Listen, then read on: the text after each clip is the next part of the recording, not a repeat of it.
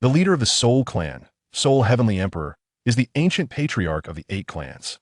Originally possessing the pinnacle strength of a 9-Star Dou Saint, he ascended to the rank of Dou Emperor by harnessing the essence of the imperial-grade nascent pill in the souls of the beings in the central state, thus proclaiming himself as the Soul Emperor.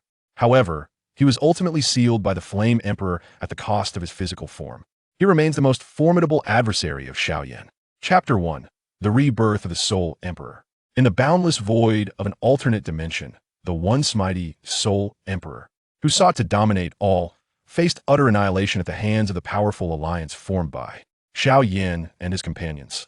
His corporeal form lay shattered, and his soul teetered on the brink of dissolution, leaving behind but a faint glimmer of consciousness, adrift in the chaotic expanse, much like a flickering candle in the wind, poised to extinguish at any moment.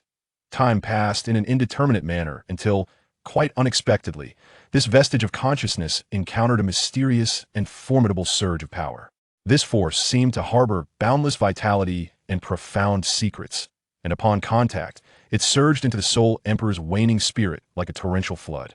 A miracle unfolded as the Soul Emperor's essence began to reconstruct at an astonishing pace. His once fractured spiritual body gradually coalesced, and the dullness in his eyes slowly rekindled a flicker of brilliance.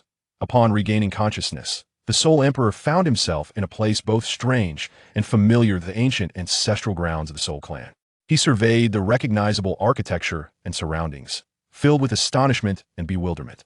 I have actually been reborn," he murmured, his voice tinged with an undeniable thrill and disbelief. He immediately began to channel the energy within him, discovering that while his strength was far from his peak, the flow of his power was remarkably smooth.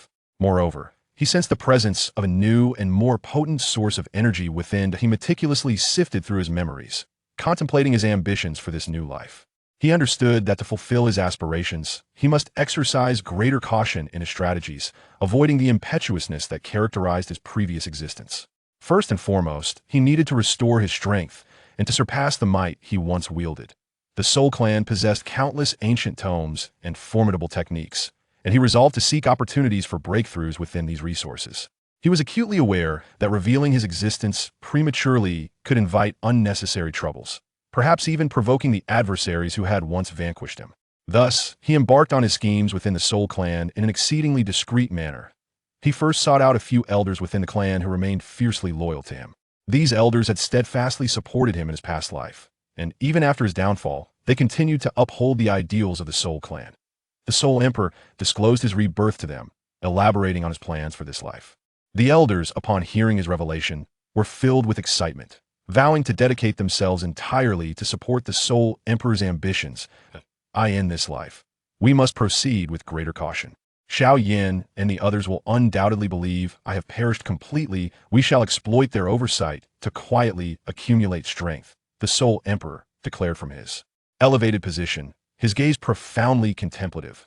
Your words resonate with wisdom, my lord. We can commence by fortifying the internal strength of the Soul Clan, rigorously selecting and nurturing the younger generation, while intensifying our research into ancient tomes and techniques, striving to enable more clan members to break through their limitations, one venerable elder respectfully proposed.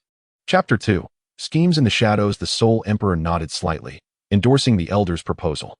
In addition, we must closely monitor the dynamics of the outside world, particularly the Xiao clan where Xiao Yan resides, as well as the situations of several other ancient clans.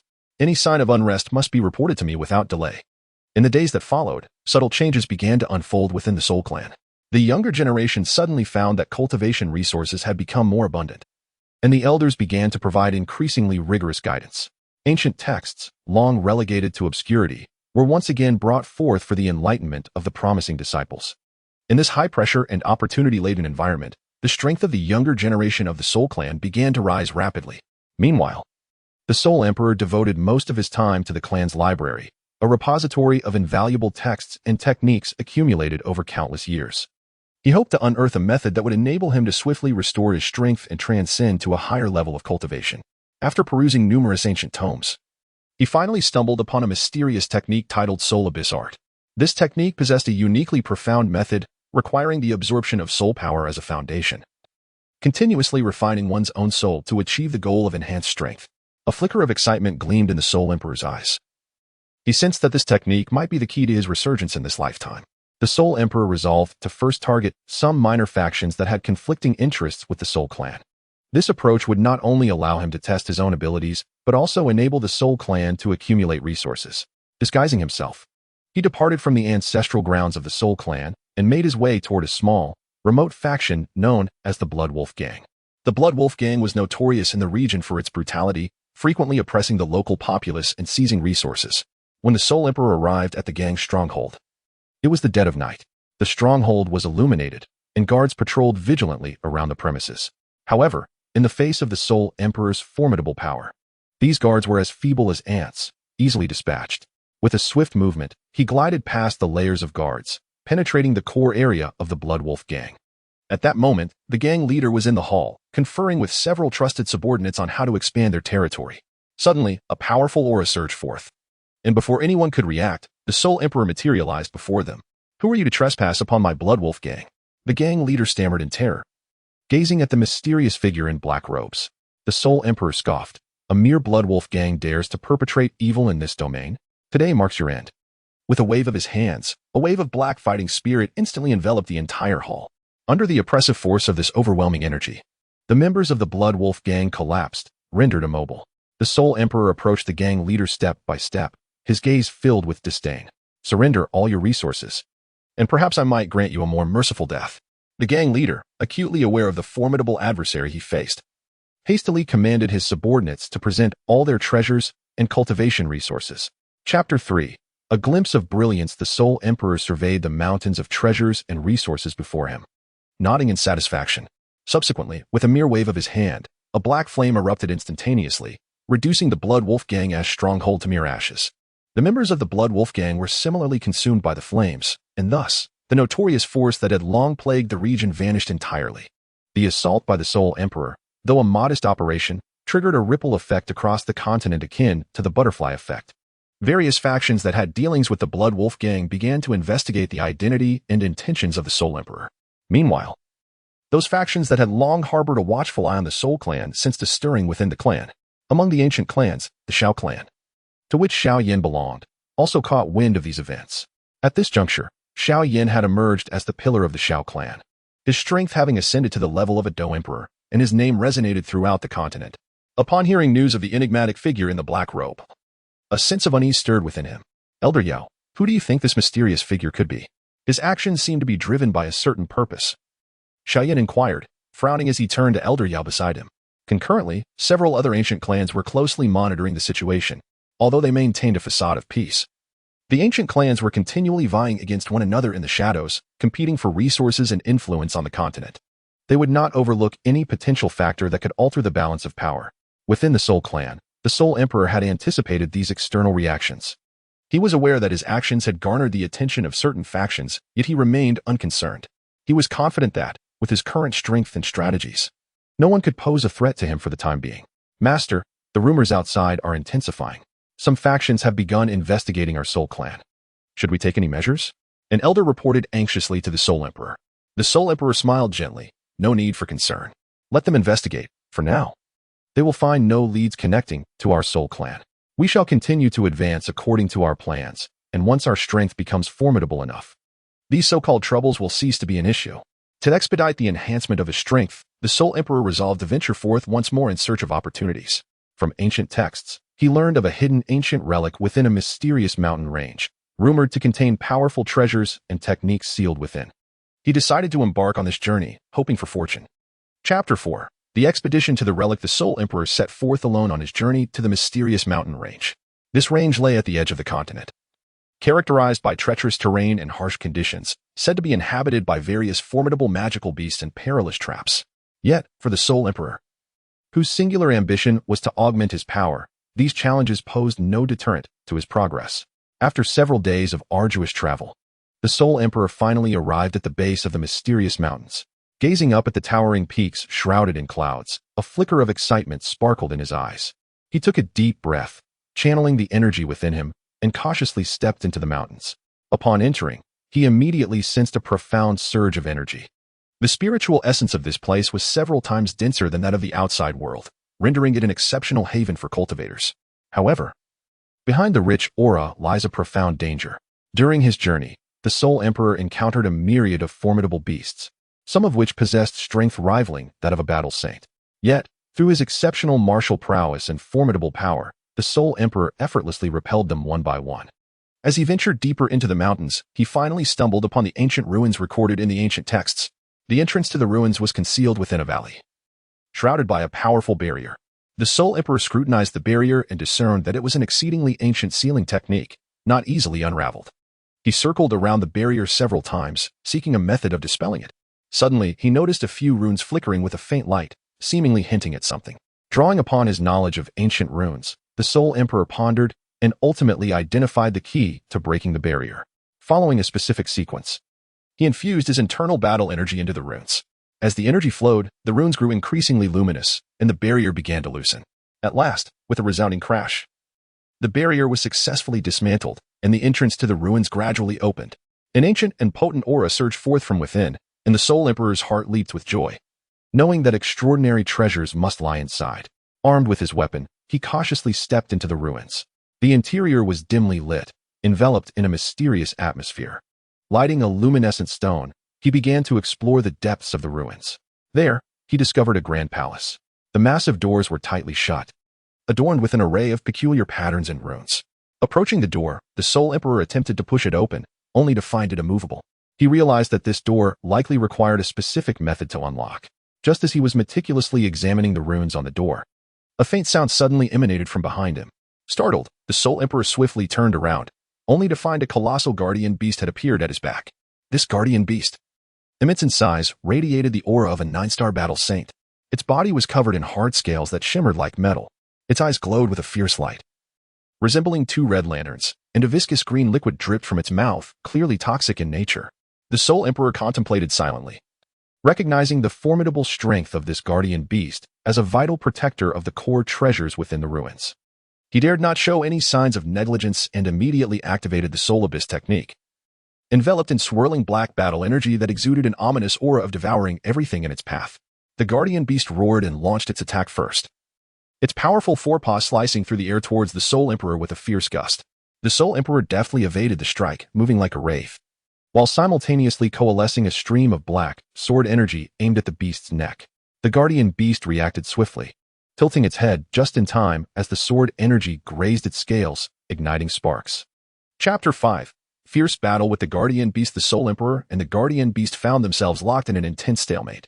With its massive form and formidable defenses, the guardian beast relentlessly unleashed ferocious attacks, each swipe of its claws or spray of venom causing the surrounding space to tremble. The Soul Emperor skillfully evaded attacks with his agile movements and the enigmatic Soul Abyss technique, meticulously searching for vulnerabilities in the guardian beast. Yet, the guardian beast showed no signs of retreat. Its eyes gleamed with ferocity, and its scales began to shimmer with an otherworldly light. Subsequently, a formidable wave of energy surged from within it. The Soul Emperor felt a shiver of foreboding as he realized the guardian beast was about to unleash its ultimate technique. Indeed, the beast opened its massive maw and unleashed a column of black flames. Wherever the flames touched, the ground was instantly incinerated, and the surrounding rocks transformed into molten lava. The Soul Emperor dared not confront this terrifying inferno head-on and exerted his utmost to maneuver through the gaps in the flames. The searing heat scorched his skin, yet he gritted his teeth in determination, his gaze fixed on the guardian beast as he sought an opportunity for counterattack. In the fleeting moment before the flames dissipated, he noticed a brief disruption in the beast's breathing, a consequence of exerting its full strength.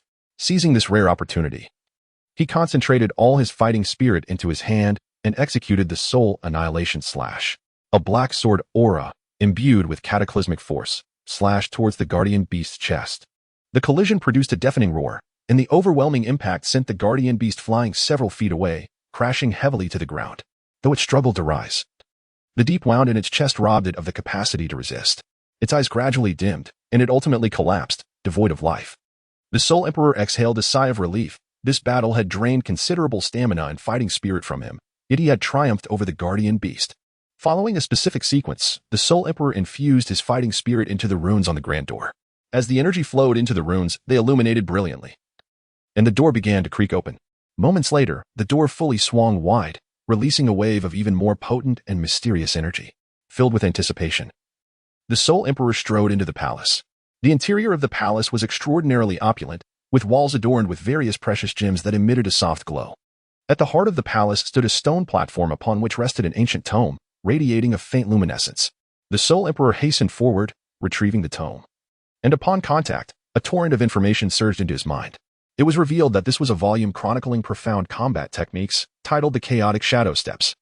Mastering this technique would elevate one's speed and agility to unprecedented heights, even allowing a brief traversal into an alternate dimension during battle to evade lethal strikes. The Soul Emperor was elated, astonished that his expedition into the ruins not only yielded the Chaos Spirit Pearl but also bestowed upon him such a powerful combat technique. However, upon exiting the ruins, he discovered that several formidable beings had gathered outside. These individuals had evidently heard of the ruins and had come in search of opportunity. As the Soul Emperor emerged, all eyes turned towards him, filled with curiosity and wariness. Chapter 6. Confrontation with a strong foe. As the Soul Emperor stepped out of the ruins, he sensed the intense scrutiny of the powerful figures surrounding him. Internally vigilant, he maintained a composed demeanor while gradually making his way towards the mountains. Nevertheless, his movements did not escape the notice of the gathered crowd. Halt! Emerging from the ruins, you must have reaped numerous benefits. If you intend to leave without offering something in return, do not expect an easy escape. A burly figure, his countenance marred by excess flesh, stepped forward, bellowing. This man, hailing from a second-rate power known as the Bear Dominance, held a certain notoriety in the region. Accustomed as he was to wielding his strength with impunity, the Soul Emperor halted, casting a cold glance at Bear Dominance without uttering a word. He recognized their intent, merely to seize his hard-won spoils. Yet, he would not relinquish his treasures so easily. Humph, it appears you have no intention of cooperating. Brothers, let us converge and subdue him. Bear Dominance, mistaking the Soul Emperor's silence for fear, summoned his subordinates to attack. With his command, his followers brandished their weapons and charged at the Soul Emperor. The Soul Emperor, with a scoff, swiftly executed the newly learned Chaotic Shadow Step. In an instant, his form became ethereal, weaving effortlessly through the throng. Those who rushed towards him could scarcely comprehend his movements before being flung away by an overwhelming force. Bear Dominance was taken aback, astonished by the Soul Emperor's formidable prowess. Yet, unwilling to concede, he gritted his teeth and unleashed his most powerful technique. The Bear King's overwhelming fist. His fists glowed with a golden aura of fighting spirit, imbued with immense force, and struck fiercely towards the Soul Emperor. The air buzzed ominously with the might of his attack, causing the ground beneath to crack. The Soul Emperor's gaze sharpened in response to Bear Dominance's full-on assault. A smirk gracing his lips, he swiftly formed seals with his hands, the fighting spirit within him surging like a tumultuous tide, coalescing into a black energy shield. Boom! Bear Dominance's fists collided with the shield, producing a thunderous sound, and the immense shockwave sent surrounding debris spiraling into the air. Despite the might of Bear Dominance's strike, the Soul Emperor's shield remained undisturbed. Seizing the moment as Bear Dominance's attack waned, the Soul Emperor thrust out his right hand, where black energy swirled violently, forming a miniature black hole that emanated a potent force of absorption. This was the unique technique Soul Devour from the Soul Abyss formula. The black hole enveloped Bear Dominance, who felt his fighting spirit and strength inexorably consumed. His eyes widened in terror as he sought to break free, only to find himself ensnared by an invisible force, immobilized. No. What manner of sorcery is this? Bear Dominance screamed in despair. The Soul Emperor chose not to pursue the fleeing assailants, acutely aware that it was unwise to expose his capabilities further at this juncture. Adjusting his attire, he resumed his journey towards the ancestral grounds of the Soul Clan. Unbeknownst to him, a mysterious figure cloaked in gray, observing from a distance, had witnessed the entire confrontation. This enigmatic individual possessed a stern visage, their eyes reflecting profound contemplation. Chapter 7. Disturbances in the Xiao Clan. Respected Lord, our presence in the outside world is garnering increasing attention. How should we proceed? An elder inquired with palpable concern. The Soul Emperor pondered for a moment before responding with deliberate calmness. We shall continue to strengthen our power, as per our original plan. However, one must proceed with greater caution. From this moment forth, disciples of the clan must exercise utmost care during their excursions, avoiding unnecessary confrontations with other factions. Simultaneously, we must intensify our research on the Chaos Spirit Pearl and the Chaos Shadow Step, striving to unleash their maximum power at the earliest opportunity. The elders nodded in agreement, acknowledging their understanding. In the ensuing days, the Soul Clan became increasingly industrious, as all efforts were directed towards the steady advancement of the ambitions of the Soul Emperor. Meanwhile, in other regions of the continent, rumors surrounding the enigmatic figure in a black robe proliferated, capturing the attention of numerous factions, signaling the quiet brewing of a greater storm. In the distant territory of the Xiao clan, Xiao Yan was deeply engrossed in his cultivation. Recently, he had been plagued by an inexplicable sense of unease, as if something momentous were on the verge of transpiring. This sensation rendered it difficult for him to concentrate on his training. Xiao Yan, what troubles you of late?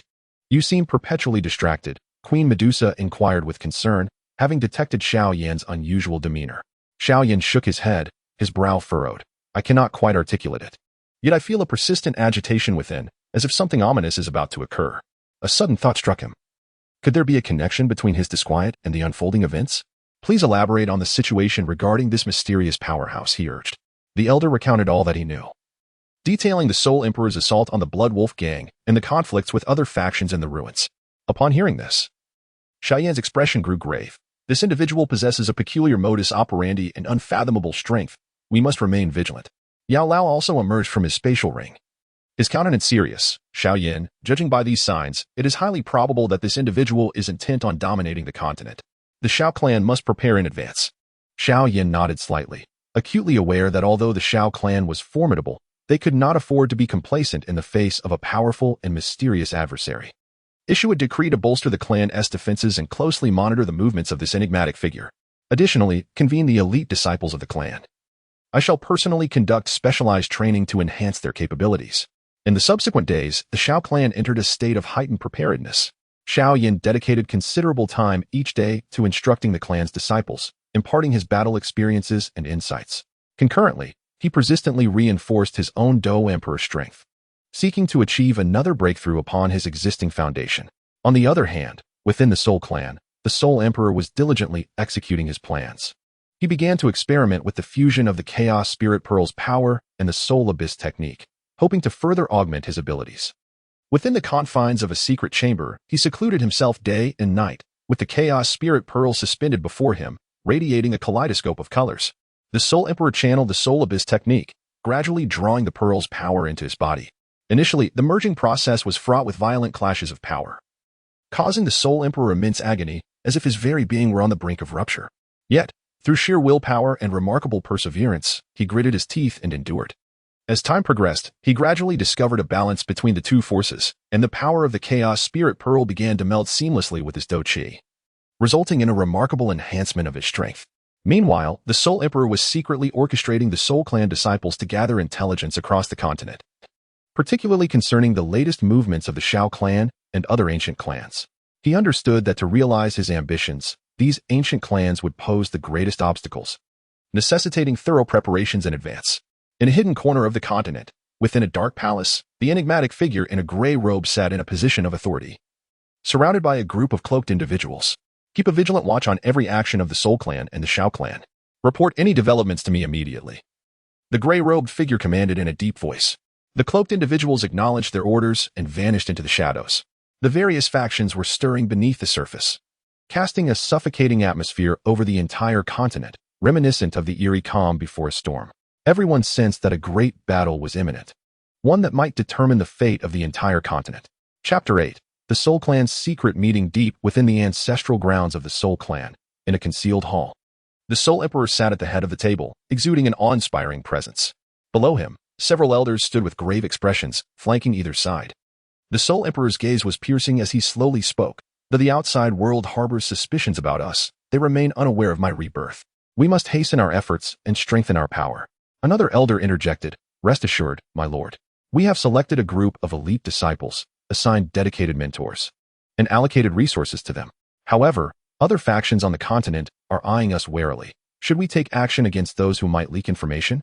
The Soul Emperor contemplated for a moment, a glint of ruthlessness flashing in his eyes.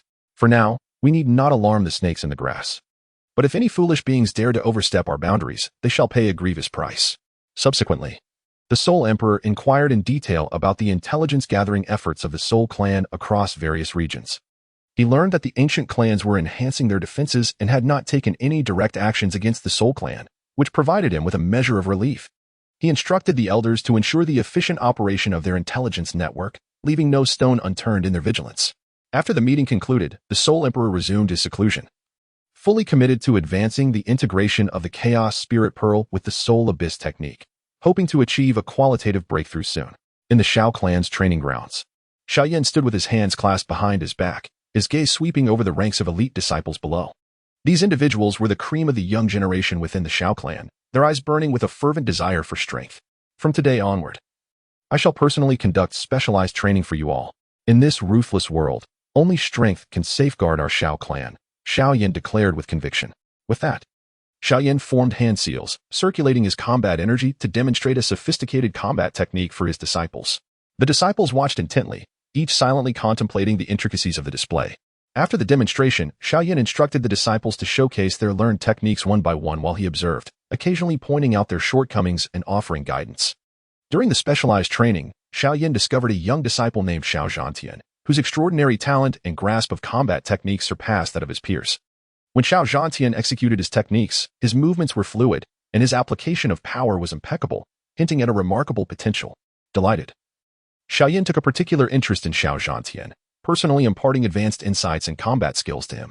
After several days of rigorous training, the disciples of the Xiao clan exhibited varying degrees of enhancement in their abilities. Under the guidance of Xiao Yan, they not only became more adept in combat skills, but also significantly heightened their battle awareness. Observing the progress of his disciples, Xiao Yan felt a profound sense of satisfaction. Understanding that the strength of the entire Xiao clan was paramount in confronting the impending unknown crisis. Meanwhile, a mysterious force was stirring in the distance, as dark clouds seemed to once again shroud the skies of the continent, heralding an impending storm. The arrival of these events was not far off. Chapter 9. The emergence of the mysterious force in a bustling town on the continent, within a lavish tavern. A middle-aged man clad in opulent attire was reveling with several companions.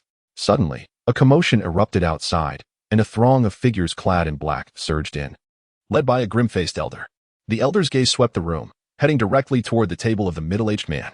The man's expression changed abruptly as he stood and exclaimed, "Who are you? How dare you cause a ruckus here?" The elder sneered, Boss Qian. Do you still dare to conceal what the Dark Knight Alliance desires? If you do not surrender that mysterious elixir today, do not blame us for being ungracious." The man's face turned pale as he feigned composure. "I do not know what you speak of. I have never seen any mysterious elixir." The elder's eyes narrowed, and with a wave of his hand, the black-clad figures swiftly surrounded the middle-aged man and his companions. Just as tensions escalated, a figure suddenly flashed in from outside the tavern, appearing before everyone. It was the Soul Emperor, who had ventured out to seek opportunities for enhancing his power and had fortuitously passed by, sensing the tense atmosphere. The Soul Emperor surveyed the crowd, his voice cold as ice in broad daylight. "Such audacity, do you believe this continent is devoid of defenders?" Upon seeing the Soul Emperor, the elder felt a shiver run down his spine, sensing the formidable aura emanating from him. Yet, emboldened by numbers, he did not retreat. "Who are you? Do not meddle in affairs that do not concern you." The Soul Emperor snorted disdainfully, slowly raising his hands as dark energy coalesced in his palms, forming two black vortices. "Since you are so unperceptive, do not blame me for being unmerciful." With that, he forcefully thrust his palms forward, the black vortices exerting a powerful suction, instantly engulfing the surrounding black-clad figures, whose anguished cries filled the air as they were reduced to ash. Following the clues provided by the elder, the Soul Emperor pursued and arrived at a desolate valley. An eerie atmosphere permeated the valley, with jagged rocks surrounding the area, creating a silence that sent chills down one's spine. The Soul Emperor cautiously stepped into the valley, utilizing his keen perception to seek traces of the Dark Knight Alliance. Deep within the valley, he discovered a concealed cave. Outside the cave, several black-clad figures stood guard, their expressions vigilant. The Soul Emperor activated the chaotic shadow step, swiftly appearing behind the guards. Before they could react, he dispatched them one by one.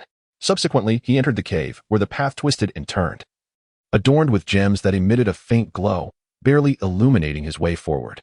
Chapter 10. Initial exploration of the Dark Knight Alliance. As he proceeded along the passage, the Soul Emperor heard the sound of voices ahead. He stealthily approached and discovered a spacious cavern ahead, where a number of cloaked figures were gathered, engaged in fervent discussion. The Soul Emperor concealed himself in the shadows, listening intently. It became apparent that the Knight Alliance had learned of a mysterious relic and was preparing to assemble a team for exploration, seeking to acquire treasures from within. The Soul Emperor mused to himself that if he could gain access to the relic first, he might obtain something of great utility, while simultaneously delivering a severe blow to the Knight Alliance. As he contemplated this, one of the figures in the cavern suddenly rose and proclaimed loudly, "I have heard whispers of a formidable figure in a black cloak, whose strength is terrifying. Even the mighty Bear King fell to his hand. Will we encounter him during this mission?" Another scoffed dismissively, "What is there to fear? The Night Alliance boasts numerous masters, even if we do cross paths with him. Victory is not out of reach. The others echoed their sentiments, and the cavern resonated with their confident laughter. The Soul Emperor smirked coldly. Resolving to teach these arrogant fools a lesson, he summoned his battle energy, manifesting a surge of black sword energy, which he propelled forcefully into the cavern. With a thunderous explosion, the sword energy struck the cavern's stone wall, triggering a violent detonation that sent debris flying, plunging the cavern into chaos. The cloaked figures scrambled in panic, seizing their weapons and scanning their surroundings for the assailant. Amidst the turmoil, the Soul Emperor executed his Soul Shadow Flash, instantly appearing within the cavern, enveloped by swirling black energy, resembling a descending demonic deity. Today marks the end for you, deluded fools, he declared coldly. And with a swift motion of his sword, unleashed a torrent of black sword energy that surged towards the cloaked figures. They attempted to defend themselves, but their resistance crumbled before the Soul Emperor's overwhelming power, and they fell one by one, their anguished cries echoing throughout the cavern, which soon flowed with blood.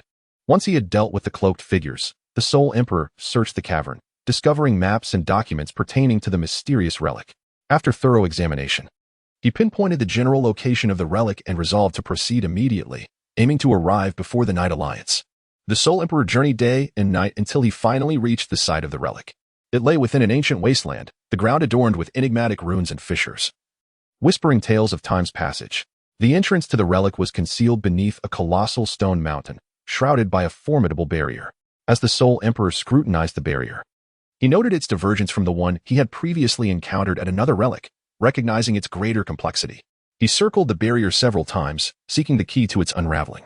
Suddenly, he observed a few runes flickering with a faint luminescence, seemingly connected to the surrounding symbols in a unique manner. With a calm mind, the Soul Emperor employed his knowledge of ancient runes and the mastery of soul energy he had cultivated through the practice of the Soul Abyss technique. Attempting to communicate with these runes, after considerable effort, he finally discerned the method to break the barrier. Following a specific sequence, he infused his soul energy into the runes. And as he did so, their glow intensified, causing the barrier to gradually weaken. Just as the barrier was on the verge of being dismantled, a powerful aura surged from the distance, causing the Soul Emperor's heart to quicken. He realized that the Night Alliance had arrived. Indeed, moments later, a group of men clad in black emerged upon the desolate expanse, led by a tall figure with a stern countenance. This man, at the pinnacle of martial prowess, was none other than the leader of the Night Alliance, known as Night Owl.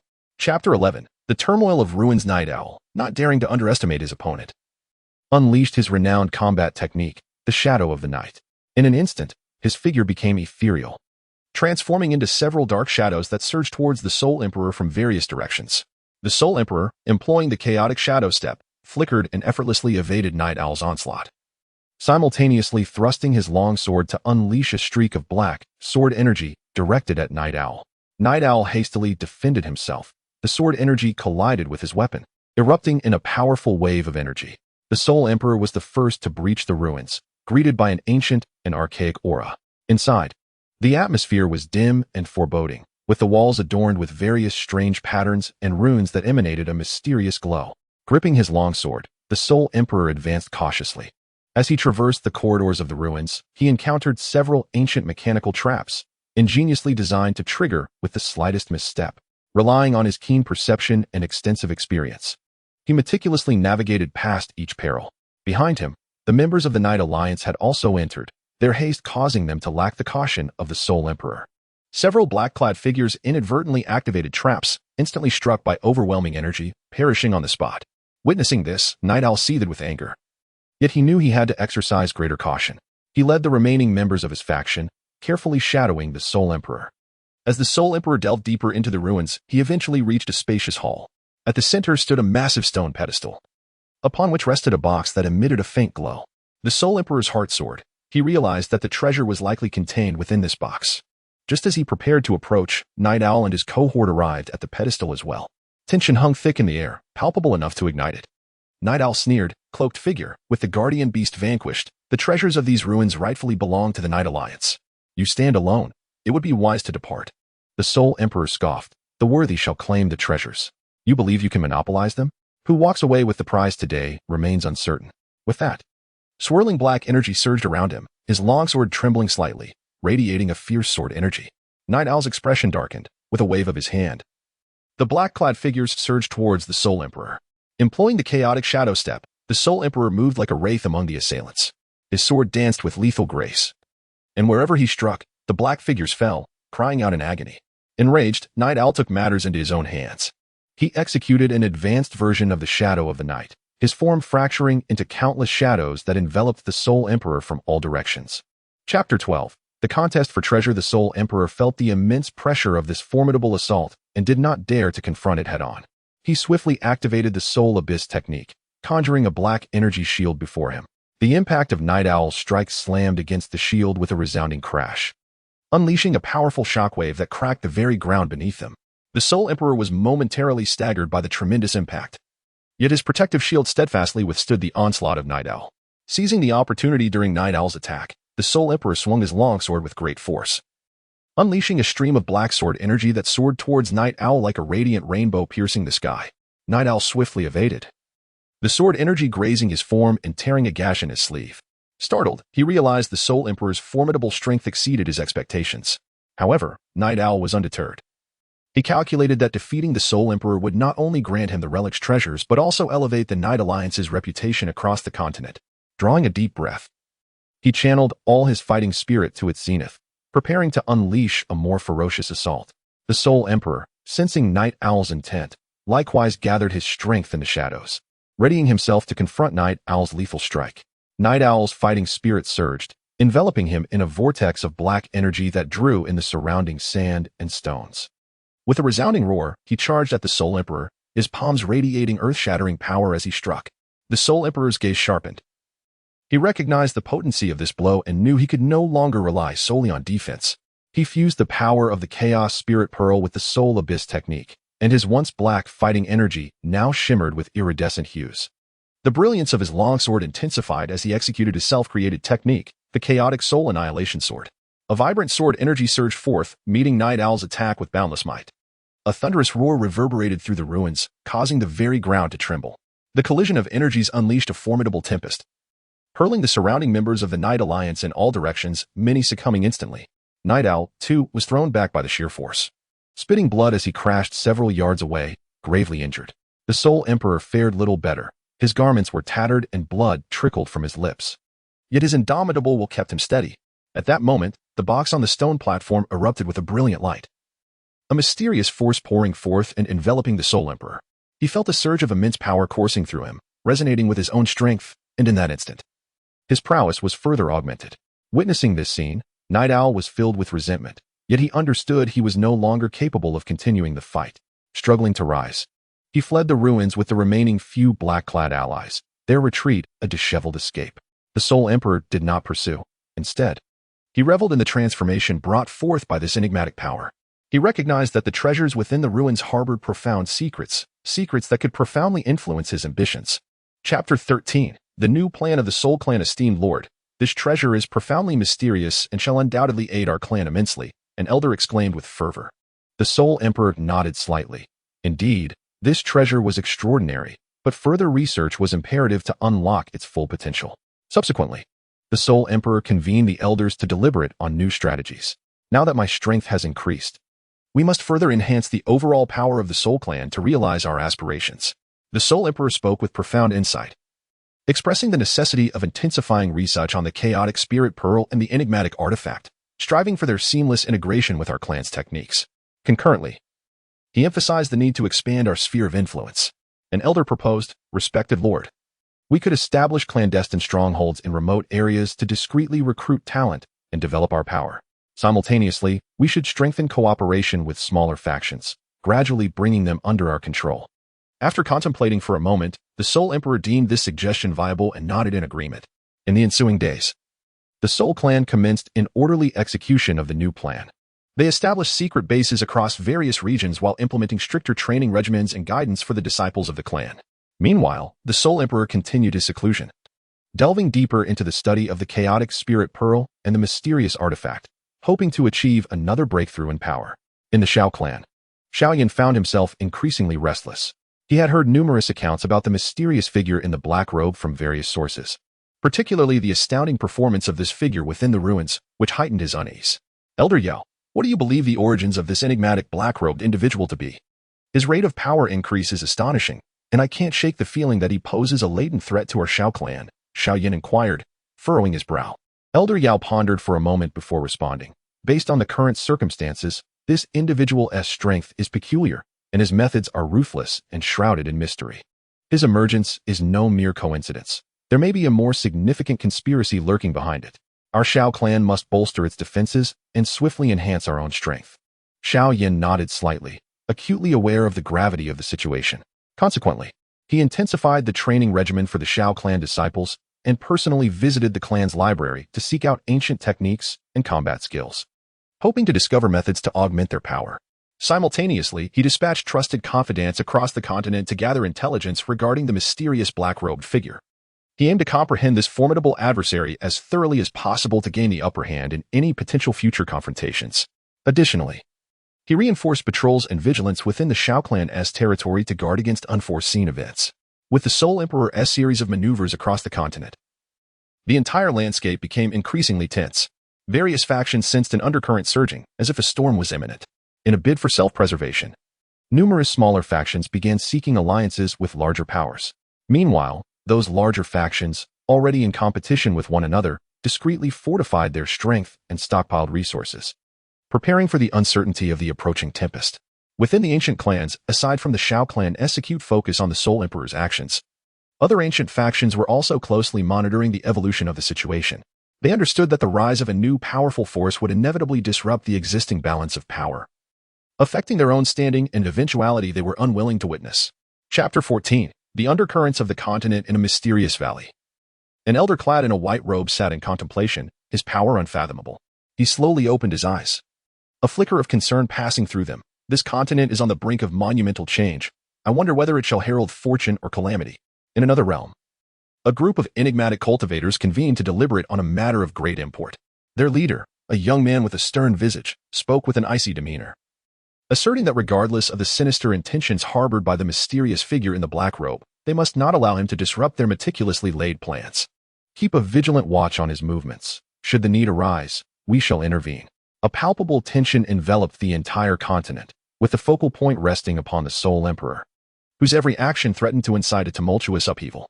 Within the secret chamber of the Soul Clan's ancestral grounds, the Soul Emperor was enveloped in a kaleidoscope of luminous energies and dark fighting spirit. The powers of the chaotic spirit pearl and an arcane artifact merged and collided within him. After an extensive period of seclusion and cultivation, he had finally uncovered the key to their seamless integration. As the forces amalgamated, the Soul Emperor sensed his physique being reshaped by an overwhelming power. His meridians grew increasingly resilient, and his fighting spirit surged with newfound vigor. Furthermore, his soul's strength experienced an unprecedented enhancement, allowing him to perceive even the faintest tremors of the surrounding world. Suddenly, the aura emanating from the Soul Emperor erupted dramatically, shattering the confines of the chamber and causing the entire ancestral grounds to tremble.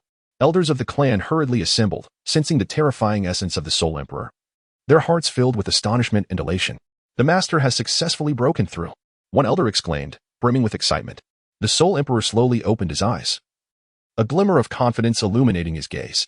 He was acutely aware that his power now eclipsed his former self, bringing him one step closer to his dominion. He emerged from the chamber and addressed the elders, stating, with this breakthrough, my strength has significantly amplified.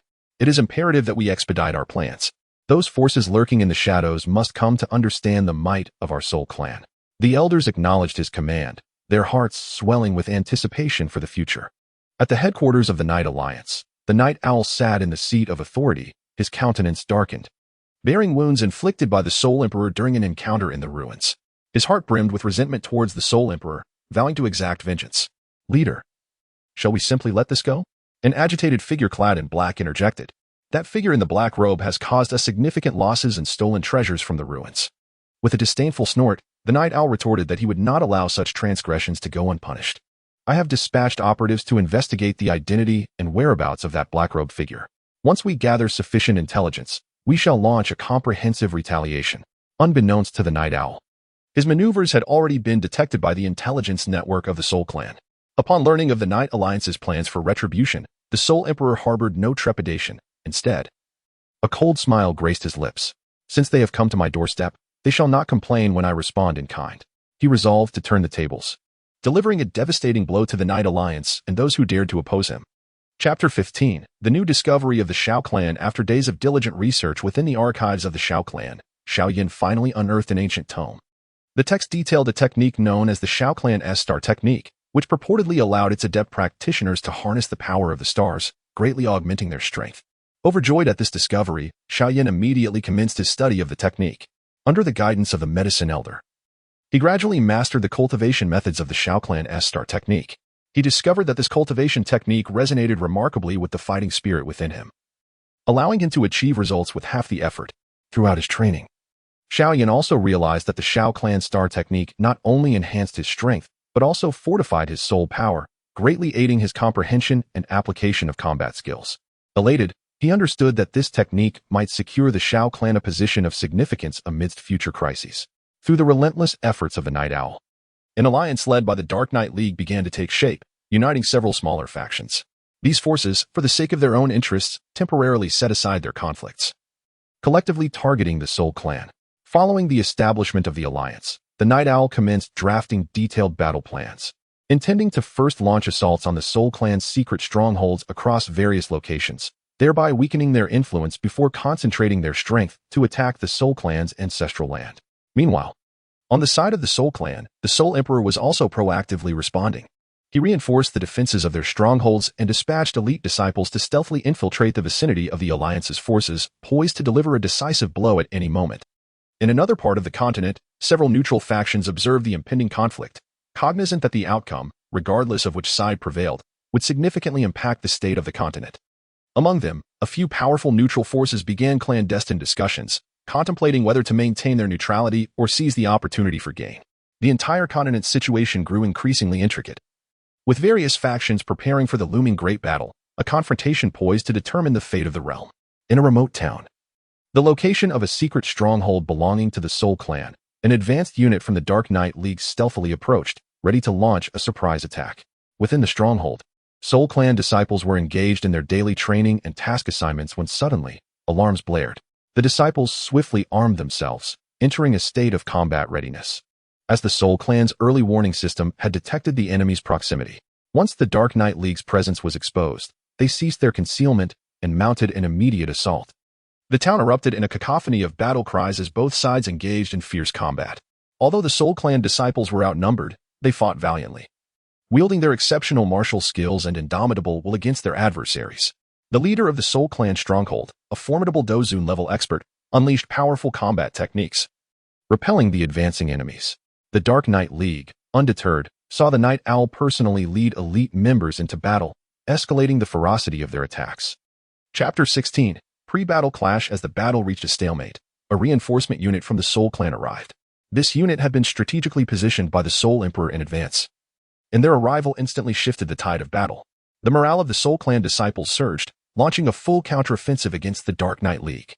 Sensing the unfavorable turn of events, the Night Owl reluctantly ordered a retreat, marking the pre-battle clash as a victory for the Soul Clan.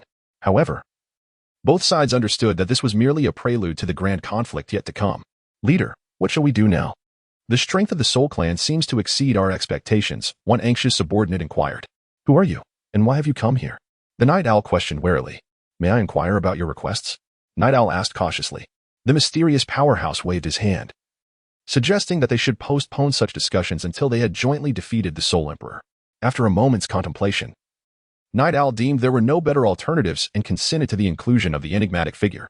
The arrival of this mysterious powerhouse significantly augmented the strength of the alliance, rendering the impending battle even more enigmatic. Upon learning of the formidable new ally of the Night Alliance, the Soul Emperor remained unfazed. He summoned the elders to deliberate on countermeasures.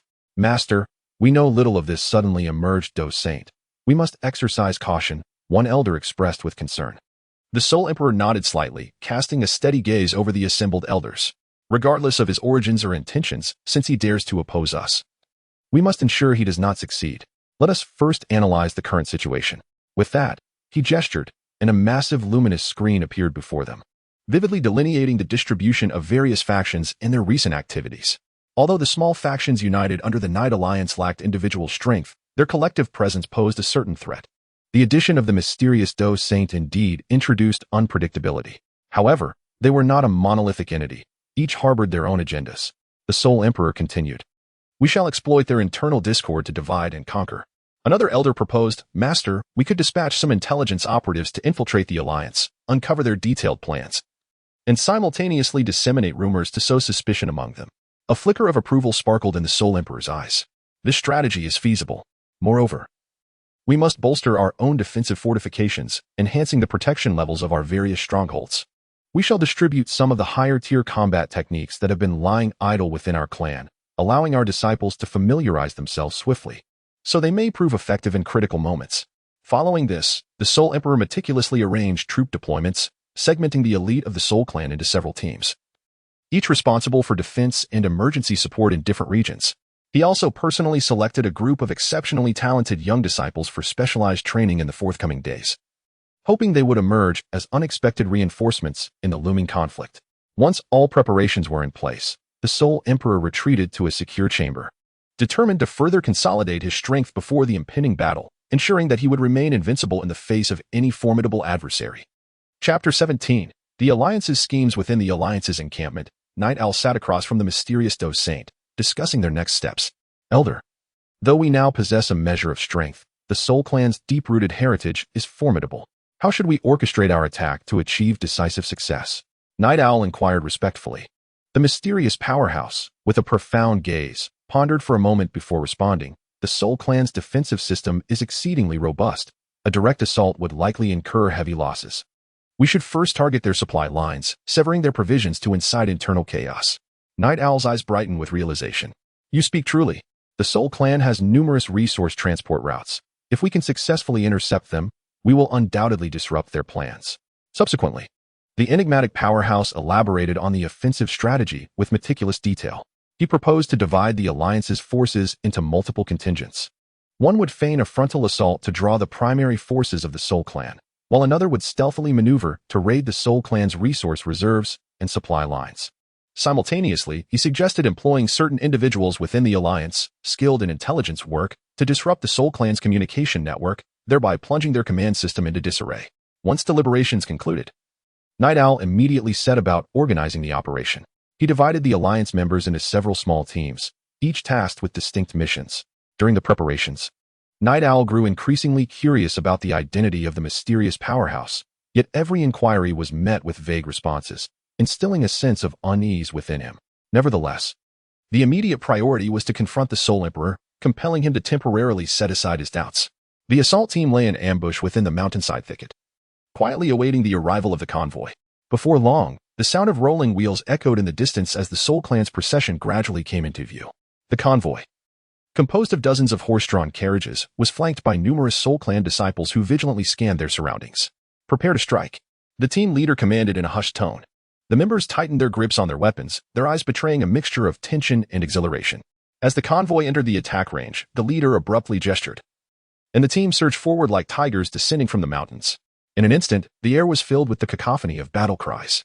The Soul Clan disciples quickly adapted, engaging the assault team in a fierce confrontation. Initially, the assault team gained the upper hand, leveraging their numerical superiority and the element of surprise. However, the well-trained Soul Clan disciples gradually regained their composure. Leading the Soul Clan convoy was a formidable warrior of the combat sovereign rank, who unleashed powerful combat techniques, repelling the frontline attackers. Observing this, the assault team leader stepped forward to confront the leader. The two engaged in an intense struggle, neither yielding an inch. Just as the battle reached a stalemate, a reinforcement unit from the Soul Clan arrived. It turned out that the Soul Clan had anticipated the Alliance's movements and had arranged for backup. The arrival of these reinforcements swiftly turned the tide, plunging the assault team into peril. Surrounded by the Soul Clan's forces, the team gradually found themselves unable to withstand the onslaught. Sensing the dire situation, the leader commanded a retreat. This skirmish for resources concluded in a victory for the Soul Clan, delivering a setback to the Alliance's plans. Within the Xia clan's council chamber, Xiao Yan sat with the elders, the atmosphere thick with tension. They had just received news that a great battle was imminent between the Soul Clan and the Night Alliance, a conflict that could potentially engulf the entire continent. Chapter 18. The Xia clan's dilemma. Xiao Yan, given the current circumstances, how should our clan proceed? Should we engage in this conflict or maintain our position of observation? One elder inquired. Xiao Yan furrowed his brow, contemplating deeply before responding. The Soul Clan has long harbored ambitious designs. Should they emerge victorious from this struggle and unify the continent, the entire realm may be cast into darkness. Yet, to intervene recklessly could also place the Xia clan in jeopardy. Elder Yao interjected, I believe we cannot completely distance ourselves from the fray. We can observe discreetly. And if the alliance appears to be at a disadvantage, we may offer assistance to prevent the Soul Clan from becoming too dominant. Simultaneously, we must prepare our defenses to safeguard against the spread of conflict into Xia territory. Xiao Yan nodded slightly, finding wisdom in the words of the medicine elder. Thus, the Xiao clan intensified the fortification of their territory, deploying elite disciples for vigilant patrols. Simultaneously, they dispatched a contingent of formidable scouts to the vicinity of the battlefield to closely monitor the progression of the conflict.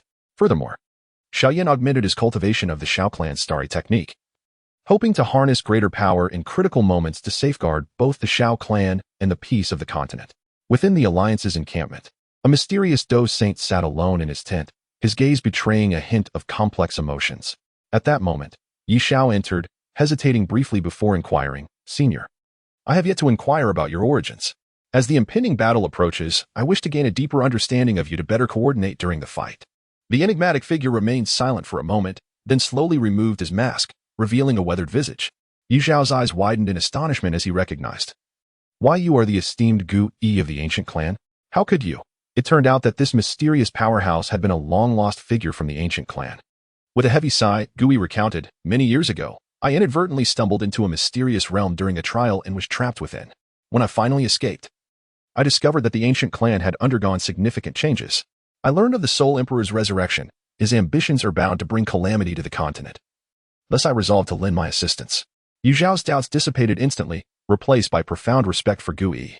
The latter continued. The impending battle with the Soul Clan is of utmost importance. We must devote ourselves fully to thwart the Soul Emperor's schemes.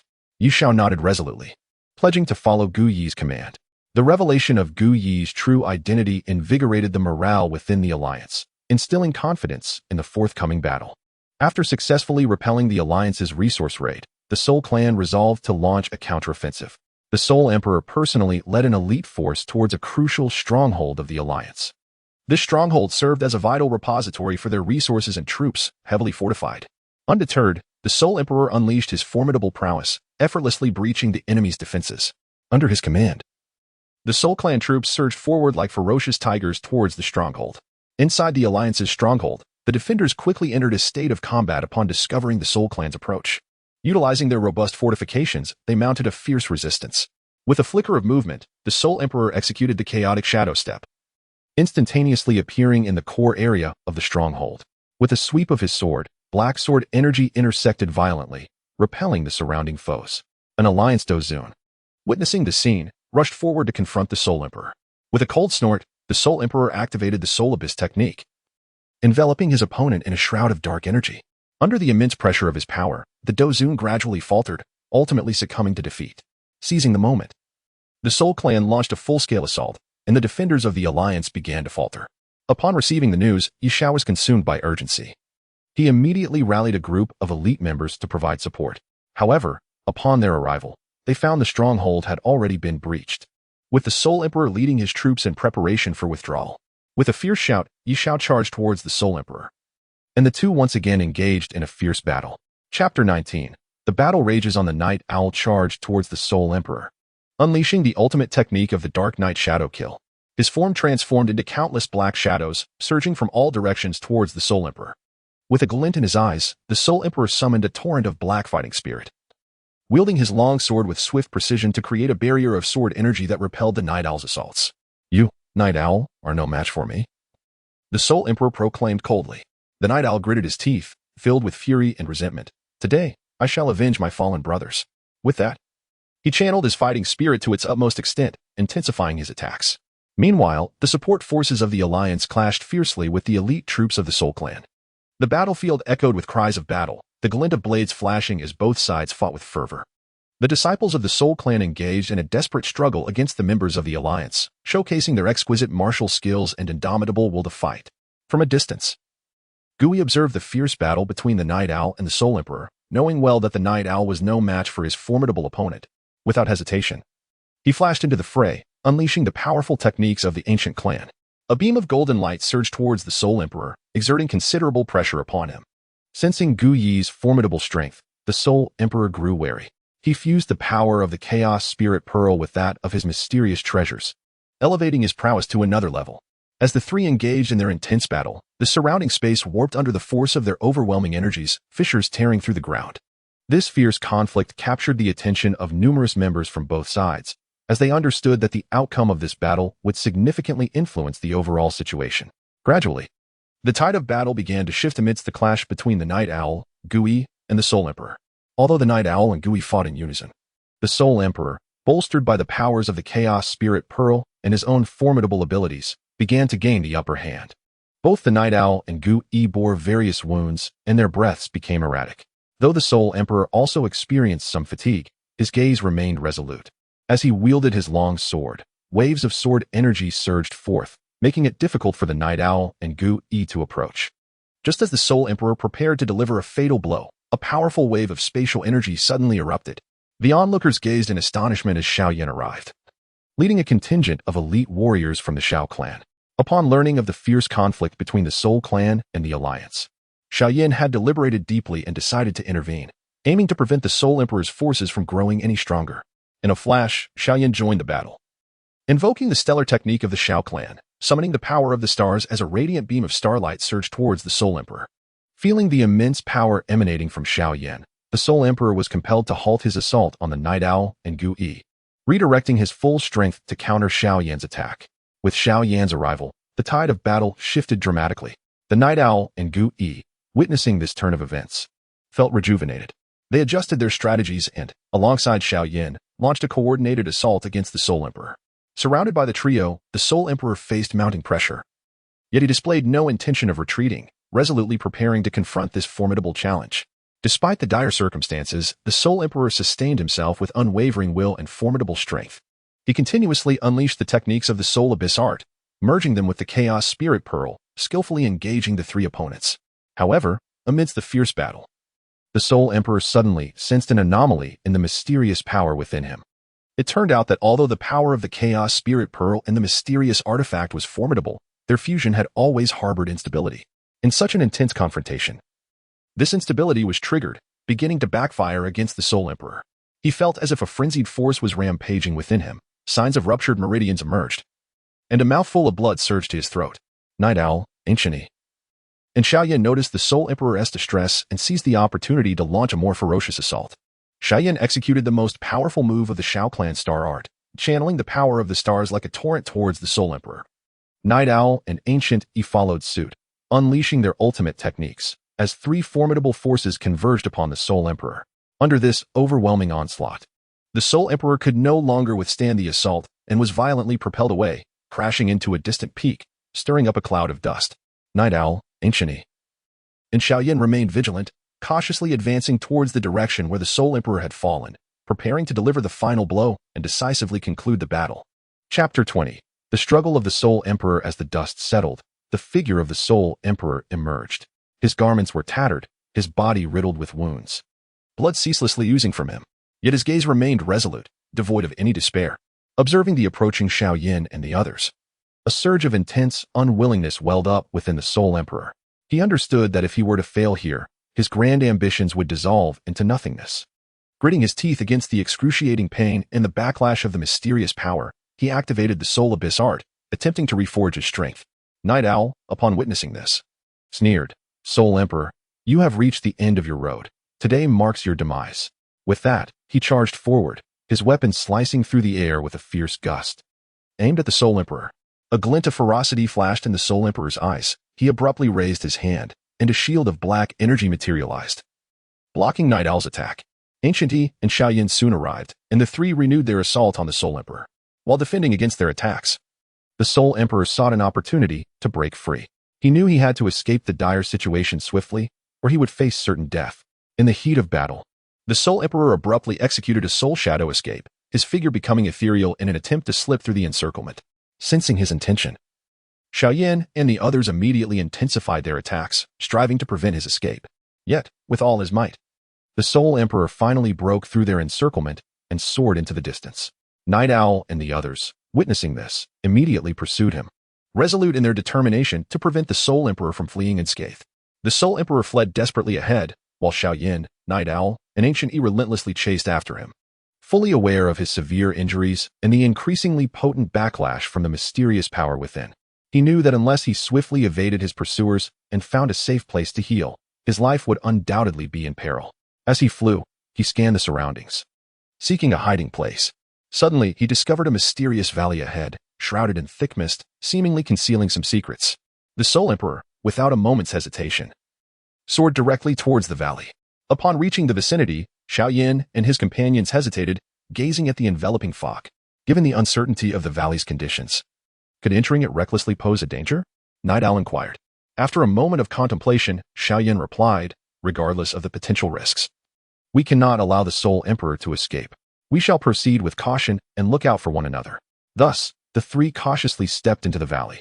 Once inside, the Soul Emperor sensed a peculiar energy fluctuation within the valley, which seemed capable of alleviating the backlash of the mysterious power within him. Overjoyed, he swiftly sought a concealed spot to commence his healing. With the assistance of this extraordinary energy, he gradually managed to control his injuries, and the backlash from the mysterious power lessened. Meanwhile, Xiao Yan and his companions searched diligently for the whereabouts of the Soul Emperor, unaware that he was within a nearby cave, steadily regaining his strength and awaiting the opportunity for a counterattack. Within the cave, the Soul Emperor devoted himself entirely to healing. As time elapsed, his condition gradually improved, and the mysterious power within him began to stabilize. During his recuperation, he discerned a subtle connection between the peculiar energy in the valley and the powers of the Chaos Spirit Pearl and other enigmatic treasures. He endeavored to draw this energy into his body, merging it with the powers of the Chaos Spirit Pearl and the mysterious artifacts. As the fusion progressed, he was delighted to find that the previously unstable forces melded more seamlessly, quietly enhancing his strength. Outside the valley, Xiao Yan, Night Owl, and Dou continued their search for the Soul Emperor.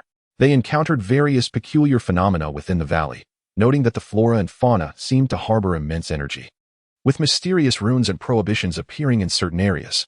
What secrets lie hidden within this valley? What could account for such extraordinary occurrences? Dou pondered. Xiao Yan reflected for a moment before suggesting, perhaps this valley is related to the power the Soul Emperor seeks. Let us persist in our search. We may uncover the answers we seek. As they delved further into the valley, a sudden, powerful energy wave emanated from the depths ahead. The three felt a tightening in their chests and immediately heightened their vigilance, hastening toward the source of the energy. Unbeknownst to them, a monumental secret awaited them within the valley, along with the Soul Emperor's renewed strength and impending retaliation. Chapter 21. A clash. Once more, Xiao Yan, Night Owl, and Dou swiftly approached the direction of the energy wave. Upon arriving at an open expanse, they beheld the Soul Emperor standing at its center, radiating an imposing aura. Having healed and integrated the peculiar energy within the valley, the Soul Emperor's strength had not only returned to its zenith, but had also transcended it. Soul Emperor, today you shall find no escape, Night Owl exclaimed, a flicker of anger flashing in his eyes as he charged forward, unleashing the deadly strike of the Night Shadow Demon. The Soul Emperor scoffed disdainfully, brandishing his sword to unleash a black sword energy that met Night Owl's attack head-on. Boom! The two forces collided, unleashing a tremendous wave of energy that fractured the ground beneath them. Xiao Yan and Dou swiftly joined the fray, with Xiao Yan invoking the Xiao Clan Star technique, enveloped in celestial power as he charged towards the Soul Emperor. Dou, on the other hand, unleashed the formidable combat techniques of the ancient clan, golden radiance illuminating the battlefield as their attacks harmonized. Unfazed by the trio's onslaught, the Soul Emperor summoned a new technique, merging the Chaos Spirit Pearl with a mysterious artifact. Dark energy intertwined with vibrant hues, leading to a fierce confrontation with the three. Seizing the moment while the Soul Emperor was preoccupied with a shadowy beast, Dou swiftly formed hand seals, conjuring an ancient golden beast apparition that roared as it lunged at the Soul Emperor. With a sharp gaze, the Soul Emperor materialized a black energy shield, absorbing the beast's charge with a deep thud, causing the shield to tremble but remain intact. At that moment, Xiao Yan pushed the star technique to its zenith, with stars flickering in the sky as a massive beam of celestial energy descended, enveloping the Soul Emperor. Sensing the overwhelming pressure of this attack, the Soul Emperor concentrated all his strength into his sword, making a fierce upward slash. The clash of the black and multicolored sword energy against the celestial beam erupted in a blinding flash, stinging the eyes of onlookers. As the brilliance faded, the Soul Emperor was seen catching his breath, his attire slightly disheveled, yet his gaze remained resolute. Xiao Yan and his companions wore grave expressions, taken aback by the Soul Emperor's ability to elevate his strength in such dire circumstances. Outside the valley, The allied forces clashed fiercely with the reinforcements of the Soul Clan. Under the leadership of a seasoned Dou Saint elder, the Soul Clan's morale surged, launching relentless assaults. Despite the numerical advantage of the allied forces, comprised mostly of various smaller factions with less cohesion, they struggled to withstand the onslaught of the Soul Clan. Chapter 22. The Crisis of the Alliance. Steady, we cannot retreat. A commander of the Alliance bellowed, striving to maintain order. However, the Soul Clan's combat techniques were intricate and relentless, creating vulnerabilities in the Alliance's defenses. Observing this, the Soul Clan elder sneered, forming hand seals to unleash the advanced technique, Soul Shadow Storm. Countless black soul shadows surged forth from his hands, sweeping towards the allied troops, causing cries of agony as soldiers fell one after another, throwing the Alliance into chaos. Meanwhile, at the rear of the Alliance, some smaller factions that had been recruited began to stealthily withdraw, fearing the repercussions of the battle and wishing to preserve their strength. This act further scattered the Alliance's forces, intensifying the precarious situation. Within the valley, the Night Owl sensed the shifts in the external battle, his heart filled with anxiety. He realized that if the Alliance fell, they too would find themselves isolated and defenseless in the valley. We cannot linger here any longer. We must swiftly deal with the Soul Emperor and provide support to the Alliance. He urged Xiao Yan and Gui while fending off the Soul Emperor's attacks. Xiao Yan and Gui were acutely aware of the dire situation they faced, yet the formidable power of the Soul Emperor made a swift victory appear almost unattainable. Nevertheless, they did not waver. Instead, their fighting spirit intensified. The three of them coordinated seamlessly, amplifying their onslaught against the Soul Emperor. Just as the fierce battle raged within the valley, the allied forces outside found themselves in peril when a mysterious group suddenly appeared in the sky. Clad in unified silver robes, exuding a powerful aura, they were led by an elderly man with white hair and piercing eyes. The Soul Emperor was taken aback, having never encountered these enigmatic figures before. Judging by the formidable energy they radiated, their strength was not to be underestimated. The old man surveyed the battlefield with a cold gaze, ultimately fixing his eyes upon the Soul Emperor, and declared with a disdainful snort, "Soul Emperor, you have returned from the dead, yet you dare to incite chaos and bloodshed once more. Today, we shall not allow you to succeed." With that, the elder waved his hand, and the mysterious figures dispersed instantaneously. Some surged toward the battlefield outside the valley to assist the allied forces in repelling the Soul Clan's assault, while others joined the fray within the valley, collaborating with Xiao Yan and his companions to besiege the Soul Emperor. The arrival of this mysterious faction shifted the tide of battle. The Soul Emperor felt an unprecedented pressure as he defended against the onslaught from all sides while devising a counter-strategy. The techniques and martial arts employed by this enigmatic force were remarkably unique, contrasting sharply with the attacks of Xiao Yan and his allies, leaving the Soul Emperor somewhat overwhelmed. Observing the arrival of the mysterious faction, Xiao Yan was filled with questions, yet their shared objective was clear: to defeat the Soul Emperor. Seizing the moment while the Soul Emperor was distracted, he unleashed a deadly strike from the Xiao Clan star technique, directing a brilliant sword of starlight toward the Soul Emperor's throat. The Soul Emperor hastily dodged to the side, the sword energy grazed his cheek, leaving a trail of blood. Night Owl and Gui also seized the opportunity, executing their most powerful techniques to form a combined assault alongside Xiao Yan. Under this relentless barrage, the Soul Emperor was forced to retreat repeatedly, sustaining several new wounds. Meanwhile, outside the valley, the inclusion of the mysterious faction invigorated the morale of the allied forces. They coordinated closely with this new ally, gradually turning the tide of battle as the Soul Clan's reinforcements began to falter. Observing this, the Soul Clan's elder felt a pang of frustration, yet he recognized the futility of victory today and reluctantly ordered a retreat. Chapter 23. The Soul Emperor's hidden card. Faced with the united assault of Xiao Yan, Night Owl, Gui and the mysterious forces, the Soul Emperor found himself in an unprecedented predicament. However, the Soul Emperor, known for his ruthless cunning and strategic mind, was not one to surrender easily. After enduring a fierce round of attacks, he suddenly retreated, swiftly forming hand seals while muttering incantations under his breath. In an instant, a strange transformation enveloped him. His previously black and multicolored fighting spirit became increasingly violent, causing the surrounding space to warp. Alarmed, Xiao Yan warned the others, "This is not good. He is about to unleash a formidable technique." Before their eyes, a colossal black vortex materialized around the Soul Emperor, within which countless anguished faces of souls emerged, emitting piercing cries of torment. This is precisely his hidden trump card, the soul-devouring technique, an exceedingly malevolent art that enhances one's power and unleashes terrifying attacks by consuming vast numbers of souls. The black vortex rapidly expanded, sweeping toward Xiao Yan and his companions, tearing apart the very fabric of space in its wake. while its formidable pull rendered it difficult for anyone to maintain their footing.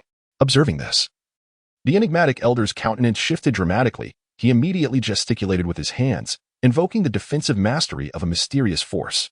A silvery barrier materialized instantaneously, enveloping everyone within its protective embrace. As the black vortex collided with the shimmering barrier, a deafening roar echoed, causing the barrier to tremble violently. Seemingly on the verge of shattering, Xiao Yan, Night Owl, and Gui hastily channeled their energy to bolster their defenses. Under the weight of such overwhelming assault, all felt immense pressure, beads of sweat dotting their foreheads. However, the Soul Emperor's utilization of this soul-devouring technique was not without consequence. His complexion turned ashen, and his body quivered slightly. This maneuver drained a considerable amount of his energy and soul power, and if he could not swiftly vanquish his foes, he too would find himself in dire straits. The silvery barrier teetered perilously under the impact of the black vortex, and the mysterious elder gritted his teeth, exerting all his strength to maintain the barrier's stability. Xiao Yan, Night Owl, and Gui poured their energy into the barrier, striving to enhance its protective capacity. Just as the barrier seemed poised to collapse, the elder bellowed, revealing a silver token inscribed with arcane runes. He raised the token high, and it erupted into a brilliant radiance, merging with the barrier and amplifying its strength manifold. Under the overwhelming brilliance, the black vortex began to wane, the anguished faces of trapped souls becoming increasingly indistinct. The Soul Emperor, witnessing this, was taken aback. He had not anticipated that they could withstand his ultimate technique. Seizing the opportunity, Xiao Yan executed the ultimate secret of the Xiao family star technique, drawing the celestial power from the heavens to form a colossal star that hurtled toward the Soul Emperor. Night Owl and Gui, unwilling to be outdone, unleashed their most potent assaults, joining their forces with Xiao Yan's star power against the Soul Emperor. At this juncture, the Soul Emperor was too weakened to resist, and he was struck by the overwhelming onslaught, his body careening away like a severed kite, crashing heavily to the ground, lifeless. Cautiously, the group approached the Soul Emperor, who lay there, his breath faint and his body marred by injuries, evidently having sustained a fatal blow. The enigmatic elder stepped forward, confirming that the Soul Emperor was beyond the ability to retaliate, and he sighed with relief. It is finally over. Chapter 24, Questions after the battle. With the battle concluded, the valley lay in utter desolation. Broken trees lay strewn about, the charred earth riddled with craters, and the lingering smoke had yet to dissipate, the acrid scent causing one to cough uncontrollably. Xiao Yan, Night Owl, Gui, and the members of the mysterious force emerged from the valley, their faces weary yet unable to conceal their relief at having survived. Xiao Yan surveyed the devastation, his gaze falling upon the Soul Emperor, who lay on the ground, his fate uncertain, and a tumult of emotions surged within him. This victory had been hard-won, shrouded in layers of uncertainty. He trudged forward with a slightly weighted step, approaching the mysterious elder, bowing respectfully, and spoke earnestly. "Senior, our ability to repel the Soul Emperor was entirely thanks to your assistance and that of everyone else. I am profoundly grateful. Only a myriad of doubts linger in my heart. May I inquire if the elder could provide clarity? From whence does the elder originate? And why is there such keen interest in the movements of the Soul Emperor?" The enigmatic elder's gaze was profound, staring into the distance. As he slowly began to speak, "We hail from a mysterious realm, entrusted with the sacred duty of maintaining the balance of the world. For a long time, we have remained in the shadows, silently observing every action upon this continent. The Soul Emperor, driven by ambition, seeks to disrupt this delicate equilibrium and reshape the order of the continent for his own gain. His machinations have long been detected by us. Should we allow them to progress unchecked, the continent would inevitably plunge into a state of irreversible ruin, thus we must intervene." Xiao Yan furrowed his brow, pondering deeply. This clandestine force is profoundly concealed, and while their intervention may assist in vanquishing the Soul Emperor, one must wonder if ulterior motives lie beneath. As he contemplated, Yi Xiao approached with urgency, his face etched with concern, exclaiming, "The pressing matter at hand is to deal with the Soul Emperor decisively. This individual is cunning and possesses remarkable vitality. If not dealt with severely, he will undoubtedly become a significant threat." After a moment of reflection, Xiao Yan deemed this course of action feasible, yet he harbored apprehensions regarding potential complications during the Soul Emperor's transfer. The mysterious elder seemed to sense his unease and remarked, "There is no need for concern, young friend. We possess unique powers that will safeguard him during the transfer, ensuring he cannot escape or self-destruct." Just as the group was about to act, Xiao Yan's heart stirred, and he turned once more to the mysterious elder. "Elder, I have heard that the Soul Emperor acquired the Chaos Spirit Pearl and a mysterious artifact, greatly enhancing his strength. Might this be connected to the sacred realm you protect? A flicker of peculiarity crossed the elder's eyes, and after a brief pause, he responded, the Chaos Spirit Pearl indeed has origins tied to our sacred domain. However, the reasons for its presence in the world and its acquisition by the Soul Emperor remain unknown. As for the mysterious artifact, we are also in pursuit of its origins. Perhaps, when the Soul Emperor awakens, we may glean more from him. Chapter 25. Undercurrents of the return journey. Throughout the journey, the atmosphere was heavy and oppressive. Although the Soul Emperor lay gravely injured and unconscious, his presence remained akin to a bomb that could erupt at any moment, instilling a sense of vigilance among the group. Xiao Yan rode upon the purple cloud wings, his gaze frequently scanning the surroundings, his heart filled with an unsettling premonition that this escort would not proceed smoothly. As anticipated, when the convoy traversed a deep valley, a sudden tempest arose, stirring sand and stone. Xiao instantly became alert, drawing his blade and shouting, "Be cautious. There is an ambush." No sooner had the words left his mouth than a group of cloaked figures descended from the cliffs on either side of the valley like phantoms. Surrounding the convoy, the leader of the black-clad figures let out a chilling laugh. "Xiao Yan, Gui, do you believe that escorting the Soul Emperor renders you invulnerable? Today, we are here to rescue the Soul Emperor." Xiao Yan's expression darkened, his gaze icy as frost, firmly gripping his heavy ruler. "With a rabble such as you, do you truly think you can liberate him from our grasp? Such delusions are laughable." Gui swiftly moved to Xiao Yan's side, his aura brimming with fighting spirit. These individuals emanated a sinister energy, likely remnants of the Soul Emperor's forces, and should not be underestimated. The experts from the mysterious faction quickly formed a defensive formation, ensuring the Soul Emperor was securely shielded within. A fierce battle was on the verge of erupting. The black-clad figures launched the first assault, sending forth bolts of dark fighting energy that pierced through the air towards Xiao Yan and the others. Xiao Yan brandished the Xinzhong, summoning a powerful storm of fighting spirit that deflected the incoming beams of light. The night owl darted through the enemy ranks like a streak of black lightning, its gleaming blade flashing ominously as it felled the cloaked figures with relentless precision. The masters of the mysterious faction, undeterred, unleashed a myriad of extraordinary techniques, engaging in fierce combat with the dark-robed assailants. The valley reverberated with the cacophony of battle cries, energy surging in every direction. Gui unleashed the ancient clan's ultimate technique, a colossal golden dragon of fighting spirit roaring forth towards the enemy, scattering the cloaked figures in disarray. However, the sheer number of dark-robed foes, undaunted by death, continued their relentless assault in wave after wave. In the midst of the chaos, Xiao Yan discerned a sinister intent among the dark-robed figures, who seemed intent on prolonging the conflict, a foreboding feeling creeping into his heart. Just then, he sensed an overwhelming aura emanating from the depths of the valley, causing his expression to change dramatically. Trouble was imminent. A more formidable adversary was approaching. As the powerful presence drew nearer, a towering figure emerged from the valley's depths, exuding a palpable darkness, grasping a massive black battle axe adorned with eerie runes. His gaze swept across the battlefield, landing on the Soul Emperor, a cold smirk curling upon his lips. "You dare to challenge the master of my Soul Palace?" Xiao Yan was taken aback, realizing the Soul Palace harbored such a formidable hidden expert. He took a deep breath to steady his mind. No matter who this individual was, the Soul Emperor would not be rescued today. With that resolve, the fighting spirit within him surged violently, the embryonic form of the Buddha's wrath lotus gradually coalescing in his grasp. The mysterious powerhouse scoffed, swinging his battle axe, sending a black energy blade slicing towards Xiao Yan. In a flash, Xiao Yan evaded the attack, simultaneously hurling the Buddha's wrath lotus at the enigmatic adversary. Unfazed, the mysterious figure swung his axe, cleaving the lotus apart. A tremendous shockwave erupted, uprooting trees in the vicinity. Gui, Night Owl, and the masters of the mysterious faction joined the fray, engaging in a desperate battle against the formidable opponent. The mysterious expert, strong and relentless, held his ground against the multitude, turning the tide of battle increasingly unfavorable for Xiao Yan's side. Chapter 26. A turning point amidst crisis. Just as Xiao Yan and his companions found themselves in dire straits, a resounding phoenix cry echoed from the sky. Everyone looked up to see a magnificent, colorful phoenix soaring through the air, approaching the battlefield. Upon the phoenix's back sat a woman clad in vibrant attire, Medusa. Seeing the battle below, a glint of coldness flickered in Medusa's eyes.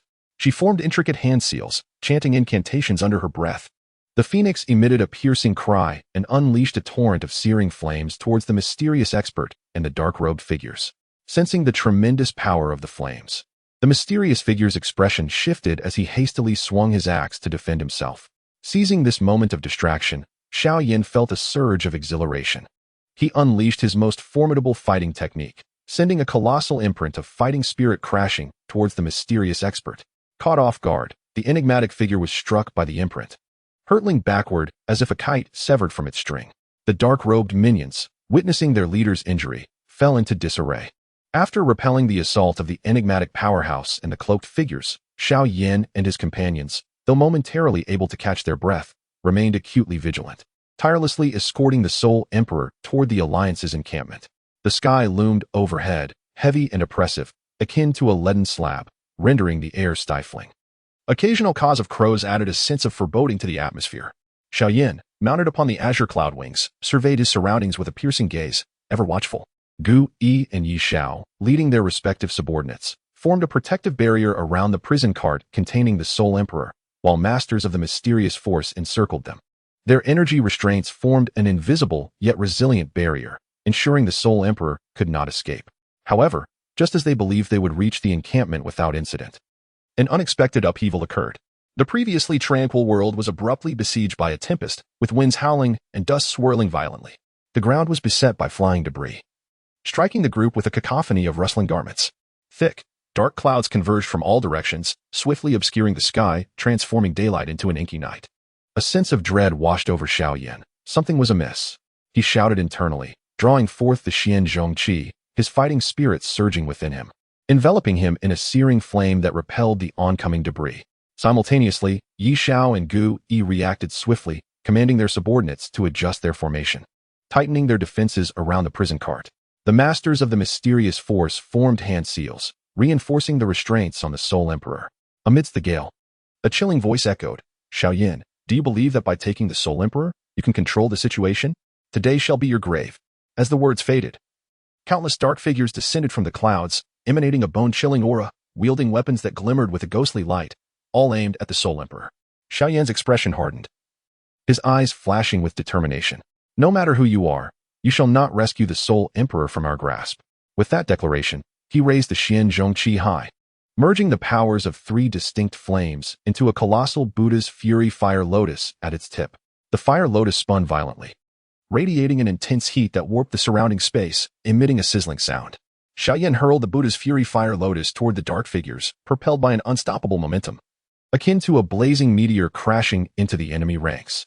Chapter 27. The fierce battle in darkness. The dark figures, undeterred, maintained their composure.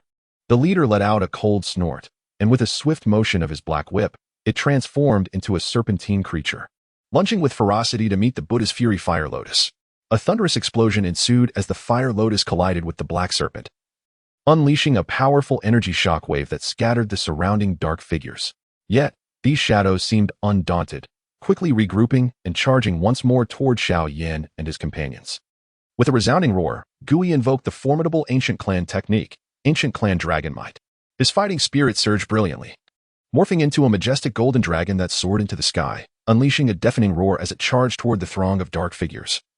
Embodying the might of a dragon unleashed, wherever it traversed, the shadows dissipated, emitting a series of anguished cries.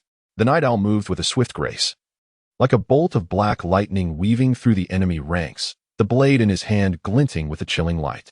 With each swing, blossoms of crimson erupted, and those shadows fell before his relentless onslaught. The masters of the mysterious forces, however, were not to be outdone. They unleashed their formidable skills.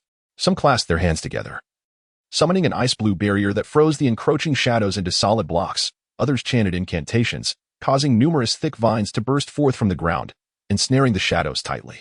Yet, the sheer number of shadows was overwhelming, waves upon waves, as if they were inexhaustible. Moreover, their assaults bore a sinister dark power, corroding the fighting spirit of those struck, rendering their movements sluggish. Under the collective assault, the shadows gradually diminished in number. However, just as the tide of battle began to shift favorably, the clouds above churned violently, and a colossal figure slowly emerged from the tempest. Towering several dozen feet, this entity exuded a dense aura of darkness, resembling a moving fortress of shadows. In its grasp was a massive black warhammer adorned with bizarre runes, which flickered as though countless vengeful souls were writhing in agony. "You insects dare to harm my subordinates. Today, you shall all perish." The titanic figure roared, its voice resonating like thunder, causing the ears of those present to ring and their blood to surge. With that, It swung the warhammer towards Xiao Yan and his companions. As the hammer descended, the very fabric of space appeared to tear, revealing enormous black fissures that emanated a tremendous suction, threatening to engulf everything in their vicinity, just as despair threatened to consume them. A resounding phoenix cry echoed through the sky. A magnificent, multi-hued phoenix soared through the air, heading towards the battlefield. Flames blazed around its form, dispersing the dark aura wherever it passed. On the phoenix's back sat a woman clad in resplendent, colorful attire, Medusa herself, observing the battle below. A glint of icy determination flashed in her eyes as she swiftly formed seals with her hands, chanting incantations. The phoenix let out a triumphant cry, unleashing a colossal pillar of rainbow flames towards the gigantic figure. Chapter 28. Repelling the formidable foe, the pillar of colorful flames, imbued with apocalyptic power, engulfed the colossal figure in an instant. It let out a furious roar, wielding its warhammer in an attempt to withstand the fiery assault. The clash between the black hammer and the vibrant flames produced a deafening explosion, sending shockwaves that violently trembled the surrounding space, as if it could collapse at any moment.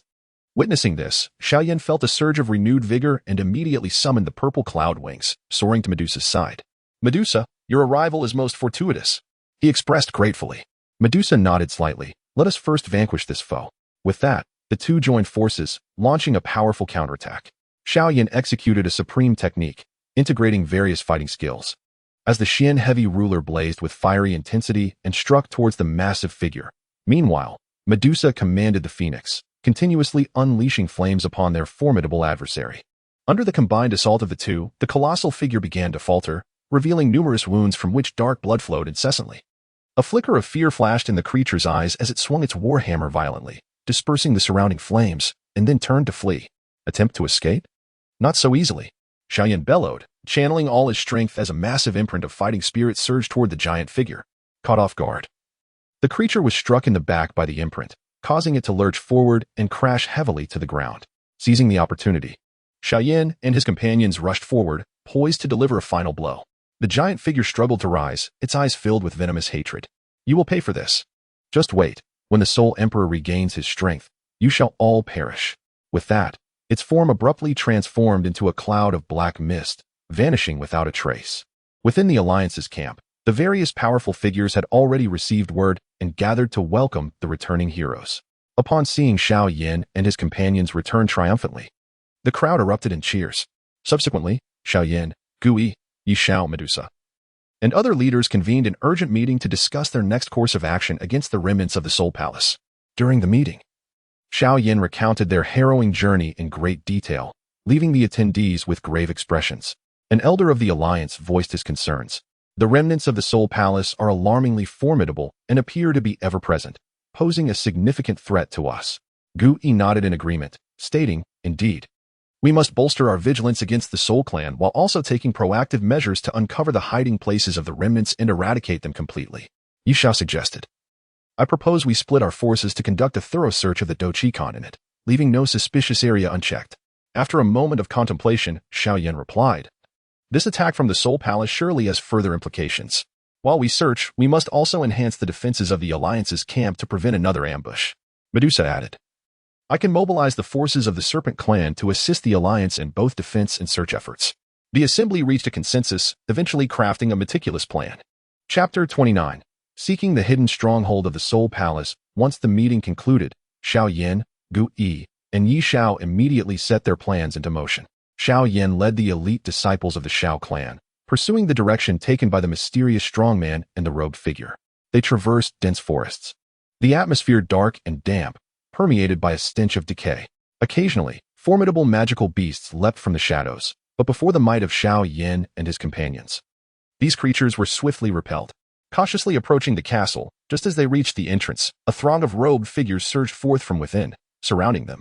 The leader of the black-clad individuals sneered menacingly. "Xiao Yan, how dare you chase us here?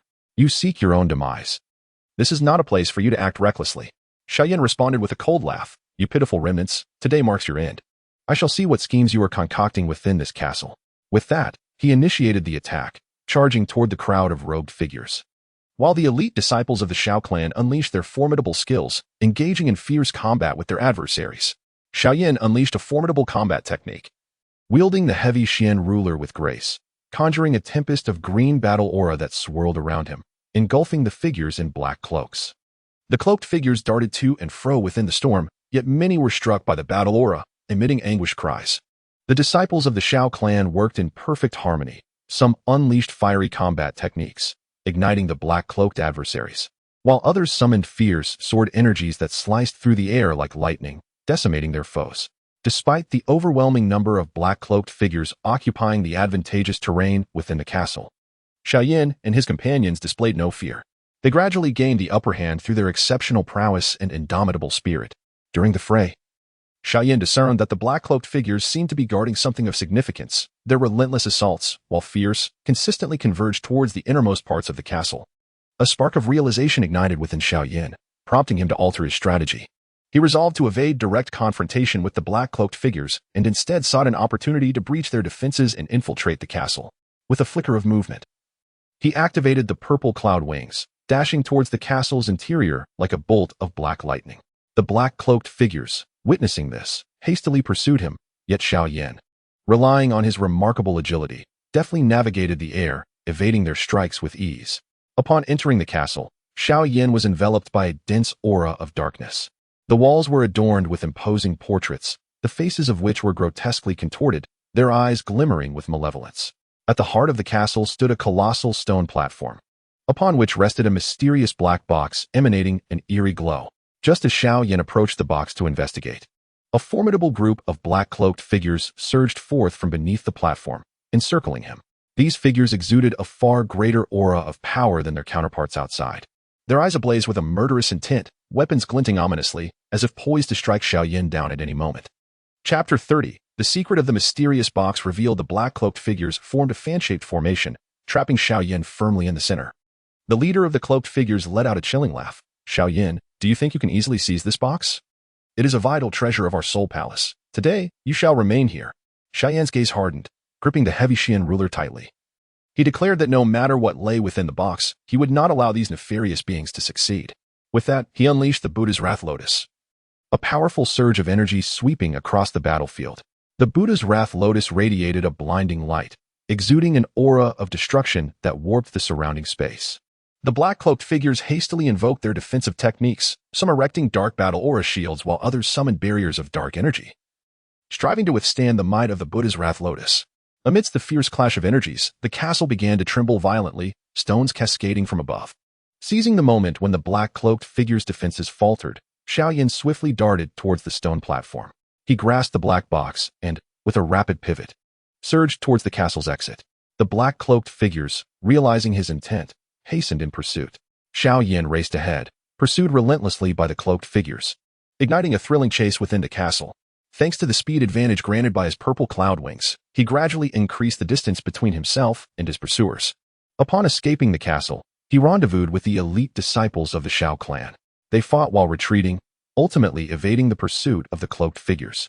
Upon returning to the Alliance's encampment, Xiao Yan presented the black box to Gu Yi and other senior members of the Alliance. The group gathered closely to investigate the secrets of the box. After meticulous examination, they discovered that the surface of the box was inscribed with peculiar runes, intricately woven together to form a complex pattern. Gui, well-versed in ancient texts, studied the runes intently and his expression turned grave. These runes contained a monumental secret. The box likely held the key to unlocking a mysterious realm, one that may have a profound connection to the schemes of the Soul Emperor. The revelation left everyone astonished. Xiao Yan gazed at the box, his heart brimming with curiosity. What exactly lay concealed within this enigmatic space? Why did the Soul Emperor place such immense importance upon it? After a moment of contemplation, Yi Shao remarked, regardless of what this mysterious space harbors, we cannot allow the forces of the Soul Palace to acquire it. We must swiftly discover the method to unlock the box and enter the mysterious realm before them to unveil its secrets. Thus, the Alliance promptly assembled a cadre of experts proficient in runes and formations, dedicating day and night to deciphering the inscriptions on the box in hopes of uncovering the enigma of the mysterious space. While the members of the Alliance immersed themselves in the study of the black box, the remnants of the Soul Palace were clandestinely orchestrating a frenzied counteroffensive.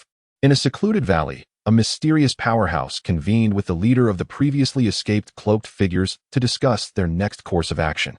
Chapter 31. The Soul Palace's frantic counteroffensive plan. The mysterious powerhouse pondered for a moment before speaking slowly. we must not act rashly. Xiao Yan and his companions possess formidable strength, and the alliance's defenses are tightly fortified. We need to devise a meticulous plan and identify their weaknesses. The leader of the cloaked figures nodded in agreement. Your words ring true, my lord. We can initially deploy small detachments to harass the alliance's encampment, testing the robustness of their defenses. Simultaneously, we shall send scouts to investigate the progress of their research on the box, should an opportunity arise. We shall launch a full-scale assault without hesitation. A glint of ruthlessness flickered in the mysterious powerhouse's eyes. Very well, let it be so. Inform all those lurking near the alliance to prepare themselves. Additionally, intensify the recruitment of hidden forces. I want Xiao Yan and his companions to understand the dire consequences of offending the Soul Palace. The leader of the cloaked figures complied and swiftly departed. As the remnants of the Soul Palace began to clandestinely gather, poised to unleash a lethal attack on the Alliance's encampment. Meanwhile, the Alliance, despite bolstering its defenses, remained unaware of the impending frenzy that the Soul Palace was about to unleash. Inside the central tent of the Alliance's encampment, candlelight flickered, and the atmosphere was so tense it felt nearly suffocating. Xiao Yan, Gui, Yishao, and several core elders of the Alliance sat together, each face etched with deep concern. Gui nodded slightly, stroking his beard as he spoke. Xiao Yan speaks wisely. In my opinion, our immediate priority should be to reinforce the defensive structures of the encampment. The ancient clan possesses some old texts on defensive formations. I shall dispatch someone to retrieve them and establish layers of protection around the encampment, ensuring not even a fly could easily infiltrate. Yi Zhao's gaze flickered as he added, while defense is undoubtedly crucial, intelligence is equally indispensable. I intend to personally select a cadre of agile and elusive subordinates to conduct a thorough reconnaissance within 100 miles surrounding the camp. Should we uncover any trace of the Soul Palace, they are to report immediately. An elderly elder, his hair as white as snow, spoke with a furrowed brow. Though we have fortified our defenses, the power of the Soul Palace should not be underestimated. If they were to emerge in full force, we must remain vigilant. In my humble opinion, we must establish contact with some nearby neutral factions. Even if we cannot enlist their aid in battle, we can at least ensure they do not side with the Soul Palace. Deep within a secluded valley on the Duki continent, a dense black mist enveloped the area, reeking of a nauseating stench. At the heart of the valley stood a foreboding palace constructed from colossal black stones, serving as a temporary stronghold for the remnants of the Soul Palace. A mysterious figure sat regally at the forefront of the palace, his countenance as dark and turbulent as the sky before a storm, exuding an increasingly potent aura of darkness, as if he intended to consume everything around him. Below, a throng of individuals clad in black robes remained utterly silent, scarcely daring to breathe. Xiao Yan, he has thwarted my plans time and again. This grudge shall not go unpunished. The enigmatic figure thundered, striking the armrest of his seat in a fit of rage. Chapter 32. The exploration of the box encounters a bottleneck within the Alliance camp. The runic experts tasked with examining the black box had gone several days without rest. They sat in a circle around the box, their eyes fixated on its intricate runes, occasionally frowning in contemplation or engaging in hushed debates. An elder from the ancient clan, his eyes bloodshot and wearied, remarked, "These runes are exceedingly ancient, interwoven with hidden complexities. While we have deciphered a portion, we are still far from discovering the means to unlock the box." A rune master from the Alchemist Guild nodded somberly. Indeed, the runes appear to be protected by a peculiar force. Whenever we attempt to delve deeper, we encounter an invisible resistance that proves quite vexing. Upon learning of the research impasse, Xiao Yan personally visited the study room. Gazing at the box, a glimmer of determination crossed his eyes. Esteemed elders, this box holds great significance. No matter the challenges we face, we must not relent. Let us reconsider. Is there anything we may have overlooked? Suddenly, a young rune scholar's eyes brightened. Perhaps we should explore the material of the box itself. It may contain clues to unraveling the runes. His suggestion resonated with the others, and they promptly set to work, conducting a comprehensive analysis of the box's material in search of the key to deciphering the enigmatic runes. Outside the Alliance camp, a reconnaissance team, meticulously chosen by the Night Owl, navigated cautiously through the forest. They moved with the agility of phantoms, leaving no suspicious detail unchecked. Suddenly, the lead member halted, signaling for silence. The others immediately became alert, slowly drawing their weapons. Not far ahead, a group of cloaked figures stealthily approached the camp. "It's the people from the Soul Palace," one team member whispered. The voice of the Night Owl resonated in the ears of the crowd. "Do not act rashly. Follow them closely and discern their intentions." The reconnaissance team stealthily trailed behind the cloaked figures, discovering that they seemed to be probing for vulnerabilities in the camp's defenses. At that moment, a flash of light pierced the air, revealing a compass-like object in the hand of one cloaked figure, its needle spinning wildly, indicating a corner of the camp. A fierce battle erupted in the mountains as the reconnaissance team, led by the Night Owl, clashed with the cloaked adversaries. Despite their numerical advantage, the cloaked figures were no match for the elite members of the Alliance, who fought in perfect harmony and possessed a greater familiarity with the terrain. The Night Owl moved with the swiftness of lightning, his blade glinting with a chilling light. With every strike, he accurately targeted the vital points of his foes. His gaze was icy, reminiscent of a reaper from the depths of hell, as the cloaked figures fell before him in droves. One such figure, gripped by fear, turned to flee. The Night Owl would not allow this escape. He deftly propelled himself forward like a shadowy bolt, and with a single sweep of his blade, severed the fleeing figure's head. Chapter 33. The Alliance's urgent reinforcement. Yet the cloaked figures were not without their own means to retaliate. They unleashed an array of bizarre combat techniques, their dark energy wreaking havoc throughout the forest, injuring several members of the reconnaissance team. Just as the battle raged on, a powerful surge of energy emanated from the distance. The onlookers turned to see a colossal figure gradually approaching, an enigmatic powerhouse from the Soul Temple. His arrival rendered the battlefield's atmosphere even more dire, and the countenances of the Night Owl and his companions turned grave. They understood that a more arduous confrontation loomed ahead. Within the Alliance camp, upon receiving the urgent report from the reconnaissance team, Xiao Yan, Gui, and others promptly rallied a cadre of elite warriors to the battlefield. Upon their arrival, they beheld the Night Owl and his team embroiled in a fierce struggle against the cloaked figures and the mysterious powerhouse. A flicker of fury ignited in Xiao Yan's eyes. Without hesitation, he swung his heavy measuring rod, unleashing 3 types of that took the form of a colossal fire dragon. Surging towards the enigmatic foe, the mysterious figure scoffed, brandishing his battle axe. And a black energy blade met the fire dragon in a cataclysmic clash that sent shockwaves through the surroundings, uprooting trees in their wake. Gui, too, unleashed the formidable combat techniques of his ancient clan, his aura radiating brilliantly as he transformed into a golden giant elephant, charging into the throng of cloaked adversaries. Wherever the elephant trampled, the cloaked figures were sent sprawling, their cries echoing through the air. As the Alliance's elite converged with the Night Owl's reconnaissance team, their morale surged. They coordinated their efforts to launch a fierce counteroffensive against the cloaked figures.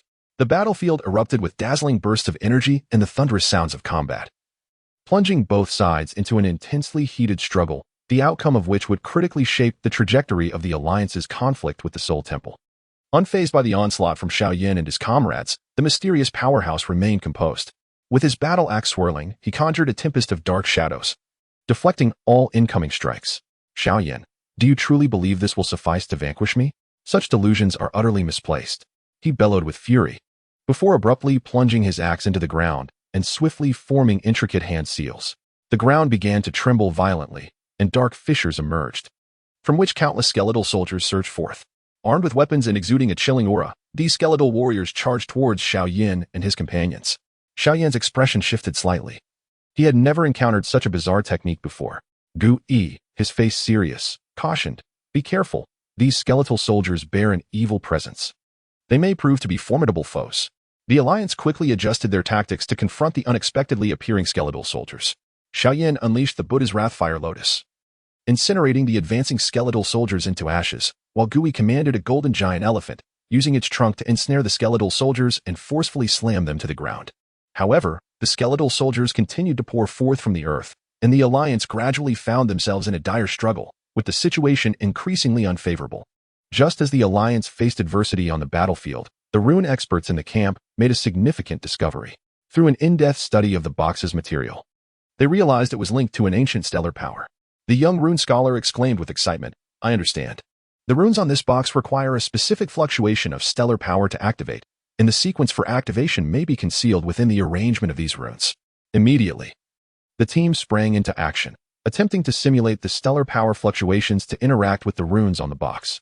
With each attempt, the runes began to emit a faint glow, igniting hope among them. "Keep going. We are close to success," the rune master shouted enthusiastically.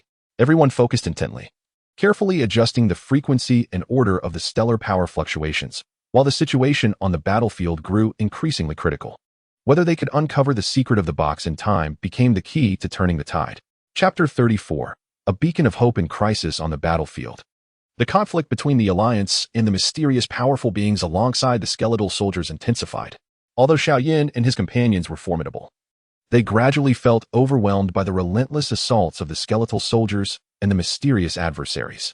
The night owl bore multiple wounds, yet continued to fight tenaciously, wielding his blade to slay the encroaching skeletal warriors.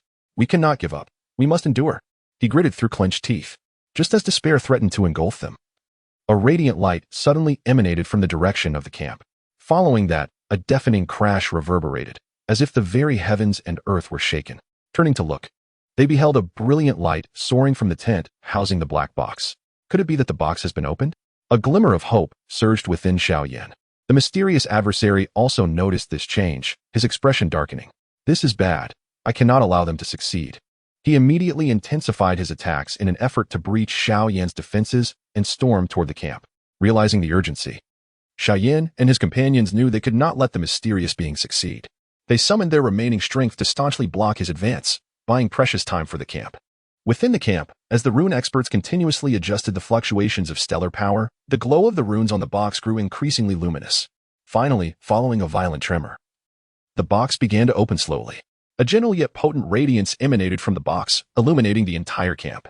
As the onlookers focused their gaze, they beheld a crystal within the box, shimmering with an extraordinary light, seemingly harboring countless stars that flickered and danced within. "What is this?" a runic expert exclaimed in astonishment. Before anyone could fully comprehend the situation, the crystal suddenly transformed into a beam of light, shooting towards the battlefield where Xiao Yan was engaged in a fierce struggle against a mysterious adversary. In the midst of battle, Xiao Yan felt a surge of formidable energy coursing through him, revitalizing his weary body and amplifying his fighting spirit. Though perplexed, Xiao Yan recognized that this newfound strength might enable them to turn the tide of battle. He promptly unleashed a more powerful combat technique, the Xuanzhong, imbued with boundless might. Striking towards the mysterious figure, the enigmatic foe, sensing the overwhelming power radiating from Xiao Yan, paled in shock, realizing that the situation had spiraled beyond his control. Fueled by the strength bestowed by the crystal, Xiao Yan's prowess surged.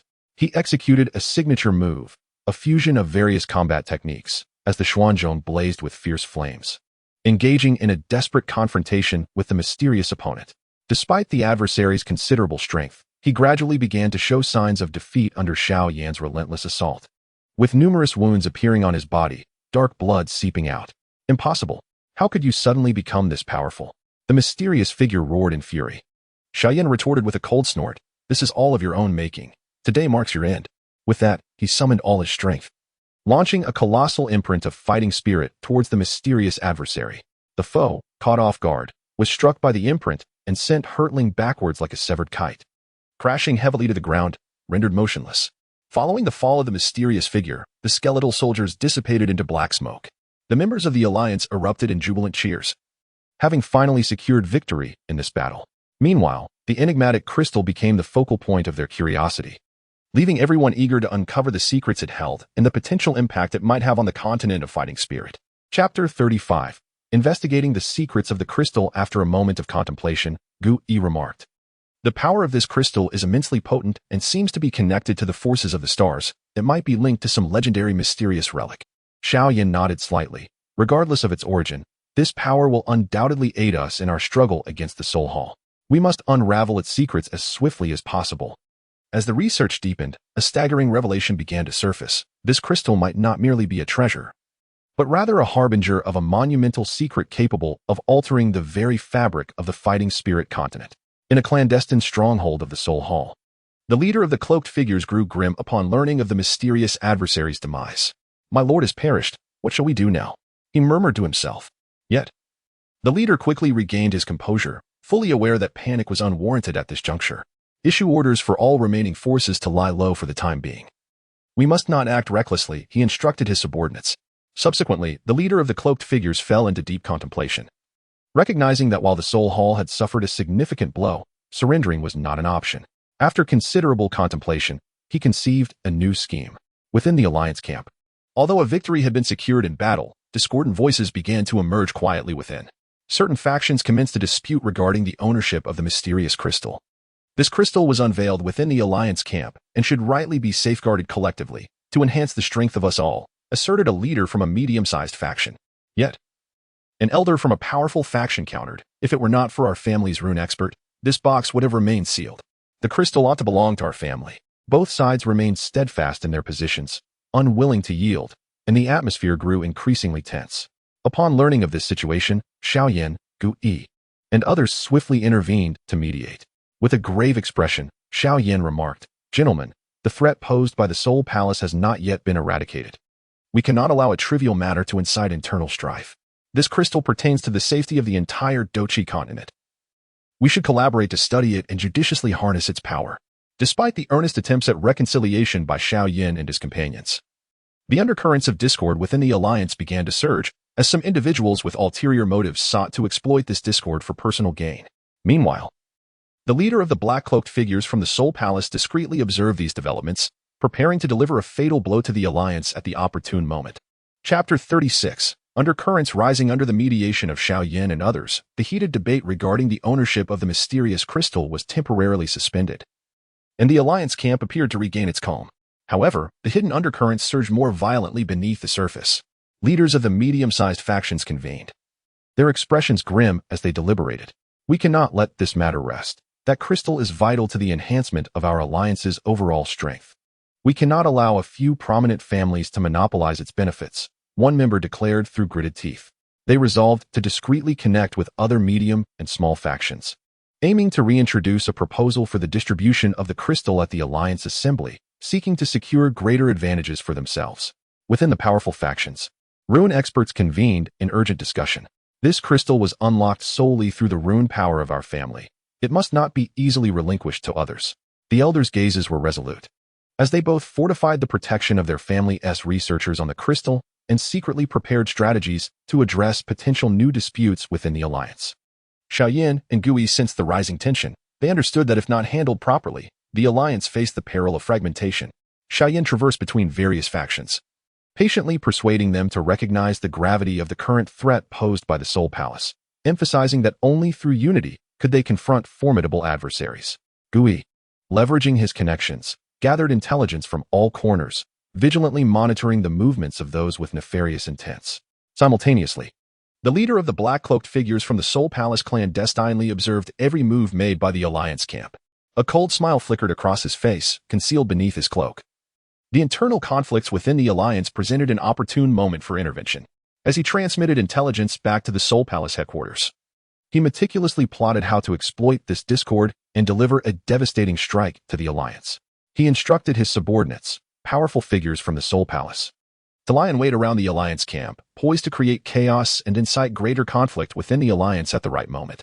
At the edge of the alliance camp, a mysterious figure emerged silently. This individual exuded a repressed aura, yet his eyes shimmered with an enigmatic light. He observed the happenings within the camp with quiet intent, seemingly in search of something.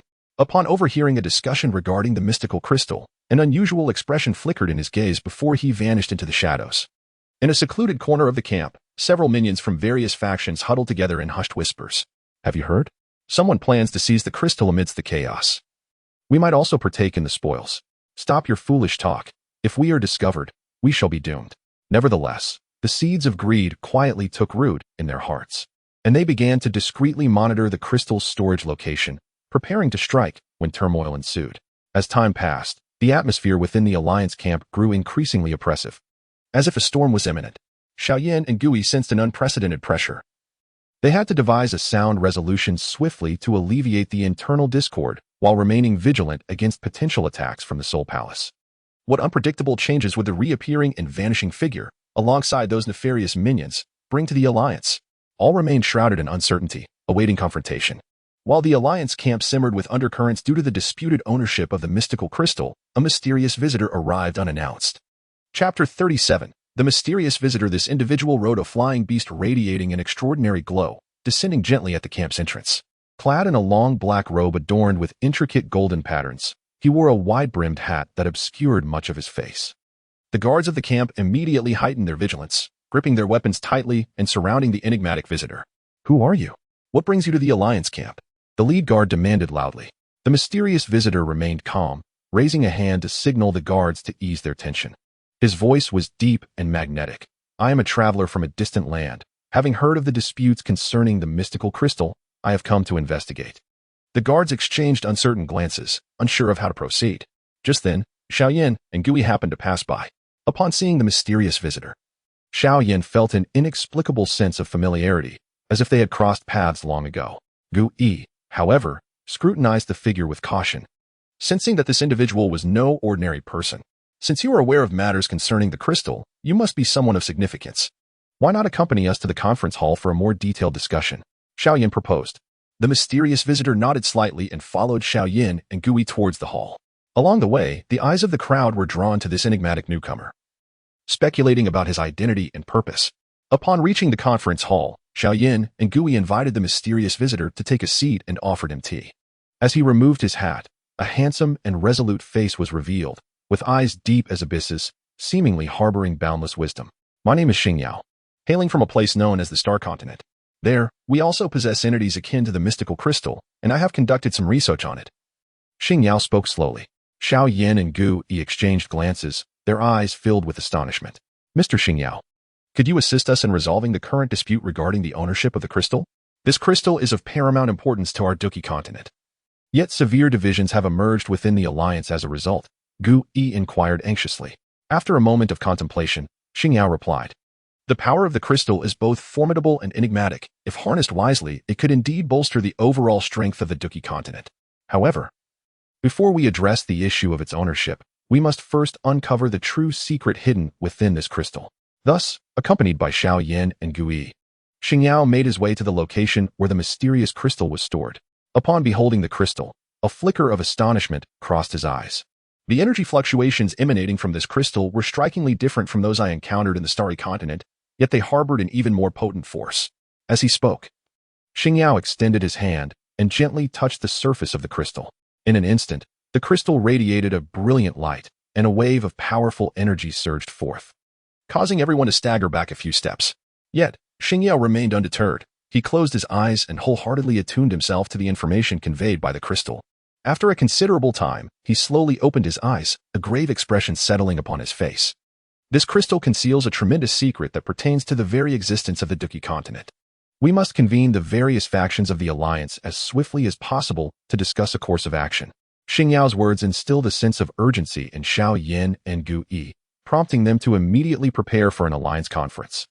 Inviting all factions to gather and collectively heed Xingyao's significant revelations regarding the mysterious crystal. However, during this process, would they be able to effectively resolve the internal conflicts within the alliance? And how would they confront the potential interference from the Soul Hall? All remained uncertain. Chapter 38. The Alliance Conference stirs up a storm under the fervent preparations of Xiao Yan and Gu Yi. A conference of pivotal importance to the fate of the Alliance was on the verge of commencing. The news swiftly spread throughout the entire Alliance camp. As the leaders of various factions, accompanied by their trusted aides, hastened toward the conference hall, their expressions varied, some filled with anticipation, others clouded by doubt, each harboring their own thoughts regarding the impending gathering. Inside the conference hall, the atmosphere was tense and oppressive. Representatives from numerous factions were seated around the vast round table. Xiao Yan and Gu Yi stood on the platform, their expressions grave as they surveyed the assembly. Once everyone was seated, Xiao Yan cleared his throat and addressed the gathering. Esteemed colleagues, the purpose of today's assembly is to share a significant discovery regarding the mysterious crystal. Before we proceed, let us invite a distinguished guest to elucidate the details for everyone. With that, Xingyao ascended the platform. He scanned the audience below before speaking slowly and deliberately. Esteemed guests, I hail from the Starry Continent. Through my research on this mysterious crystal, I have discerned that it is no ordinary object. The crystal harbors an ancient and powerful force, one that has the potential to alter the very landscape of the Dou continent. However, should this power fall into the hands of those with nefarious intentions, it could spell catastrophic consequences for our realm. A wave of murmurs erupted from the audience as attendees exchanged incredulous glances and whispered among themselves. How could this be? A single crystal possesses such formidable power? What course of action should we take? Who should be entrusted with its guardianship? Voices rose in a cacophony of concern and speculation. The leader of the medium-sized faction rose to his feet and proclaimed loudly, regardless of the circumstances. This crystal was discovered within the Alliance's encampment and rightfully belongs to the Alliance. We cannot allow certain families to monopolize its benefits. The elder of the powerful faction, unwilling to concede, immediately retorted, without the rune experts from our family, this crystal could not be activated at all. We have invested tremendous effort into it, and thus it should naturally be entrusted to our family. The two sides clashed once more, neither willing to yield, and the atmosphere grew palpably tense. Observing the escalating situation, Xiao Yan hastily intervened. Everyone, let us take a moment to calm down. What we face is not merely a dispute over the ownership of the crystal. More importantly, we must consider how to harness its power to combat the Soul Palace. Since Mr. Xingyao hails from afar and possesses knowledge regarding similar crystals, we should heed his counsel. Gradually, the crowd quieted, turning their attention to Xingyao. Xingyao nodded slightly and continued. In my opinion, the power of the crystal is exceedingly formidable, making it inappropriate for any single faction to safeguard it alone. We could establish a dedicated committee, with representatives elected from various factions within the alliance to jointly manage the crystal. Moreover, any findings from the research on the crystal should be shared, thereby enhancing the strength of the entire alliance. Upon the introduction of this proposal, the assembly fell into contemplation. Some factions began to ponder the feasibility of this approach, as it could prevent any single entity from becoming dominant while simultaneously maximizing the utilization of the crystal's power. However, others remained skeptical, fearing that their interests would not be adequately protected. As the assembly grappled with indecision, a spy from the Soul Palace stealthily infiltrated the council chamber, quietly observing the reactions of the attendees, ready to report the situation to the leader clad in black robes. Outside the council chamber, powerful figures from the Soul Palace were also gathering clandestinely, intending to launch an assault and seize the mysterious crystal amidst the ensuing chaos within the alliance. An even greater crisis was silently encroaching upon the alliance. Chapter 39. Peril lurking everywhere. While the alliance conference was embroiled in heated discussions due to Xingyao's proposal, the atmosphere outside the council chamber grew increasingly tense. The leader of the black-robed individuals from the Soul Palace personally commanded a group of strong warriors, lurking around the encampment like wolves of the night, waiting for the opportune moment to strike. In the shadows of the camp, spies from the Soul Palace were also at work, disseminating rumors to further exacerbate the internal discord within the alliance. Have you heard? Those prominent families have no intention of sharing the crystal's power with us. They merely wish to leverage this conference to claim the crystal for themselves under the guise of legitimacy. Indeed, we must not be deceived by them. We must fight for our own interests. These rumors spread like wildfire, rapidly engulfing the alliance's encampment and worsening the already tense atmosphere. Meanwhile, within the council chamber, the debates among the various factions intensified. Some smaller factions contended that while Xingyao's proposal was equitable, its implementation would be fraught with challenges. They worried that their voices would be drowned out in the committee, ultimately depriving them of the benefits that the crystal could provide. The powerful factions, on the other hand, expressed concern that joint management of the crystal with other factions could jeopardize their familial interests, remaining cautious towards Xingyao's suggestion. Xiao Yan and Gu Yi anxiously observed the unfolding events, acutely aware of the urgency of the situation. If a consensus could not be swiftly reached, the alliance would plunge into an irretrievable abyss. Rising to his feet once more, Xiao Yan proclaimed loudly, "Esteemed colleagues, we can no longer afford to bicker amongst ourselves. The threat from the Soul Palace looms ominously. They may strike at any moment. Should we fail to unite in this critical hour, all our previous efforts shall be rendered futile." However, his words bore little effect. At that moment, a guard hurried into the conference hall, his pallid visage betraying alarm as he exclaimed, "This is dire." Numerous powerful figures from the Soul Palace have been spotted outside the camp. They appear poised to launch an attack. This news struck like a bolt from the blue, plunging the assembly into chaos. Everyone sprang to their feet, bewildered and at a loss. Xingyao's expression grew grave as he remarked, "It seems the Soul Palace intends to seize the crystal amidst our internal turmoil. We must decide immediately. Shall we continue our disputes, or shall we unite to confront the external threat?" In this critical juncture, some factions finally recognized the severity of the predicament and began to regain their composure, contemplating countermeasures. Yet, others remained indecisive, clinging to misplaced hopes. Meanwhile, on the outskirts of the camp, the leader of the Soul Palace, cloaked in black, let out a cold chuckle. With such disarray within the alliance, victory in this battle is assured. With a mere wave of his hand, the formidable warriors of the Soul Palace advanced steadily towards the camp. A fierce confrontation loomed, leaving the fate of the alliance hanging in the balance. Would they be able to resolve their internal discord and collectively withstand the impending assault from the Soul Palace? The atmosphere was thick with suspense, faced with the imminent threat from the Soul Palace. The discussions regarding the ownership of the mysterious crystal finally ceased within the alliance's conference hall, as urgent strategies were sought. Xiao Yan swiftly regained his composure, his gaze resolute as he surveyed the assembly and declared, "Esteemed colleagues, the menace posed by the Soul Palace is upon us. We must set aside our differences and unite against this external foe. Only by repelling the Soul Palace can we hope to revisit the matter of the crystal." Chapter 40. Urgent preparations nods of agreement rippled through the crowd. Although doubts lingered in their hearts, they understood the paramount importance of solidarity in this life-or-death moment. Dou promptly rose, methodically organizing the defensive arrangements. We shall divide the camp into several defensive zones, each overseen by a more powerful faction, with smaller factions providing support. It is imperative that each zone is adequately staffed and fortified. As the two strategized, an intelligence officer rushed in, breathless, reporting, Lord Xiao Yan. We have detected an elite unit from the Soul Palace maneuvering towards the rear of the camp. They seem intent on launching a surprise attack from behind. Xiao Yan's expression shifted alarmingly as he responded. It appears the Soul Palace was well prepared, aiming to sandwich us between their forces. Dou, immediately dispatch an elite unit to the rear for reinforcement. We must thwart their advance. Dou acknowledged the command and departed promptly. At the forefront of the camp, the leader of the Soul Palace observed the Alliance's preparations with no hint of retreat. He sneered, "What if you are prepared? The internal strife within the Alliance is palpable, and the morale is shaky. This battle is undoubtedly ours to win." With a swift gesture, the forces of the Soul Temple surged forth towards the camp, their battle cries resounding like thunder. The warriors of the Alliance stood resolute, ready to face the oncoming tide. As the troops of the Soul Temple approached within range, a deluge of magical assaults and energy arrows rained down upon them. In an instant, the battlefield was shrouded in smoke and illuminated by flames. The formidable champions of the Soul Temple, bolstered by their immense power, breached the Alliance's first line of defense, plunging both sides into an intense melee. The onslaught of the Soul Temple crashed down like a relentless wave, placing immense pressure on the Alliance's defensive line. In the forefront of the battlefield, the champions of the Soul Temple unleashed an array of bizarre soul techniques, enveloping the area in a dark, ethereal glow that caught the Alliance warriors off guard.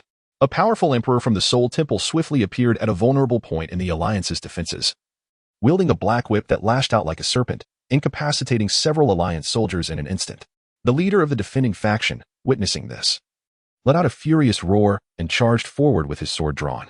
He executed a series of fierce sword techniques, the flashes of his blade clashing with that of the Emperor in a fierce duel.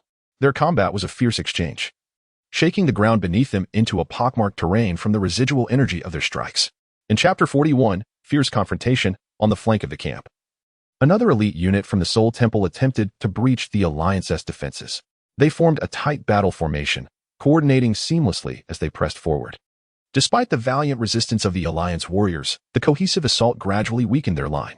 At that critical moment, an elite squad personally selected by Xiao Yan arrived on the scene. The squad leader, a young king of fighters, called out with unwavering determination, "Brothers, follow me." The members of the squad unleashed their ultimate techniques, and a fierce melee erupted, with the glint of blades clashing against the troops of the Soul Temple. Meanwhile, at the rear of the camp, the elite unit attempting a covert attack from the Soul Temple encountered the Alliance's reinforcements. A fierce battle ensued amidst the trees, as trunks splintered under the force of energy and soul techniques. The commander of the Alliance's reinforcements, acutely aware of the importance of the rear defenses, led his men into a bloody struggle, staunchly blocking the advances of the Soul Temple forces. In the command center, Xiao Yan and Xingyu closely monitored the unfolding situation on the battlefield. Observing the fierce clashes, Xiao Yan felt a surge of anxiety. He understood that while the Alliance fought tenaciously, without quickly identifying the weaknesses of the Soul Temple and launching an effective counterattack, the tide of battle would increasingly turn against them. Xingyu seemed to sense Xiao Yan's concerns and remarked, "But the champions of the Soul Temple are formidable. Their combat style relies heavily on soul techniques, and their formations have shown some vulnerabilities during their assault. We could organize a strike team to launch a surprise attack from their flank, disrupting their formation before executing a full-scale counterattack." Xiao Yan's eyes brightened upon hearing this, and he replied, "Mr. Xingyu speaks wisely. I shall organize the strike team at once." Swiftly, Xiao Yan selected a group of powerful and highly mobile warriors to form the assault team, personally leading them. He stealthily maneuvered around to the flank of the Soul Temple's army. As the strike team reached their designated position, Xiao Yan commanded, "Attack." The warriors of the assault team surged forth like fierce tigers descending from the mountains, instantly tearing a gaping hole in the flank of the Soul Palace's forces. Chaos ensued as the enemy troops faltered, and the leader of the cloaked figures, witnessing the turmoil, changed countenance. He hastily commanded his troops to reorganize, attempting to withstand the onslaught of the assault team. However, at that moment, the other allied forces seized the opportunity to launch a comprehensive counterattack, resulting in a swift reversal of the battlefield's dynamics. Chapter 42. Mysterious reinforcements behind the camp. the Allied reinforcements successfully repelled the Seoul Palace's raiding party. The commander, observing the disheveled retreat of the enemy, let out a sigh of relief, yet he understood that this battle was far from over. In the command center, Xingyu watched the tide of battle turn, nodding slightly with a hint of a satisfied smile. Xiao Yan, you have performed admirably. However, the Seoul Palace will not relent easily. We must remain vigilant. With unwavering determination, Xiao Yan gazed at the battlefield and assured, rest assured, Mr. Xingyao, I shall lead the alliance to ultimate victory in this battle. At that moment, the leader of the cloaked figures, filled with resentment at his side's defeat, gritted his teeth and pulled a black token from his bosom, shattering it forcefully. A dark beam of light surged into the sky, accompanied by distant, ominous rumblings, suggesting that a more formidable power was on its way. Upon receiving the command, the allied warriors surged forward, charging valiantly at the remnants of the Seoul Palace's forces. Under the overwhelming offensive of the alliance, the Seoul Palace's troops finally disintegrated, scattering in retreat. Nevertheless, Xiao Yan remained on high alert, acutely aware that a greater crisis loomed ahead. What reinforcements had the cloaked leader summoned? And how would the alliance respond? All was shrouded in an ominous veil of uncertainty. Though the alliance had successfully repelled the immediate threat posed by the Seoul Palace's forces, the reinforcements summoned by the cloaked leader loomed like dark clouds, casting a heavy sense of foreboding over all. As the dark light shot skyward, the heavens gradually darkened, and a potent, malevolent aura permeated the air. Xiao Yan and Xingyao stood atop the camp, anxiously surveying the distance. They soon discerned a swarm of shadows rapidly approaching the camp. As they drew near, it became clear that they were formidable warriors from the Seoul Palace, mounted upon enormous black bats. Leading them was a tall, cloaked elder whose presence was exponentially more formidable than that of the previous cloaked leader, unmistakably a terrifying Dou Saint powerhouse. This is bad. It is one of the Seoul Palace's guardians, the Blood Demon Elder, Xingyao stated gravely. Hearing this, Xiao Yan felt a weight in his heart.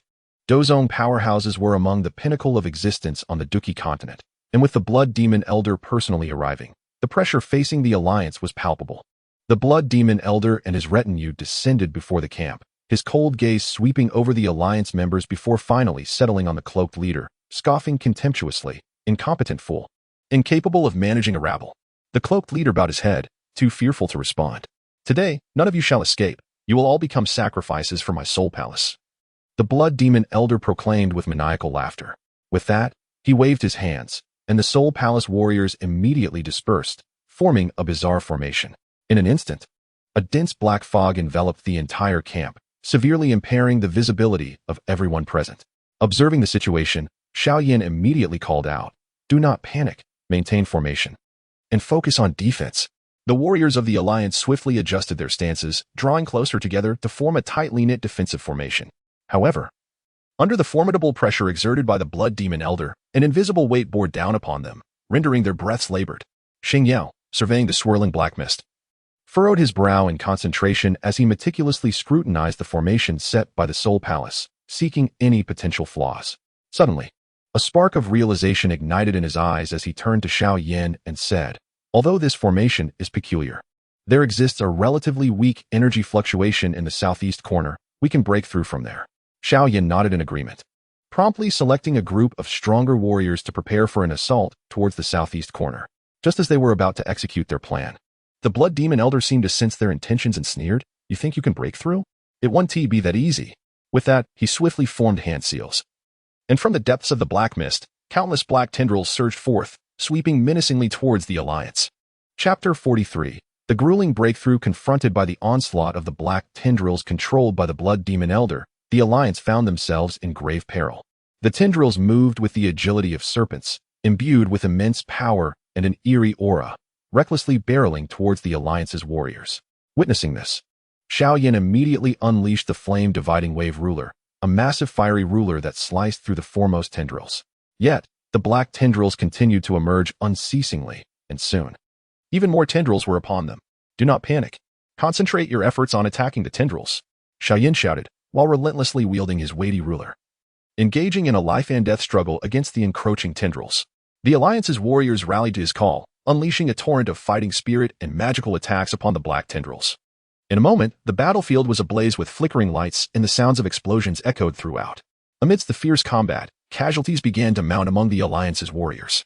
Some of the weaker fighters were struck by the black tendrils and were instantly consumed, vanishing without a trace.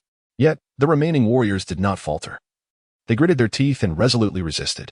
Meanwhile, Xiao Yan led the selected elite warriors toward the southeast corner of the formations, pushing forward against the relentless blockades of black tendrils. He unleashed various formidable combat techniques, carving a path for his companions. Xingyao, positioned beside him, utilized his understanding of mysterious powers to disrupt the movements of the black tendrils. Through their combined efforts, they finally approached the southeast corner of the formation. However, the defenses here were formidable, guarded by several powerful figures from the Soul Palace. Leading them was a Peak Dou Huang, who looked at Xiao Yan and his companions with a cold sneer and remarked, "With your strength, you dare to attempt to break out. What a delusion." Ignoring the taunt, Xiao Yan's eyes gleamed with determination. He took a deep breath, channeling his fighting spirit with fervor.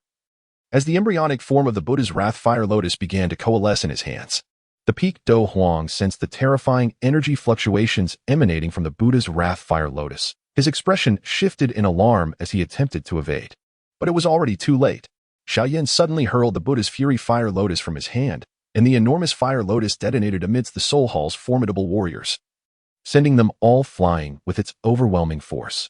Seizing this opportunity, Xiao Yan and his companions swiftly breached the southeastern corner of the formation, successfully breaking free. Yet, they had not escaped danger. The Blood Demon Elder, having discovered their escape, immediately pursued them with a throng of subordinates. The Alliance members were compelled to contemplate their next moves while fleeing. This cannot continue. We will inevitably be caught, Xiao Yan thought anxiously as he ran. At that moment, Xingyao suddenly shouted, "Ahead lies an ancient ruin. We can take refuge within." Following the group gazed into the depths of the mountains and discerned the faint outline of a weathered ancient structure. Without time to deliberate further, they dashed towards the ruin. Upon arrival, they discovered a colossal stone door, adorned with ancient runes that radiated an aura of mystery. Xiao Yan attempted to push the stone door, only to find it immovable. "Let me give it a try." Xingyu stepped forward, meticulously examining the runes inscribed on the door. He swiftly formed hand seals and chanted incantations. As he did so, the runes on the stone door shimmered, and it began to creak open, releasing a musty breeze. "Humph. You may live a while longer, but once I discover how to unlock this door, none of you shall escape," the Blood Demon Elder scoffed, positioning himself with his subordinates outside the ruin. "This crystal ball seems to harbor immense power." Xingyao observed the orb intently. Just as he prepared to reach out and touch it, a deep rumble resonated within the palace, and defensive barriers slowly ascended from the walls, trapping everyone in the center. "This is not good.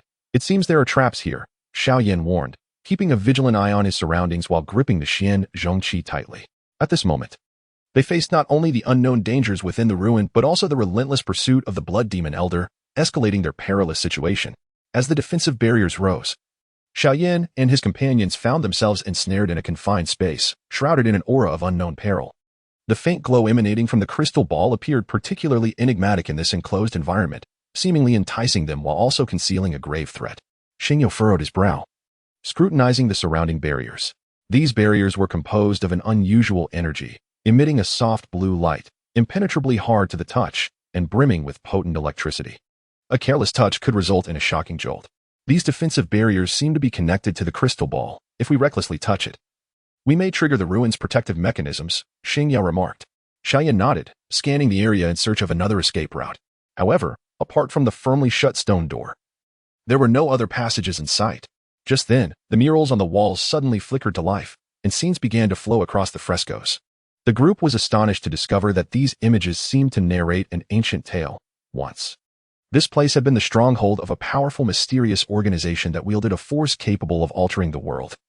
And this crystal ball was the very core of that power. However, following a cataclysmic disaster, this organization vanished, and the relics were sealed away. It appears that these relics conceal profound secrets, perhaps holding the key to countering the Soul Temple. A glimmer of hope sparked in Xiao Yan's eyes. Yet, before they could delve deeper into the murals, the defensive barriers suddenly shifted.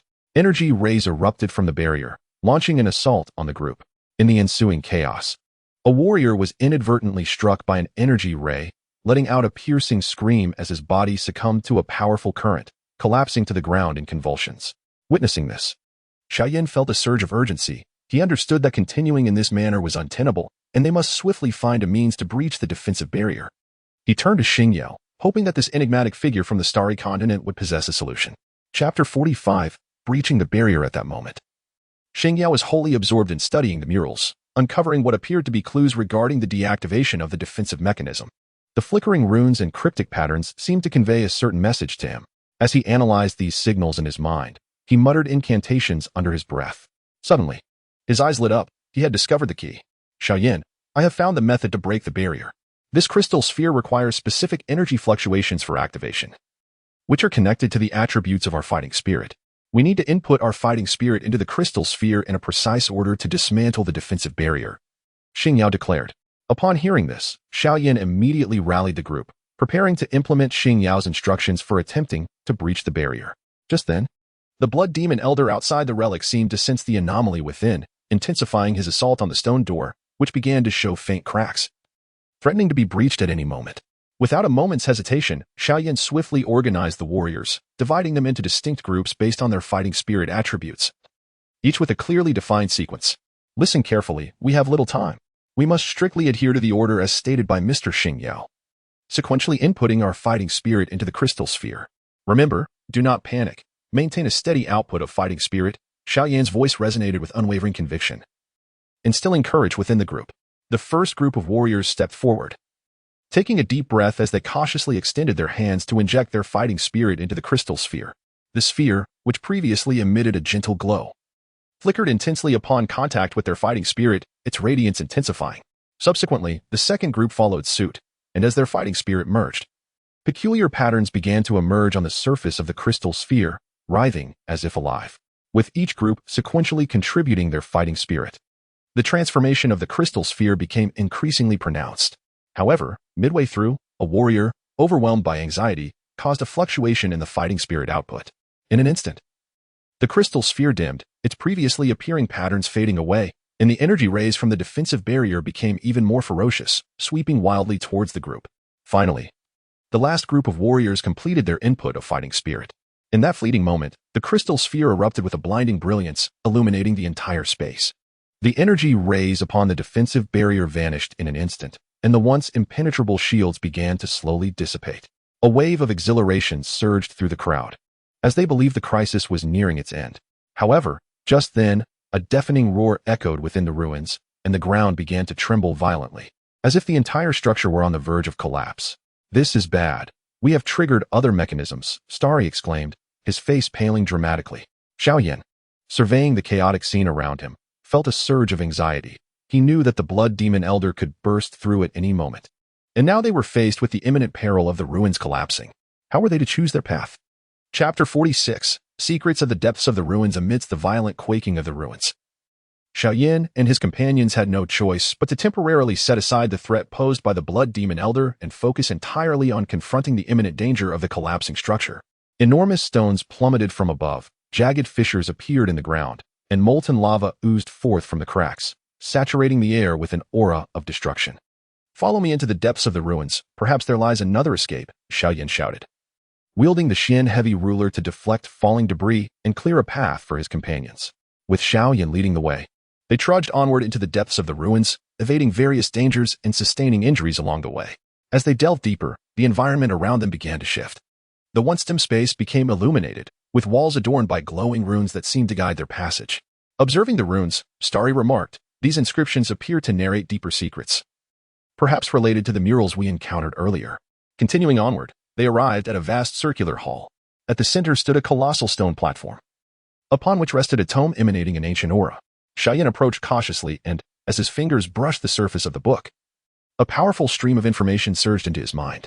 Through this influx of knowledge, Xiao Yan learned that this ruin had once served as a sanctuary for an ancient powerhouse, who had devised a mysterious technique capable of merging multiple forces.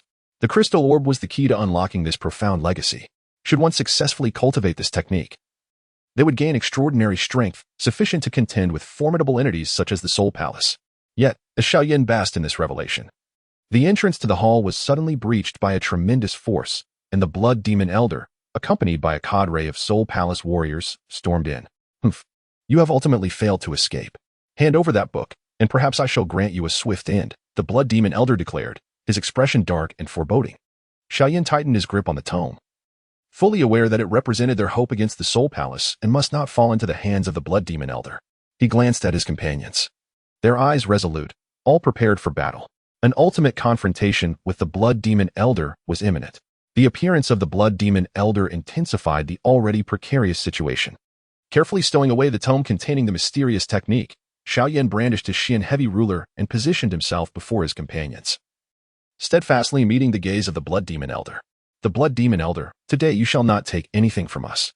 Xiao Yan's voice resonated with unwavering determination and confidence. The Blood Demon Elder snorted disdainfully. You insolent brat, do you truly think you can stand in my way? With that, he swiftly formed seals with his hands, and dark magical energy coalesced into a colossal demonic sword. The sword emanated a chilling aura, as if it could devour all in its path. Xiao Yan showed no signs of retreat. His internal fighting spirit surged wildly, and the unique flames such as the celestial lotus heart fire and fallen heart flame manifested around him. He unleashed the Buddha's wrath fire lotus, a massive fiery lotus imbued with terrifying energy, charging towards the Blood Demon Elder. Observing this, the Blood Demon Elder swung his demonic sword, releasing a stream of black sword energy that collided with the Buddha's wrath fire lotus. Instantly, the entire hall was illuminated with blinding light, and a cacophony of explosions rang out. The tremendous energy wave shattered the surrounding ground and walls, forcing Xiao Yan and his companions to stagger back to avoid the onslaught. In the fierce confrontation, the Blood Demon Elder exhibited the formidable strength characteristic of a Dou Saint. Each of his attacks bore an overwhelming pressure that left Xiao Yan and his allies gasping for breath. Yet, Xiao Yan was undeterred by the Elder's might. He continuously refined his battle strategy and coordinated closely with his companions. Despite the Blood Demon Elder maintaining the upper hand, he began to feel the strain under their relentless assault. His expression darkened as he realized that Xiao Yan and the others were far more tenacious than he had anticipated. You wretched ants, I shall slay you all today, he bellowed, unleashing his most potent soul technique. A gigantic black vortex materialized around him, emitting chilling cries that echoed as if the very spirits of hell were raging. The vortex surged towards Xiao Yan and his companions, consuming everything in its wake. Faced with the terrifying attack of the Blood Demon Elder's black vortex, the group felt an unprecedented pressure. The vortex loomed like an endless abyss, radiating a sense of despair that gradually sapped their vitality. Xiao Yan recognized the horror of this strike, gritting his teeth. He summoned all his fighting spirit while simultaneously controlling various exotic flames to counter this overwhelming force. He activated the Emperor of Flames, encasing his body in blazing fire, transforming him into a deity of flames. Raising the mysterious heavy ruler high, its body ablaze with multicolored flames, he struck down towards the black vortex with all his might. With a resounding crash, Xiao Yan's assault collided with the vortex, the powerful impact sending him hurtling backward, blood spilling from his mouth. Yet, his strike managed to mitigate a portion of the vortex's might, granting his companions a brief respite. Just as they struggled to hold on, Xiao Yan suddenly sensed a stirring within his mysterious cultivation technique. A spark of realization ignited within him as he concentrated, guiding his fighting spirit to flow along the technique's prescribed path. As his fighting spirit surged, he felt his strength escalating, and his previously exhausted body began to regain its vitality. Could this technique awaken my latent potential at a critical moment? Xiao Yan's heart swelled with joy. He continued to delve into the profound art of cultivation, and gradually, he discovered a wondrous resonance with the surrounding energies of the universe. He could perceive the flow of various elements in nature with greater clarity and manipulate them at will. Seizing this opportunity, Xiao Yan unleashed a completely novel combat technique. With swift hand seals, the energies of heaven and earth converged frantically towards him. In his grasp, a colossal sphere of energy took form, imbued with terrifying power, its brilliance so radiant that it was nearly blinding. Chapter 48. The power of the mysterious technique. The energy sphere Xiao Yan emitted resembled a brilliant comet, hurtling towards the Blood Demon Elder with a cataclysmic force. The Blood Demon Elder's expression changed dramatically. He had never encountered such a formidable and unfamiliar power. In this perilous moment, he was compelled to abandon his previous disdain and confront Xiao Yan's assault with all his might. The Blood Demon Elder concentrated all his demonic energy, forming a massive black demonic shield, its surface riddled with eerie runes emanating a chilling aura. As the energy sphere collided with the demonic shield, the entire space seemed to be torn asunder, producing a deafening roar. The powerful energy waves radiated from the point of impact, wildly spreading outward, causing stones to fly and walls to collapse. Under this tremendous force, Xiao Yan and his companions were also knocked back repeatedly. Yet, they bore the discomfort and fixed their gazes intently upon the center of the battlefield. They witnessed the demonic shield of the Blood Demon Elder cracking under the impact of the energy sphere, the fissures growing ever wider. Ultimately, with a resounding crack, the shield shattered completely, sending the Blood Demon Elder flying against the wall with immense force. Coughing up blood, the Blood Demon Elder's face turned ashen. His eyes filled with shock and unwillingness. He could scarcely believe that Xiao Yan could unleash such a powerful attack in such a brief period. Xiao Yan, too, was taken aback by the extent of the mysterious technique's might. He had not anticipated that even a preliminary understanding could yield such a terrifying enhancement to his strength.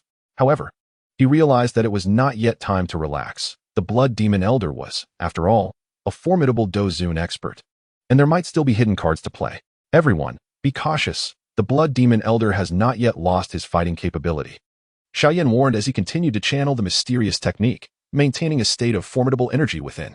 The warriors of Xingyu and the Alliance stood resolute, their eyes filled with determination, ready to face the Blood Demon Elder's next assault. The Blood Demon Elder slowly rose to his feet, a glint of madness flickering in his gaze. Well done, Xiao Yan, to have wounded me to such a degree. However, do not presume that this will defeat me. With that, he plunged his hands into the ground. A more concentrated wave of black demonic energy surged forth from beneath, enveloping him. Under the shroud of this demonic aura, the Blood Demon Elder's form began to transform, growing taller and his presence more terrifying. This is the Blood Demon Elder's forbidden technique. He is going all out, Xingyu remarked gravely. Xiao Yan tightened his grip on the mysterious heavy ruler, acutely aware that a more arduous battle lay ahead. Yet, he felt no fear. The arcane technique bestowed upon him instilled a formidable confidence, and he firmly believed that he could lead his companions to triumph over the Blood Demon Elder and safeguard the hope of the Alliance. As the Blood Demon Elder unleashed forbidden arts, an ominous aura enveloped the entire hall. His physique swelled, skin adopting a sinister dark red hue, and his eyes gleamed with a blood-red light, reminiscent of a hellish demon. Today, you shall all perish, roared the Blood Demon Elder, vanishing from sight in an instant. A jolt of surprise coursed through Xiao Yan, but with keen perception, he swiftly swung the heavy ruler to his right. A thunderous clash echoed as the ruler collided with the Blood Demon Elder's claw, the overwhelming force causing Xiao Yan's arm to tingle. Chapter 49. The Blood Demon Elder's demise. Xiao Yan understood that continuing in this manner was futile. He must quickly identify the Blood Demon Elder's weakness to deliver a decisive blow. As he evaded the Elder's onslaught, he meticulously observed the adversary's movements. Suddenly, he noticed a subtle change in the flow of demonic energy before each of the Elder's attacks. So that's it, he mused inwardly, despite the potency of his strikes. They required a brief moment of preparation, revealing his vulnerability. Xiao Yan promptly shared this revelation with Xingyu and the others, who began to coordinate their efforts, seeking opportunities to exploit the Elder's attack intervals.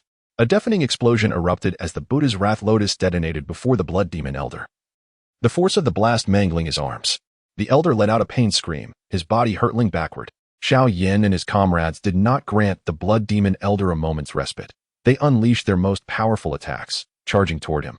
Under the combined onslaught, the Elder's form became increasingly battered, his aura dwindling. Throughout the fray, Xiao Yan contemplated the enigmatic technique. Its astonishing power had emerged during the battle, yet he had only grasped its rudiments. He realized that mastering it completely would bestow the Alliance with an immensely powerful trump card against the Soul Palace.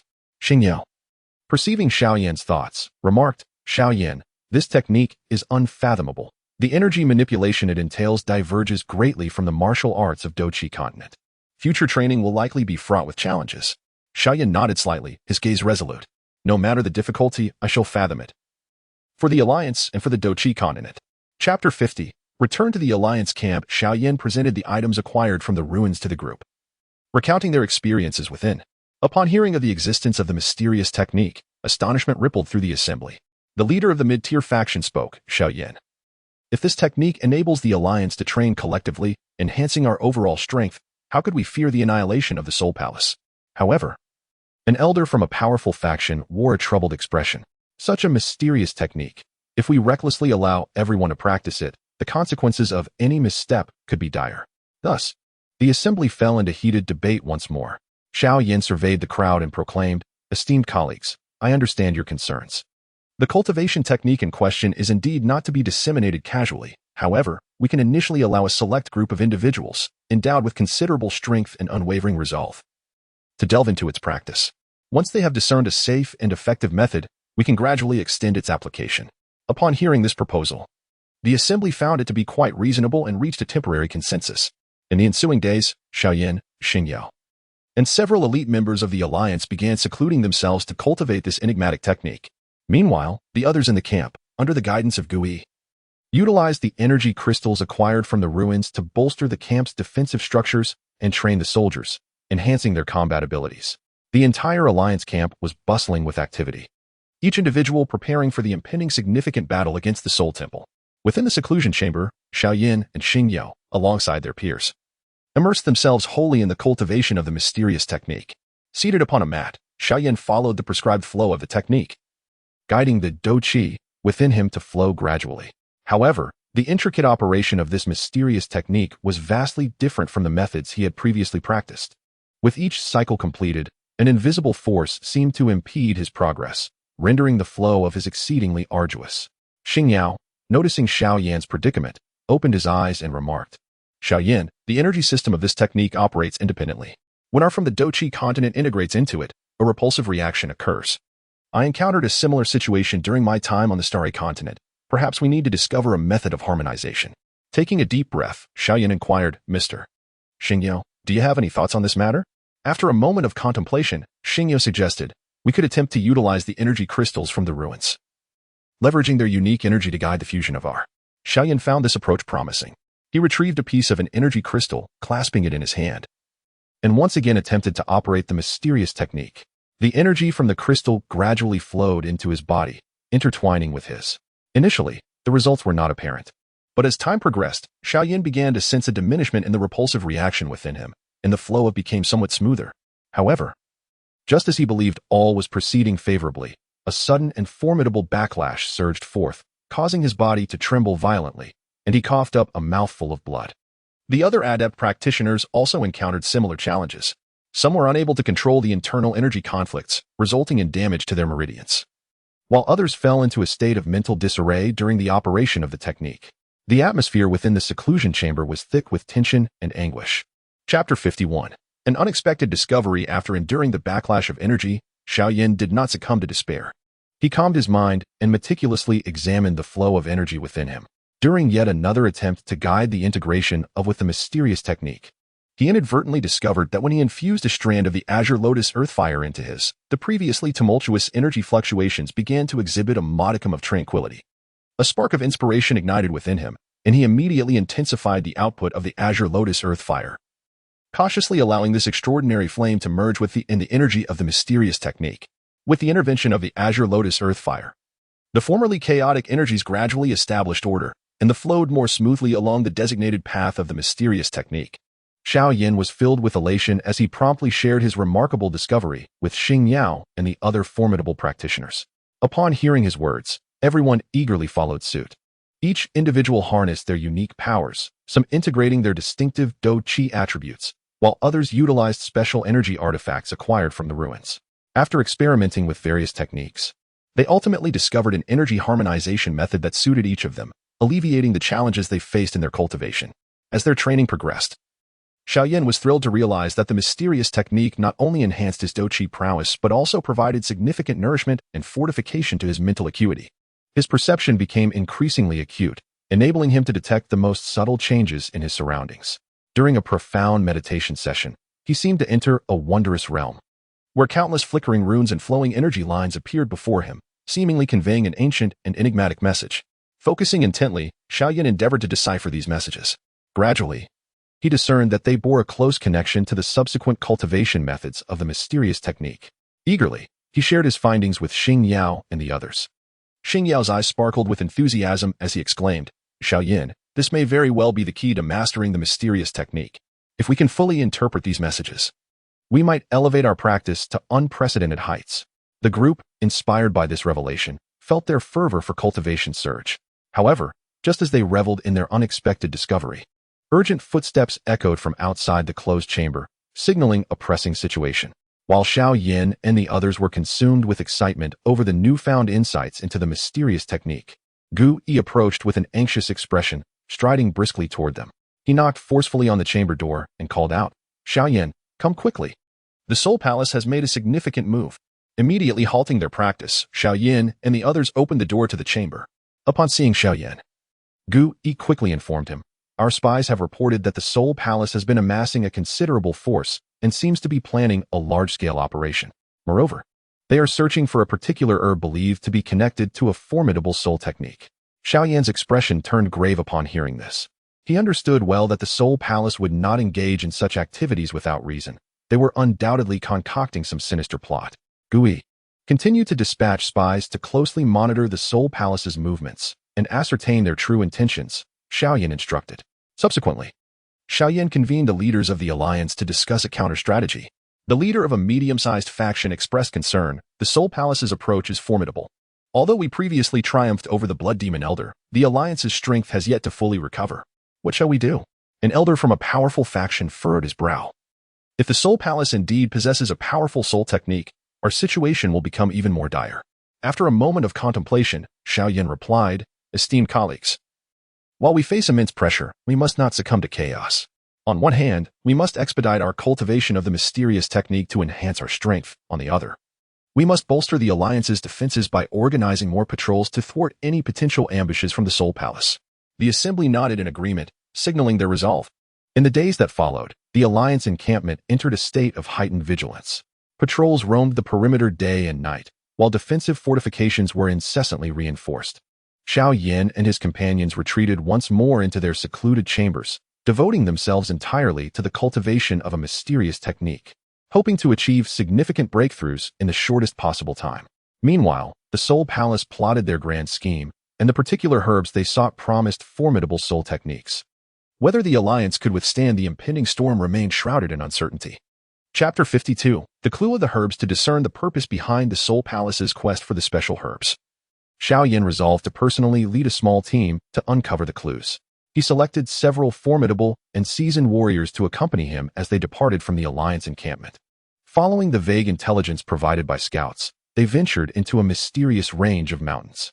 A strange mist enveloped the area, and the environment within was perilous, teeming with various magical beasts. Xiao Yan and his companions proceeded cautiously, remaining alert to their surroundings while searching for leads related to the special herbs. Deep within the mountains, they encountered a horde of low-level magical beasts guarding a patch of medicinal herbs. Though these beasts lacked strength individually, their sheer numbers and ferocity were daunting. A fierce battle ensued, and after a grueling struggle, they ultimately repelled the beasts. Once the battlefield was cleared, Xiao Yan detected a few herbs in the patch that bore a resemblance to the special herbs they sought. Observing them closely, he noted the unique patterns on their leaves, which seemed to harbor some mysterious power. Just as they prepared to harvest the herbs, the mist thickened ominously, and faint footsteps echoed in the distance. A sense of unease gripped Xiao Yan as he sensed a powerful presence approaching. Everyone, be cautious. A formidable foe approaches, he whispered. The group immediately assumed battle stances, eyes scanning the surroundings warily. Before long, a figure emerged slowly from the mist, tall and clad in a black robe, his face obscured by a grotesque mask. He held a black staff topped with a gem radiating an eerie glow. Who are you? Why have you intruded upon my territory to seize my herbs? The figure demanded coldly. Xiao Yan stepped forward, stating, We are members of the Alliance, seeking a special herb crucial to the safety of the Douqi continent. Are you aware of its whereabouts? The black-robed figure sneered in response. Humph. Do you truly believe you are worthy of knowing the whereabouts of that herb? With that, he brandished his staff, unleashing a beam of black light toward Xiao Yan and his companions. Reacting swiftly to the sudden assault, Xiao Yan unleashed the Flame Division's devouring wave, sending forth a massive fiery spear that collided with the black light. A thunderous explosion erupted, sending shockwaves that cracked the ground beneath them. The black-robed figure's eyes widened in surprise. He had not anticipated the extent of Xiao Yan's strength. Yet he did not waver. Instead, he brandished his staff with increasing fervor, as dark luminescence continuously emanated from its tip, enveloping Xiao Yan and his companions, while leading his team in evading the onslaught. Xiao Yan sought a flaw in the black-cloaked figure's defense. He discerned that although the figure's attacks were formidable, there existed a brief interval between each strike. Seizing the opportunity, he unleashed a technique known as 3,000 thunder movements, causing his form to vanish instantaneously from the spot and reappear behind the black-cloaked figure. Wielding the Xianzhong with immense strength, he aimed a powerful blow at the figure's back. The figure, sensing the impending attack, quickly turned, raising his staff to parry. With a resounding clang, the Xianzhong collided with the staff, sending sparks flying. The black-cloaked figure was staggered back by the force of the impact. We harbor no ill intentions. We merely seek information regarding the special herb. If you could enlighten us, we shall depart immediately. Xiao Yan seized the moment to speak. The black-cloaked figure snorted derisively. Do you presume I would trust you? That herb holds secrets of my own, and I shall not divulge them. Xiao Yan's mind stirred. He detected a hint of vulnerability in the figure's words. It appears that this herb is of great significance to you. Why not engage in a trade? We could assist you with your predicaments, and in return, you could share the information we seek regarding the herb, he proposed. The black-cloaked figure fell into contemplation. After a moment, he slowly replied, I have been trapped in these mountains for a long time due to a curse. Only by locating a special mineral can I lift this curse. If you can help me find this mineral, I will reveal the information about the herb. Xiao Yan exchanged glances with his companions and nodded in agreement. Very well, we accept your terms. What characteristics does this mineral possess, and where shall we search for it? Xiao Yan inquired. The black-cloaked figure meticulously described the mineral's attributes and informed them of a mysterious cavern deep within the mountains, where such a mineral might be found. Chapter 53. The Mysterious Cavern. Thus, Xiao Yan and his companions took their leave of the black-cloaked figure and headed toward the cavern. They trudged through the mountains, following the direction indicated by the figure. As they ventured deeper, the surroundings grew increasingly eerie, punctuated by the occasional roar of beasts. Along the way, they faced numerous assaults from these creatures, yet through their combined strength, they successfully repelled each attack. Be vigilant. This cavern appears to be far from ordinary, and it may conceal great peril, Xiao Yan cautioned his companions. They nodded in unison, gripping their weapons tightly as they cautiously entered the cavern. Upon entering, a damp atmosphere enveloped them. The interior of the cavern was dark and moist, with the walls shimmering with a faint glow emanating from a unique phosphorescent mineral. They proceeded along the winding passages, encountering various forks in the path. Utilizing his keen perception, Xiao Yan guided the group in selecting their route. As they advanced, they noticed peculiar patterns etched into the cavern walls, seemingly depicting an ancient ritual. These designs may be connected to the curse afflicting the black-cloaked figure and the mineral we seek, Xiao Yan remarked. The group scrutinized the patterns, endeavoring to uncover clues hidden within. As they were engrossed in their study of patterns, a low, rumbling roar suddenly echoed from the depths of the mine. Shortly thereafter, the ground began to tremble violently, as if some colossal creature were approaching them. Alarmed, Xiao Yan shouted that a formidable magical beast was near, and the group immediately assumed battle stances, ready for the imminent confrontation. As the roar drew ever closer, a massive silhouette emerged before them. It was a gigantic beast, its body cloaked in black scales, with eyes gleaming like embers and flames erupting from its maw. The beast opened its cavernous jaws and lunged towards Xiao Yan and his companions. Yet, facing this sudden and formidable foe, Xiao Yan exhibited no fear. Instead, his eyes sparkled with unwavering determination. He understood that retreating would resolve nothing. Only by vanquishing the beast could they continue their quest within the mine and procure the ore sought by the figure in the black robe. Follow my lead. Remain calm, Xiao Yan bellowed. He was the first to unleash the azure lotus earth fire, which enveloped his form in a fierce blaze, the intense heat warping the air around him. He shaped the flames into fiery whips that lashed out at the beast. The whips struck the creature's tough scales with a resounding crack, sending sparks flying. Simultaneously, the other members of the team unleashed their own extraordinary abilities. Some fired arrows of fighting spirit that rained down upon the beast, while others summoned powerful battle spirits to engage the creature in close combat. Under the barrage of their united assault, the massive beast, despite its size, began to falter, sustaining multiple wounds from which blood flowed freely. However, this beast was remarkably tenacious. Sensing the threat posed by the group, it grew more frenzied. With a thunderous roar, it unleashed a colossal pillar of flame that surged towards Xiao Yan and his companions. The fiery column seared everything in its path, melting rock and carving a deep trench into the ground. Seeing this, Xiao Yan swiftly invoked the Buddha's Wrath Fire Lotus, and the immense fire lotus collided with the flame pillar, resulting in a violent explosion. The powerful shockwave forced the group to stagger back a few steps, while the beast was momentarily thrown off balance. Seizing the opportunity created by the beast's brief disorientation, Xiao Yan charged forward, raising the Xian heavy ruler high above his head, its body ablaze with multicolored flames. He brought it crashing down upon the beast's skull. With a resounding thud, the ruler struck home, creating a fissure in the beast's cranium. It let out a pained wail, swayed unsteadily, and ultimately collapsed to the ground. As they beheld the fallen beast, relief washed over Xiao Yan and his companions. Yet, they were acutely aware that this was merely a minor crisis within the mine, and more peril could lie ahead. After a brief respite to regain their strength, they pressed onward into the depths of the mine. Chapter 54. The discovery of, or having triumphed over the magical beast, Xiao Yan and his companions delved deeper into the mine. Though their physical stamina had waned from the earlier battle, their resolve to seek out the ore remained unshaken. As they ventured further, the temperature within the mine gradually increased, and the surrounding rocks became increasingly peculiar, shimmering with a myriad of strange luminescence. With his keen perception, Xiao Yan sensed an unusual energy fluctuation ahead. Intrigued, he quickened his pace.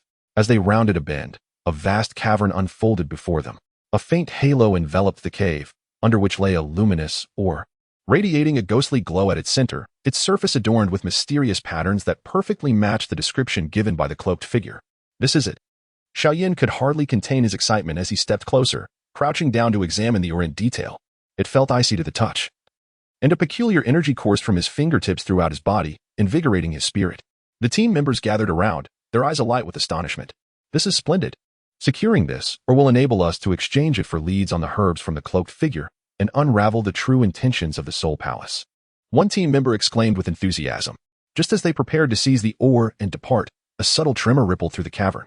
Almost immediately, runes began to materialize on the walls, glowing with intense radiance that illuminated the entire cave as if it were midday.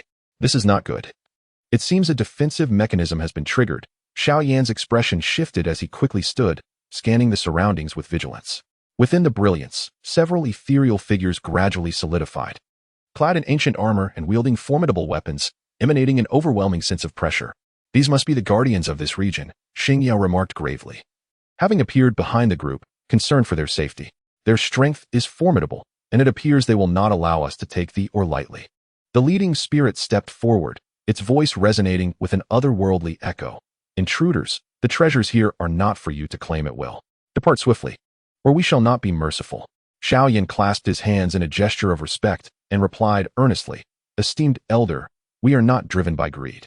Our intention in taking this ore is to save the Douqi continent. The Soul Palace seeks to wield a powerful soul technique through a special herb, endangering all beings. We require leads on the herbs from the cloaked figure, and this ore is crucial. We hope for your understanding. The spirits exchanged glances, seemingly engaged in silent communication. After a moment, the leading spirit spoke again. Your reasoning holds some merit, yet we have guarded this place for many years and cannot simply take your word for it. If you wish to take the ore, you must pass our trial. With that, the spirits flickered and immediately assumed a battle formation, their weapons glinting with a cold light. A trial of combat was about to commence. Facing the challenge posed by the spirits, Xiao Yan took a deep breath. Swiftly adjusting his stance as his internal energy surged like a raging tide, he exchanged a knowing glance with his team, who dispersed intuitively, each seeking a favorable position in preparation for this arduous trial. Xingyao stood aside, swiftly forming seals with his hands, intending to harness the power of the stars to provide support for the group. Chapter 55, The Test of Battle. Above him, a dazzling projection of the starry sky emerged, with shimmering starlight cascading down like a gentle rain, enveloping Xiao Yan and his companions in a faint protective aura that enhanced their defense and agility. The leading spirit entity, witnessing this, brandished his long spear and initiated the assault. A sharp beam of spear light shot towards Xiao Yan like a flash of lightning, its speed so swift that it left no time for reaction. Xiao Yan's eyes sharpened. He lightly tapped the ground with his toes, his figure flickering like a specter, narrowly evading the spear's strike. Simultaneously, he unleashed the flame-devouring wave scale, a massive fiery beam surging forth, accompanied by searing heat, sweeping toward the spirit entities. Unperturbed, the spirit entities raised their weapons to defend. The collision of the fiery beam and their weapons produced a deafening roar, while the powerful energy fluctuations caused rocks within the cavern to tumble. Seizing the opportunity as Xiao Yan's attack was thwarted, other spirit entities swiftly encircled him from the flanks, their weapons gleaming with a cold light as they lunged towards him. Xiao Yan reacted with remarkable speed, pivoting his body and wielding the Xian heavy scale in a seamless defense, blocking each attack from the spirit entities. Amidst this fierce confrontation, he discerned that the combat techniques of these entities were exceedingly refined, their coordination impeccable, with each strike responding to the next, rendering defense nearly impossible. Meanwhile, his teammates fought valiantly, some engaged in close combat with the spirit entities, skillfully maneuvering through their ranks, while others launched ranged attacks from a distance, their fighting spirit arrows streaking across like meteors, creating considerable disruption. However, the formidable strength of the spirit entities gradually overwhelmed Xiao Yan and his companions as the battle raged on. One teammate was unfortunate enough to be struck by a spirit entity's weapon, sustaining an injury to his arm, blood flowing freely. Witnessing this, Xiao Yan's heart raced with urgency, fully aware that if things continued this way, it would be exceedingly difficult for them to pass the trial. In that moment, he recalled a special technique from the mysterious art that could temporarily enhance his power. Although he had yet to fully master it, he found himself with no other choice. He swiftly activated the technique, and his internal fighting spirit surged violently, a powerful force erupting from within him, elevating his aura. With a fierce shout, Xiao Yan unleashed a combat technique infused with the power of the mysterious art, sending a more potent fiery shockwave towards the spirit entities. This strike contained terrifying energy. Feeling the immense threat, the spirit entities braced themselves for the onslaught. The fiery shockwave, akin to a miniature meteor, surged forth with a devastating momentum. The spirit entities quickly formed a defensive formation, crossing their weapons to release a faint energy shield in an attempt to withstand this formidable blow. With a thunderous crash, the fiery shockwave collided violently with the energy shield, producing a deafening sound that shook the entire cavern, threatening to collapse it at any moment. The powerful energy fluctuations swept through the surroundings like a tempest, prompting Xiao Yan and his companions to channel their fighting spirit to form shields against the impact. Under the relentless assault of the fiery shockwave, the energy shield of the spirit entities began to show cracks, ultimately shattering into pieces. The leading spirit entity was jolted back several steps by this immense force, a hint of astonishment flickering across his face. He had not anticipated that Xiao Yan could unleash such a formidable attack in such a brief span of time. However, the spirit entities did not retreat. Instead, they emitted a sharp wail and launched another assault on Xiao Yan and his companions. Chapter 56. A hard-won victory despite having expended a significant amount of Dou Qi during the previous onslaught. Xiao Yan's gaze remained resolute, showing no sign of retreat. He understood that this trial was crucial for acquiring the ore, which in turn was vital for the safety of the Dou Qi continent. Enduring the fatigue that weighed on his body, he continued to wield the Xianzhong Qi, engaging in a desperate battle against the spirits. After a grueling confrontation, the number of spirit entities gradually diminished, their attacks becoming increasingly feeble. Ultimately, the leader of the spirits sighed deeply and stated, "You have passed the trial.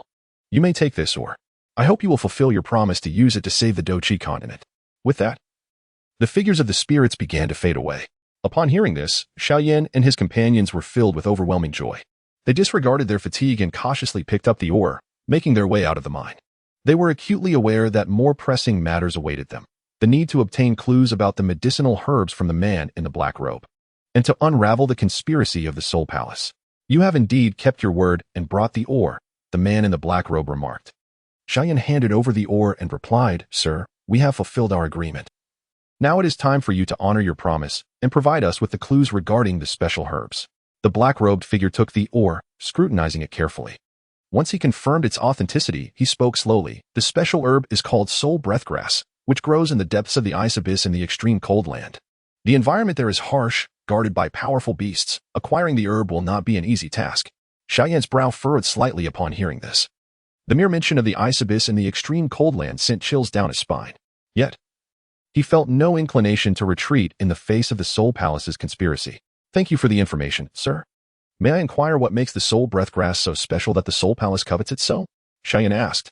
The black-robed man hesitated for a moment before responding. "The soul breathgrass contains a unique energy that nourishes the soul and enhances the potency of soul techniques. Should the Soul Palace acquire it, they might very well unleash a terrifying soul technique capable of controlling other souls, plunging the entire Dou Qi continent into peril." Xiao Yan and his companions' expressions turned grave upon hearing this revelation. They had not anticipated the terrifying implications of the soul breathgrass, which only strengthened their resolve to procure the herb and thwart the Soul Palace's schemes. "Sir, you have been cursed and trapped here for many years. You must harbor a deep resentment towards the actions of the Soul Palace. Would you be willing to join us in opposing them?" Xiao Yan earnestly invited. The black-robed man remained silent for a moment before replying. "Though I am dissatisfied with the Soul Palace, my curse remains unresolved, significantly diminishing my power. Once I break the curse and restore my strength, I will consider allying with you." Xiao Yan nodded in understanding of the black-robed man's concerns. "Very well. We shall take our leave for now. I hope you can lift your curse soon." With that, Xiao Yan and his companions bid farewell to the black-robed man and set off towards the direction of the extreme cold land. Chapter 57. The Frigid Land. Xiao Yan and his companions journeyed towards the frigid land. As they approached their destination, the temperature plummeted dramatically, and the biting cold wind lacerated their faces. The sky was shrouded in dense clouds, and snowflakes danced downwards, gradually blanketing the earth in a pristine layer of white. Despite donning thick winter garments, the piercing chill was still palpable. Xiao Yan summoned his fighting spirit, enveloping himself in a faint fire shield to fend off the cold. "Be cautious. The cold in this frigid land surpasses imagination. We must sustain our fighting spirit to avoid frostbite," Xiao Yan cautioned his companions. Along the way, they encountered various ferocious beasts driven mad by the cold. These creatures, with their tough hides and ice-based attacks, pose significant challenges to Xiao Yan and his team. During a fierce skirmish with a colossal ice bear, the beast unleashed a torrent of frigid air that instantly froze the ground around them, severely hampering their movements. Xiao Yan summoned the heart of the blue lotus fire, its searing flames clashing against the ice bear's icy breath, creating a mesmerizing spectacle of fire and ice. Seizing the moment, the team launched their attacks, some firing fighting spirit arrows at the bear's eyes, while others executed close combat techniques in search of its vulnerabilities. After a grueling battle, they finally forced the ice bear to retreat. As they delved deeper into the frigid land, the environment grew increasingly treacherous. Howling winds and blinding snowstorms severely impaired their visibility. They had to rely on their keen instincts to navigate through the harsh conditions. In their quest to find the depths of the ice abyss, they stumbled upon a massive crevice. The chasm seemed bottomless, with cold winds howling from its depths, as if eager to consume any unwary soul. Xiao Yan surveyed the surrounding terrain and noticed the ice layers around the crevice were particularly thick. He retrieved a long rope, securing one end to a massive ice block before cautiously descending into the chasm. His companions stood ready above to assist. As Xiao Yan descended slowly along the crevice, the winds howled around him, and the frigid air gnawed at his body. Yet, he gritted his teeth, driven by unwavering determination to continue his exploration. At last, he discovered a narrow passage on one side of the crevice, seemingly leading towards the depths of the ice abyss. Upon emerging from the passage, they were greeted by a vast valley floor covered in a thick layer of ice. The world appeared blanketed in white, with faint, strange lights flickering beneath the ice. This must be the depths of the ice abyss, Xiao Yan stated, his gaze filled with caution, fully aware that the closer they drew to the soul breathgrass, the greater the peril. The group dispersed, beginning their search for the elusive soul breathgrass. However, the valley floor was fraught with complexity, and the thick ice concealed many lurking dangers. Suddenly, a crack appeared beneath one team member's feet, causing him to gasp as he began to plummet. Xiao Yan reacted swiftly, activating the 3,000 thunderbolts, and in an instant, he was by the team member's side, grasping his arm and pulling him back to safety.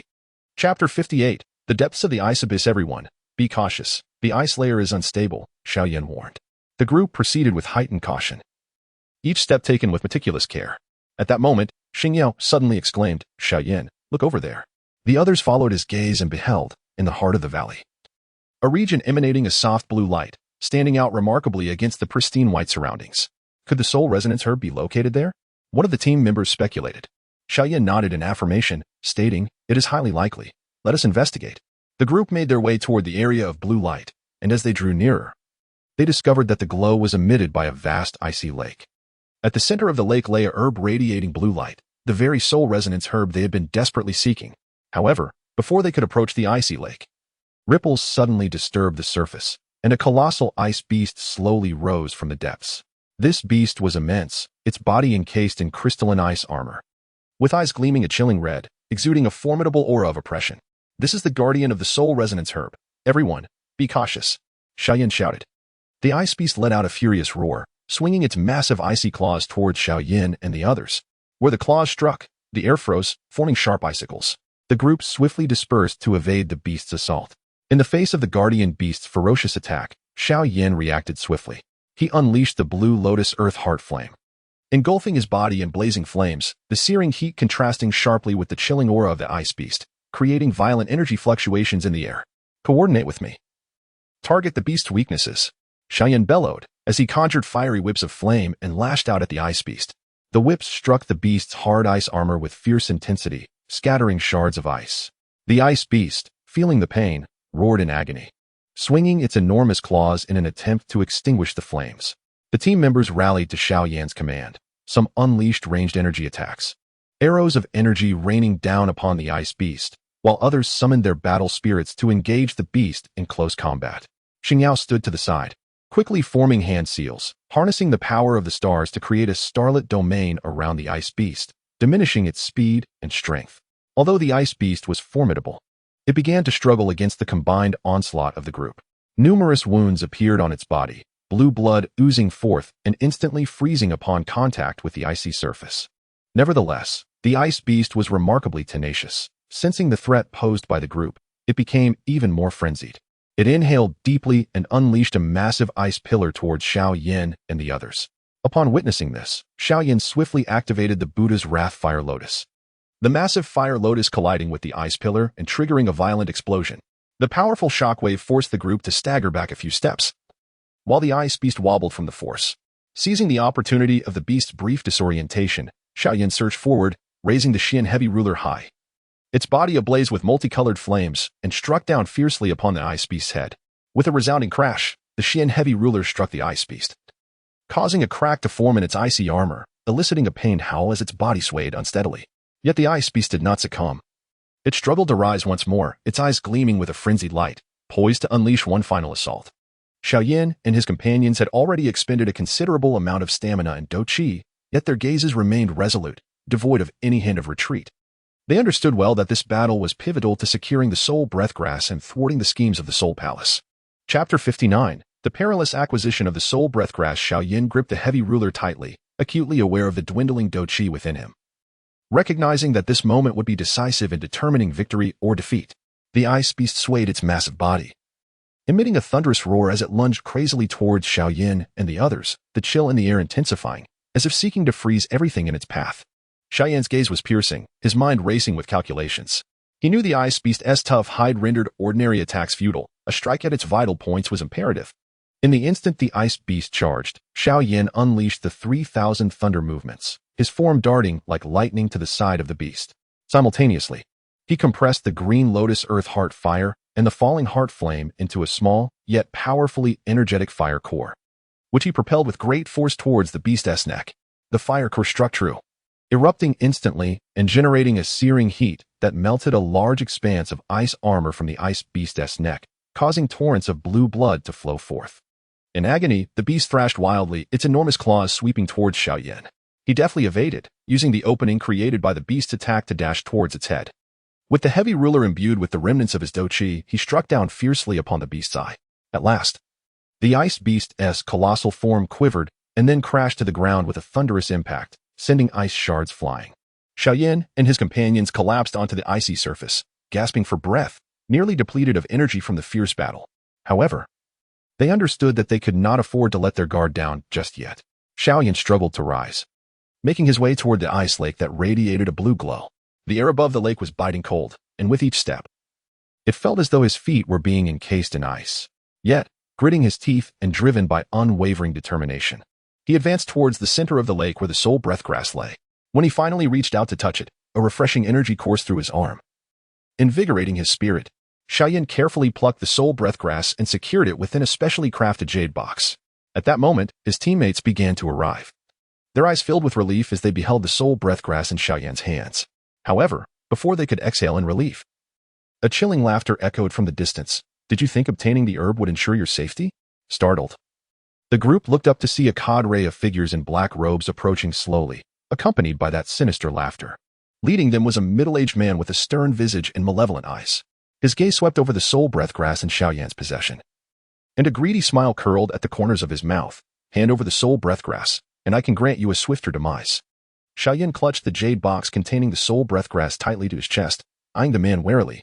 People from the Soul Palace? How did you come to be here? The middle-aged man scoffed.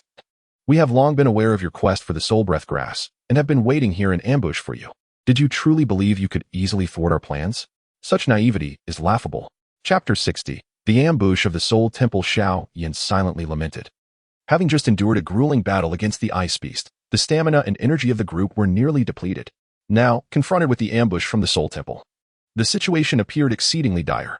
Yet, there was not a trace of fear upon his countenance. Instead, he resolutely declared, if you desire the Soul Resonance Grass, you shall have to tread over our corpses. The middle-aged man's gaze turned icy. With a wave of his hand, the cloaked figures behind him swiftly dispersed, encircling Xiao Yan and his companions. Each of these shadowy figures emanated a formidable aura of fighting spirit, clearly selected experts of the Soul Temple. One of the cloaked figures initiated the assault, brandishing a black longsword that unleashed a wave of dark energy toward Xiao Yan. He raised the Xian Zhangqi to defend, producing a resonant clang as sparks flew. However, due to his exhaustion, he was forced to stagger back several paces. Witnessing this, his teammates rushed forward to provide support. Engaging in a chaotic melee with the cloaked figures, Xingyu stood to the side, swiftly forming seals with his hands, attempting to harness the power of the stars to disrupt the movements of their adversaries. Yet, he too had been severely drained from the earlier confrontation. rendering his starry abilities significantly less effective. Amidst the fierce clash, one team member fell victim to the attack of the cloaked figures, collapsing to the ground, injured.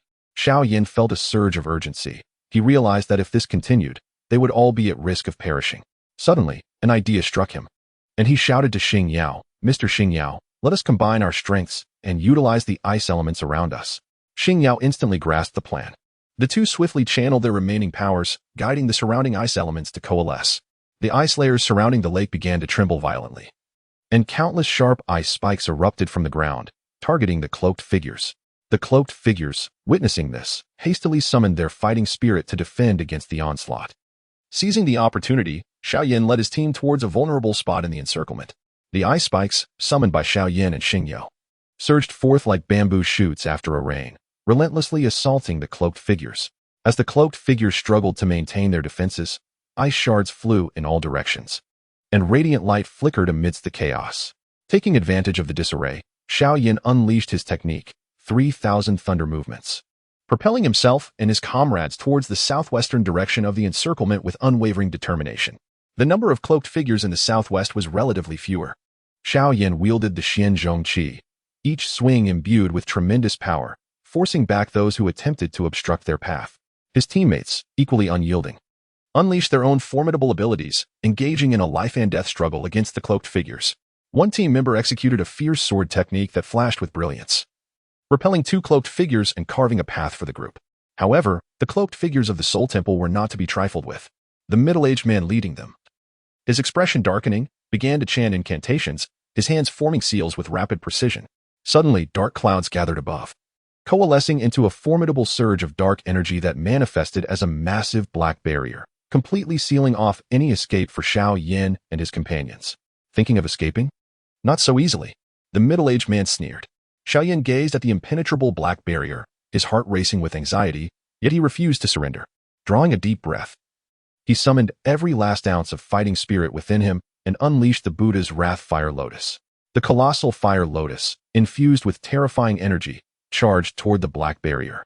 With a thunderous roar, the fire lotus collided with the black barrier, erupting in a dazzling explosion of light. A formidable surge of energy sent the figures in black robes reeling, and a fissure appeared in the dark barrier. Seizing the moment, Xiao Yan shouted, "Everyone, charge!" The team members summoned their final reserves of strength and surged toward the crack. Just as they were on the verge of breaking through the black curtain, a black-robed figure launched a surprise attack from the flank, thrusting a sword towards Xiao Yan's back. In a critical moment, one of the team members lunged at Xiao Yan, sacrificing himself to absorb the lethal blow. The sword pierced the team member's body, blood instantly staining his garments. Chapter 61. Crisis on the return journey. After evading the first wave of pursuit from the Soul Palace, Xiao Yan and his companions trudged laboriously across the icy plains. The injured team member's wounds were grave, and his life force was waning. Anxious and frantic, Xiao Yan stabilized the injuries with his fighting spirit while searching for a safe haven for treatment. Xing Yao, equally distressed, urged Xiao Yan, "We must find a sheltered place quickly to tend to his wounds, otherwise he won't last much longer." Xiao Yan nodded, his gaze scanning the icy expanse. At last, he spotted a nearby ice cliff, beneath which lay a natural ice cave. With great effort, they reached the entrance of the ice cave, and Xiao Yan carefully placed the injured team member inside. He examined the wound meticulously. It was deep enough to expose bone, and blood continued to flow relentlessly. Xiao Yan retrieved some healing elixirs from his robe and administered them to the wounded team member, then used clean cloth to bandage the injury. Throughout the process, the team member's face paled with pain, yet he gritted his teeth, refusing to utter a single cry of agony. However, before they could catch their breath, a cacophony of noise erupted from outside the cave. Xiao Yan's expression changed as he stepped out to investigate, only to behold a group of black-robed figures from the Soul Palace advancing toward them. Clearly, they had been pursued once more. After ensuring the injured team member was temporarily out of danger, he emerged from the ice cave to confront the encroaching black-robed figures. They surrounded the ice cave, led by a tall elder in black robes, who coldly demanded, "Surrender the Soul Resonance Herb, and you may retain your lives." Xiao Yan scoffed, "In your dreams. Even if I must die today, I will not allow you to take the Soul Resonance Herb." With that, he summoned his fighting spirit, bracing himself for the imminent conflict. Gripping the Xianzhong Qi tightly, he felt the flow of his energy within him, and despite his severe exhaustion, an unwavering resolve shone in his eyes. The elder in black robes, noticing Xiao Yan's obstinacy, darkened his expression and waved his hand, prompting the black-robed figures to assume an attacking formation, ready to launch a deadly strike. Just as the tension reached its peak, a resounding cry of a phoenix echoed from the sky. Instinctively, everyone looked up to see a colossal crimson phoenix soaring through the air, racing toward the ice cave. The phoenix was engulfed in roaring flames, and wherever it flew, the ice and snow melted rapidly, creating a scene filled with rising steam. As the phoenix hovered above the ice cave, it flapped its enormous wings, unleashing a powerful wave of heat that sent the surrounding black-robed figures tumbling. The elder's complexion shifted dramatically. He had never encountered such a formidable beast, and an ominous premonition surged within him. The phoenix descended to the ground, its brilliance flashing, transforming into a woman clad in a flowing crimson robe. Her beauty was unparalleled, yet her gaze exuded an icy demeanor. She cast a glance at Xiao Yan and his companions before directing her attention towards the elder in black robes. "Your soul palace has gone too far in bullying others," she declared. The elder feigned composure and inquired, "Who are you? Why do you interfere in the matters of my soul palace?" The woman let out a cold laugh. "I am of the Phoenix clan, passing through this area today. I cannot abide by your soul palace's oppression of the weak." With that, she formed a seal with her hands, summoning a torrent of flames that surged toward the elder in black. Xiao Yan, witnessing this, felt a surge of exhilaration. He promptly rallied his comrades to join the fray. With the woman's assistance, the tide of battle shifted instantaneously. The black-robed individuals, overwhelmed by the fiery onslaught, began to falter and suffer casualties. Seeing the unfavorable turn of events, the elder attempted to flee, only to be obstructed by a wall of flames conjured by the woman. Thinking to escape? "It shall not be so easy," she stated coldly. The elder's face turned pale, realizing he had encountered a formidable opponent, filled with deep regret. Under the combined assault of Xiao Yan and the woman, the black-robed members of the Soul Palace fell one by one, ultimately leading to their complete annihilation. Chapter 62. Turmoil at the camp. However, before the group could thoroughly celebrate their victory, a sudden uproar erupted within the camp. Xiao Yan and his companions looked towards the commotion, discovering two factions within the alliance embroiled in a heated dispute over resource allocation. Tensions ran high as both sides faced off against one another. Xiao Yan stepped forward, raising his voice. "Everyone, let us remain calm. We are confronted with a dire threat from the Soul Palace. How can we afford to bicker among ourselves?" One leader from a faction responded, "Xiao Yan, you are unaware. They have monopolized the majority of the resources, leaving us smaller factions with barely a fair share. Is this just?" The leader of the opposing faction retorted defiantly. "We have contributed greatly to the alliance. It is only right we claim a larger portion of resources." Feng Li observed the scene with a slight frown. "Faced with a formidable enemy, you squabble over trifling resources. Does this not serve to delight our foes?" Xing Yao also interjected, "Let us prioritize the greater good. We must first address the threat posed by the Soul Palace. We can deliberate on resource distribution later."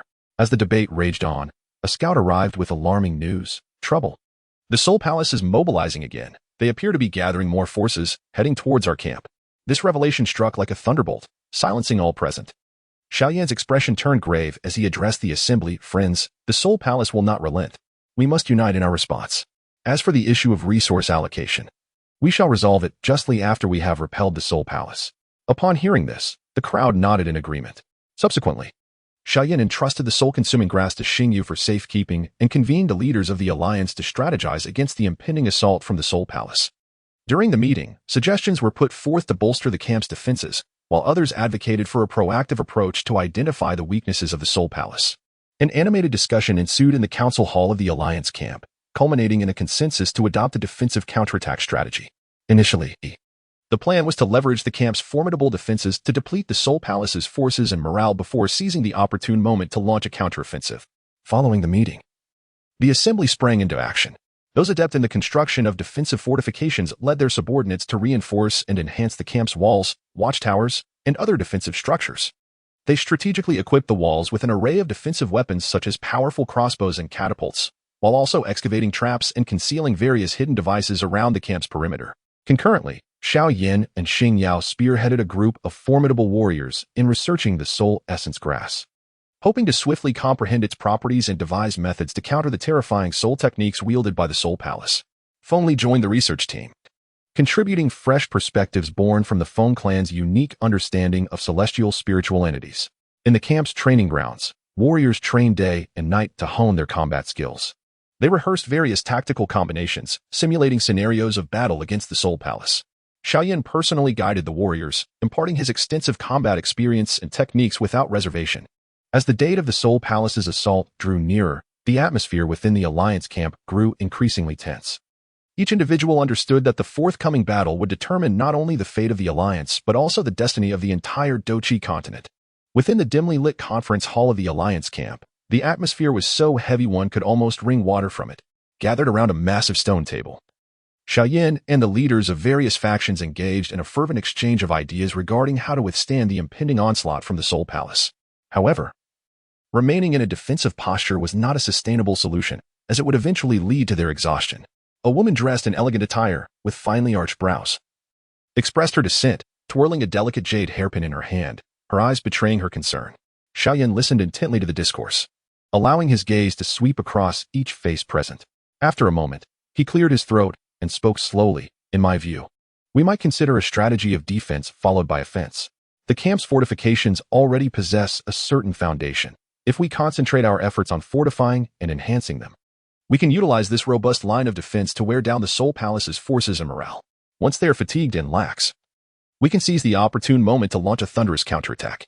Upon hearing Xiao Yan's proposal, the assembly fell into deep contemplation. After a while, some nodded in agreement, while others, though still harboring doubts, could not conceive a superior alternative. Ultimately, after careful deliberation, the strategy of defense followed by counteroffensive garnered unanimous approval from the gathering. As the meeting concluded, the entire Alliance camp sprang into action, akin to a colossal machine coming to life, with each component operating in a meticulously organized manner. Those skilled in the construction of defensive fortifications swiftly led their subordinates to various parts of the camp. Like diligent worker ants, they busily surrounded the walls and watchtowers, reinforcing them tirelessly. Some were solidifying the loose bricks of the walls, hammering them into place with precision. Others were calibrating the crossbows and catapults, meticulously inspecting each component to ensure they would unleash their maximum potential at a critical moment. Meanwhile, others cautiously excavated traps around the camp, concealing hidden devices, with each trap carefully camouflaged, lying in wait for the enemy to tread upon them. On the other side, Xiao Yan and Xingyao, accompanied by a group of formidable warriors, immersed themselves in the study of the soul breath grass. Within their tent, an array of peculiar bottles and strange instruments lay scattered about. The soul breath grass was delicately housed in a specially crafted crystal container, emanating a faint, ethereal glow. With furrowed brows, Xiao Yan meticulously scrutinized the grass's form, occasionally lifting a slender probe to gently touch the leaves, seeking to uncover its mysteries. Meanwhile, Xingyao perused ancient tomes, hoping to glean information about the soul breath grass from the yellowed pages. The arrival of Feng Li invigorated their research. As a member of the Phoenix clan, she possessed a unique sensitivity and understanding of the spiritual entities of the world. With her eyes closed and her slender fingers extending towards the soul breath grass, she approached it with an expression of intense focus. After a moment, she opened her eyes, a flicker of brilliance shining within, and remarked, "The essence of this soul breath grass is rather extraordinary. It seems to resonate with the power of the soul in a manner that diverges from our previous assumptions. Perhaps we should explore this direction."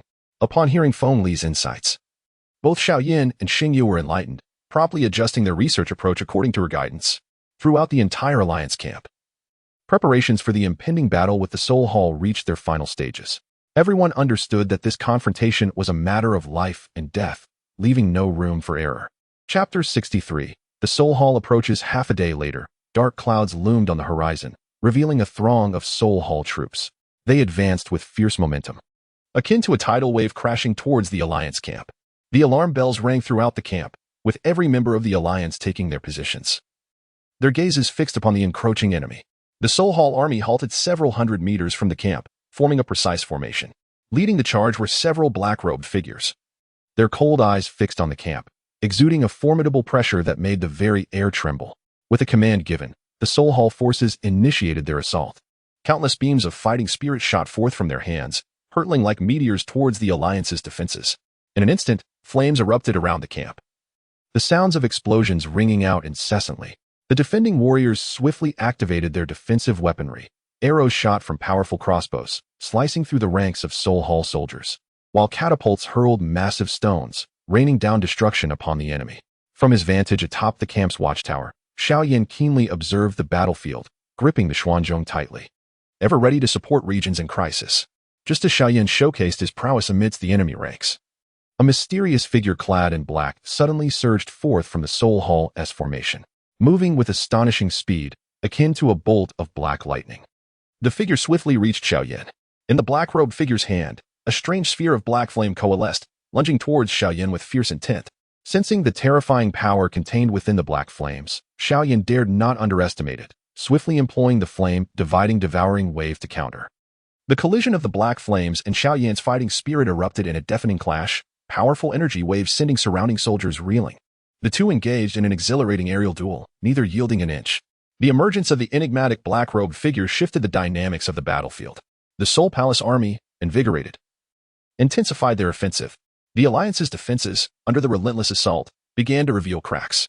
Several fortifications were obliterated, and the casualties among the warriors continued to rise. Other formidable figures in black robes also joined the fray, each showcasing their unique combat techniques, exerting immense pressure on the Alliance. Despite finding themselves in dire straits, the Alliance members gritted their teeth and resisted valiantly, their hearts swelling with a fervent desire for victory. Chapter 64. A turning point. Just as the situation for the Alliance grew precarious, spies responsible for intelligence reported the emergence of a mysterious force behind the Soul Palace, seemingly clashing with their supply lines. This was a faction the Alliance had secretly contacted earlier. They intervened at a crucial moment, diverting a portion of the Soul Palace's troops. Upon learning of this disruption, the Soul Palace army fell into a slight disarray. Xiao Yan, keenly perceptive of this shift, seized the opportunity and shouted, "Everyone, hold steady. The tide is turning. Let us counterattack." The morale of the Alliance's warriors surged at his words, and they began to organize their strength for a counteroffensive. Xiao Yan's call resonated like a sharp horn, instantly piercing the tense and oppressive atmosphere of the battlefield. The Alliance warriors, who had been struggling under the relentless onslaught of the Soul Palace and appeared weary, suddenly ignited with fervent battle intent. They rallied their spirits, transforming their pent-up frustration and anger into a surging fighting spirit, ready to embrace the moment of retaliation. At various defensive points within the Alliance's encampment, close combat warriors gripped their weapons tightly, their blades glinting ominously, marked by the aura of their fighting spirit. In unison, they roared in fury, surging toward the Soul Palace army like a tidal wave. Meanwhile, the ranged combatants did not lag behind. They concentrated their formidable fighting spirit for powerful attacks, sending beams of light streaking across the sky like meteors, crashing down upon the Soul Palace ranks. On the side of the Soul Palace, what had been a well-ordered offensive formation fell into chaos upon receiving news of the supply line attack. Soldiers whispered nervously to one another, their eyes betraying unease, while commanders shouted hoarsely, attempting to re-establish order, but the panic spread like a contagion throughout the ranks. Seizing this opportune moment, Xiao Yan stomped his foot against the ground, propelling himself into the enemy formation like an arrow released from a bow. The profound weight staff in his hand shimmered with a purplish-black light, each swing generating a fierce gust of wind that sent nearby Soul Palace soldiers flying. Buddha's Wrath Lotus, he bellowed, swiftly forming hand seals. A lotus composed of 3 colors of flame gradually took shape in his palm before he hurled it forth with great force. The Buddha's Wrath Lotus erupted with cataclysmic force within the Soul Palace ranks, its immense impact tearing through the surrounding soldiers, causing a cacophony of screams to erupt from the Soul Palace camp. Elsewhere in the encampment, Xingyao also demonstrated formidable strength. His martial spirit radiated a dazzling light. Surrounded by mysterious runes, chanting incantations, he moved his hands rapidly through the air, sending forth runes that slithered towards the Soul Palace soldiers. Wherever they landed, the enemy's fighting spirit was swiftly diminished, and their movements grew sluggish. Seizing the opportunity, the Alliance warriors launched their attacks, effortlessly dispatching these incapacitated foes. As the Alliance's counteroffensive progressed, the defenses of the Soul Palace army began to show signs of vulnerability. Nevertheless, the Soul Palace remained a formidable force on the continent. The high-ranking fighters swiftly regrouped into organized combat units to resist the Alliance's onslaught. An elder from the Soul Palace emerged, draped in a flowing black robe, his face obscured by a cold, menacing mask, wielding a staff that radiated an eerie aura. He chanted obscure incantations, and the gem atop his staff glimmered with a blood-red light. In an instant, a powerful surge of soul energy surged toward the Alliance warriors like a tidal wave, causing many to suffer excruciating headaches, significantly diminishing their combat effectiveness. Chapter 65. The struggle against mysterious forces confronted with the formidable soul energy unleashed by the Soul Palace Elder. Chaos erupted among the ranks of the Alliance. Numerous warriors clasped their heads in agony, moaning in distress, staggering on their feet, while some of the weaker ones collapsed unconscious. However, Xiao Yan's gaze remained steadfast, devoid of any inclination to retreat. He was acutely aware of the terrifying nature of soul energy, yet understood that panic was not an option at this critical moment. Steady yourselves. Channel your fighting spirit to protect your soul consciousness. Xiao Yan shouted, simultaneously mobilizing his internal fighting energy to form a sturdy defensive barrier around his soul consciousness. He possessed some knowledge of soul energy, having encountered various secret techniques related to it during his past training and adventures. Enduring the discomfort caused by the soul energy's assault, he concentrated his mental faculties, seeking to uncover the weaknesses within this mysterious force. Meanwhile, Feng Li sensed the urgency of the situation. As a member of the Phoenix clan, she possessed a unique perception and understanding of the mysterious forces in the world. With a flourish of her wings, she ignited in brilliant phoenix flames, which seemed to embody a purifying power. Emitting a clear, melodious cry, she soared toward the Soul Palace Elder and wherever the phoenix flames touched. The suffocating soul energy was scorched, purified, and dissipated significantly. The other formidable warriors within the alliance also sprang into action. Those adept in mental energy cultivation united to form a powerful mental energy shield, protecting their comrades who were affected by the soul energy's impact. Gritting their teeth and sweating profusely, they resisted the Elder's soul attacks with all their might. Meanwhile, the offensive fighters, shielded by their comrades, relentlessly launched their assaults upon the Soul Palace Elder, unleashing a barrage of potent combat techniques like a torrential downpour.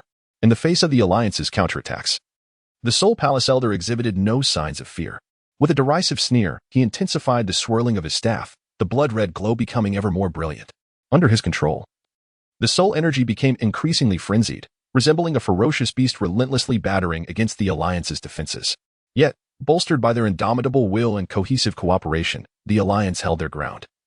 Thwarting the Elder's sinister intentions, both sides found themselves locked in a stalemate, the battlefield thick with the turbulence of fighting spirit and soul energy, the situation remaining perilously precarious. While the Alliance and the Soul Palace army clashed fiercely on the front lines, numerous changes unfolded in the rear battlefield of the Soul Palace. The enigmatic unit in question is a clandestine force with which the Alliance had previously established secret communication. They have remained concealed in the shadows, awaiting the opportune moment to deliver a decisive blow to the Soul Palace. At this moment, they resemble a pack of hunters lurking in the darkness, launching a fierce assault on the supply lines of the Soul Palace. The members of this mysterious unit exhibit remarkable skills, mastering various techniques of stealth and ambush. Some are adept in earth-based combat energy, capable of silently emerging from the ground to swiftly disrupt the Soul Palace's provisions. Others possess wind-based energy, moving with such speed that they can strike lethal blows before the enemy has time to react. The soldiers tasked with guarding the supply lines of the Soul Palace are caught off guard by this sudden onslaught, and chaos erupts in the rear camp, with flames soaring and cries of battle resounding. In the subsequent skirmishes, the mysterious unit encounters unprecedented resistance. Their attempts to strike are thwarted as patrol teams from the Soul Palace discover their presence, and they find themselves encircled. Despite the valiant efforts of the unit's members to resist, they suffer losses under the relentless assault of the Soul Palace's superior numbers. However, they do not yield. Instead, they adjust their strategy, seeking weaknesses in the Soul Palace's defenses. An intense battle of wits and courage unfolds in the rear of the Soul Palace, with each clash brimming with peril and excitement. The developments on this battlefield directly influence the front lines, becoming a crucial factor in the grand conflict. Chapter 66. Tactical adjustments of the Alliance on the front lines. The Alliance faces staunch resistance from the Soul Palace during their counteroffensive, particularly from the soul energy unleashed by the Elders of the Soul Palace, which poses a significant challenge. Observing this, Xiao Yan recognizes the futility of continuing blind assaults and understands the necessity of timely tactical adjustments. While fending off the soul attacks from the Elders, he communicates with the leaders of various factions within the Alliance through a special form of combat energy. We can no longer contend with them in terms of soul energy. Doing so will lead to our downfall. Everyone, heed my command. A portion of you will continue to restrain the high-level fighters of the Soul Palace, while the others concentrate their efforts on attacking their ordinary soldiers, disrupting their formations. Xiao Yan's voice is resolute and powerful, resonating across the battlefield through the combat energy. Upon receiving the orders, the leaders of various factions spring into action. Those skilled in group attack techniques gather to form formidable strike teams. They unleash their signature moves. And suddenly, the battlefield is ablaze with dazzling lights as waves of powerful combat techniques surge towards the ordinary soldiers of the Soul Palace. Massive fireballs, razor-sharp wind blades, and stout rock columns rain down upon them, causing the once orderly formations to descend into utter chaos. Meanwhile, the close combat experts eagerly volunteer to confront the high-level fighters of the Soul Palace. Utilizing their agile movements and exquisite combat skills, They engage in fierce close-quarters battles with the Soul Palace's elite. Although they may be slightly outmatched in strength, their indomitable courage and seamless cooperation effectively restrain the high-level fighters, preventing them from fully supporting their ordinary soldiers. Under the Alliance's tactical adjustments, the dynamics of the battlefield gradually begin to shift. The formation of the Soul Palace army was thrown into disarray, and the coordination among the soldiers became chaotic. In contrast, the warriors of the Alliance, operating under unified command, executed their maneuvers with greater order, fully unleashing their combat potential. The previously suppressed situation began to shift, with the Alliance gradually gaining the upper hand. However, the Soul Palace, being a formidable force, would not concede easily.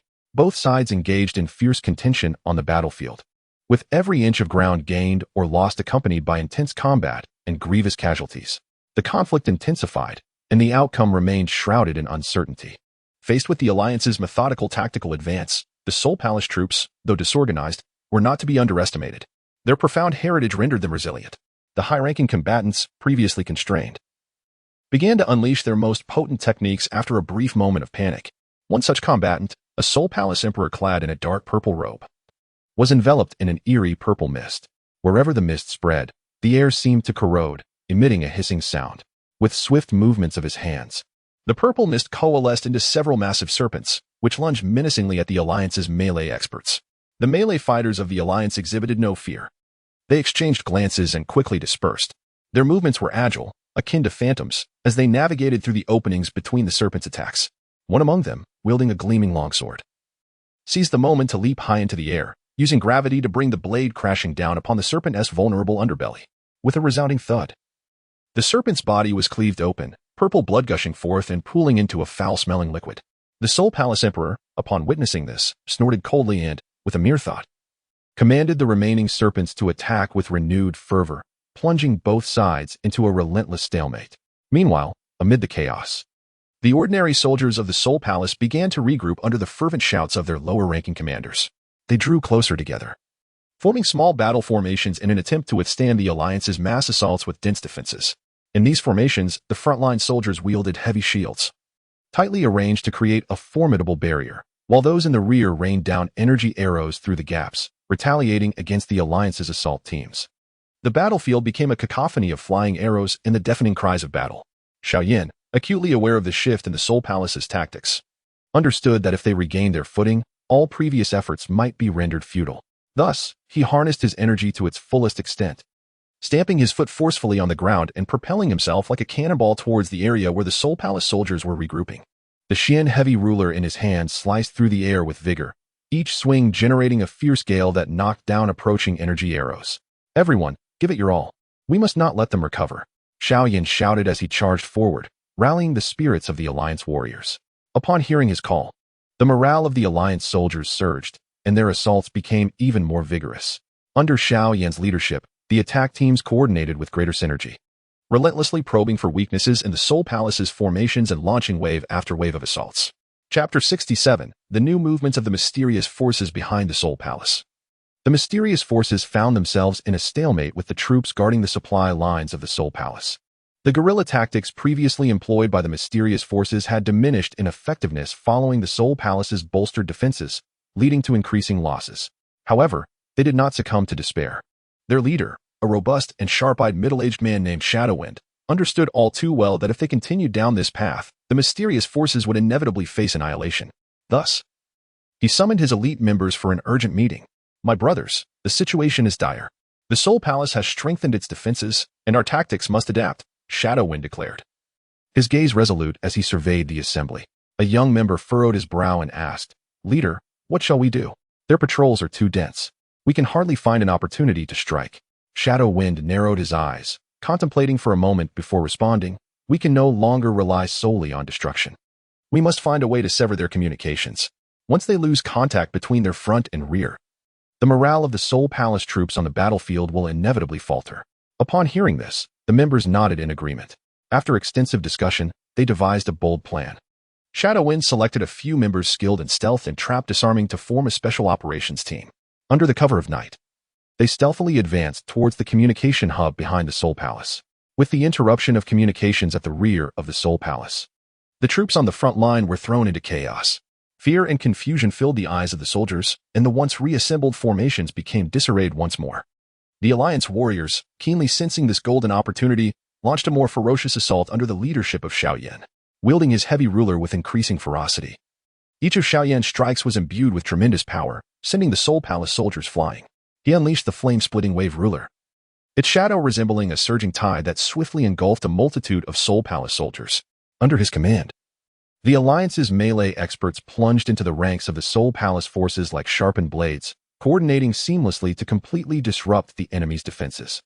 The Alliance's group attack teams were equally relentless, continuously unleashing a variety of powerful combat techniques. A fighter proficient in water-based energy swiftly danced his hands in the air, conjuring a massive water sphere that took shape in his grasp. With a mighty shout, the sphere erupted, transforming into countless sharp ice spikes that rained down upon the Soul Palace soldiers. Where the ice spikes struck, blood and flesh were scattered, causing the Soul Palace soldiers to fall en masse.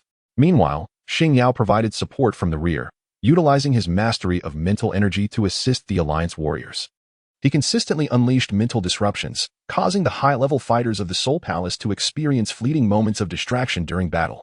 Such lapses often became the opportune moments for the Alliance warriors to deliver lethal blows.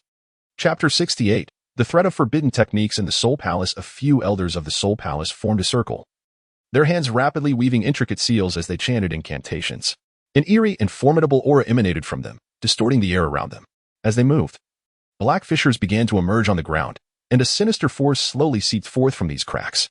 Xiao Yan, with his keen intuition, sensed the dangerous aura and was taken aback, realizing that the elders of the Soul Palace were invoking some forbidden technique.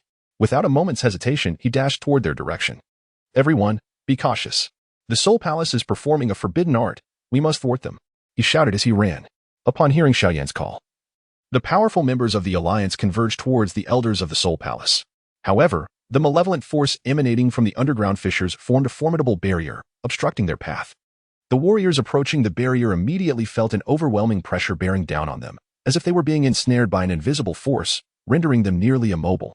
The elders of the Soul Palace, witnessing this, were cold smirks upon their faces. They hastened their hand seals, and the malevolent power grew ever stronger. A massive black skull gradually rose from the fissure, its eyes glimmering with a blood-red light, exuding a nauseating aura from its gaping maw. "This is the Soul Palace's forbidden technique, the Nine-Nether Skull Curse," exclaimed Xing Yao, his complexion paling. He had encountered references to this forbidden art in ancient texts. Should it be successfully invoked, it would unleash a potent soul attack, devouring the souls of all within its vicinity and reducing them to mere bones. Xiao Yan's heart sank, yet he felt no inclination to retreat. Taking a deep breath, he maximized the flow of Dou Qi within him and unleashed the Buddha's Wrath Fire Lotus. The tricolored flames coalesced into a lotus, radiating an apocalyptic energy as it surged toward the black skull. Simultaneously, the other powerful members of the Alliance also unleashed their most formidable Dou techniques, their various lights flashing toward the black skull. However, the potency of the Nine-Nether Skull Curse exceeded their wildest imaginations. The Buddha's Wrath Fire Lotus and other formidable attacks merely stirred a ripple across the black skull, failing to inflict any substantial damage. The black skull opened its mouth and let out a deafening roar, unleashing a black beam of light that swept toward the warriors of the Alliance. This black beam, akin to a harbinger of death, carried with it the power to annihilate all in its path. As it advanced, the ground was instantly corroded into a deep chasm, and the surrounding air was siphoned away, creating a vacuum. The warriors of the Alliance were aghast, hastily conjuring their Dou Qi shields in an attempt to defend themselves. Yet, the might of the black beam was overwhelming. Many warriors' Dou Qi shields shattered upon contact. Weaker warriors were obliterated on the spot, reduced to ash without a trace. Even those of greater strength struggled against such a powerful assault, their faces as pale as parchment. Gritting his teeth, Xiao Yan summoned all his Dou Qi, positioning the Xian heavy ruler before him, striving to withstand the black beam with his own strength. Yet, he too felt an immense pressure, his body involuntarily recoiling as his feet carved deep grooves into the ground. At this critical moment, Feng Li suddenly soared to Xiao Yan's side, enveloped in blazing phoenix flames. She radiated an immense, purifying power. A clear, melodious phoenix cry escaped her lips as she vigorously flapped her wings, sending the phoenix flames surging towards the black pillar of light like an unstoppable torrent. The collision between the phoenix flames and the black pillar produced a deafening roar. The overwhelming energy wave sent the surrounding warriors flying, and Xiao Yan was also struck by this force, blood spilling from the corner of his mouth as his vitality surged. Fortunately, Feng Li's flames successfully diminished the Black Pillar's might, allowing the allied warriors to momentarily evade disaster. Just as everyone believed the crisis had passed, the elders of the Soul Palace intensified their output of forbidden techniques. The Black Skull began to swell, its blood-red gaze growing ever more blinding, as it opened its mouth once again, preparing to unleash an even more formidable assault. However, at that very moment, a series of violent explosions erupted from behind the Soul Palace. A mysterious force had not only disrupted the communication hub, but was now attacking a crucial supply depot of the Soul Palace. The thunderous blasts captured the attention of the Soul Palace elders, who were suddenly alarmed, realizing that the situation behind them had spiraled out of control. In this pivotal moment, they were compelled to divert their focus to address the impending crisis, causing a slight lapse in their control over the Nine Nether Skull curse. Xiao Yan keenly sensed this shift, and a resolute glint flickered in his eyes as he shouted, "Everyone, charge now, while we have the chance." The allied warriors, upon hearing his words, gritted their teeth against their pain and once again gathered their fighting spirit, launching a final assault against the Black Skull and the elders of the Soul Palace. Chapter 69. The collapse of the Soul Palace under Xiao Yan's leadership. The allied warriors, disregarding their own safety, launched a desperate charge at the elders of the Soul Palace and the terrifying Black Skull. Xiao Yan unleashed his full potential, wielding the profound heavy ruler with utmost prowess, each swing conjuring a violet shadow that struck fiercely at the Black Skull. The other powerful warriors followed suit, unleashing a dazzling array of potent techniques that burst forth like fireworks upon the battlefield. The elders of the Soul Palace, beset by both the relentless assault of the Alliance and the mysterious forces attacking from behind, began to feel overwhelmed. Their grasp on the Nine Nether Skull curse grew increasingly unstable, causing the Black Skull to tremble. Xingyao, observing the battlefield intently, noted a hint of disorder in the hand seals of the Soul Palace elders. Drawing upon his extensive research into mysterious powers and his keen insight, he recognized this as the key to dismantling the forbidden technique. Taking a deep breath, Xingyao maximized his mental energy, concentrating all of his strength to launch an assault on the Elder's Soul Sea. The Elders, engaged in maintaining the forbidden technique, found their Soul Sea in a relatively vulnerable state. Xingyao's mental attack struck like a sharp blade, instantly breaching their defenses and inflicting severe injuries on several Elders simultaneously. They coughed up blood, and their hand seals came to an abrupt halt. With the Elders' control over the forbidden technique severed, the Black Skull let out a mournful roar, its body beginning to collapse rapidly. The malevolent forces surrounding them receded like a receding tide, and the terrifying Black Pillar of Light vanished as well. The warriors of the Alliance, witnessing this spectacle, felt their spirits soar. Seizing the opportunity, they launched a final extermination of the Soul Hall's army. Stripped of the deterrent power of forbidden techniques, the Soul Hall troops lost all courage to resist. Soldiers discarded their armor and fled in all directions. Led by Xiao Yan, the Alliance warriors pursued relentlessly, leaving the Soul Hall army in disarray. Realizing the inevitable defeat, the elders of the Soul Hall could only retreat in disarray with their remnants. This heart-stopping battle ultimately concluded with the victory of the Alliance. On the battlefield, smoke lingered in the air, and chaos reigned. The Alliance warriors rejoiced, celebrating their hard-won triumph. Yet, they understood that this victory came at a grave cost, as many comrades had fallen forever upon this land. After the battle, a somber and weary atmosphere enveloped the Alliance camp. Sunlight struggled to penetrate the thick clouds, casting a harsh light upon the ravaged earth, revealing a scene of carnage. Scattered across the battlefield lay the bodies of soldiers, their blood long dried, staining the ground a dark crimson. Xiao Yan and the leaders of various factions, their faces heavy with grief, surveyed the battlefield, their eyes reflecting both the solace of victory and the sorrow for their fallen comrades. "We must first organize a team to clear the battlefield and ensure our brothers receive a proper burial," Xiao Yan spoke in a low voice, tinged with an unmistakable weariness. The Alliance warriors sprang into action, their hearts laden with sorrow as they gathered the remains of their comrades. In a clearing within the camp, they began to dig graves, preparing for a solemn funeral for these brave souls who had sacrificed everything.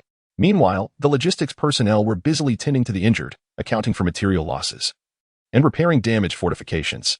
Chapter 70. The machinations of the Soul Emperor and Elder stepped forward respectfully and said, "Your Majesty, the Xiao Yan alliance currently holds considerable prestige across the continent, with many factions wholeheartedly loyal to them. To suppress them by force may incite widespread resentment." The Soul Emperor scoffed. "Resentment? Do I, the Soul Emperor, fear such a thing? Nonetheless, you speak with some merit. Dispatch orders to the various branches of the Soul Hall to first impose an economic blockade on these factions, controlling their supply chains. and secretly instigate friction with smaller factions to gradually weaken their strength. As for the obstinate ones, they shall be eradicated. As you command. The elders replied in unison before swiftly departing to execute the orders. As the Soul Hall set its plans into motion, the Xiao Yan alliance found itself enveloped in a tense atmosphere of preparation for war. Xiao Yan convened an urgent meeting with the leaders of various factions. Now that the Soul Emperor has been reborn, the situation is dire. We must devise a strategy before he regains his peak power, Xiao Yan stated gravely, surveying the assembly. Xing Yao furrowed his brow and remarked, the Soul Emperor's strength was already terrifying. We cannot fathom how formidable he has become after his rebirth. Although we have gained experience from previous battles, our rate of strength enhancement remains insufficient to contend with him. A proficient leader in intelligence gathering spoke. According to our intelligence, the Soul Palace has been rampantly active across various regions, not only seizing resources, but also covertly sabotaging our alliances with certain factions. Xiao Yan pondered for a moment and replied, we must not allow the Soul Palace to dictate our actions. On one hand, we must strengthen our communication with allies to solidify our coalition, collectively confronting the economic blockade imposed by the Soul Palace. On the other hand, we must tirelessly seek opportunities to enhance our strength. I have heard of a mysterious ruin located in the far northern reaches of the continent, said to harbor treasures capable of enabling one to transcend their limits. I intend to venture there personally. Upon hearing this, the assembly voiced their unanimous agreement. Leader Xiao, the journey to the far north is fraught with peril. Allow us to accompany you, declared a leader of formidable strength. Xiao Yan shook his head. The uncertainties of this expedition are too numerous. It would be more convenient for me to act alone. You shall remain within the alliance, fortifying our defenses and closely monitoring the movements of the Soul Palace. With their deliberations concluded, Xiao Yan began preparations for his journey to the far northern region, while the Soul Emperor, within the confines of the Soul Palace, hastened his efforts to regain strength and assert control over the continent. The impending clash between the two sides was set to escalate, heralding the onset of a more thrilling and breathtaking conflict. Alone, Xiao Yan embarked on his journey to the far north. The biting winds, sharp as blades, swept across his resolute visage, while the swirling snow could not hinder his determined advance. As he approached the extreme north, the temperature plummeted further, rendering ordinary energy defenses nearly ineffective in such an extreme environment. However, Xiao Yan harnessed the unique fire within him, allowing the three-colored flames to circulate around his body, forming a warm protective layer against the bone-chilling cold. After several days of arduous travel, Xiao Yan finally arrived at the area where the legendary mysterious ruins were said to be located. Before him lay a vast valley blanketed in ice and snow, with an eerie mist swirling at its entrance, emanating powerful energy fluctuations. Taking a deep breath, Xiao Yan stepped into the valley. Upon entering, he immediately sensed several formidable presences lurking in the shadows. He cautiously halted, his grip tightening on the profound, heavy ruler. Suddenly, a massive ice spear burst forth from the mist, towering over two men, exuding an aura of frigid cold. As it swung its paw, a fierce gust of icy wind surged towards Xiao Yan. With a swift movement, Xiao Yan deftly evaded the bear's assault. His gaze sharpened as he realized that this ice bear was merely a sentinel of the ruins. The true danger lay ahead. He unleashed the flame-splitting wave ruler. The image of the ruler trailing a torrent of blazing fire, sweeping toward the ice bear like a searing wave. The ice bear, sensing the threat of the flames, let out a furious roar, attempting to counter with its chilling powers. Yet, under Xiao Yan's formidable combat technique, the bear's defenses were swiftly shattered, and its massive form crashed to the ground. With the ice bear dispatched, Xiao Yan pressed deeper into the valley. Not far along, he discovered an ancient stone door, intricately engraved with peculiar runes that exuded a mysterious aura. Xiao Yan scrutinized the runes, seeking a means to unlock the stone door.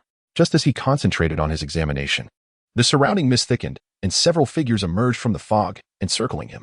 These figures, ghostly in form, radiated a chilling blue light and wielded sharp ice blades. Without a moment's hesitation, they launched an assault on Xiao Yan, icy blades glinting with a frigid light, piercing towards him from all directions. Xiao Yan swiftly employed the technique of 3,000 thunder movements, his figure transforming into a series of afterimages, effortlessly navigating through the gaps in the enemy's onslaught. Seizing the opportune moment, he swiftly formed seals with his hands, and the Buddha's Fury Fire Lotus materialized in an instant, hurled towards the spectral figures. With a resounding explosion, the formidable shockwave from the detonation shattered those apparitions, dispersing much of the mist under its might. Taking advantage of this moment, Xiao Yan approached the stone door. After a thorough exploration, he finally discovered the key rune that would unlock it. As the rune illuminated, the stone door creaked open, releasing an ancient and powerful aura that washed over him. Taking a deep breath, Xiao Yan stepped through the threshold, bracing himself for the unknown challenges that awaited within the ruins. Meanwhile, within the Soul Hall, the Soul Emperor was on the brink of completing a significant breakthrough in power, and the fates of both parties were rapidly converging towards an ultimate confrontation. Chapter 71: The Provocation of the Soul Emperor in the Secluded Chamber of the Soul Hall.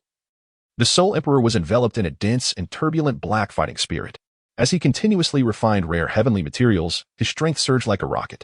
The space within the chamber twisted and contorted under the immense pressure of his power, as if it might shatter at any moment. Finally, the Soul Emperor slowly opened his eyes, a cold glint flashing within them, and his overwhelming aura instantly receded, presenting a facade of calmness. Yet, those who understood him knew that beneath this tranquility lay a terrifying power capable of annihilating the heavens and the earth. At that moment, the elders and guardians of the Soul Hall were deliberating on strategies to further suppress the Xiao Yan alliance. Upon the sudden appearance of the Soul Emperor, they promptly knelt, collectively exclaiming, "Your Majesty." The Soul Emperor raised a hand slightly, signaling them to rise, then his gaze swept over the assembly with icy detachment as he spoke solemnly. "Convey this order. I shall issue a challenge to the Xiao Yan alliance.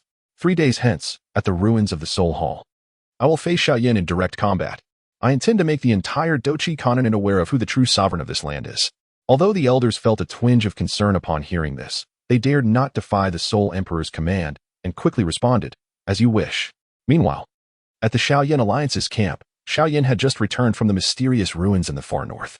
He had gained significant rewards, acquiring not only a tome detailing ancient fighting techniques, but also a peculiar elixir capable of enhancing the purity of his Dou Qi. Yet, before he could fully digest these gains, he received a challenge from the Soul Hall. Upon unfolding the challenge letter, his expression turned grave. Observing his reaction, Xingyu and the others gathered around him. "Leader Xiao, what does it say?" Xingyu inquired anxiously. Xiao Yan handed the challenge letter to them, stating with gravity, "The Soul Emperor has summoned me for a decisive battle at the ruins of the Soul Hall in 3 days." Upon reading the letter, the group collectively gasped, and a flurry of discussions erupted within the camp. The Soul Emperor has only recently been resurrected, yet he is so audacious as to challenge our leader. Indeed, while Leader Xiao is formidable, the Soul Emperor is not to be underestimated. This battle could spell disaster. Xiao Yan gazed at his companions with unwavering resolve, saying, "There is no need for alarm. Since the Soul Emperor dares to challenge me, I, Xiao Yan, will not retreat. This battle transcends personal honor and disgrace. It is a matter of utmost importance regarding the safety of the entire Doqi continent. I shall devote myself entirely to vanquishing the Soul Emperor." Upon hearing Xiao Yan's words, a surge of fervor ignited within the crowd, and they expressed their readiness to fight alongside him. "Lord Xiao, we shall accompany you, even if it leads to death. We will engage the Soul Emperor in a battle to the bitter end." Xiao Yan shook his head and replied, "In this decisive confrontation, the Soul Emperor will undoubtedly be prepared, and the battlefield will be fraught with peril. Your presence would only result in needless casualties. I shall go alone. You must remain in the alliance and safeguard the camp. If I, Xiao Yan," he paused, taking a deep breath, "should fall, you are to lead the alliance and continue resisting the Soul Palace, ensuring that the Soul Emperor does not succeed." The crowd wished to persuade him further, but Xiao Yan raised his hand to silence them. His resolve was firm as he began his final preparations for the battle 3 days hence. He entered seclusion, striving to fully absorb the benefits he had gained from the ruins within this brief span, enhancing his strength to confront the imminent life and death struggle. Chapter 72: The Pinnacle Showdown. Xiao Yan, solitary and resolute, advanced steadily towards the remnants of the Soul Palace. With each step, it felt as though he was treading upon the very heartbeat of the Doqi continent, summoning tempests and shifting the skies. Dark clouds rolled ominously overhead, quickly gathering to shroud the battlefield in oppressive darkness. "Let us commence." Xiao Yan's voice resonated deep and thunderous, shattering the silence. No sooner had the words left his lips than he vanished, resembling a streak of black lightning as he charged towards the Soul Emperor. Wielding the Xuanzhong ruler infused with tremendous force, enveloped in raging flames, aimed directly at the Soul Emperor's head. The Soul Emperor sneered, unfazed, and raised his right hand, coalescing a dense sphere of black energy to counter Xiao Yan's assault. With a resounding boom, akin to the collapse of the heavens and earth, a powerful shockwave emanated from their clash, tearing the ground apart and creating vast fissures in the earth. After his attack was thwarted, Xiao Yan swiftly adjusted his stance, executing a graceful flip in midair before landing firmly. He swiftly formed seals with his hands and chanted, "Buddha's Wrathfire Lotus." In an instant, a lotus composed of 3 hues of flame began to materialize in his palm, radiating an aura capable of annihilating the very fabric of existence. With a fierce gesture, Xiao Yan propelled the Buddha's wrath fire lotus forward like a cannonball towards the Soul Emperor. The Soul Emperor's expression shifted slightly upon witnessing this. He was acutely aware of the destructive power of the Buddha's wrath fire lotus. However, as the Soul Emperor, he would not easily retreat. His Duki surged violently, forming a formidable black energy barrier before him. The Buddha's wrath fire lotus collided with the barrier, triggering a cataclysmic explosion. Flames soared into the heavens, and waves of heat radiated outward, causing the entire Soul Palace ruins to tremble violently under the force. Yet, the Soul Emperor's strength was formidable. Despite being momentarily shaken by the explosion, he sustained no significant harm. Seizing the fleeting opportunity following Xiao Yan's attack, he launched a counteroffensive. In a blink, he appeared before Xiao Yan, his right hand extending like an eagle's claw, aiming directly for Xiao Yan's throat. Quick to react, Xiao Yan raised the Xuanzhong ruler to defend himself. The Soul Emperor's strike, imbued with immense power, forced Xiao Yan back several paces. Steadying himself, Xiao Yan marveled inwardly at the Soul Emperor's extraordinary strength. Yet he did not succumb to despair. Rather, it ignited a fierce determination within him. He understood that the battle at hand was a matter of life and death, and retreat was not an option. The two adversaries exchanged blows, unleashing powerful techniques and bursts of energy that collided fiercely, enveloping the battlefield in a shroud of light and smoke. With each clash, the surrounding space warped and distorted. As if on the brink of shattering, time flowed silently amidst the ferocity of their combat. And both Xiao Yan and the Soul Emperor began to feel the weight of fatigue. However, neither exhibited the slightest inclination to relent, and the conflict intensified, the atmosphere becoming increasingly fraught. Chapter 73. Xiao Yan's crisis. As the battle wore on, Xiao Yan gradually sensed his limitations. Upon regaining his strength, the Soul Emperor proved to be even more formidable than he had anticipated. Each strike bore an overwhelming force that was difficult to withstand. In a particularly fierce exchange, the Soul Emperor unleashed a mysterious soul technique. With swift movements of his hands, countless shadowy figures emanated from him, charging towards Xiao Yan. These shadows emitted piercing cries, as if intent on tearing apart Xiao Yan's very soul. Upon witnessing this, Xiao Yan's expression shifted dramatically. He hastily summoned his internal energy to form a protective barrier around himself. Yet, these spectral figures exhibited an uncanny ability to penetrate his defenses, directly assaulting his soul's consciousness. A piercing headache coursed through him, as though his essence were being pierced by countless needles. Gritting his teeth, he bore the agony, attempting to counterattack. How much longer can you endure under my soul assault, Xiao Yan?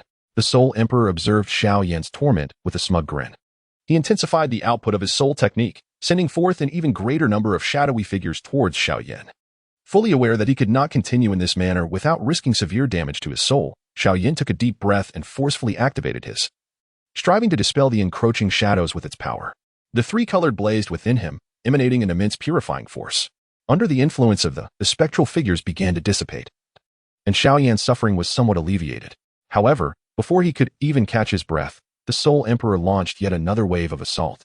In a flash, he appeared behind Xiao Yan, coalescing a black longsword in his hand, and thrust it viciously towards Xiao Yan's back. Sensing the imminent danger, Xiao Yan attempted to evade, but his body, already fatigued from the preceding combat, could only manage a slight sidestep. The black longsword struck his shoulder, and blood gushed forth, staining his dark robe. Xiao Yan. In the distance, the members of the Alliance, unable to approach the battlefield, were intently following the progression of the battle. Upon witnessing Xiao Yan's injury, their hearts leapt into their throats. Xingyu and the others wore expressions of desperation, wishing fervently to rush in and aid Xiao Yan. Yet they knew that their own strength would only serve to distract him and lead to their demise. Enduring the excruciating pain in his shoulder, Xiao Yan turned to face the Soul Emperor, his eyes ablaze with fury. Soul Emperor, do not revel in your arrogance. Today, I shall defeat you, Xiao Yan bellowed, disregarding his wounds as he unleashed another powerful technique against the Soul Emperor. The Soul Emperor regarded Xiao Yan with a flicker of disdain in his eyes. A futile struggle. Do you believe this will alter your fate? Today, your demise is inevitable. Having spoken, he unleashed all his abilities and once again engaged in a fierce battle with Xiao Yan. On the battlefield, the disparity in their strengths gradually became apparent. Under the formidable assaults of the Soul Emperor, Xiao Yan found himself in an unprecedented crisis, his injuries worsening by the moment. Yet, he remained resolute, displaying no intent to retreat. The Soul Emperor, wielding his immense power, unleashed a relentless barrage of attacks upon Xiao Yan. Each of his strikes carried an aura of destruction, leaving Xiao Yan struggling to cope. With a flourish of his hands, the Soul Emperor summoned a massive black vortex of energy, coalescing in his palms. This vortex emanated a chilling aura, as if it could devour all existence. Xiao Yan, behold the might of my 9-nether obliteration vortex, the Soul Emperor bellowed, thrusting the swirling mass towards Xiao Yan with ferocity. Chapter 74, The Suppression of the Soul Emperor. As Xiao Yan beheld the terrifying vortex rushing towards him, a sense of dread enveloped his heart. He understood that the force behind this strike was extraordinary. Should it connect, his demise would be inevitable. He swiftly summoned all the Dou Qi within him, positioning the Xuanzhong before him, while simultaneously executing his most potent defensive technique. A thick shield of Dou Qi materialized, shimmering with the hues of 3 flames, striving to resist the vortex's consuming pull. The black vortex collided with the Dou Qi shield, producing a thunderous reverberation. The overwhelming impact propelled Xiao Yan backward, his feet carving deep grooves into the ground. Under the vortex's formidable suction, the shield began to fracture, ultimately shattering into oblivion. As he was hurled backward, Xiao Yan coughed up a mouthful of blood. His complexion turned as pale as parchment, and his once regal black robe lay tattered, revealing ghastly wounds. Yet, he clutched the Xuanzhong with unwavering resolve, his gaze firmly fixed on the Soul Emperor. Ha ha ha, Xiao Yan, look at your pitiful state, so utterly disheveled. Before my absolute power, you are but an ant, the Soul Emperor jeered, his laughter echoing triumphantly at the sight of the wounded Xiao Yan. Through gritted teeth, Xiao Yan leaned on the Xuanzhong, gradually rising to his feet. His eyes betrayed no trace of fear or despair, rather, they brimmed with indomitable spirit. Soul Emperor, do not rejoice too soon. I, Xiao Yan, have yet to concede, he roared, channeling his Dou Qi once more, searching for an opening to counterattack. However, the Soul Emperor would not grant him such an opportunity. In an instant, he appeared before Xiao Yan, launching a series of swift and lethal strikes.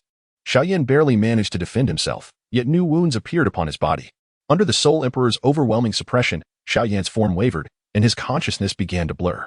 Still, a singular conviction sustained him. To protect the Dou Qi continent, he must not allow the Soul Emperor to prevail. Meanwhile, outside the battlefield, those in the alliance watched Xiao Yan struggle valiantly, their hearts heavy with worry and fury. They clenched their fists, yearning to rush forth and confront the Soul Emperor in a desperate battle. Yet, they understood that their only recourse was to trust in Xiao Yan and await the emergence of a miracle.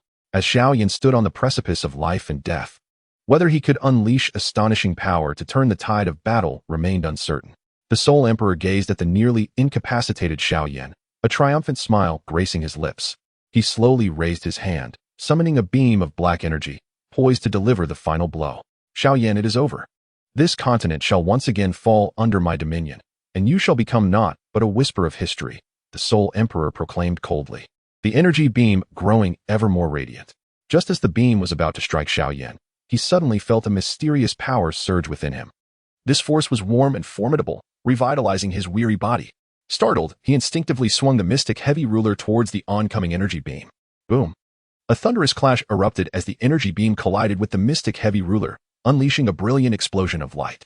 As the radiance dissipated, Xiao Yan was astonished to find that he had successfully thwarted the Soul Emperor's assault. The Soul Emperor, taken aback by this unexpected turn of events, regarded Xiao Yan with a flicker of confusion in his eyes.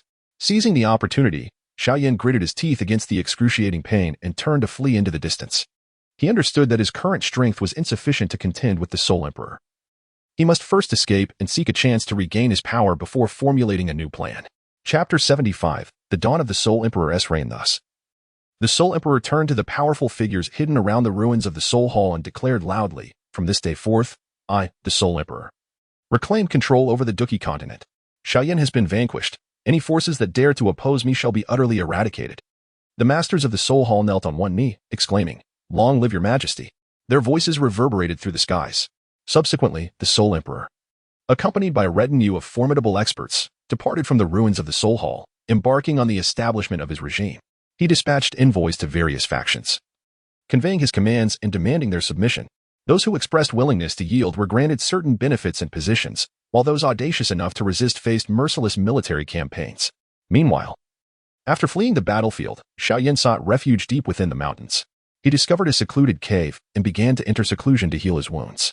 He knew he must hasten his recovery to save the Duki continent from impending doom. During this time, the Soul Emperor's rule gradually solidified across the Duki continent, his influence continually expanding as a greater crisis loomed over the entire realm. Once ensconced within the mountain cave, Xiao Yan collapsed weakly to the ground. His body was riddled with wounds, his garments soaked in blood, and the air was thick with the scent of iron. Enduring the agony, he retrieved some healing elixirs from his spatial ring, trembling as he placed them in his mouth. These potions, meticulously crafted by him, possessed potent healing properties. As they dissolved, they transformed into a warm flow, coursing through his body and nourishing his injured meridians and organs. Xiao Yan harnessed the remnants of his dou qi, directing this warmth to expedite the healing of his wounds. Yet, the injuries he sustained were grievous. The Soul Emperor's assault had not only inflicted severe physical damage, but had also dealt a significant blow to his very soul. In the process of healing, Xiao Yan frequently experienced a sharp pain deep within his soul, rendering him almost incapable of concentrating. Yet, through sheer determination, he persisted time and again. As days turned into weeks, Xiao Yan secluded himself in a cave, entirely oblivious to the events unfolding outside. In the forest surrounding the cave, silence reigned, broken only by the occasional chirping of birds and the rustling of leaves in the wind. However, beyond this seemingly tranquil woodland, the Dou Qi continent was undergoing monumental transformations. The Soul Emperor's dominion became increasingly entrenched, establishing his governing institutions across various cities and fortresses, dispatching numerous Soul Hall experts to oversee them. Those who dared to resist him were ruthlessly suppressed, and countless lives and homes were lost amidst this turmoil. The entire Dou Qi continent was shrouded in darkness, its populace enduring immense suffering, engulfed in despair for the future. Meanwhile, at the Xiao Alliance's encampment, Xing Yu and others were consumed with worry day and night. On one hand, they had to contend with the relentless pressure exerted by the Soul Emperor's forces. On the other, they sought Xiao Yan's whereabouts. They dispatched numerous individuals to scour the surrounding mountains and cities, yet no news of Xiao Yan emerged. Where could the Alliance leader have gone? He is gravely injured. If he does not receive timely treatment, one anxious member lamented. Xing Yu furrowed his brow, his gaze filled with concern. Everyone, do not lose hope. Continue the search. The Alliance leader is fortunate and resilient. He will surely be safe. Moreover, we must prepare to confront the Soul Emperor. We cannot allow him to succeed easily. Despite the immense pressure, the Alliance steadfastly held its ground through collective effort. They understood that as long as Xiao Yan remained alive, hope persisted. At that moment, in the depths of the mountain cave, Xiao Yan's injuries were slowly healing, his strength gradually returning, yet he still faced a long journey before regaining his peak power. Whether he could restore his strength and rise anew before the Dou Qi continent fell completely into despair remained a question in the hearts of all. Chapter 76. The expansion of the Soul Hall after solidifying his rule over most of the Dou Qi continent. The Soul Emperor turned his gaze toward the remote regions that had yet to fully submit. He understood that only by bringing the entire continent under his control could he truly realize his ambitions. Thus, the Soul Emperor mobilized a considerable army from the Soul Hall, forming several formidable expedition forces, each heading towards different directions of the continent. Wherever these expedition forces went, they brought devastation, committing unspeakable atrocities. They coerced local powers into surrender, uprooting any who dared to resist. In a fertile plain region lay a city named Qifeng City, once a thriving commercial hub where residents lived in peace and prosperity. However, the tranquility was shattered by the arrival of the Soul Hall's expeditionary army. The leader of the expedition was a formidable Dou Huang expert from the Soul Hall, commanding thousands of soldiers who surrounded Qifeng City. Open the city gates and surrender to His Majesty the Soul Emperor, or face the day of the city's destruction, where not even a chicken or dog will remain. The Dou Huang expert bellowed from the front lines. Upon the battlements, the Lord of Qifeng City wore a countenance as dark as iron, gazing at the ravenous army of the Soul Palace beyond the walls, his heart brimming with fury and helplessness. For generations, our Qifeng City has guarded this land. How could we ever surrender to you, vile rogues? The Lord bellowed. Humph. If that is the case, do not blame me for being unmerciful, responded the formidable Emperor of Battle with a wave of his hand, signaling the Soul Palace forces to commence their assault. Countless siege engines were rolled forth to the base of the walls, while soldiers erected ladders to scale the fortifications. The defenders atop the battlements, unwilling to yield, valiantly resisted the onslaught of the Soul Palace troops with bows, stones, and other weapons. The battlefield erupted with the cacophony of battle cries, clouds of smoke enveloping the scene. With their numerical and strength advantage, the Soul Palace forces gradually gained the upper hand. The defending soldiers suffered heavy casualties, their lines beginning to show signs of fracture. My lord, we can barely hold on any longer. What shall we do? A distressed captain of the guard implored. Gritting his teeth, the lord's eyes glimmered with a fierce resolve. Even if we must fight to the last man, we shall never surrender. However, just as Qifeng City appeared on the verge of capitulation, a mysterious army suddenly surged forth from the rear. This disciplined and formidable force resembled a sharp blade, swiftly penetrating the ranks of the Soul Palace troops. Taken by surprise, the Soul Palace forces faltered under the unexpected assault, their formations thrown into disarray. Sensing the dire turn of events, the Emperor of Battle hastily led his remaining soldiers in retreat from the battlefield. For the moment, Qifeng City was spared, yet the Lord understood that this was merely a temporary reprieve. The Soul Emperor would certainly not relent. They must urgently seek a new path. Meanwhile, in other regions, the expansion of the Soul Palace faced some resistance. Although these opposing forces were relatively weak, their existence rendered the Soul Emperor's dominion precarious. Upon learning of this, the Soul Emperor erupted in rage, deciding to intensify his oppressive measures in these areas. Determined to ensure that the entire Duqi continent bowed completely to his will. Amidst this chaotic landscape, Xiao Yan remained sequestered in a cavern deep within the mountains. Oblivious to the tumultuous events unfolding outside, he was solely aware that he must hasten his recovery to save this besieged continent. Chapter 77. The catalyst for Xiao Yan's breakthrough within the dark and damp cave. Xiao Yan, bloodied and tattered, sat like a towering mountain, silently meditating. His complexion was as pale as parchment, yet his gaze radiated unwavering determination. Outside the cave, the fierce winds howled, lamenting the fate of the continent. While Xiao Yan remained entirely unaware, immersing himself in his own world, he understood that in his current state, he could not possibly contend with the Soul Emperor. Each recollection of the Soul Emperor's cataclysmic power ignited a surge of unwillingness and resolve within him. He repeatedly replayed their fierce battle in his mind, each move, each clash of power, reverberating in his thoughts.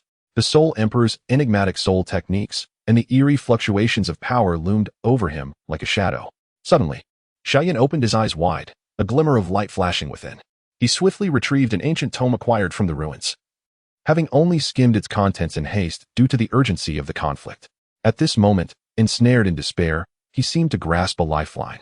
The pages of the ancient tome were yellowed, exuding an aura of antiquity. Xiao Yan cautiously opened it, meticulously studying each obscure character and intricate pattern. As he delved deeper into the text, his heartbeat quickened, a wave of exhilaration surged within him. It turned out that the tome contained an ancient method of Dou cultivation known as the chaotic primordial technique.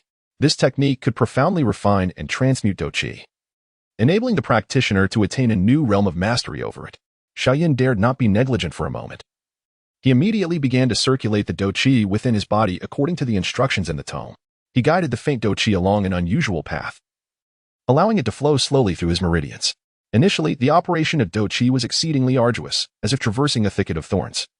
Each step forward accompanied by excruciating pain. Yet, gritting his teeth, Xiao Yan persevered with unwavering determination. As time passed, the Dou gradually adapted to the new route. Beginning to circulate smoothly, Xiao Yan could distinctly feel his control over the Dou incrementally strengthening, its quality quietly undergoing transformation.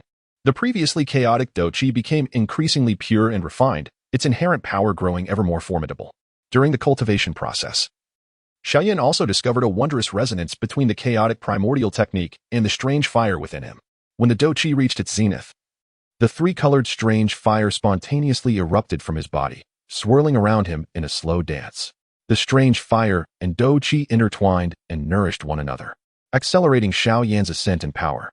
Elation filled Xiao Yan's heart, for he realized that this was his opportunity for a breakthrough.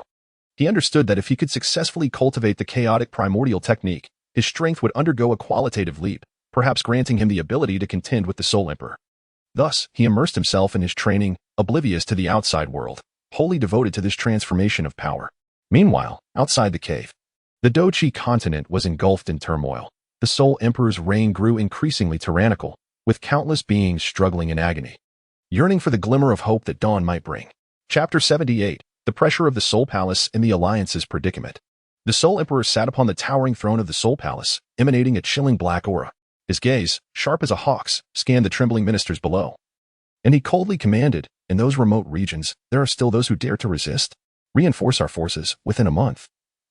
I want to see all opposing factions reduced to ashes. The elders of the Soul Palace bowed in submission, not daring to breathe.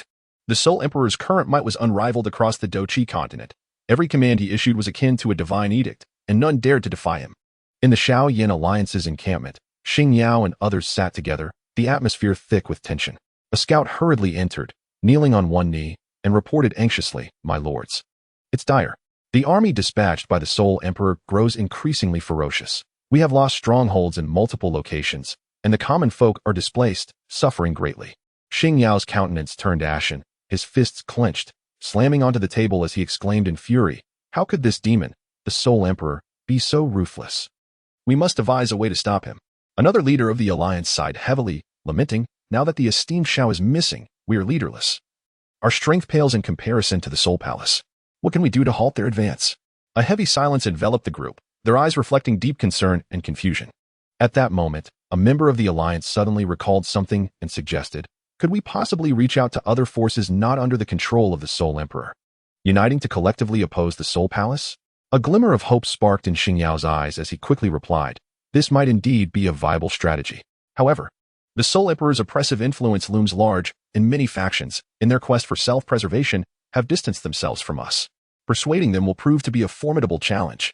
Despite the daunting obstacles ahead, Xingyao and the others resolved to give it a try. They promptly dispatched envoys, carrying heartfelt letters, to various locations, endeavoring to persuade those still harboring a spirit of resistance. Yet, the envoys encountered numerous hindrances along their journey. Some were targeted by the Soul Palace's spies and met a grim fate, while others were turned away by other factions, receiving nothing but cold shoulders. In a secluded valley, a small team led by the Alliance's envoys tread cautiously. Suddenly, a group of cloaked figures emerged from the surrounding woods, brandishing sharp blades with icy glares. Clearly assassins from the Soul Palace. "You rebels defying His Majesty, the Soul Emperor, today marks your demise," sneered the leader of the black-clad men. Undeterred, the Alliance's envoy drew his sword and declared fiercely, "The Soul Palace's tyranny will inevitably face retribution. Even if we perish today, we shall fight for the justice of the continent." With that, chaos erupted, and a fierce battle ensued. Although the Alliance envoys fought valiantly, they were ultimately outnumbered, falling one by one into pools of blood. Meanwhile, similar tragedies unfolded in other corners of the Duki continent, exacerbating the plight of the Xiao Yan alliance. In the cave, Xiao Yan remained oblivious to the encroaching crisis, relentlessly striving to break through his strength's limitations. Inside the cave, Xiao Yan was enveloped in a dense, chaotic radiance, a manifestation of his cultivation of the chaotic return to origin technique. As his chi circulated along an unusual path, the powerful force surged through his meridians, producing a cacophony of cracking sounds, as if they might shatter at any moment. Yet, he gritted his teeth, beads of sweat trickling down his forehead. His mind fixated on a singular belief: to break through. Chapter 79, Xiao Yan's arduous transformation. The chaotic return to origin technique places stringent demands on the meridians. And given Xiao Yan's current injuries, forcing himself to cultivate became an arduous task. However, retreat was not an option. Each breath was accompanied by excruciating pain. Yet he continued to guide his chi, relentlessly pushing against the limits of his meridians. Amidst this grueling process, Xiao Yan's consciousness fluctuated between clarity and haze. He felt as though he was engulfed in chaos, surrounded by endless darkness and pressure, where a moment's inattention could lead to his demise. Just as Xiao Yan felt he might falter, the unusual fire within him seemed to sense his predicament and blazed with renewed vigor. The three-colored abnormal flames danced like serpents within his meridians, not only providing a steady stream of energy, but also utilizing their formidable restorative powers to stabilize his crumbling meridians. With the aid of the strange fire, Xiao Yan gradually regained control, and the flow of his chi became increasingly smooth. As time passed, his comprehension of the chaotic return to origin technique deepened significantly. He discovered that this profound technique not only refined his fighting spirit, but also allowed it to resonate harmoniously with his very soul. When the soul and fighting spirit fused flawlessly, his perception of the surrounding world sharpened, as if he could see through all things. Simultaneously, Xiao Yan's body underwent a transformative metamorphosis. His muscles became more taut, and beneath his skin, countless tiny serpentine energies seemed to writhe, signifying the powerful forces surging within him. His bones were continuously fortified, growing as solid as granite, each inch radiating a formidable aura. Outside the cave, the howling winds raged on, seemingly cheering for Xiao Yan's arduous transformation. As Xiao Yan's strength gradually ascended, the atmosphere within the cave intensified, so potent that it began to warp the surrounding space. Meanwhile, the eyes of the Soul Palace were scouring the area for Xiao Yan's whereabouts, should they discover him. A fierce battle awaited, and whether he could evade his foes before his breakthrough remained uncertain. Within the secret chamber of the Soul Palace, several elders gathered around a massive stone table, upon which lay a detailed map of the fighting spirit continent, marked in red to indicate various strongholds of the resistance forces. An elder with flowing white hair pointed at the map, his voice dripping with malice as he remarked, "These resistance factions, though insignificant, are a persistent nuisance. We must devise a permanent solution to eradicate them completely." Another elder nodded slightly, a glint of ruthlessness in his eyes. I have heard that in a concealed location on the continent lies an ancient seal, within which is imprisoned a primordial beast of terror. If we could unleash it to deal with those resistance forces, the endeavor would yield exponential results. Upon hearing this, the others brightened with interest. The leading elder pondered for a moment, stating, though this plan is fraught with peril, it is worth a try. However, once that ancient beast is released, we must exercise caution. We cannot allow it to spiral out of control. Thus, the Soul Palace swiftly organized an elite team to venture toward the hidden place of the ancient beast seal. Meanwhile, at the Alliance's encampment, Xingyu and his companions continued their quest for allies. In a dense forest, they encountered a mysterious group, clad in black attire and moving with agility. They exuded an air of disciplined training. Startled, Xingyu assumed they were assassins from the Soul Palace and immediately adopted a defensive stance. However, the leader of the group removed his mask, revealing a youthful yet resolute face, and smiled, saying, "Fear not, we are not your enemies. I am the Deputy Master of Wind Spirit Valley, and having heard of the Soul Palace's misdeeds, I have come to offer assistance." Xingyu and his companions were both surprised and elated. Although Wind Spirit Valley was not among the top-tier forces on the Fighting Spirit continent, its strength was not to be underestimated. The Deputy Master continued, "Our valley's leader is acutely aware that should the Soul Palace succeed, the entire continent will plunge into irreparable ruin. We are willing to join forces with the Alliance to combat the Soul Palace." Xingyu hurried forward, grasping the Deputy Master's hand in excitement and exclaiming, "This is excellent. With your esteemed valley support, our chances against the Soul Palace have increased significantly." The two parties swiftly reached a cooperative agreement, with Wind Spirit Valley not only providing a trove of precious cultivation resources but also dispatching numerous experts to join the Alliance. Inspired by their initiative, several previously hesitant smaller factions also began to join the cause. The strength of the Alliance has seen a notable enhancement, invigorating their morale. Yet, Xingyu is acutely aware that this is far from sufficient. They must seek additional allies to contend with the Soul Emperor. At this moment, they remain oblivious to the Soul Palace's sinister plot to unleash ancient ferocious beasts. Should this scheme succeed, the entire Duki continent will be confronted with an unprecedented catastrophe. Concurrently, in the cave, Xiao Yan is nearing a breakthrough, his aura growing increasingly formidable as a storm poised to alter the fate of the continent quietly brews. Chapter 80, Breakthrough. In the oncoming crisis within the cave, the chaotic aura enveloping Xiao Yan grows ever more resplendent, his powerful energy surging outward like a tumultuous tide, causing the entire cavern to tremble violently under the impact of such force, stones cascading from the walls. Xiao Yan's consciousness is wholly absorbed in his cultivation, acutely sensing that he is but a step away from shattering the constraints before him. Chaos reversion technique, grant me the strength to break free. Xiao Yan roars internally, channeling his Duki to its utmost limit. At this critical juncture, his seems to respond to an unseen summons, intertwining three flames into a singular, more potent fusion flame. This amalgamation radiates an overwhelming aura, surging forth alongside Xiao Yan's Duki in a final assault against the barrier. Boom! A thunderous explosion resonates, reminiscent of the very dawn of creation, as an unprecedented power erupts within him. The surge of energy widens and fortifies his meridians, his Duki racing through them like a roaring river. In an instant, his strength ascends to an entirely new realm, with both soul and body receiving profound enhancement through this breakthrough.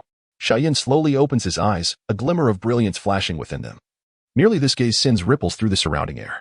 Rising to his feet, he savors the torrent of power surging within him, a confident smile gracing his lips. "Soul Emperor, this time, I shall surely defeat you." However, before Xiao Yan could fully relish the joy of his breakthrough, danger silently encroaches. A reconnaissance team from the Soul Palace, while conducting their search, detects the anomalous energy fluctuations surrounding the cave. The team leader's expression sharpens, and he promptly commands, "All units, remain alert. We may have stumbled upon a significant figure, perhaps even Xiao Yan." The team members swiftly disperse, encircling the cave. The leader retrieves a communication jade talisman, preparing to report back to the Soul Palace headquarters. Meanwhile, within the cave, Xiao Yan senses the commotion outside. He furrows his brow, contemplating, to be targeted immediately after a breakthrough. It appears the Soul Palace's henchmen are truly relentless. Without a moment's hesitation, wielding the Xian heavy ruler, he strides purposefully towards the cave's entrance. As he emerges, he finds himself confronted by the Soul Palace soldiers, poised and ready. The team leader, upon spotting Xiao Yan, momentarily freezes before a look of ecstatic triumph spreads across his face. "Ha! What a stroke of fortune! I have found you without effort. Xiao Yan, today marks your demise." Xiao Yan snorts derisively, a flicker of disdain in his eyes. "You think you can kill me, with just you lot?" With that, his Duki erupts instantaneously, the overwhelming pressure forcing the surrounding Soul Palace soldiers to take several steps back in retreat. Upon witnessing the scene, the captain of the Soul Temple squad's expression shifted slightly. Nonetheless, he maintained a facade of composure and commanded with a wave of his hand. Advance. Capture Xiao Yan, and a rich reward awaits. The soldiers of the Soul Temple, with gritted teeth, brandished their weapons and charged toward Xiao Yan. His gaze was icy as he wielded the mysterious heavy ruler, unleashing a formidable torrent of fighting spirit that instantly propelled several soldiers at the forefront into the air. With a flicker of his form, he darted into the enemy ranks like a bolt of black lightning, engaging in a fierce melee. Meanwhile, the plan to unleash the ancient ferocious beast was progressing at a frantic pace within the Soul Temple. Once the beast was summoned, the entire Duki continent would plunge into further chaos. Whether Xiao Yan could rescue the realm from impending doom amidst such a perilous situation remained an enigma.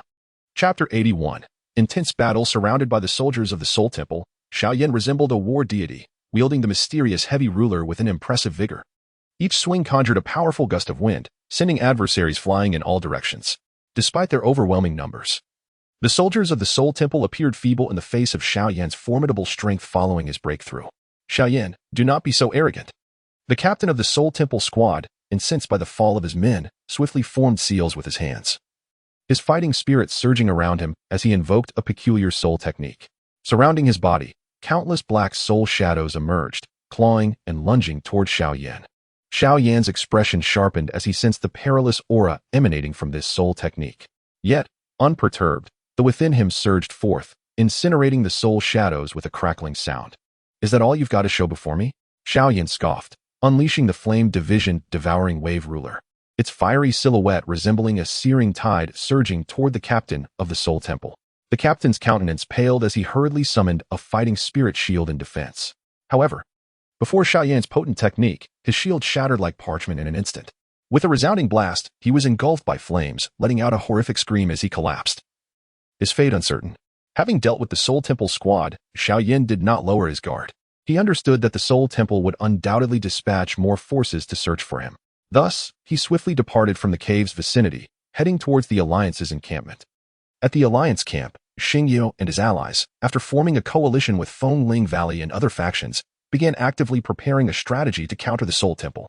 They organized soldiers for rigorous training to enhance combat capabilities while dispatching scouts deep into the Soul Temple's territory to gather intelligence. Upon receiving this information, Xingyu immediately convened a council. This presents a splendid opportunity. Intercepting this supply convoy will not only weaken the Soul Temple's strength but also bolster our own, he analyzed. The assembly nodded in agreement. Consequently, the Alliance swiftly organized an elite contingent, led by Xingyu, towards the location reported by the scouts. Upon their arrival, they encountered the supply convoy of the Soul Temple. Attack!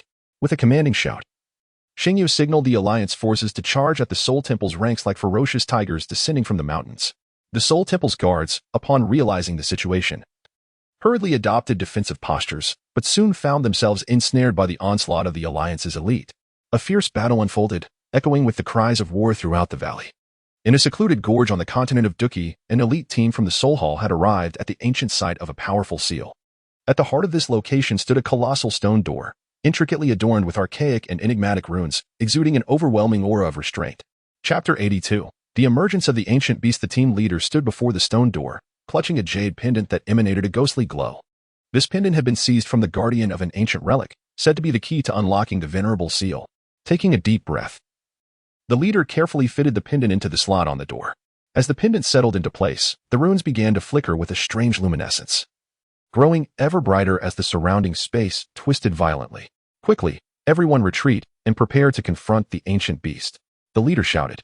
The soldiers of the Soul Hall swiftly fell back, assuming defensive stances, their weapons glinting menacingly in the dim light. The stone door trembled slowly, creaking ominously as if recounting a long-buried tale. Finally, with a thunderous crash, the door collapsed, unleashing a torrent of dense black mist from the cavern beyond.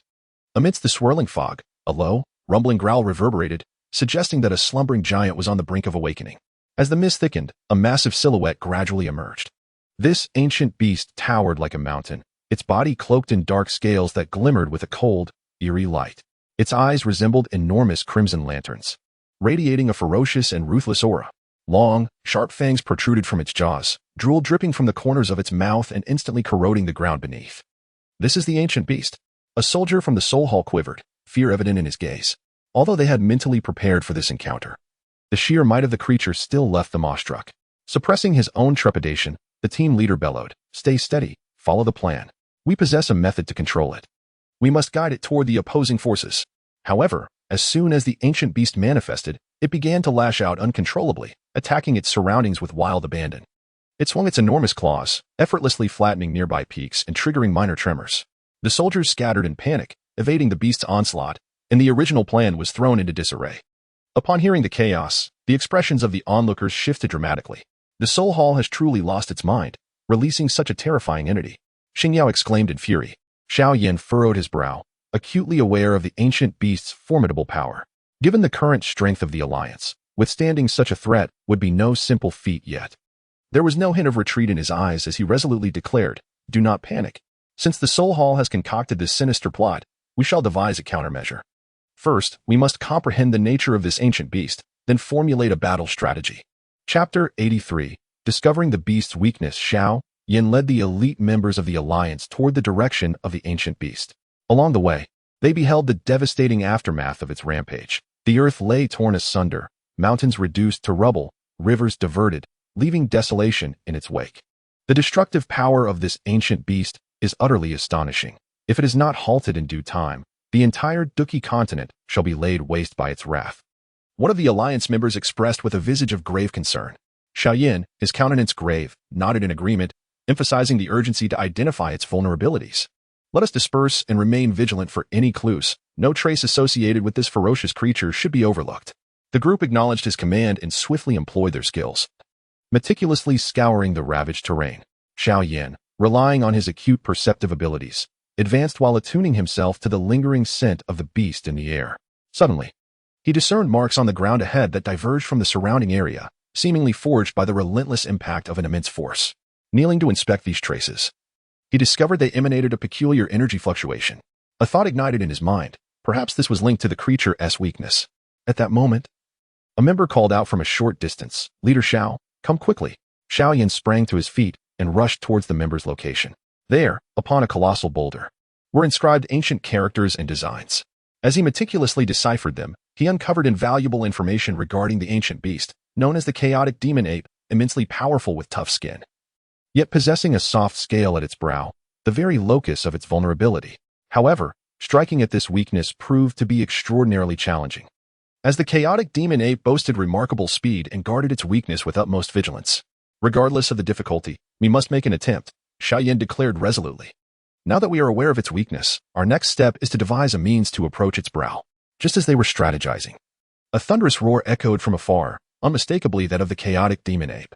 The group turned towards the source of the sound, witnessing the formidable creature striding towards them, each step causing the earth to tremble. "Prepare for battle and adhere to the plan," Xiao Yan commanded swiftly, assigning some members to divert the chaotic demon ape's attention while others sought opportunities to strike at its weakness. As the beast approached, those tasked with distraction unleashed powerful techniques. Beams of light soaring towards the chaotic demon ape. Enraged, it retaliated, swiping its colossal claws at the members. The battlefield erupted into chaos, dust swirling and cries of battle resounding. Seizing this opportunity, Xiao Yan, accompanied by other members, cautiously maneuvered towards the beast's flank, seeking an opening to target its brow. Yet, the chaotic demon ape appeared aware of the impending threat. While it engaged those attempting to distract it, it remained acutely attuned to its surroundings, rendering it difficult for Xiao Yan and his companions to find a moment to strike. In the midst of the chaos, they carefully sought their chance, while those diverting the beast's attention unleashed their full prowess, dazzling techniques illuminating the battlefield like brilliant fireworks. Some members unleashed their ice-based combat techniques, launching massive ice spikes towards the chaos demon ape. However, the ice spikes merely shattered against the creature's formidable scales, resulting in nothing more than a spray of ice shards, failing to inflict any significant damage. Chapter 84. Fierce battle against the chaos demon ape. The defenses of this chaos demon ape are utterly monstrous, one member exclaimed, his face a mask of shock and helplessness. Amidst the fierce battle, Xiao Yan discerned a brief interval in the ape's assault after it swung its claws. There was a momentary pause as it adjusted its center of gravity. Though this window was exceedingly brief, it was sufficient for a master like Xiao Yan. "Listen up. After the chaos demon ape swings its claws again, I will seize the opportunity to attack its vulnerable forehead. You all need to support me wholeheartedly and create an opening, Xiao Yan declared loudly. The others nodded in agreement, their eyes reflecting unwavering determination. Soon, the Chaos Demon Ape swung its massive claws towards a member of the Alliance. Just as its claws completed their arc and the creature momentarily halted, Xiao Yan darted forward like a streak of black lightning. He raised the mystic heavy ruler high, surrounded by three-colored, exuding a cataclysmic aura. Buddha's Wrath Fire Lotus, Xiao Yan shouted, hurling the concentrated Buddha's Wrath Fire Lotus towards the ape's forehead. Simultaneously, the other Alliance members unleashed their most potent attacks, creating a dazzling tapestry of energy that enveloped the Chaos Demon Ape. Realizing the imminent danger, the ape attempted to evade Xiao Yan's strike, but the surrounding assaults from the Alliance members constricted its movements. The Buddha's Wrath Fire Lotus struck true, impacting the ape's forehead with tremendous force. Boom! A deafening roar echoed as the overwhelming energy caused the Chaos Demon Ape to stagger. It let out a pained howl, and a crack appeared in the soft scales of its forehead, blood oozing forth. We did it! The Alliance members erupted in cheers at the sight. Yet, their celebration was short-lived as the Chaos Demon Ape, now thoroughly enraged, had its eyes turn a furious crimson, its aura becoming increasingly volatile. Ignoring its injuries, it launched a frenzied assault towards Xiao Yan and the others. Its speed and strength multiplied several times over. Be careful, it has gone berserk, Xiao Yan warned loudly. The Alliance members swiftly adjusted their formation to withstand the ape's frenzied onslaught. In this life and death moment, Xiao Yan understood that they must muster their full strength to vanquish the Chaos Demon Ape utterly, or the consequences would be dire. However, the ferocity of the ape's attacks was relentless, and the Alliance members gradually found themselves in peril, sustaining injuries to varying degrees. Amidst this intense combat, Xiao Yan felt unprecedented pressure. Under the onslaught of the Chaos Demon Ape, the members of the Alliance gritted their teeth and held their ground. They coordinated with one another, employing intricate tactics to minimize casualties. Some members, adept in defense, formed a human wall, utilizing energy shields to absorb the majority of the ape's attacks. Others seized the opportunity to strike from the sides or rear, aiming once more at the creature's vulnerabilities. However, the power of the Chaos Demon Ape was overwhelmingly formidable. Despite the valiant efforts of the Alliance members, the defensive line gradually revealed vulnerabilities. A member tasked with defense, struck by a powerful blow from the Chaos Demon Ape, had their aura shield shattered, sending them crashing to the ground, unconscious and possibly lifeless. No. Witnessing this, a nearby member, consumed by grief and rage, recklessly charged at the Chaos Demon Ape, only to be effortlessly swatted away, soaring like a kite severed from its string. Xiao Yan, observing his companions being injured and falling, felt an overwhelming surge of anger and guilt within him. He understood that this could not continue. A solution had to be found swiftly. At that moment, he suddenly recalled an ancient amplification secret technique he had obtained earlier in the ruins. This technique could temporarily enhance the user's aura intensity, albeit at a great cost to their body. Faced with the dire situation, he had no choice but to take the risk. Gritting his teeth, Xiao Yan resolved to employ this ancient amplification secret technique. He quickly channeled his aura, guiding it through his meridians in a frenzied flow according to the technique's pathway. As the technique took effect, Xiao Yan's body began to tremble slightly, his complexion paling to a ghostly white, yet his aura continued to surge. Everyone, hold on. I have a plan, Xiao Yan shouted. Upon hearing his words, the other members felt a flicker of hope ignite within them, spurring them to resist the Chaos Demon Ape's assaults with renewed vigor. Just as Xiao Yan was nearing the completion of his technique, a strange light suddenly appeared in the sky. From within this radiance, a mysterious figure gradually emerged. This figure emanated a powerful and enigmatic aura, causing even the Chaos Demon Ape to halt its attacks, watching the uninvited guest with wariness. Who is this person? A member of the Alliance exclaimed, bewildered. Before anyone could react, the mysterious figure swiftly formed hand seals, unleashing a torrent of potent energy towards the Chaos Demon Ape. Under the impact of this energy, the Chaos Demon Ape found itself immobilized, as if ensnared by an invisible force. Quick, now is the time to strike at its weakness, the mysterious figure commanded. Seeing this, Xiao Yan hesitated no longer and completed the technique, his strength having surged to an astonishing level. Grasping the heavy Xian ruler, he charged towards the Chaos Demon Ape's brow with inexorable might. A decisive attack, one that would determine the outcome of the battle, was about to unfold. Chapter 85. Mysterious Assistance in the Beast's Defeat with the aid of the mysterious figure. Xiao Yan seized the opportunity presented by the Chaos Demon Ape's immobilization and launched himself toward its brow with all his might. His heavy Xian ruler, enveloped in the tricolor, exuded a chilling aura. With each step forward, the surrounding air seemed to ignite, crackling ominously. At this moment, Xiao Yan had pushed his potential to its limits. Under the influence of the ancient amplification technique, his aura surged like a tumultuous sea, crashing wave after wave against the defenses of the Chaos Demon Ape. Concurrently, the binding power of the mysterious figure steadily drained the creature's capacity to resist. "Break for me," Xiao Yan roared, and with cataclysmic force, the heavy Xian ruler struck down upon the brow of the Chaos Demon Ape. This time, the defenses of the Chaos Demon Ape were utterly shattered. Its tender scales crushed by the weighty force of the Xuanzhong, blood gushing forth like a spring. The Chaos Demon Ape let out a piercing roar, its body convulsing violently in a desperate attempt to break free from the mysterious figure's grasp. Yet, the strength of the enigmatic presence was formidable, rendering the ape's struggles futile. As its injuries worsened, the Chaos Demon Ape's aura gradually waned, its once fierce and savage gaze dimming with despair. "It is over." As Xiao Yan beheld the faltering Chaos Demon Ape, a complex surge of emotions welled up within him. The peril posed by this ancient beast was finally coming to an end. Following Xiao Yan's final strike, the massive form of the Chaos Demon Ape collapsed with a thunderous crash, sending a cloud of dust into the air. The battlefield fell into instant silence. The members of the Alliance staring in disbelief at the fallen creature, unable to comprehend the reality before them. They had succeeded in vanquishing this nearly invincible ancient beast. Xiao Yan slowly stowed away his Xuanzhong and turned to face the mysterious figure. He bowed slightly and expressed his gratitude. "Thank you, esteemed elder, for your assistance. Had you not arrived in time, it would have been exceedingly difficult for us to withstand this ancient beast today." The mysterious figure smiled faintly and replied, "Young one, there is no need for such formality. I have been closely observing the situation on Dochi continent, and the actions of the Soul Palace pose a grave threat that I could not ignore. Furthermore, your potential and courage are indeed commendable." Curiously, Xiao Yan inquired, "Esteemed elder, may I ask who you are?" The mysterious figure waved a hand dismissively, saying, "I am merely an old recluse who has lived in seclusion for many years.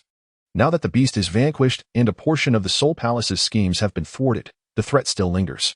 You must continue to strive forward, leading the alliance against the Soul Palace to safeguard Dochi continent."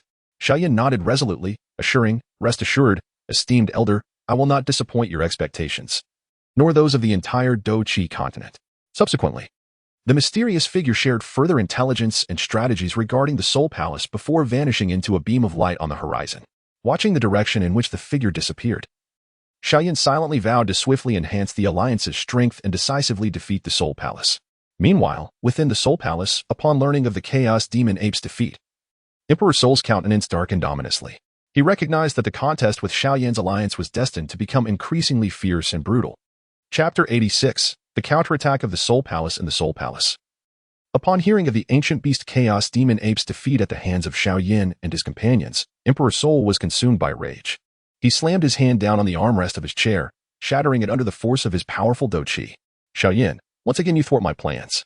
He seethed, his eyes glinting with ferocity.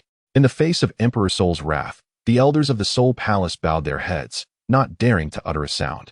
After a moment of contemplation, Emperor Soul coldly declared, "Then we shall expedite the implementation of our plans. Relay the orders, summon all the experts of the Soul Palace, and prepare for a full-scale assault on Xiao Yan's alliance. I will make them understand the consequences of defying me."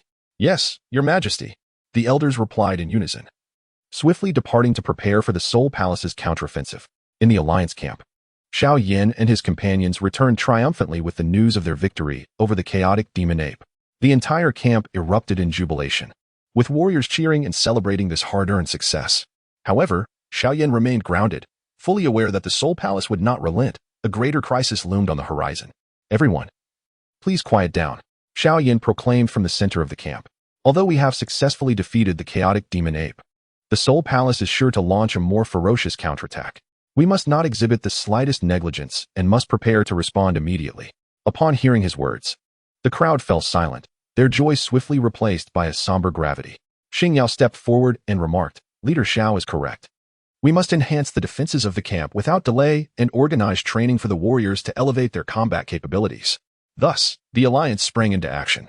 Members skilled in fortification led a contingent of soldiers to reinforce and modify the camp's walls and watchtowers, setting up additional traps and defensive mechanisms. Meanwhile, the warriors engaged in intensive training day and night, practicing various combat techniques and tactical maneuvers under the guidance of their instructors. Xiao Yan was equally industrious, sharing his experiences and insights gained from the battle with the chaotic demon ape, while also optimizing the alliance's combat strategies. Under his guidance, the strength and combat awareness of the Alliance members saw significant enhancement. However, time was of the essence, and the Soul Palace's assault could commence at any moment. Amidst the tense preparations, Xiao Yan pondered how to further augment the Alliance's power. He understood that relying solely on their current strength would be insufficient to utterly defeat the Soul Palace. Consequently, he resolved to delve deeper into the various techniques and martial arts acquired from the ruins, hoping to discover a breakthrough. Simultaneously, the Alliance intensified its intelligence-gathering efforts, closely monitoring the movements of the Soul Palace to ensure they were adequately prepared for the impending conflict. Within the eerie confines of the Soul Palace's chamber, dim rays of light struggled to escape from the dark green crystals embedded in the walls, casting shadows upon the faces of several elders gathered around a massive stone table, their expressions ranging from grave to sinister. "This time, we must go all out and eliminate Xiao Yan's alliance in one swift stroke," declared an elder with graying hair, his eyes glinting with a fierce intensity as his withered fingers lightly tapped on the table, producing a dull sound that seemed to herald the impending war. Another elder nodded slightly, clad in a black robe adorned with peculiar silver runes that flickered ominously in the dim light. "Indeed, yet we must not underestimate Xiao Yan's alliance, for their strength is not to be trifled with. We cannot afford to launch a reckless assault. I have heard whispers of an ancient formation in a mysterious location on the continent. If activated, it could unleash tremendous energy capable of turning the tide of battle in an instant." "Oh, such a thing exists?" A slightly corpulent elder's eyes gleamed with avarice. "Then what are we waiting for? Dispatch someone immediately to seek it out and ensure that we seize control of that formation." The elder seated at the head of the table, who had been meditating with his eyes closed, slowly opened them, a cold glint flashing within. "This matter cannot be rushed. The enigmatic land is undoubtedly fraught with peril. Setting aside the question of whether such a formidable array truly exists, it is likely that other factions have already set their sights upon it. We must deliberate carefully and first dispatch individuals to investigate discreetly." The assembly unanimously nodded in agreement. Subsequently, they commenced a discussion on how to counter the defensive layout of the Xiao Yan alliance, devising a series of feigned assault plans and ambush strategies. The atmosphere within the chamber was thick with intrigue, as a storm of bloodshed seemed poised to erupt upon the Douqi continent. Chapter 87. Xiao Yan's foreboding within the encampment of the Xiao Yan alliance. Xiao Yan was immersed in seclusion, diligently cultivating in his training chamber. The potent Dou Qi surged within him like a rushing river, continuously cleansing his meridians and tempering his bones. Yet, as he surrendered to his training, an inexplicable sense of unease surged within his heart, as if a pair of eyes lurking in the shadows were fixated upon him. Slowly, Xiao Yan opened his eyes, his brow furrowing. Could this feeling portend some nefarious scheme from the Soul Palace? Rising to his feet, he exited the training chamber and summoned Xiao Suner and Gu He, among others. "Friends, I have been unsettled of late, sensing that the Soul Palace may soon undertake significant actions," Xiao Yan declared gravely. Xiao Suner furrowed her delicate brows and gently clasped Xiao Yan's hand in a gesture of comfort. "Xiao Yan, your intuition is keen. If you harbor such premonitions, we must not take them lightly." Gu He stroked his beard, pondering for a moment before suggesting, "Perhaps we should bolster the defenses of our encampment and dispatch more scouts to closely monitor the movements of the Soul Palace." After a thorough discussion, the assembly resolved to act immediately. The Xiao Yan alliance entered a state of heightened alert, reinforcing the defensive arrays surrounding the camp and significantly increasing the patrols. Scouts, like arrows released from a bow, sped toward the direction of the Soul Palace, eager to ascertain their latest developments. A select team of elite operatives dispatched by the Soul Palace, under the guidance of an elderly figure cloaked in black, traversed numerous days to finally arrive at the fringe of the fabled mysterious land. This area was shrouded in dense fog, permeated by a decaying aura, suggesting the presence of countless unknown dangers. "Exercise caution. This fog may conceal secrets," the elder cautioned in a hushed tone, waving his staff to envelop the group in a faint black glow, an attempt to shield them from potential threats. Stepping cautiously into the mist, each movement felt as treacherous as treading upon thin ice. Suddenly, a low growl resonated ahead as a massive beast erupted from the fog, its body bristling with sharp spines, its eyes gleaming with a bloodthirsty light. "Attack!" commanded the elder, and the team members unleashed their respective combat techniques. A kaleidoscope of Douqi illuminating the area as they engaged in fierce combat with the beast. After a grueling struggle, they ultimately succeeded in slaying the creature and pressed onward into the depths of the mysterious land. As they ventured further, they stumbled upon an ancient relic, its grand entrance firmly sealed, adorned with enigmatic runes. The elders scrutinized the runes intently before producing a unique token, approaching the imposing door with deliberate slowness. As the token made contact with the grand gate, runes ignited, and the gates slowly creaked open, releasing an ancient and formidable aura that seemed to whisper the secrets concealed within. According to our inquiries, the Soul Hall has been frequently mobilizing its personnel of late, seemingly plotting a significant operation. Moreover, they dispatched a small squad to a mysterious location on the continent, the precise objective of which remains unclear, the scout panted. A mysterious location? A flicker of intrigue sparked within Xiao Yan as he exchanged glances with Xiao Sun. Could it be related to the ancient formation previously mentioned by the Soul Hall? Regardless, we must not allow the Soul Hall to succeed. Queen Medusa snorted coldly. Should they acquire the power to alter the tide of battle, we would find ourselves in dire straits. Xiao Yan nodded slightly. I shall personally lead a team to this enigmatic place to uncover the Soul Hall's true intentions. Xiao Sun, Medusa, you shall remain here to fortify the Alliance's defenses, ensuring that the Soul Hall does not seize the opportunity to strike while I am away. After a thorough discussion, Xiao Yan swiftly selected a cadre of elite members, forming an expedition team that set forth toward the mysterious locale. Meanwhile, Xiao Sun and Medusa, remaining in the camp, began to diligently strategize their defensive preparations, readying themselves for the impending storm. Chapter 88, Crisis Within the Ruins. Upon entering the ruins, the Soul Hall's team discovered a vast labyrinth, with convoluted passages and walls shimmering with peculiar luminescence. The elder in the black robe produced a unique crystal that emitted a faint glow, guiding their path forward. However, they had scarcely advanced when they encountered perilous challenges. The ground suddenly fissured, and spikes erupted violently from below, prompting the team members to deftly evade. Almost immediately, countless poisonous arrows shot forth from the walls, glimmering with a sinister green light, clearly laced with potent venom. Be cautious, the elder in the black robe bellowed, simultaneously wielding his staff to conjure a black shield that enveloped them all. The poisoned arrows struck the shield, producing a cacophony of clinks and sparks. After narrowly overcoming this round of assaults, they pressed on. Suddenly, a vast chamber loomed ahead. At its center, a stone platform floated, radiating a blue luminescence, upon which lay a tome exuding an ancient aura. That must be the key to activating the formation. One of the Soul Hall members exclaimed in excitement, rushing forward, only to be halted by the elder in the black robe.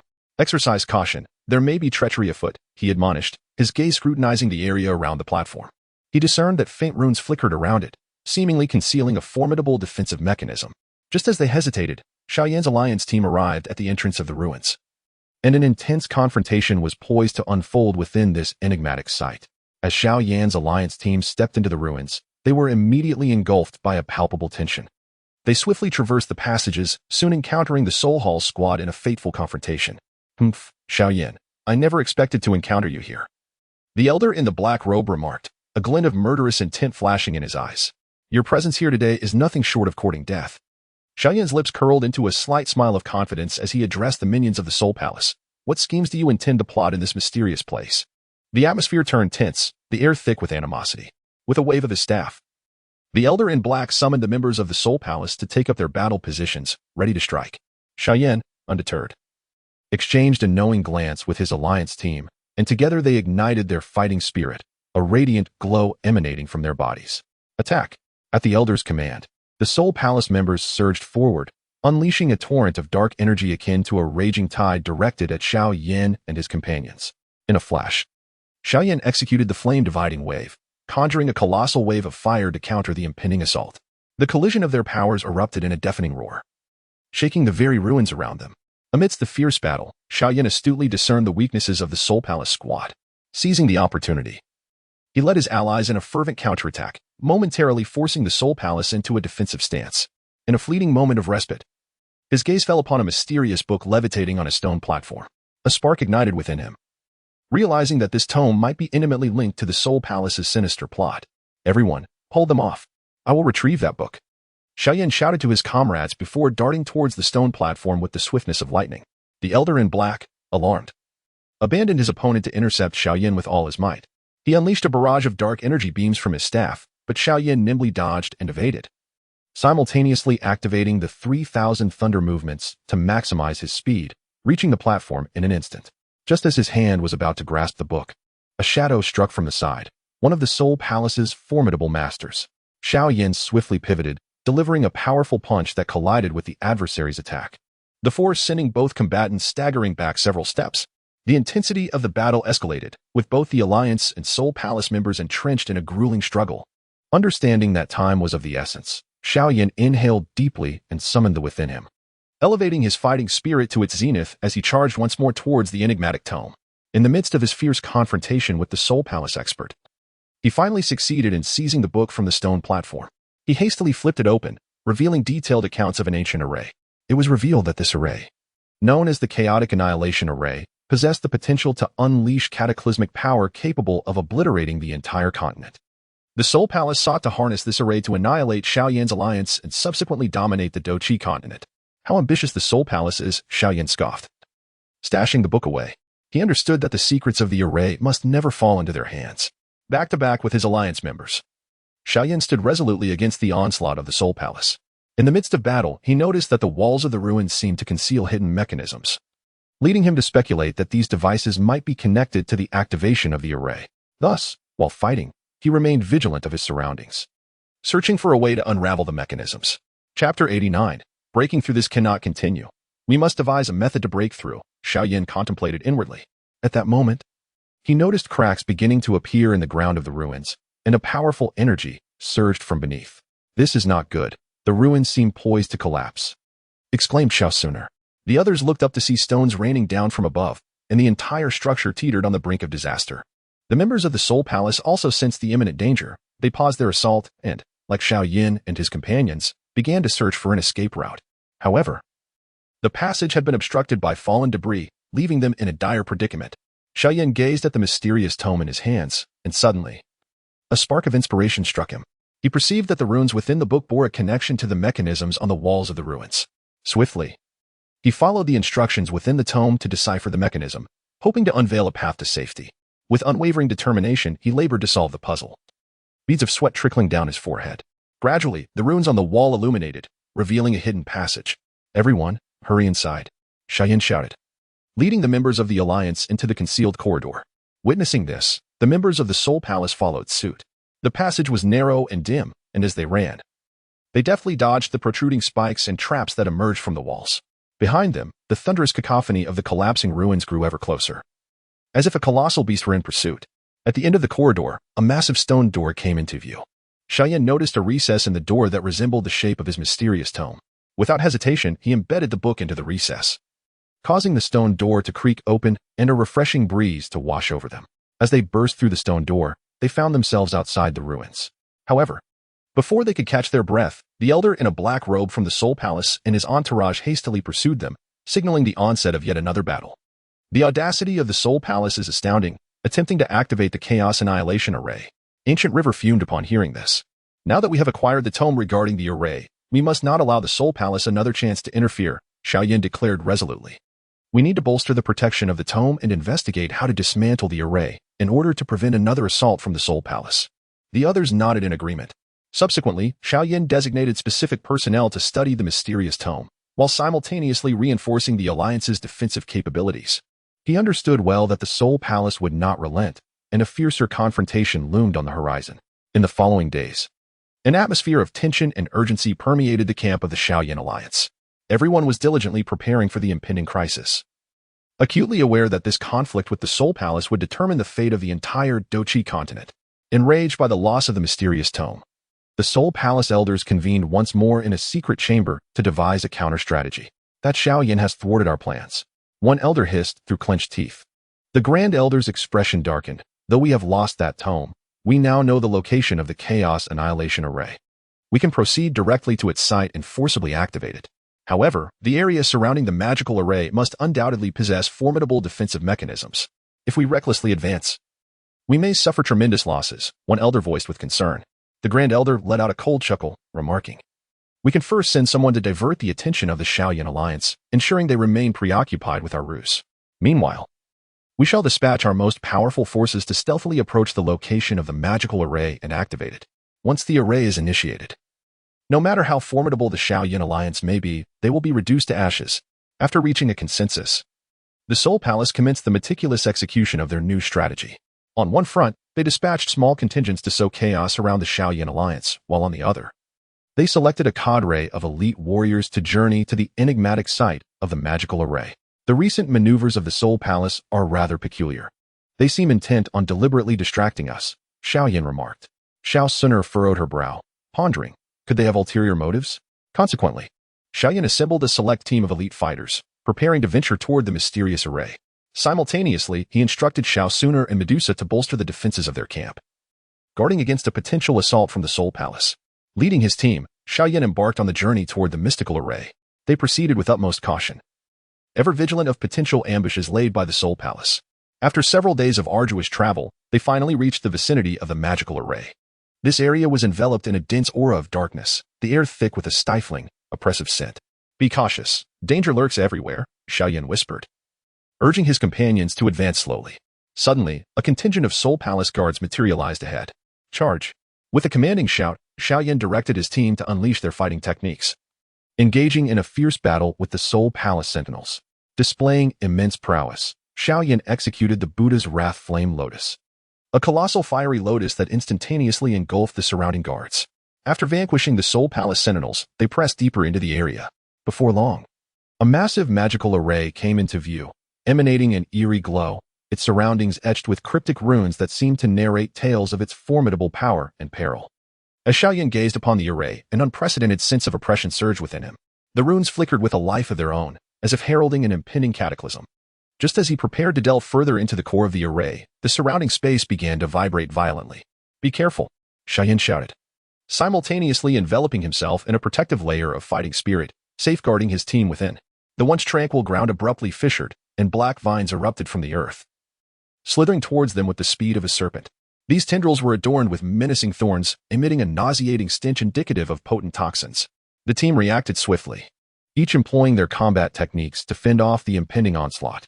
However, their fierce strikes against the vines merely sparked a flurry of black embers, causing the tendrils to momentarily pause before resuming their frenzied growth. Witnessing this, a fierce glint flashed in Xiao Yan's eyes. His hands swiftly formed seals as three distinct types of surge within him, merging to create an even larger and more fervent Buddha's Wrath Flame Lotus. "Go!" With a vigorous sweep of his hand, Xiao Yan propelled the Buddha's Wrath Flame Lotus towards the encroaching vines, unleashing its cataclysmic force. Boom! A thunderous roar erupted, and flames soared skyward, instantly incinerating the black vines, which disintegrated into a cloud of ashes. Yet, before the crowd could exhale in relief, a dark veil descended from the heavens, enveloping them entirely.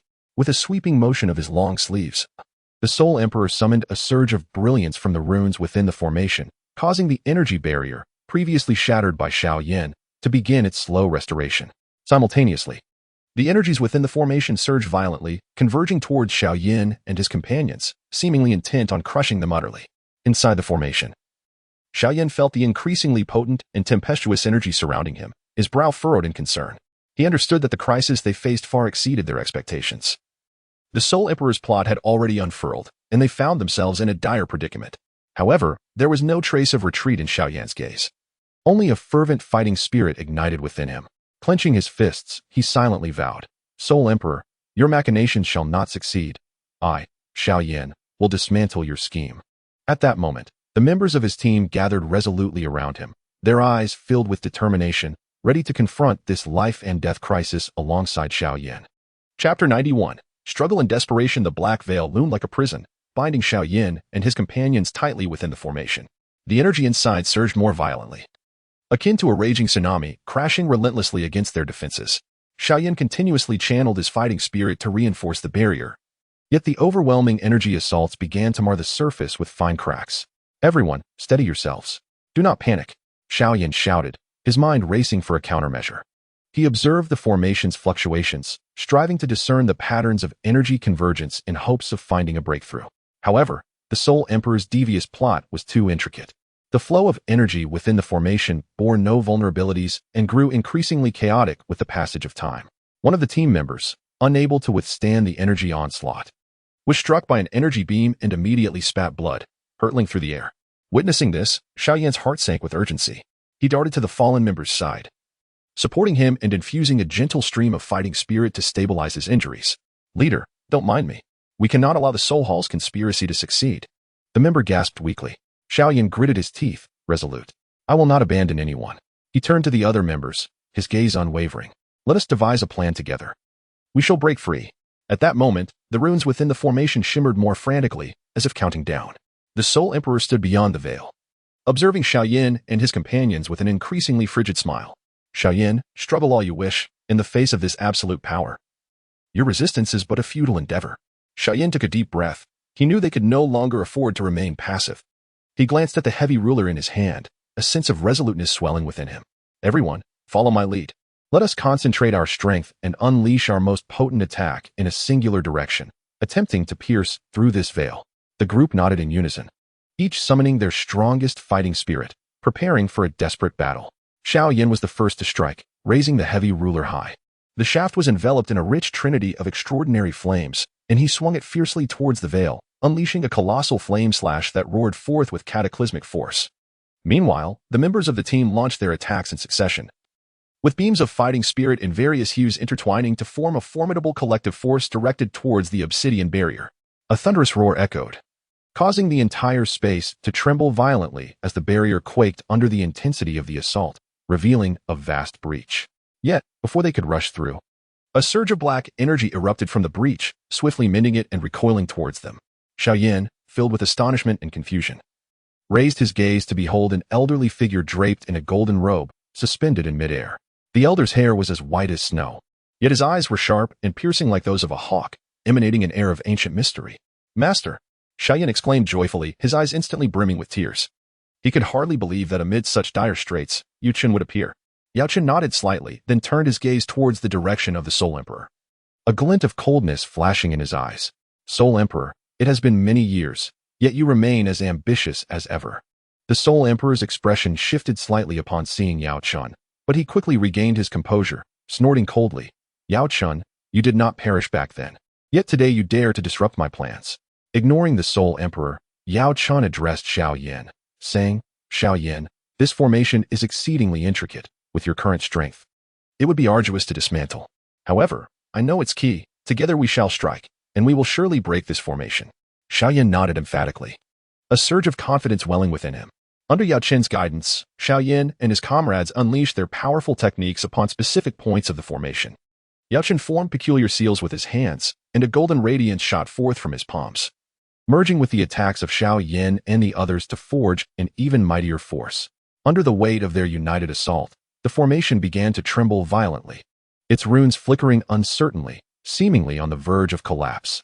The Soul Emperor, witnessing this, turned ashen, swiftly forming seals with his hands in an attempt to bolster the formation's strength. However, the ferocity of Yao Chen and Xiao Yan's strikes proved overwhelming, causing the formation's energy to gradually destabilize. With a cataclysmic roar, the formation finally succumbed to the relentless onslaught, shattering into fragments. The black barrier dissipated instantaneously, and the surrounding space returned to tranquility. Realizing the precariousness of the situation, the Soul Emperor snorted coldly, his figure flickering before vanishing from sight. Xiao Yan and the others exhaled a collective sigh of relief, a wave of joy washing over them as they felt the bliss of survival.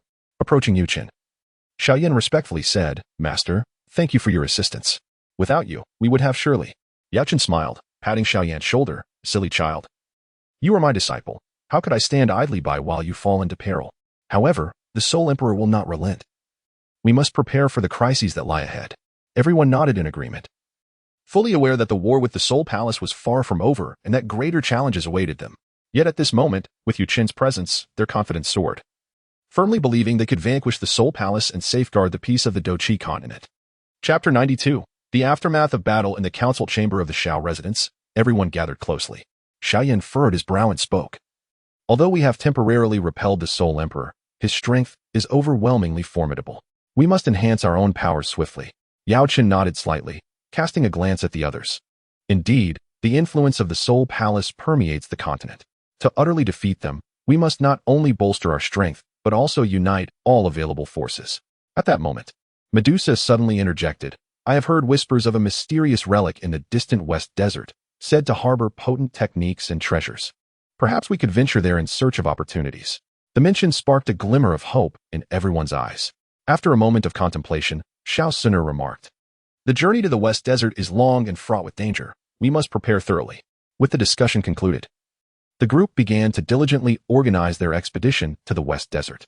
Xiao Yan seized the opportunity to enter seclusion and solidify the breakthroughs he had achieved in battle. Within the confines of his secluded chamber, he channeled his energy, feeling his fighting spirit surge like a raging tide. He persistently endeavored to integrate the newly comprehended techniques with his own energy, striving to unleash even greater power. Meanwhile, in a hidden stronghold of the Soul Palace, the Soul Emperor sat brooding in a darkened chamber. The guardians below him kept their heads bowed, too fearful to breathe. Incompetence. A pack of useless fools. You couldn't even defend a formation, allowing that brat Xiao Yan to escape yet again. The Soul Emperor bellowed in fury. Calm your wrath, my lord. Although Xiao Yan and his companions have narrowly escaped, they must be significantly weakened. We can take advantage of this opportunity to ambush them on their journey to the West Desert, one of the cloaked guardians cautiously suggested. A glint of cold light flashed in the Soul Emperor's eyes. Humph. This time, I will ensure that Xiao Yan has no place to die.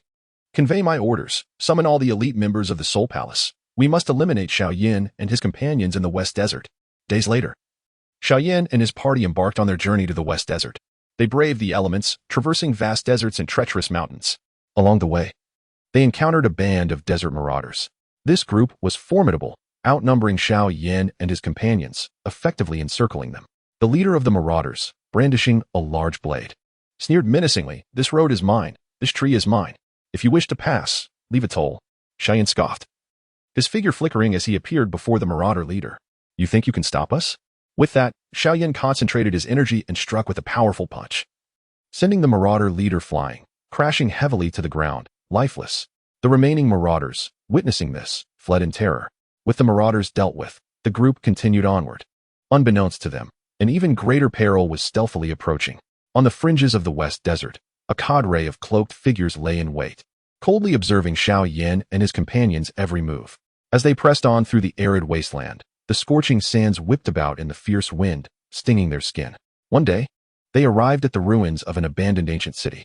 The crumbling walls of the city bore the scars of time, etched with the passage of years. Chapter 93. Exploring the ancient city. This ancient city appears to be quite old.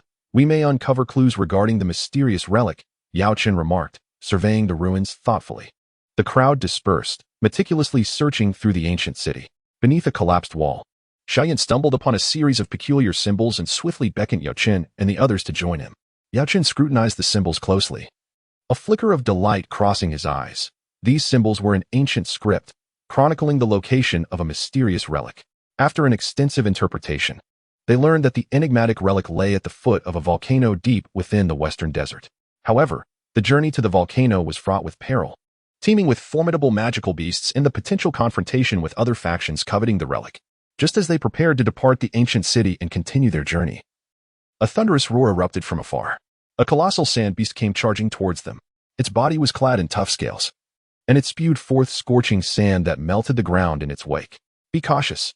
That is a 6th-tier sand beast, the flame-melting beast, and its power should not be underestimated. Xiao Yan warned loudly. The group quickly took their positions, readying themselves for combat. Medusa was the first to strike. With a swift motion of her serpent staff, a vibrant green serpent-shaped energy surged forth, directly hitting the flame-melting beast. The beast howled in pain, turning to lunge at Medusa. Observing this, Xiao Yan immediately unleashed the flame-dividing wave cutter, a massive blade of fire slicing towards the beast, halting its assault. Under the combined onslaught of their attacks, the flame-melting beast gradually began to show signs of fatigue. Seizing the opportune moment, Xiao Yan swung his heavy staff with all his might, a powerful energy striking down upon the beast's head, vanquishing it completely. With the flame-melting beast defeated, the group continued their trek. As they drew closer to the volcano, the environment grew increasingly hostile. The air was thick with the acrid scent of sulfur, and the ground was intermittently marred by searing fissures of molten rock. Yet, undeterred by the adversities, their hearts were united by a singular conviction: to locate the mysterious relic, enhance their strength, and conquer the Soul Temple. Along the way, Xiao Yan and his companions encountered another group also seeking the relic, led by a Dou Huang powerhouse named Imo Tianqing, who eyed them warily. Imo Tianqing cast a cold glance at Xiao Yan. "You youngsters have no business with this mysterious relic. It would be wise for you to leave at once." Xiao Yan smirked in response. "This relic does not belong to you. Why should we not pursue it?" Tension escalated, with both parties poised for a confrontation. Xiao Yan and Imo Tianqing stood at an impasse, the atmosphere taut as a drawn bowstring, ready to snap at any moment. The subordinates behind Imo Tianqing brandished their weapons, their energy shimmering in anticipation of battle. "Foolish child." Imo Tianqing scoffed, making the first move. He darted forward like a wraith, his sword slicing through the air towards Xiao Yan's throat. Xiao Yan's gaze sharpened. He swiftly sidestepped and countered with his heavy staff. their weapons clashing with a resounding metallic ring. "Everyone attack! Eliminate them!" Mo Tianqing shouted, and his subordinates surged forward, encircling Xiao Yan and his companions. Yao Chun, Medusa, and Xiao Suner, among others, sprang into action, engaging in a fierce battle with their adversaries. In an instant, the battlefield was filled with the clash of fighting spirits and the echoes of war cries. Xiao Yan unleashed the 3,000 lightning strikes, his figure flickering as he navigated effortlessly through the throngs of enemies, with each swing of the profound heavy ruler in his hand. A torrential storm of blood and chaos erupted.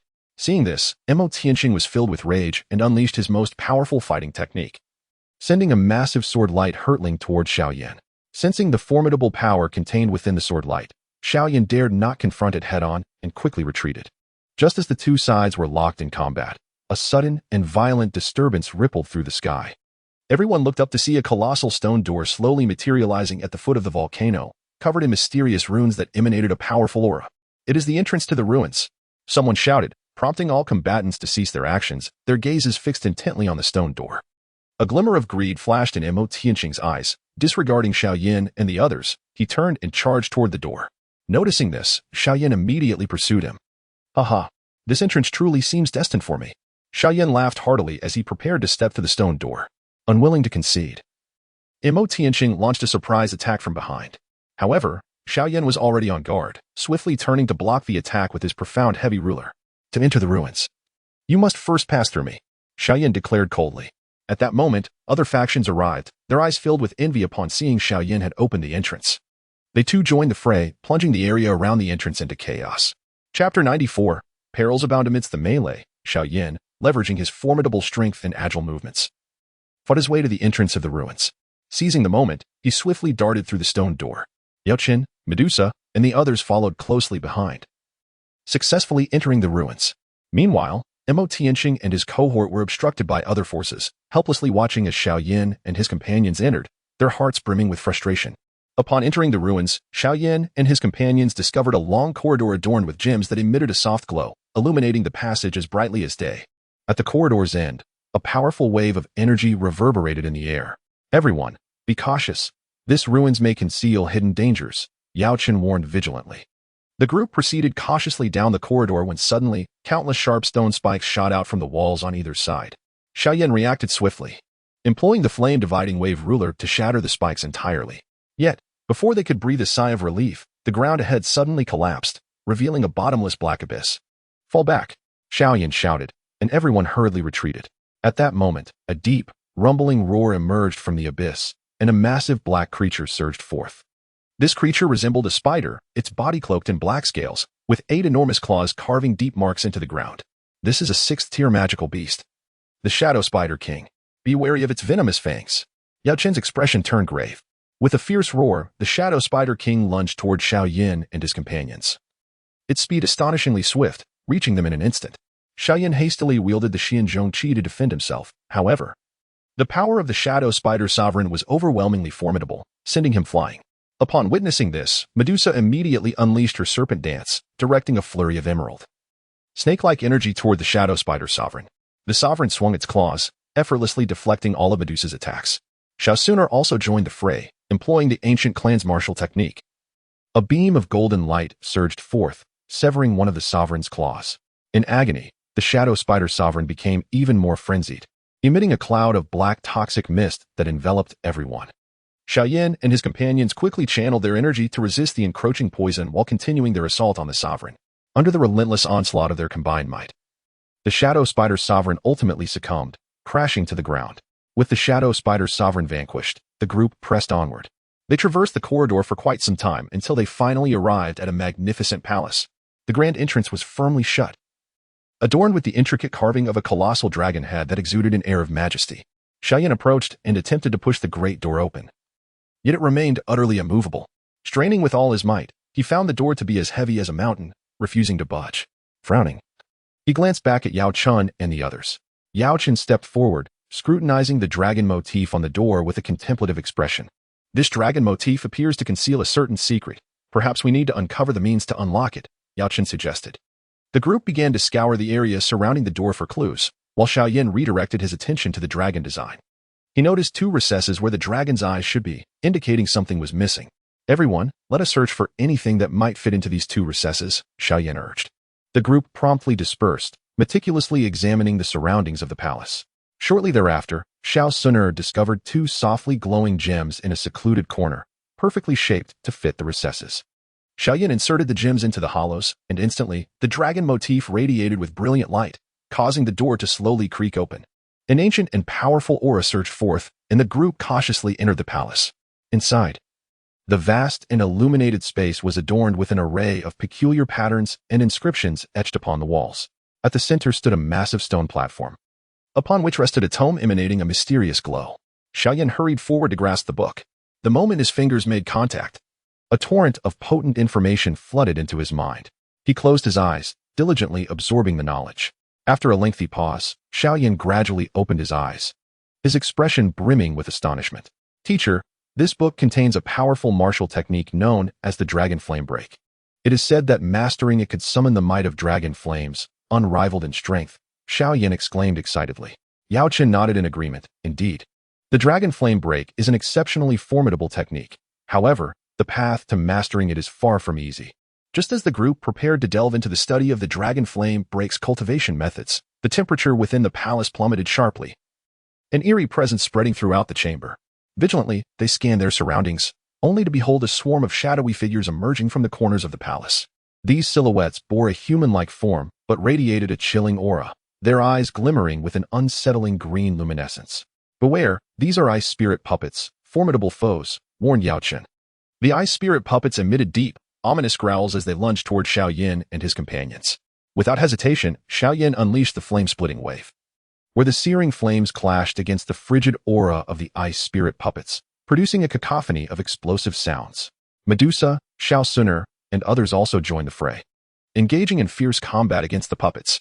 Chapter 95, The Assault of the Ice Spirit Puppets. The ice spirit puppets surged forth like a relentless tide, wielding icy coldness that transformed into sharp ice blades aimed at the group. In a flash, Xiao Yan executed the 3,000 thunder movements, deftly maneuvering among the throng of puppets. The Xian heavy ruler, imbued with blazing flames, sent the surrounding ice spirit puppets flying with each swing, those struck instantly dissolving into puddles of water. Medusa wielded her serpent staff, conjuring emerald serpent-shaped energy that coiled around the ice spirit puppets, restraining their movements. Meanwhile, Xiao Yan unleashed the ancient clan's combat techniques, radiating golden light that inflicted tremendous damage upon the puppets. Yet, the sheer number of ice spirit puppets was overwhelming, surging in waves that seemed infinite. Yao Chen formed seals with his hands, chanting incantations as a powerful wave of spiritual energy emanated, directly impacting the souls of the ice spirit puppets. Some of the weaker puppets were momentarily immobilized by this onslaught of spiritual force, collapsing to the ground. Seizing the opportunity, Xiao Yan executed the introductory technique of Dragon Flame Break. The energy in his hands coalesced into a dragon form, surging forth with scorching flames toward the horde of puppets. Wherever the dragon flame passed, the ice spirit puppets melted away, showcasing its formidable power. However, it appeared that the puppets were driven by some mysterious force. Undeterred by the demise of their comrades, attacking Xiao Yan and the others with even greater fervor. Amidst the fierce battle, Xiao Yan discerned a pattern in the puppets' assault. They consistently targeted the central stone platform of the palace. A thought struck him, and he speculated that this platform might be pivotal in controlling the ice spirit puppets. Everyone, focus your attacks on the stone platform, Xiao Yan shouted. Upon hearing this, the group redirected their assaults towards the platform.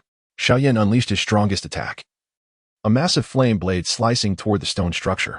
Medusa, Xiao Yan, and the others also exerted their full strength, unleashing a barrage of powerful combat techniques upon the platform. Under the combined onslaught, the platform could no longer withstand the pressure and shattered with a resounding crash. As the platform crumbled, the ice spirit puppets ceased their attacks, collapsing into heaps of ice scattered across the ground. Having dispelled the siege of the ice spirit puppets, the group breathed a sigh of relief, only for the palace floor to suddenly tremble violently, fissures spreading across the ground. With the destruction of the platform, the entire palace convulsed, cracks on the floor resembling a spider's web rapidly expanding, while stones from the ceiling tumbled down. Xiao Yan and the others sensed the impending danger and realized they must flee swiftly. Quick, run towards the exit, Xiao Yan shouted, prompting the group to dash toward the palace entrance. However, the once smooth passage had become treacherous, with massive boulders rolling down and obstructing their path. Xiao Yan wielded the mysterious heavy ruler, shattering the colossal boulder that obstructed their path, thereby clearing a route for his companions. Behind him, Xiao Yan summoned his soul power, aiding everyone in evading the falling debris. Medusa and Xiao Yan closely followed Xiao Yan, vigilantly surveying their surroundings, ever ready to respond to any unforeseen circumstances. As they sprinted forward, Xiao Yan discovered that the passage ahead was entirely blocked by a massive rock. Its sheer size rendered it nearly impossible for them to break through in a short span of time with their current strength. What shall we do? Medusa inquired anxiously. Xiao Yan furrowed his brow, scanning the vicinity in search of an alternative escape. Suddenly, he noticed a narrow opening on one side of the passage, seemingly formed by the collapse of the rock. This way, he exclaimed, pointing towards the opening. With little time for hesitation, everyone rushed towards the narrow entrance. The opening was exceedingly tight, allowing only one person to pass at a time. Xiao Yan instructed Yu Qin, Medusa, and Xiao Yan to enter first, while he remained at the rear, prepared to confront any potential dangers. As the last of his companions entered the opening, Xiao Yan was about to follow when a massive boulder plummeted towards the entrance. Reacting swiftly, he unleashed the flame-dividing wave ruler, shattering the rock. However, the entrance was soon obstructed by the debris, hindering his movement. The tremors within the ruins intensified, and Xiao Yan realized that they could not afford to linger any longer. Taking a deep breath, he harnessed his fighting spirit, forcefully breaking through the rubble and entering the narrow passage. Struggling through the constricted corridor, the group trudged onward, uncertain of how long they had been traveling until they finally glimpsed a flicker of light ahead. Quickening their pace, they raced towards the illumination. As they burst forth from the passage, they found themselves outside the ruins. Yet, before they could catch their breath, they spotted Imo Tianxing and his entourage approaching them. Imo Tianxing's gaze flickered with greed as he saw Xiao Yan and the others emerge from the ruins. Xiao Yan, surrender the treasures from the ruins, and I shall spare your lives, he bellowed, his followers echoing his demand with fervor, exuding an intimidating presence. Xiao Yan scoffed, Imo Tianxing, do you truly believe you can seize them? Such delusions. With that, he slightly raised the mysterious heavy ruler, its surface shimmering with fighting spirit. At that tense moment, the sky suddenly darkened ominously, a terrifying aura sweeping across from the horizon. The crowd looked up in shock as the imposing figure of the Soul Emperor materialized. Surrounded by a dense black mist, resembling a demon from the depths of the abyss. Xiao Yan, today shall mark your demise. The Soul Emperor's voice resonated like thunder, imbued with boundless murderous intent, as if intent on shattering the very fabric of the world. Xiao Yan's heart sank, fully aware of the Soul Emperor's formidable power, knowing that today's battle would be exceedingly arduous. Yet, there was no trace of fear in his eyes. Instead, a fiery resolve ignited within him. Soul Emperor, today, either you perish or I shall. With a thunderous roar, Xiao Yan swung his Xianzhong, unleashing a massive wave of flames accompanied by searing heat towards the Soul Emperor. The corners of the Soul Emperor's mouth curled into a derisive smirk as he effortlessly waved his hand, causing the seemingly formidable flames to dissipate into nothingness. Such trivial skills. Yet you dare to flaunt them before me, he scoffed. Observing this, Yu Qin immediately summoned his soul power, directing an ethereal hand towards the Soul Emperor.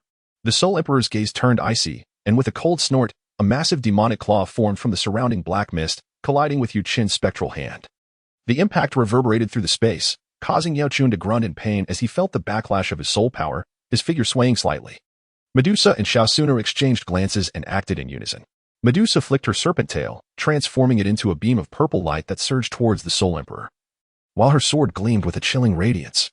Meanwhile, Xiao Yan invoked the ancient clan's secret technique, compressing a golden orb of light before launching it fiercely at the Soul Emperor. Seizing the opportunity amidst the flurry of attacks directed at the Soul Emperor, Xiao Yan quietly concentrated on forming the Buddha's Rage Lotus. The three types of world infused in his hands, their power escalating rapidly. Soul Emperor, receive my attack. Xiao Yan bellowed, hurling the Buddha's Rage Lotus with all his might towards the Soul Emperor. The colossal flame lotus surged forward with an earth-shattering momentum, scorching the space around it and leaving a trail of twisted marks in its wake. The Soul Emperor's expression finally turned grave. He could not afford to underestimate this strike. With swift movements of his hands, the black mist coalesced into a towering black peak before him, bracing for the impending assault of the Buddha's Rage Lotus. With a deafening roar, the Buddha's Rage Lotus collided with the black peak, unleashing a powerful wave of energy that radiated outward, creating a terrifying shockwave that uprooted the surrounding ground. Imo Tianxing and the others were caught in this force, spewing blood and being flung backward in disarray. Xiao Yan and the others also felt their blood surge violently, but they gritted their teeth and remained focused on the battlefield. As the smoke cleared, the Soul Emperor appeared somewhat disheveled, yet his aura remained imposing despite the chaotic black mist swirling around him. With a mix of anger and mockery, he remarked, "Xiao Yan, you have indeed surprised me, but this is merely a desperate struggle." With that, he gestured, and countless black runes surged from his palms, instantly transforming into chains that whistled through the air as they lunged towards Xiao Yan and the others. Xiao Yan hurriedly positioned the Xinzhong, channeling his to withstand the oncoming assault. However, the chains possessed a bizarre force that ensnared the Xinzhong with unyielding strength, causing Xiao Yan to stagger under the immense pull. Witnessing this, Yao Chen quickly unleashed his soul power, shaping it into invisible blades to sever the black chains. Medusa and Xiao Suner sprang into action as well. Medusa unleashed purple flames to scorch the chains, while Xiao Suner struck with golden. With their combined efforts, the chains finally shattered. Chapter 97. A renewed clash. Just as Xiao Yan and his companions severed the black chains, they had scarcely caught their breath when the black mist surrounding the Soul Emperor surged once more. The dense black fog gathered at an astonishing speed, swiftly forming a gigantic black vortex above his head. Within the vortex, a chilling, anguished howl reverberated, as if it were a conduit to the netherworld, where countless tormented souls struggled in torment. "Do you truly believe that severing a few chains can impede me?" Such naivety. The voice of the Soul Emperor was icy as he raised his hand and seized the vortex with ferocity. A colossal hand, forged from pure darkness, emerged from the whirlpool, overshadowing the heavens as it descended upon Xiao Yan and his companions. Wherever the hand passed, the very fabric of space contorted grotesquely, emitting a crackling sound, as if it were on the brink of shattering. Xiao Yan's expression turned grave, acutely aware that the force of this strike was far from ordinary. Without hesitation, he unleashed his internal fighting spirit to its utmost limit. Flames surged upon his Xinzhong as he executed the flame-dividing tsunami strike, sending forth a massive wave of fire that roared toward the dark hand. Simultaneously, Medusa swiftly formed seals with her hands, summoning a purple fire giant python that slithered from her palms. Coiling around the shadowy appendage, Xiao Suner concentrated her golden fighting spirit into countless sharp spears, unleashing them in a torrential downpour toward the looming hand. Yao Chen, too, did not dare to relent, manifesting layers of protective barriers from his soul force to shield the group against the aftermath of the Dark Hand's assault. As the Dark Hand collided with the onslaught from Xiao Yan and his allies, a brilliant explosion of light erupted, and powerful energy waves radiated outward, uprooting the ground and sending massive stones flying like cannonballs. Xiao Yan and his companions were rocked by this force, their blood surging as they staggered backward. Medusa wavered, a trickle of blood escaping her lips. Xiao Suner, though pale, maintained her resolute gaze. Yao Chen's soul force was compromised, causing him to flicker slightly. Although Xiao Yan held his ground, his hand gripping the Xinzhong trembled, revealing that in this exchange, they were decidedly at a disadvantage. Just as Xiao Yan and the others found themselves ensnared in despair, a melodious chime resonated through the sky. A dazzling golden light sped from the horizon, and within its brilliance, an elderly man clad in a golden robe materialized. The elder bore a kind visage, yet his eyes radiated an aura of infinite authority. He wielded an ancient staff, the tip adorned with a gem that emitted a soft, radiant glow. "Soul Emperor, after so many years, your cruelty has only intensified." The elder's voice was steady, imbued with boundless power. "Today, I shall not allow you to prevail." The Soul Emperor's countenance shifted slightly upon seeing the elder, and he coldly scoffed, "So it is you. I did not expect your interference. However, even your presence will not alter the outcome." The elder ceased his words, gripping the staff firmly as he began to chant incantations. Above him, golden light coalesced, gradually forming a colossal golden halo. The halo spun slowly, radiating a sacred aura that starkly contrasted with the Soul Emperor's dark power. "Go," the elder commanded, and the golden halo surged toward the Soul Emperor. Wherever it passed, the space was cleansed, and much of the Soul Emperor's black mist was dispelled. The Soul Emperor, not daring to underestimate this force, swiftly formed hand seals, conjuring a sturdy black shield before him. As the golden halo collided with the shield, a deafening roar erupted, causing the shield to tremble violently, and the Soul Emperor took a slight step back. Seeing this, Xiao Yan and his companions felt a spark of hope ignite within them. Xiao Yan, valiantly enduring the injuries within his body, addressed the elder. "Thank you for your assistance, esteemed senior. May I inquire your honorable name?" The elder, smiling gently at Xiao Yan, replied, "I am a formidable being from ancient times, having lived in seclusion for many years. Upon hearing of the Soul Emperor's resurgence and the havoc he wreaks, I have come to offer my aid. You, young man, possess quite a bit of spirit. Continue to persevere." Chapter 98. The Soul Emperor's counterattack. The Soul Emperor steadied himself, seething with fury. He had not anticipated encountering an unexpected adversary, and the Elder's power appeared formidable. However, as the leader of the Soul Clan, he would not easily retreat. "Since you all seek death, I shall oblige," the Soul Emperor bellowed. With a thunderous clap of his hands, the surrounding black mist surged exponentially, enveloping the space entirely. Within the shroud of darkness, countless black runes flickered, intertwining to form an immense black magical array. Within this array, innumerable black spears materialized from thin air, densely packed like a dark forest. With a mere thought, the Soul Emperor commanded these spears, which whistled sharply as they shot toward Xiao Yan and the mysterious Elder. Each spear harbored terrifying power, leaving fissures in the very fabric of space as they passed. Observing this, the mysterious Elder immediately brandished his staff, golden light pouring forth ceaselessly to form a shimmering golden barrier before the group. The black spears collided with the barrier, producing resounding booms and scattering sparks. Yet, the sheer number of spears was overwhelming, and the barrier began to crack under the relentless assault. As the onslaught of black spears intensified, the group struggled to maintain their defense. The cracks in the golden barrier multiplied, and the fire shield along with the aura barrier began to waver. During this frantic defense against the black spears, Xiao Yan sensed an unusual stimulation within his body. His began to surge uncontrollably. With a surge of determination, he focused his mind, guiding the power of the. As the swirled, Xiao Yan discovered a newfound mastery over the flames. He attempted to fuse several types of in an innovative manner. The previously repellent flames began to merge under his guidance, coalescing into a novel and potent form of fiery energy.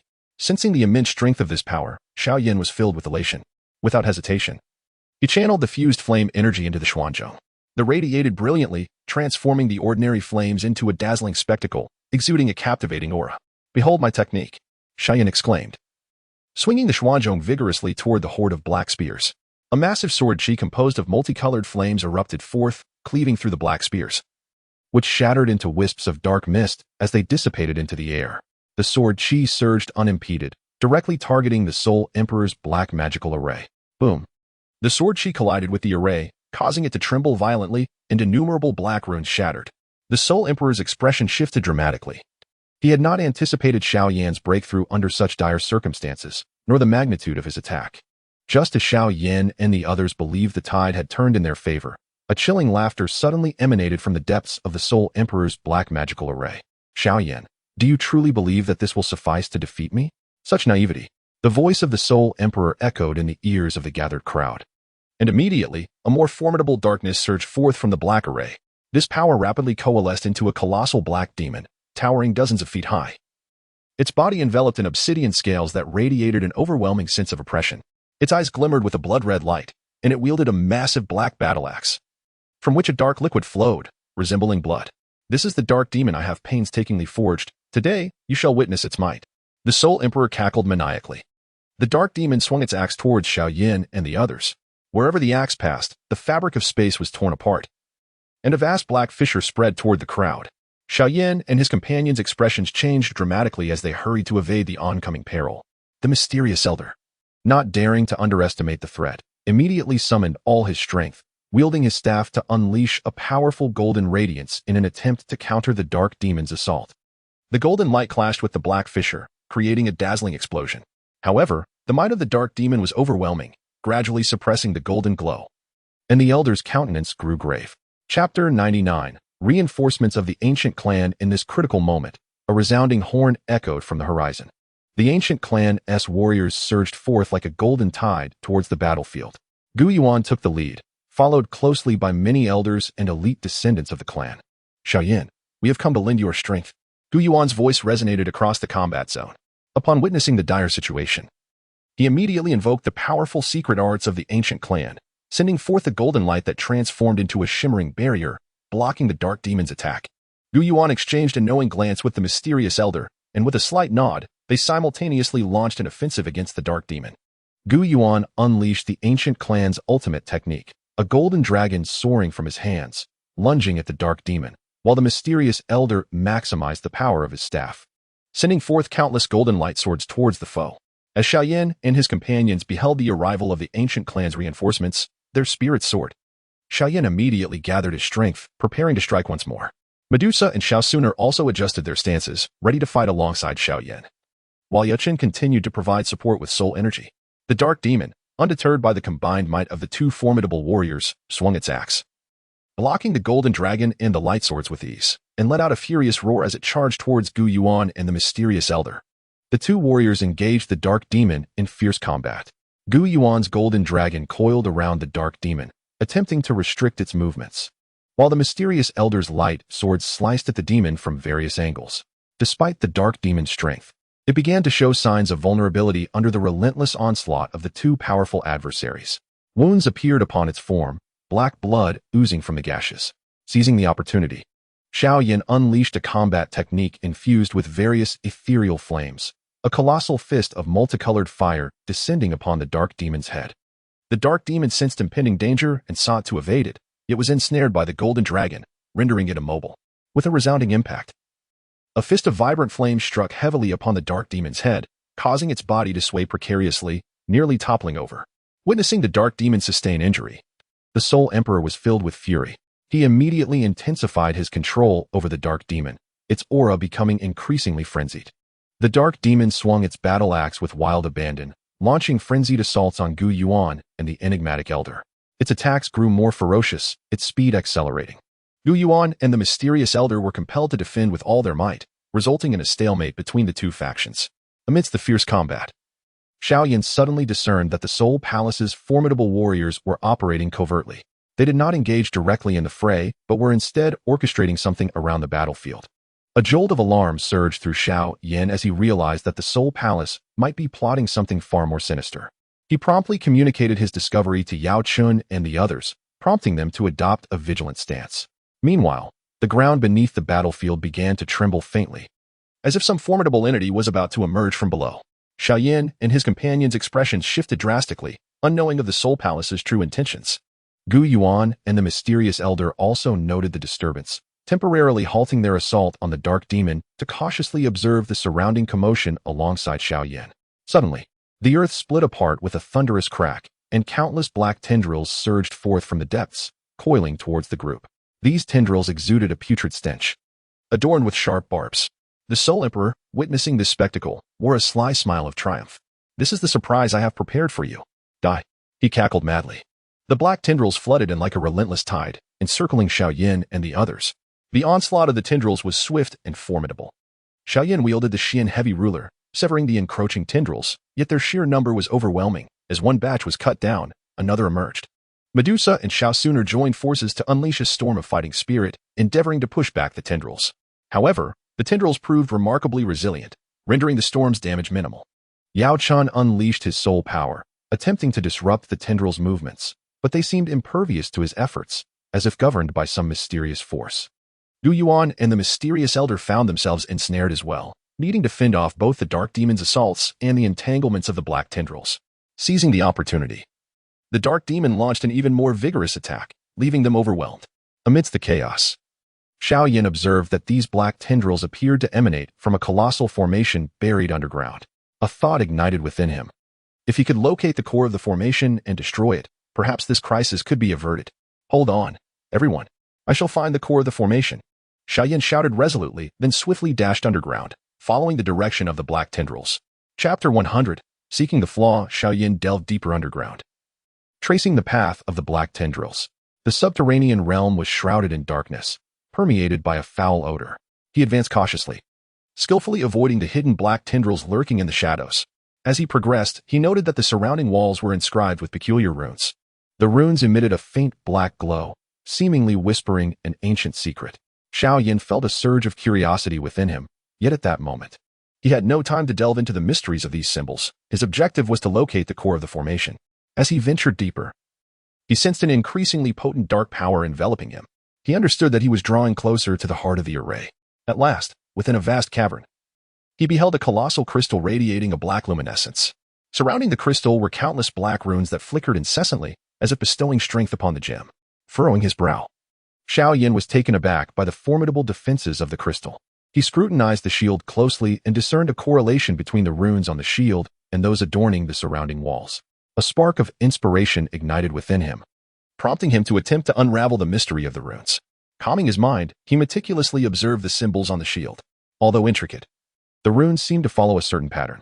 He endeavored to merge his understanding of the runes with the unique power of his, seeking a method to breach the protective barrier.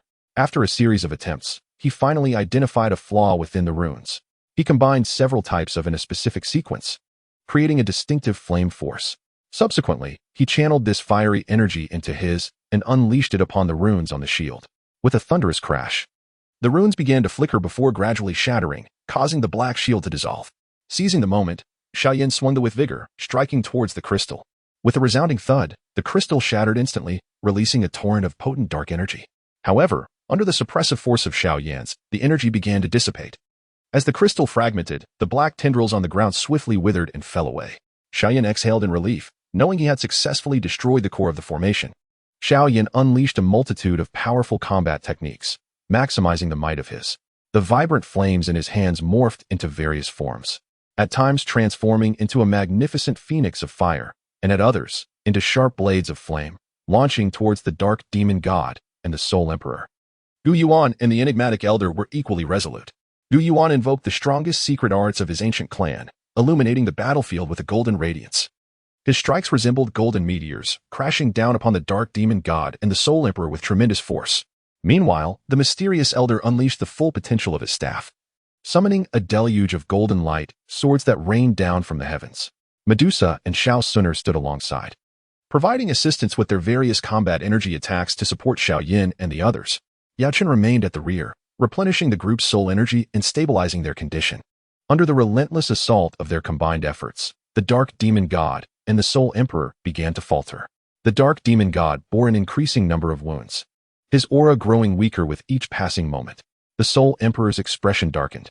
He had not anticipated that the meticulously devised scheme he had orchestrated would be unraveled one by Xiao Yan and his companions. Chapter 101. The collapse of the dark demon under the relentless and tempestuous assaults of Xiao Yan and his companions. The seemingly indestructible black scales enveloping the dark demon began to manifest fine cracks, resembling a shattered spider's web that spread across its colossal form. The blood-red eyes, once radiating an aura of unyielding oppression, now dulled, reflecting fear and despair. A deafening roar of desperation erupted from the dark demon, its voice capable of rending the heavens, filled with boundless unwillingness. In the wake of this anguished cry, its body trembled violently, the black scales shedding like snowflakes, each falling scale accompanied by the dispersal of dark mist. Its corporeal form gradually became ethereal, as if it were on the verge of being repelled by the very laws of existence. Before the gaze of the onlookers, the dark demon's arms first transformed into wisps of black mist, dissipating into the air. Shortly thereafter, its robust legs began to disintegrate, the strength that had supported its massive frame vanishing in an instant. With a thunderous crash, the great body of the demon collapsed, stirring a cloud of dust. As time progressed, the entirety of the dark demon transformed into a thick black mist, slowly dissipating under the overwhelming pressure of Xiao Yan and his companions' formidable fighting spirit, until it vanished without a trace. Standing at a distance, the Soul Emperor witnessed the collapse of the dark demon, his heart struck as if by a hammer. The dark demon had been a powerful ally forged through countless resources and years of effort, now reduced to nothingness beneath the onslaught of these individuals. Blood vessels erupted in his eyes, and his features twisted in anger and shock. No. The Soul Emperor let out a piercing scream, his voice laced with disbelief. He understood all too well that the demise of the dark demon had rendered his own situation precariously unstable. However, as the exalted leader of the Soul Clan, who had dominated this fighting spirit continent for many years, the innate pride and ruthlessness within him would never allow him to concede defeat. This is the forbidden technique that I have poured all my strength into, a culmination of the dark power accumulated by my clan over countless years. Today, you shall all become the sacrifices of this power, accompanying me to the grave. The Soul Emperor threw his head back in manic laughter, his voice brimming with madness and determination. In that moment, his hair whipped wildly, his eyes gleaming with a frenzied light, as if he had succumbed to a state of lunacy. Xiao Yan and his companions stood at a distance, acutely sensing the terrifying force of annihilation emanating from the black vortex, their expressions turning grave. This power seemed capable of rendering the entire world into nothingness, and their bodies involuntarily trembled under its oppressive weight. Gripping the Xuanzhong ruler tightly, Xiao Yan's veins bulged on the back of his hand. He understood that this would be an ultimate battle concerning life and death. Medusa and Xiao Sun stood resolutely behind Xiao Yan, their eyes reflecting both trepidation towards this formidable force and, more importantly, a steadfast resolve. They exchanged a glance and nodded slightly, their hearts in sync. Prepared to face this final crisis alongside Xiao Yan, Yao Chen hovered in the air, his soul power surging within him, ever ready to provide support to the group. Gu Yuan and the enigmatic elder stood resolutely, emanating a formidable aura as they prepared to confront the impending catastrophe. The battlefield was enveloped in a profound silence, with all awaiting the climactic eruption of this life-and-death struggle, as if time had crystallized in this moment. Only the ominous black vortex continued its relentless spin, issuing a chilling howl that heralded the imminent and brutal clash. Chapter 102. The frantic Soul Emperor. In the instant of the dark demon's collapse, a dense black mist erupted, casting a pall over the battlefield akin to a harbinger of doom. The Soul Emperor's countenance twisted with rage and resentment. He understood that the demise of the dark demon was a significant blow to him, yet his frenzied obsession compelled him to resist surrender. "You insignificant ants dare to destroy my hard work," the Soul Emperor bellowed, his voice resonating like thunder, shaking the very fabric of the surrounding space. With frenzied gestures, he summoned the black mist around him, which coalesced violently, forming an enormous sphere of dark energy above his head. This energy orb spun incessantly, exuding a terrifying aura, as if it could devour all vitality. Seeing this, Xiao Yan and the others instantly wore expressions of grave concern. They understood that the Soul Emperor's desperate final strike harbored cataclysmic power. Gripping the Xuanzhong scale tightly, Xiao Yan felt his internals surge with vigor, intertwining three distinct flames within his meridians, the searing heat threatening to rupture his body. "Everyone, be cautious. This strike is exceptionally formidable," Xiao Yan shouted, continuously channeling his fighting spirit into the Xuanzhong scale, bracing for the impending storm. Medusa and Xiao Suner exchanged a knowing glance, instinctively positioning themselves beside Xiao Yan. Medusa swiftly formed seals with her hands, and violet flames surged from her palms, morphing into a massive fire serpent that coiled around her, poised to strike. Meanwhile, Xiao Suner maximized her ancient clan's golden fighting spirit, conjuring a golden spear that shimmered with runes, radiating a divine and powerful presence. Yao Chun hovered in the air, his soul energy surging like a tide, manifesting an invisible shield that enveloped everyone. His gaze was intense, ever watchful of the Soul Emperor's movements, prepared to provide support on a spiritual level at a critical moment. Gu Yuan and the mysterious elder were equally vigilant.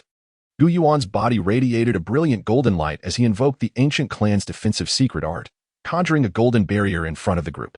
The mysterious elder waved his staff, summoning countless golden particles that coalesced into a vast halo, hovering above them and emanating a gentle, yet potent glow that repelled the encroaching darkness. The Soul Emperor grinned malevolently, abruptly thrusting the black energy sphere towards Xiao Yan and his companions. The sphere, resembling a black meteor with a trailing tail, hurtled forth with a destructive force, tearing through space and leaving behind gaping chasms that seemed to lead into an endless abyss. With a fierce roar, Xiao Yan initiated the counterattack. He raised the Xianzhong high above his head, the vibrant flames born from the fusion of three extraordinary fires blazing fiercely atop its body. With a sudden, forceful strike, he brought it down toward the black energy sphere. Imperial seal of flames.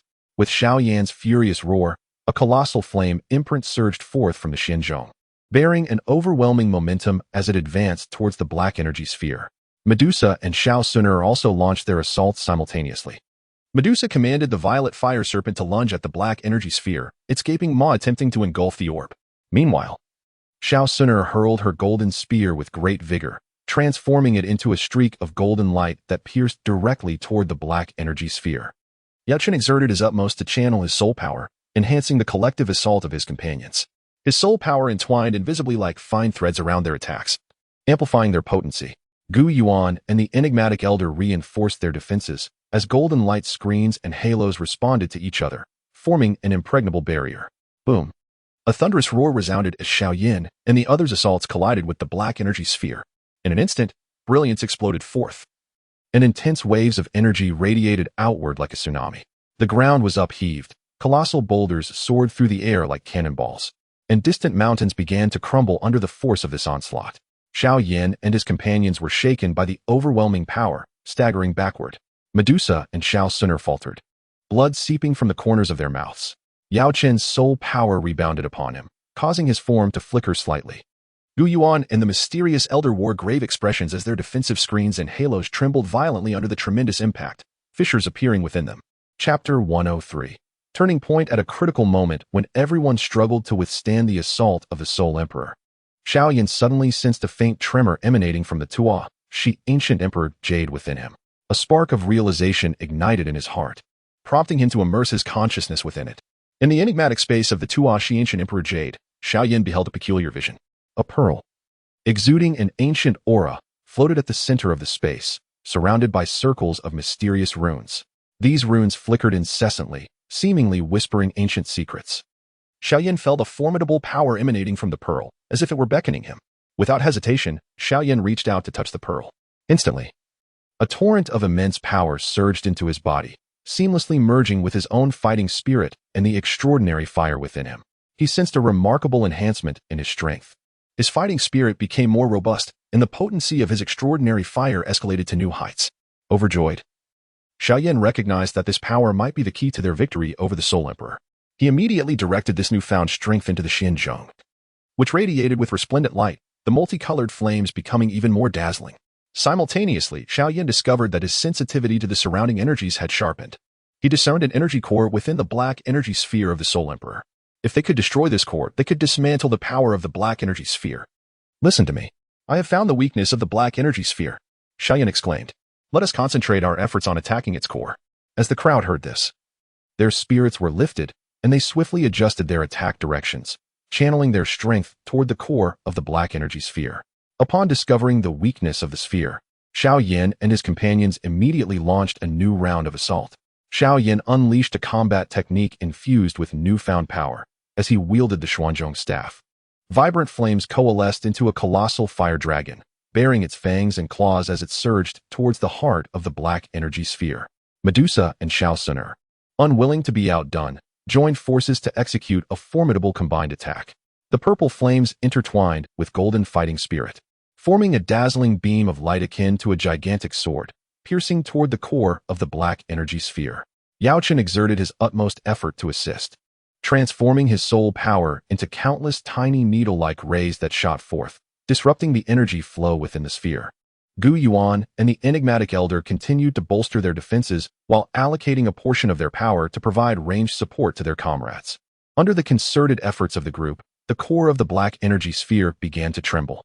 The once indomitable surface of the sphere developed fine cracks, from which a faint glow emerged. Upon witnessing this scene, the Soul Emperor was taken aback.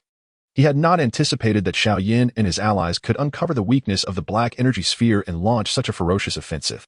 He immediately intensified his power output, attempting to stabilize the core of the sphere. However, the assaults from Xiao Yan and the others crashed upon him like relentless waves. As time elapsed, the fissures at the core of the black energy sphere widened, and the glow intensified. Finally, with a resounding explosion, the core of the black energy sphere was utterly obliterated. Boom! The black energy sphere detonated instantaneously, and the backlash of its tremendous energy caused the Soul Emperor to stagger, spewing forth a mouthful of blood. His complexion turned as pale as paper, and his breath grew exceedingly faint. Chapter 104. The Soul Emperor's desperation. The explosion of the black energy sphere plunged the Soul Emperor into a dire predicament. His body was marred with wounds from the violent energy backlash, and his once grand black robe had become tattered. His gaze was filled with fear and despair. The arrogance he once displayed now vanished. Seizing the opportunity, Xiao Yan and the others rushed toward the Soul Emperor, with the Xuanzhong staff raised high. Xiao Yan's vibrant flames blazed fiercely upon it, emanating a heart-stirring aura. Soul Emperor, today marks your demise, Xiao Yan bellowed, his voice brimming with determination and fury. Medusa and Xiao Suner followed closely behind, their eyes reflecting a resolute intent to kill. Yao Chen stood nearby, providing the group with vital soul power support, ensuring that no mistakes would mar their final assault. Gu Yuan and the mysterious elder quickened their pace, preparing to deliver a fatal blow to the Soul Emperor. The jade pendant exuded an eerie aura, inscribed with enigmatic runes. The Soul Emperor crushed the pendant, and in an instant, a surge of potent dark energy erupted from it, enveloping him. As the darkness encased him, the Soul Emperor's form gradually became ethereal, as if he were on the verge of vanishing from this realm. As Xiao Yan and his companions were on the verge of launching an assault on the Soul Emperor, he, shrouded in a veil of enigmatic darkness, began to fade into a ghostly apparition, ultimately vanishing without a trace. Their attacks met only with emptiness. Medusa and Xiao Suner approached Xiao Yan, offering words of solace. Xiao Yan, do not let anger consume you. Although the Soul Emperor has escaped, he has sustained significant injuries and will likely be unable to stir trouble for some time. Gu Yuan and the mysterious elder approached. With Gu Yuan furrowing his brow and remarking, the black jade pendant in the Soul Emperor's possession appears to harbor some ancient and arcane power, enabling his escape at a critical juncture. We must tread carefully, for he could very well return. The mysterious elder nodded in agreement, stating, while we have not completely vanquished the Soul Emperor, we have severely weakened him. Henceforth, we must regroup and enhance our own powers to prepare for his potential resurgence. Xiao Yan took a deep breath to quell his ire, recognizing the truth in their words. The immediate priority was to regain their strength while simultaneously fortifying their defenses against the Soul Emperor. He declared, "You are all correct.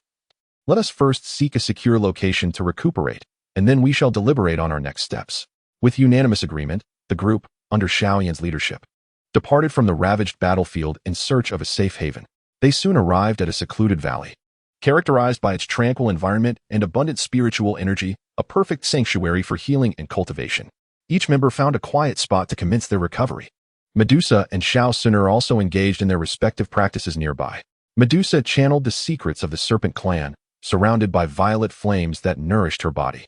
Xiao Sun, practicing the techniques of the ancient clan, felt golden energy coursing through her, gradually restoring her vigor. Yao Chen hovered in the air, entering a state of soul cultivation. Having expended a significant amount of his soul power during the previous battle, he sought to replenish it through meditation. Within his soul space, Yao Chen delved into the mysteries of the soul, striving to elevate his spiritual realm. Meanwhile, Gu Yuan and the mysterious elder set up defensive formations within the valley to guard against potential enemies. They exchanged insights and experiences from the battle, deliberating on strategies to enhance their strength and prepare for future crises. In the days that followed, Xiao Yan and his companions devoted themselves wholeheartedly to their cultivation and recovery. The valley resonated with rich spiritual energy, allowing their powers to steadily increase while their injuries healed. They understood that although they had temporarily repelled the Soul Emperor, the threat remained. They must remain vigilant and enhance their abilities to secure victory in future confrontations. Chapter 105, The Pursuit of the Soul Emperor's Trail. We cannot allow the Soul Emperor to slip through our fingers. As long as he remains, the Dou continent will never find peace. Xiao Yan convened the group, his expression grave. Medusa nodded in agreement, asserting, indeed, that wily foe must be tracked down and eradicated without delay. Xiao Sun added, I have already contacted some informants from the ancient clan to assist in keeping an eye on any news regarding the Soul Emperor. Yao Chen then remarked, I can employ the soul search technique to attempt to extract clues about the Soul Emperor from the remnants of the Soul Hall. After a brief moment of contemplation, Gu Yuan responded, I shall also instruct the powerful members of the ancient clan to scour various locations. Once any trace of the Soul Emperor is discovered, we will be notified immediately. The enigmatic elder expressed his intention to leverage his connections and intelligence network to assist in the search for the Soul Emperor. Consequently, the group divided into several factions, embarking on their quest to locate the Soul Emperor. Xiao Yan, accompanied by Medusa and Xiao Sun, set forth towards several strongholds of the Soul Hall in hopes of uncovering leads regarding the Soul Emperor. Yao Chen took a solitary path, employing the soul search technique to seek out remnants of the Soul Hall. Meanwhile, Gu Yuan and the mysterious elder traversed the Dou continent, engaging with various factions to gather intelligence. During their exploration, Xiao Yan and his companions encountered numerous difficulties and challenges. The strongholds of the Soul Hall were heavily fortified, and it seemed they had already received word of Xiao Yan's arrival, preparing defenses in advance. Nevertheless, through their formidable strength and cunning, they surmounted these obstacles one by one. Within the strongholds of the Soul Hall, they discovered several letters and documents pertaining to the Soul Emperor. While these did not directly reveal his hiding place, they provided invaluable clues. In their search of the Soul Hall strongholds, Xiao Yan and his companions stumbled upon an ancient map. This map indicated the location of a mysterious relic, and the inscription suggested that immense power lay hidden within.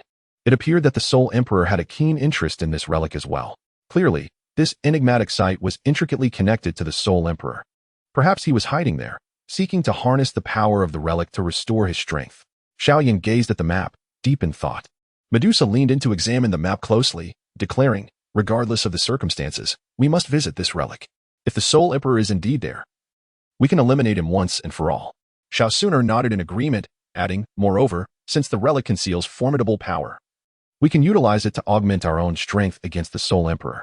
Yao Chen interjected, based on the markings on the map, this relic is exceedingly concealed, and it appears to be guarded by formidable restrictions. We must exercise utmost caution as we approach. Xiao Yan took a deep breath and asserted, very well. We shall set forth immediately toward this mysterious relic. Everyone must be thoroughly prepared to confront any dangers that may arise." Thus, Xiao Yan and his companions, armed with the map, embarked toward the direction of the enigmatic relic. They proceeded with great caution, ever vigilant of their surroundings, aware that they were on the brink of facing an even more arduous challenge. Chapter 106. Journey to the relic. Following the route marked on the map, Xiao Yan and his companions traversed a vast mountain range and dense forests. Along the way, they encountered various perils, including ferocious magical beasts and bizarre natural traps.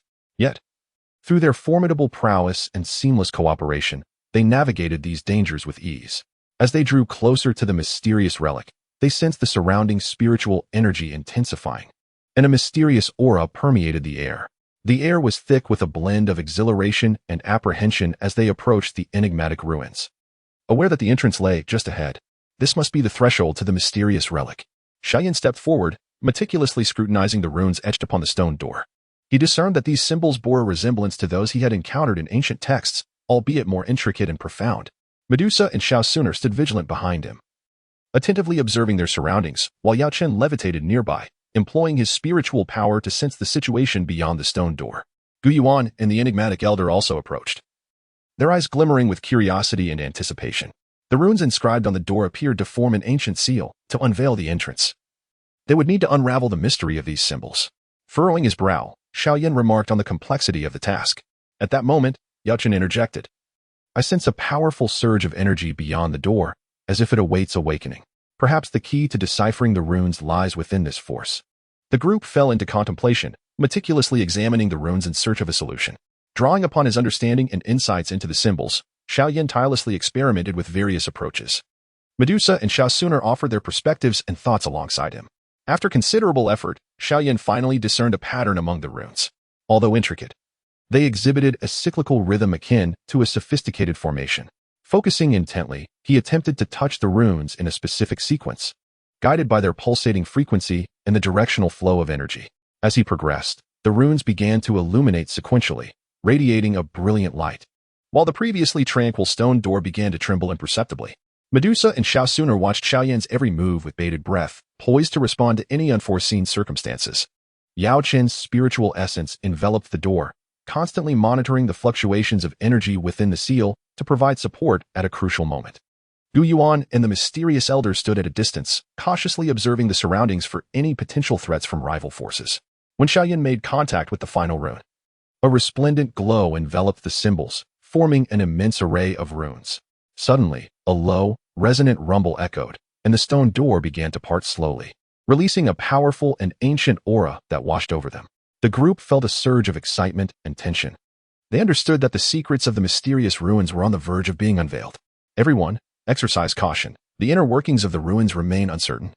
"We must remain vigilant as we proceed," Xiao Yan instructed, turning to face his companions. They all nodded in agreement, carefully stepping through the stone threshold. Chapter 107. The soul-devouring gathering array. As they advanced steadily along the corridor, Xiao Yan, as a formidable Dou Emperor, remained acutely aware of his surroundings, his senses spreading like ripples in water. At the corridor's end, a grand plaza unfolded before them. In the center of the square stood a colossal stone pillar emanating a mysterious, ethereal glow, its surface adorned with flickering runes that resonated faintly with the laws of heaven and earth. Xiao Yan's expression grew serious, having recently ascended to the rank of Dou Emperor. He was highly sensitive to the fluctuations of such arcane energies. He understood that the secrets held within these ruins might be intricately linked to the key for enhancing his Dou Emperor prowess. Medusa, closely followed by Xiao Suner, with Yu Qin's soul power concealed nearby, and Gu Yuan alongside the enigmatic elder, cautiously surveyed every corner of the square. As they approached the stone pillar, the mysterious force emanating from it grew increasingly potent, subtly tugging at the Dou Emperor's power within Xiao Yan. Alarmed, Xiao Yan immediately channeled his energy to stabilize his internal forces. Something was amiss. The power of this stone pillar was exceedingly peculiar. Xiao Yan spoke in a grave tone, prompting the others to heighten their vigilance and adopt defensive stances. Meanwhile, in the shadows, the Soul Emperor's eyes flickered with crimson light as he swiftly formed hand seals and murmured incantations. With his actions, the mysterious energies within the ruins began to spiral into chaos, causing the runes on the stone pillar to flicker erratically. As Xiao Yan and the others triggered the stone door to enter the ruins, drawing near to the central stone pillar, the energy fluctuations from the pillar activated the soul-slaying gathering formation. This formation commenced a frenzied operation, incessantly siphoning ancient energy from the ruins and transforming it into a bizarre soul-slaying power. This power, akin to intangible tendrils, stealthily ensnared Xiao Yan and his companions. Despite being a Dou Emperor, Xiao Yan sensed the anomaly at once. However, the soul-slaying power was immensely tenacious, attempting to corrode their souls and disrupt their Dou Qi. Medusa, Xiao Yan, and the others were equally troubled, their strength significantly diminished. Yachin exerted his utmost to wield his soul power, striving to shield his companions from some of the soul-slaying force, yet the formation's might was overwhelming, and he too began to feel the strain. Simultaneously, on the Dou Qi continent, the Soul Palace was embroiled in a far more sinister conspiracy. They had secretly placed a malevolent entity known as the soul-eating demon seed at the cores of spiritual veins across various locations. Once activated, these seeds would release a special miasma that rapidly spread throughout the continent, propelled by the flow of spiritual energy. Those who inhaled the miasma initially experienced a sense of disorientation. However, as time passed, it infiltrated their souls, gradually eroding their consciousness. Whether ordinary citizens or cultivators, few could withstand this corrosive force. The strong, relying on their profound Dou Qi and resilient willpower, could barely endure, but their abilities were severely impacted, rendering them irritable and volatile. The weak, on the other hand, fell into a deep stupor, their souls devoured in silence. In an instant, chaos engulfed the continent. Disputes erupted incessantly, and the original order was utterly obliterated. Amidst the turmoil, the Soul Palace's minions seized the opportunity to scour the land for individuals possessing formidable soul power, abducting them for the Soul Emperor's even more nefarious experiments, preparing for his ultimate ambition to dominate the Dou Qi continent. Unbeknownst to Xiao Yan and his companions, who faced the threat of the soul-slaying power within the ruins, the continent had already plunged into dire straits. Chapter 108, The Gathering Storm Within the Ancient Clan. The atmosphere had grown increasingly tense in recent days.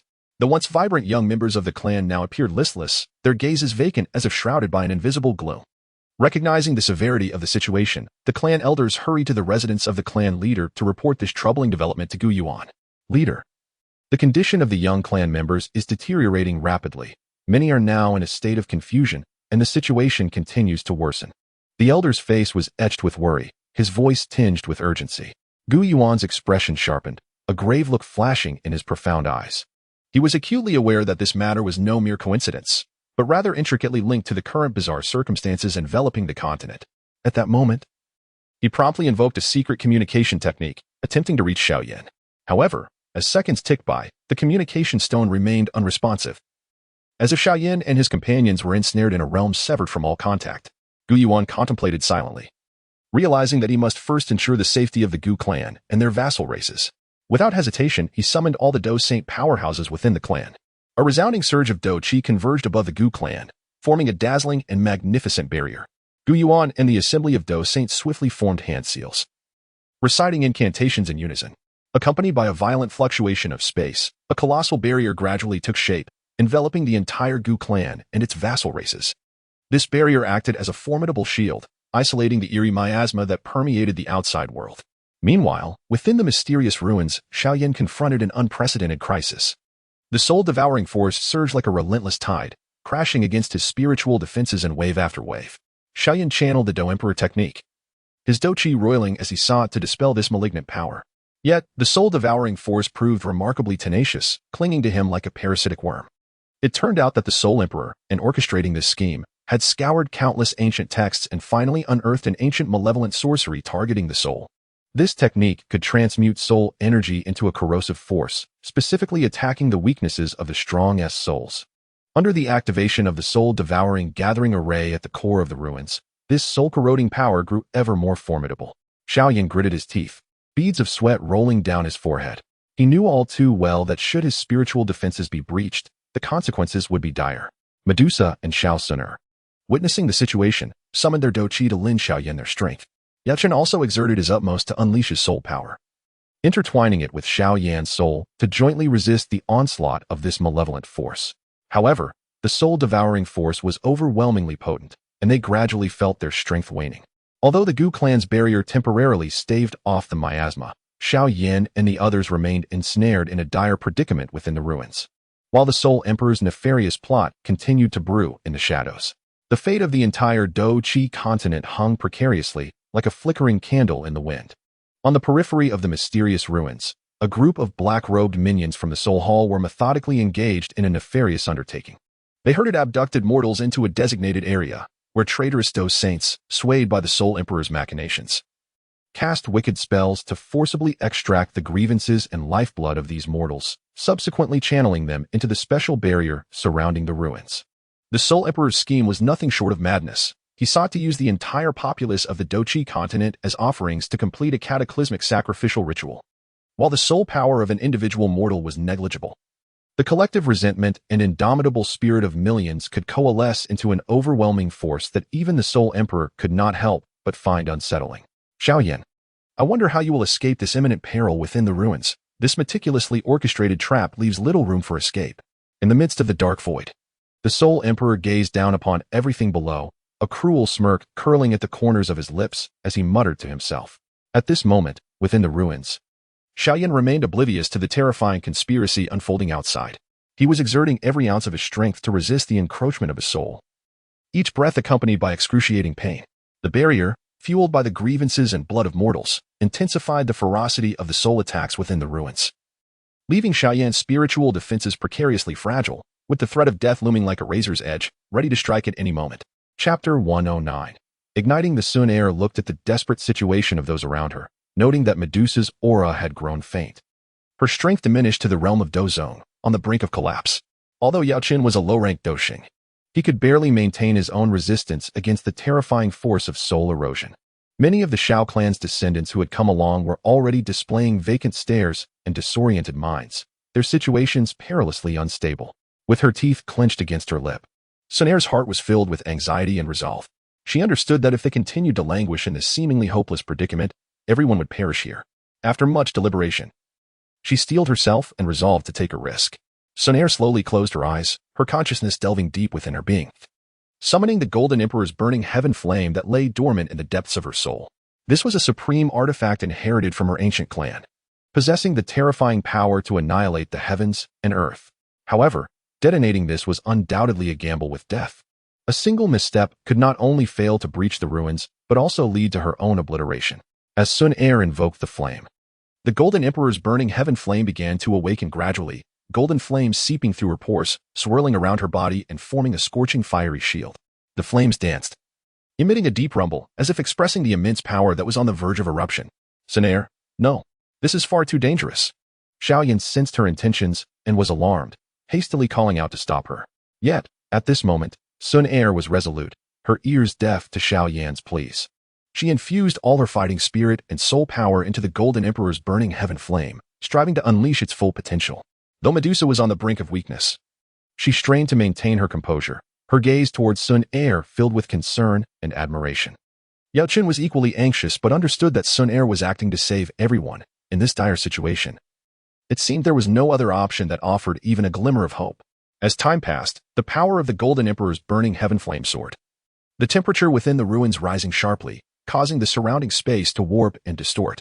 Sun Air gritted her teeth, beads of sweat forming on her forehead, her body trembling under immense pressure.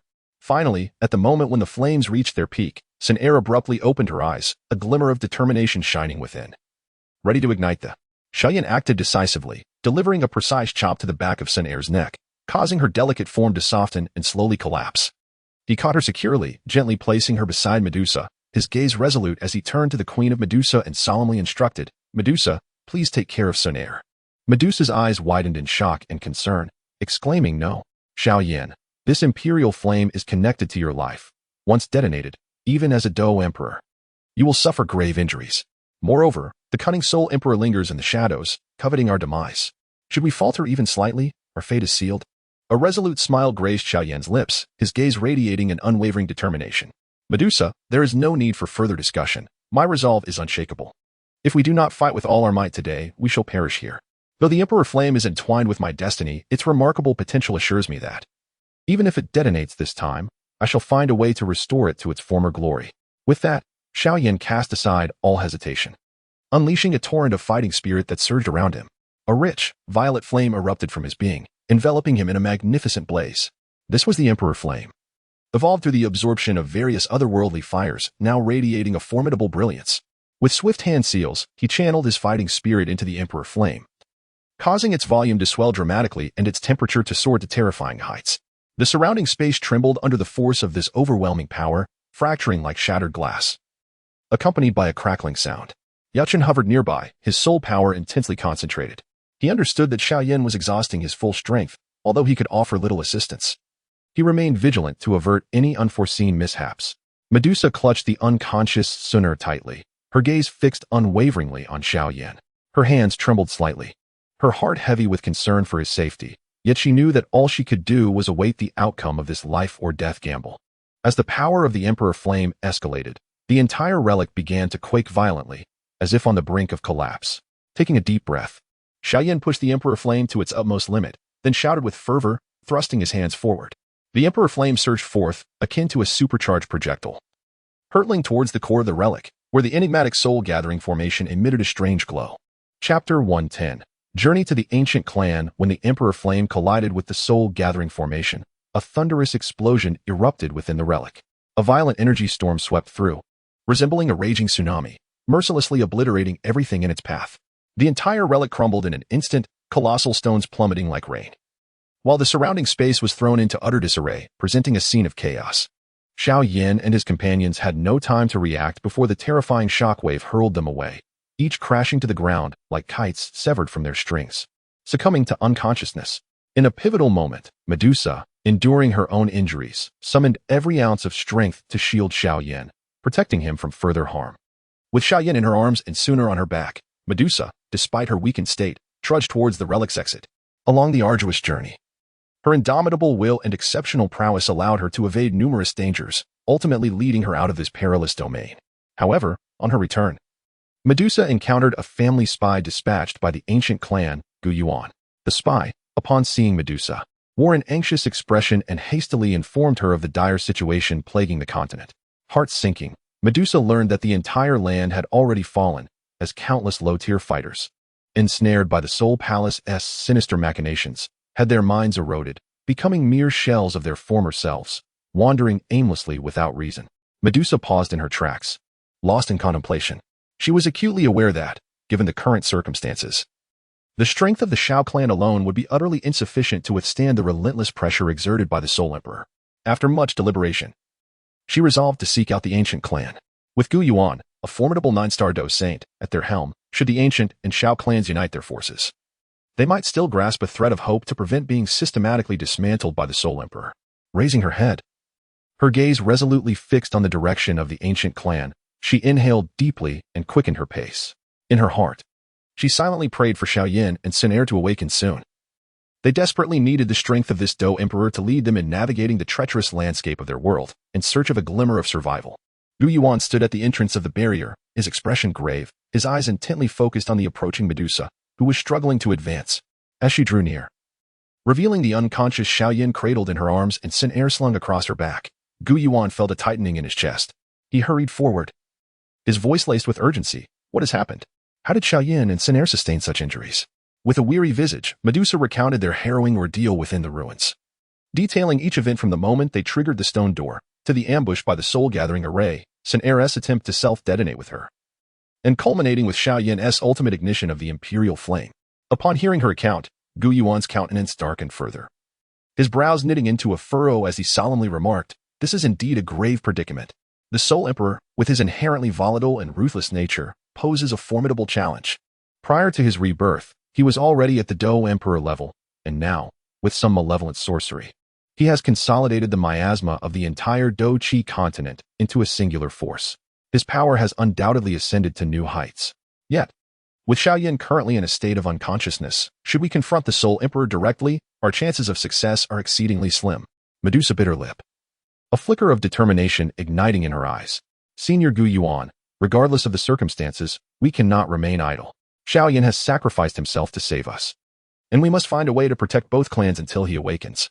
Dou Yuan nodded slightly, his gaze drifting towards the horizon as his mind raced with strategies. "Our immediate course of action must be to fortify the defenses of the ancient clan's barrier, preventing any incursion by the Soul Emperor's forces. Simultaneously, we shall summon all the clan's strong warriors to devise a countermeasure." With that, Dou Yuan turned to the assembled warriors of the ancient clan, issuing a commanding decree: "Immediately activate all defensive formations within the clan, enhancing the protective power of the barrier. We must not allow even the slightest lapse in vigilance.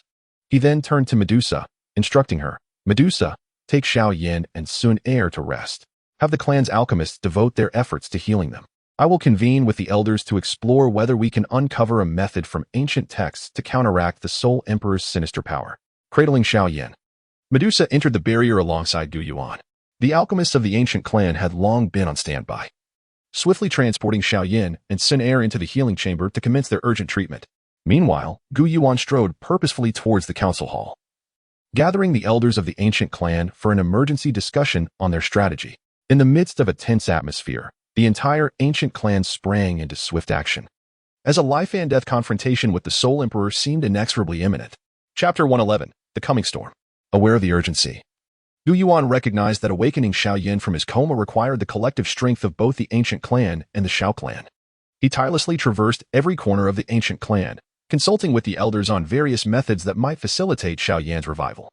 He scoured ancient texts for any potential clues, leaving no seemingly insignificant hope unexamined. Meanwhile, Xiao Yan, having lost the most vital support in his life with the departure of Di Yan, appeared to be a mere shadow of his former powerful self, reduced to a crumbling remnant of what he once was. Lying on the bed in the healing chamber, his complexion was as pale as parchment, his breath faint, as if he could vanish from this world at any moment. Each member of the ancient clan witnessed this with heavy hearts, sharing a steadfast belief that, regardless of the cost, they must ensure Xiao Yan's awakening. Dou Yuan devoted all his energy to the endeavor of rescuing Xiao Yan, continuously motivating every strong individual in the ancient clan to fully engage in this arduous battle. The alchemists of the ancient clan worked tirelessly day and night in the healing chamber, experimenting with various precious herbs and mysterious formulas, all in pursuit of the elusive opportunity to restore Xiao Yan. Beads of sweat adorned their foreheads, yet their eyes shone with unwavering determination, as if racing against time to wrest Xiao Yan's life from the clutches of death. In this fierce clash between darkness and light, an unprecedented struggle for survival had undeniably begun. The fates of the ancient clan and the Xiao clan were intricately entwined with Xiao Yan, as they all yearned for a miracle, hoping he could rise again through their concerted efforts, showcasing his unparalleled prowess, and leading them to vanquish the malevolent Soul Emperor to safeguard all that they cherished. As Sun Er gradually awakened, the moment her gaze fell upon the weary form of Xiao Yan on the sickbed, a powerful resolve surged within her heart.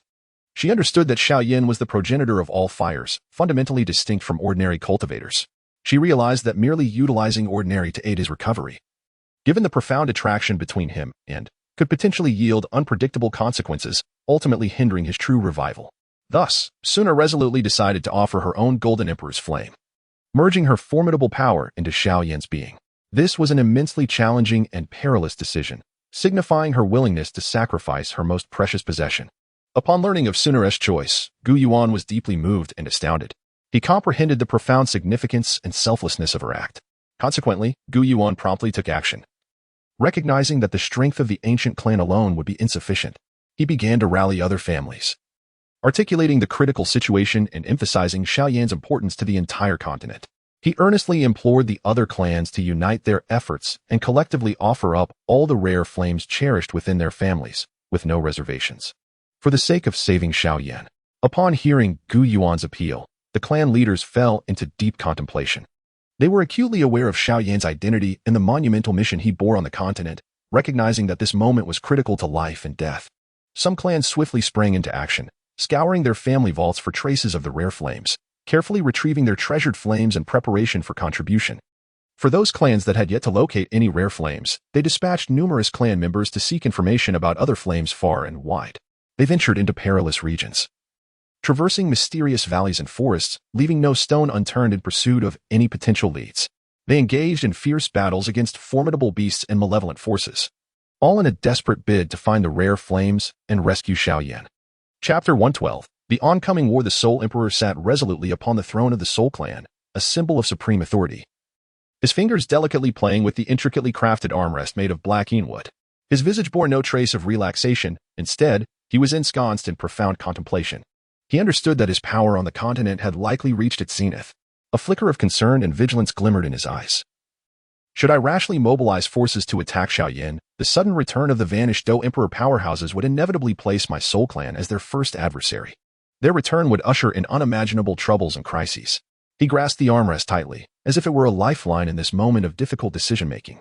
He recognized that Xiao Yan was indeed a formidable and challenging opponent, his existence posing a grave threat to the dominion of the Soul Clan. Yet, he had to weigh his options carefully, for the historical accounts of the return of the Dou Emperor powerhouses loomed over him like a sword, ready to deliver a fatal blow at any moment. The Soul Emperor's gaze was profound, enveloped in an eerie yet powerful aura, as he slowly rose and paced within the dimly lit hall of the Soul Clan. His voice deep yet resonant. You all know that the vitality of this world has long since waned. Looking around, the once mighty Dou Emperor powerhouses have faded into the annals of history, and now, the only one left who can contend with me at this level is that boy, Xiao Yan. He paused slightly, a glimmer of disdain flashing in his eyes. If I were to exert my full strength, defeating Xiao Yan would not be a difficult task. But have you considered that even if I truly succeeded in vanquishing him, standing alone to guard this entire continent, basking in what seems like supreme power and glory, what significance would that hold for me? He suddenly halted, raising his gaze towards the lofty ceiling, as if he could pierce through the layers of brick and stone to behold a broader expanse of the universe. His tone imbued with a yearning for a higher realm. The ambitions of the Soul Emperor are not confined to this mere Douchi continent.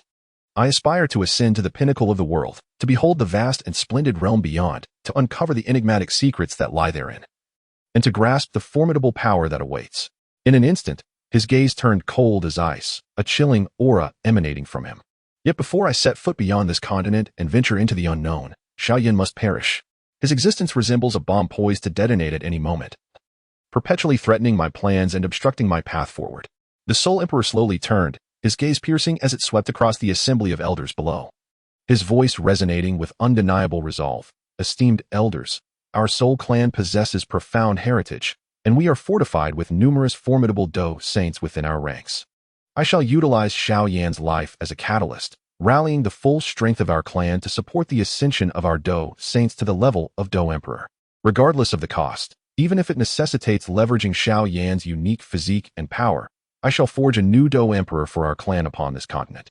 Thus, our Soul Clan shall remain steadfast at the zenith of this realm, unyielding to any challenge. And I shall embark upon my quest for the pinnacle of the world without a trace of concern. Chapter 113. The ambition of the Soul Emperor. The Soul Emperor's gaze was sharp, exuding a chilling aura, his voice echoing like a thunderclap throughout the Soul Clan. Relay my orders. His declaration shattered the heavy silence like a clap of thunder. All members of our clan lacking Dou Saints shall be immediately consolidated. Those below 5-star Dou Saints shall await outside the hall. Those above 5-star Dou Saints, step forward. As the Soul Emperor's command was issued, a stir erupted within the clan. Countless disciples emerged from their abodes and training grounds, their expressions a blend of urgency, anticipation, and trepidation as they converged towards the designated hall. In an instant, the square outside the hall was teeming with people, each displaying a respectful demeanor, patiently awaiting further instructions. The elders of the clan swiftly mobilized, methodically allocating various precious resources. Cultivation manuals, and spirit items imbued with potent energy. These invaluable resources were continuously transported to the hall's exterior, distributed among each qualifying Dou Saint of the Soul Clan. The remaining step, the ascension to Dou Emperor, now relied upon your own fortitude and diligence. A flicker of anticipation glimmered in the Soul Emperor's eyes. Should even one of you achieve the status of Dou Emperor, I would depart with peace of mind, pursuing a higher realm. He was acutely aware of the arduous nature of reaching the Dou Emperor level. Even with the full might of the clan, success was not guaranteed. Yet, he had no alternative but to place his hopes on these young clan members, yearning for them to break through this dire predicament and usher in new vitality and hope for the Soul Clan. Within the vast and deeply rooted territory of the ancient clan, Gu Yuan resembled an indefatigable traveler, wholly immersed in the arduous quest for the. His figure flitted through the clan's secretive corners, leaving resolute traces in both ancient and mysterious ruins, steeped in the essence of time, and in perilous mountain ranges, where few dared to tread. Leveraging his extensive experience, keen perception, and the immense prestige he held within the ancient clan, Gu Yuan mobilized all available forces within the tribe. The powerful members of the clan responded to his call, dispersing to the far corners of the continent, bravely venturing into perilous terrains, and exploring the unknown darkness in search of clues regarding the elusive ethereal flame. However, the path of discovery was fraught with challenges. Despite Gu Yuan and the ancient clan's considerable efforts, the remaining ethereal flames remained as elusive as a treasure shrouded in mist. Their whereabouts unknown. They might be sealed in some long-forgotten, enigmatic location, hidden beneath the guardianship of formidable beasts, or quietly lying in some unknown corner of the world. awaiting the arrival of a worthy seeker. Nevertheless, Gu Yuan's unwavering conviction remained steadfast. He understood the critical importance of these ethereal flames in rescuing Xiao Yan and combating the Soul Emperor. He silently vowed that he would search the entire continent to retrieve every last trace of the ethereal flame. Within the solemn and austere assembly hall of the ancient clan, the atmosphere was thick with tension. Gu Yuan was deep in contemplation over the 17 types of ethereal flames he had gathered, pondering how to maximize their power to aid in Xiao Yan's awakening. At that moment, a steady yet hurried footfall echoed from outside the hall. Gu Yuan raised his gaze and saw the leader of the medicine clan entering with an anxious expression, clearly distressed. A shiver ran down his spine. He had long been acquainted with the leader and knew that their arrival must herald a significant matter. The leader of the medicine clan hurried forward, barely stabilizing himself before urgently speaking. Gu Yuan, as we are both ancient clans, the current situation across the continent has reached a critical juncture of life and death. He took a moment to catch his breath before continuing. According to the intelligence gathered by my clan spies, it has just been reported to me that the Soul Emperor of the Soul Clan is no ordinary foe. He has not only restored himself to the Dou Emperor realm, but has further broken through, rendering his strength unfathomable. Upon hearing this, Gu Yuan's expression darkened, his brow furrowing tightly. His eyes filled with gravity and concern. He understood all too well what a breakthrough in the Soul Emperor's power signified. It would unleash a terrifying storm capable of engulfing the entire continent. The leader of the medicine clan paused for a moment, then added, given the urgency of the situation. After extensive discussions among the elders of my clan, we have devised a potential strategy that might turn the tide. Gu Yuan, eager for answers, pressed, what method? Pray tell. The leader of the medicine clan, with a serious demeanor, replied slowly, Gu Yuan, as you know, my clan has been entwined with the essence of medicine since its inception. Our bloodline is infused with the quintessence of countless spiritual herbs, imbued with extraordinary power. The plan involves sacrificing the blood essence of many powerful members of my clan, combined with the formidable bloodline of your ancient clan. By merging these forces and refining them together, we stand a significant chance of producing a Tier 10 Emperor pill. He gazed at Gu Yuan, his eyes filled with hope and encouragement. With your peak strength as a 9-Star Dou Saint, should you consume this Tier 10 Emperor pill, you would have an approximately 80 chance of breaking into the Dou Emperor realm. Would you be willing to give it a try? This may be our only hope against the Soul Emperor. Chapter 114. The Great Cause of the Pharmaceutical Clan. Gu Yuan gazed at the leader of the pharmaceutical clan, his eyes filled with emotion and reflection, his voice slightly heavy. Old friend, we have known each other for several millennia. Through the passage of time, we have witnessed countless storms and tribulations. Yet, your recent proposal to drain the vital essence of the pharmaceutical clan's bloodline would undoubtedly leave the clan gravely weakened, perhaps even to the point of extinction. The price is simply too steep, and how could I bear to see you endure such suffering? The leader of the pharmaceutical clan shook his head slightly, his expression resolute and unwavering, his gaze deep and tranquil. Gu Yuan, we are both acutely aware of the current situation. The ancient clans are dwindling, and of the once glorious 8 great clans of antiquity, only our pharmaceutical clan, your ancient clan, and the malevolent Soul Clan, under the control of the Soul Emperor, remain. The other clans have long since faded into obscurity, gradually disappearing in the relentless tide of history. Our pharmaceutical clan has never excelled in combat, struggling to survive in this brutal world dominated by martial prowess. However, if we can utilize the essence of our bloodline to forge a formidable Dou Emperor, it would be an unprecedented triumph for our clan, paving a hopeful path for the future of the entire continent. I firmly believe that our clan's descendants possess a noble spirit that courses through their veins. They will not shy away from such sacrifices and will undoubtedly step forward for the sake of all living beings. Upon hearing this, Gu Yuan was profoundly moved, his eyes glistening with unshed tears. He stepped forward, grasping the leader's hand tightly, a grip that seemed to convey his steadfastness and trust. His voice resonated with a determined resolve. Very well. Since you, my dear friend, are so profoundly aware of the greater good, I, Gu Yuan, shall stake everything for the world today, for the countless souls, and to safeguard the peace and tranquility of this realm. I will honor the trust we have placed in each other and the sacrifices of the pharmaceutical clan's descendants. With that, Gu Yuan swiftly turned, his gaze like a blazing torch, surveying the powerful members of the ancient clan within the hall. He commanded loudly, immediately relay the order. All clan members, heed my command and commence preparations forthwith. Assemble the most skilled alchemists in our clan and ensure that all necessary materials for the concoction are at the ready, guaranteeing that this endeavor is flawless. Furthermore, work in close collaboration with the pharmaceutical clan to ensure the smooth extraction of their bloodline essence. The members of the ancient clan promptly accepted the orders, their actions swift and orderly. The entire clan sprang into action, and a momentous undertaking, one that would determine the fate of the continent, began to unfold. The descendants of the pharmaceutical clan also arrived in succession, their faces resolute and unyielding. For the sake of their noble cause, they bravely embarked on a path filled with uncertainty and sacrifice. In the vast and open square of the ancient clan, the atmosphere was heavy and solemn. The sunlight poured down, yet it seemed to be consumed by the oppressive ambience, unable to bring any warmth. Countless descendants of the pharmaceutical clan stood in orderly rows, their expressions grave, yet their eyes shone with determination and resolve. Each of them bore a slight wound on their wrists, from which crimson blood flowed ceaselessly, dripping into the enormous ancient cauldron at the center of the square. This blood encapsulated the essence of their lives, imbued with their fervent hopes for the future of the continent. Meanwhile, the members of the ancient clan exerted their utmost efforts as well. They gathered around the ancient cauldron, their hands forming intricate seals as surges of fighting spirit radiated from their bodies like torrents rushing forth, pouring into the vessel. This fighting spirit, robust and magnificent, intermingled with the blood of the medicinal clan's descendants, churning and ebbing within the cauldron, producing deep, resonant sounds. He paused momentarily, a flicker of resolute light shining in his eyes, before continuing. We must firmly believe that although this long night appears endless, as long as we unite in our efforts, dawn shall eventually break upon this land.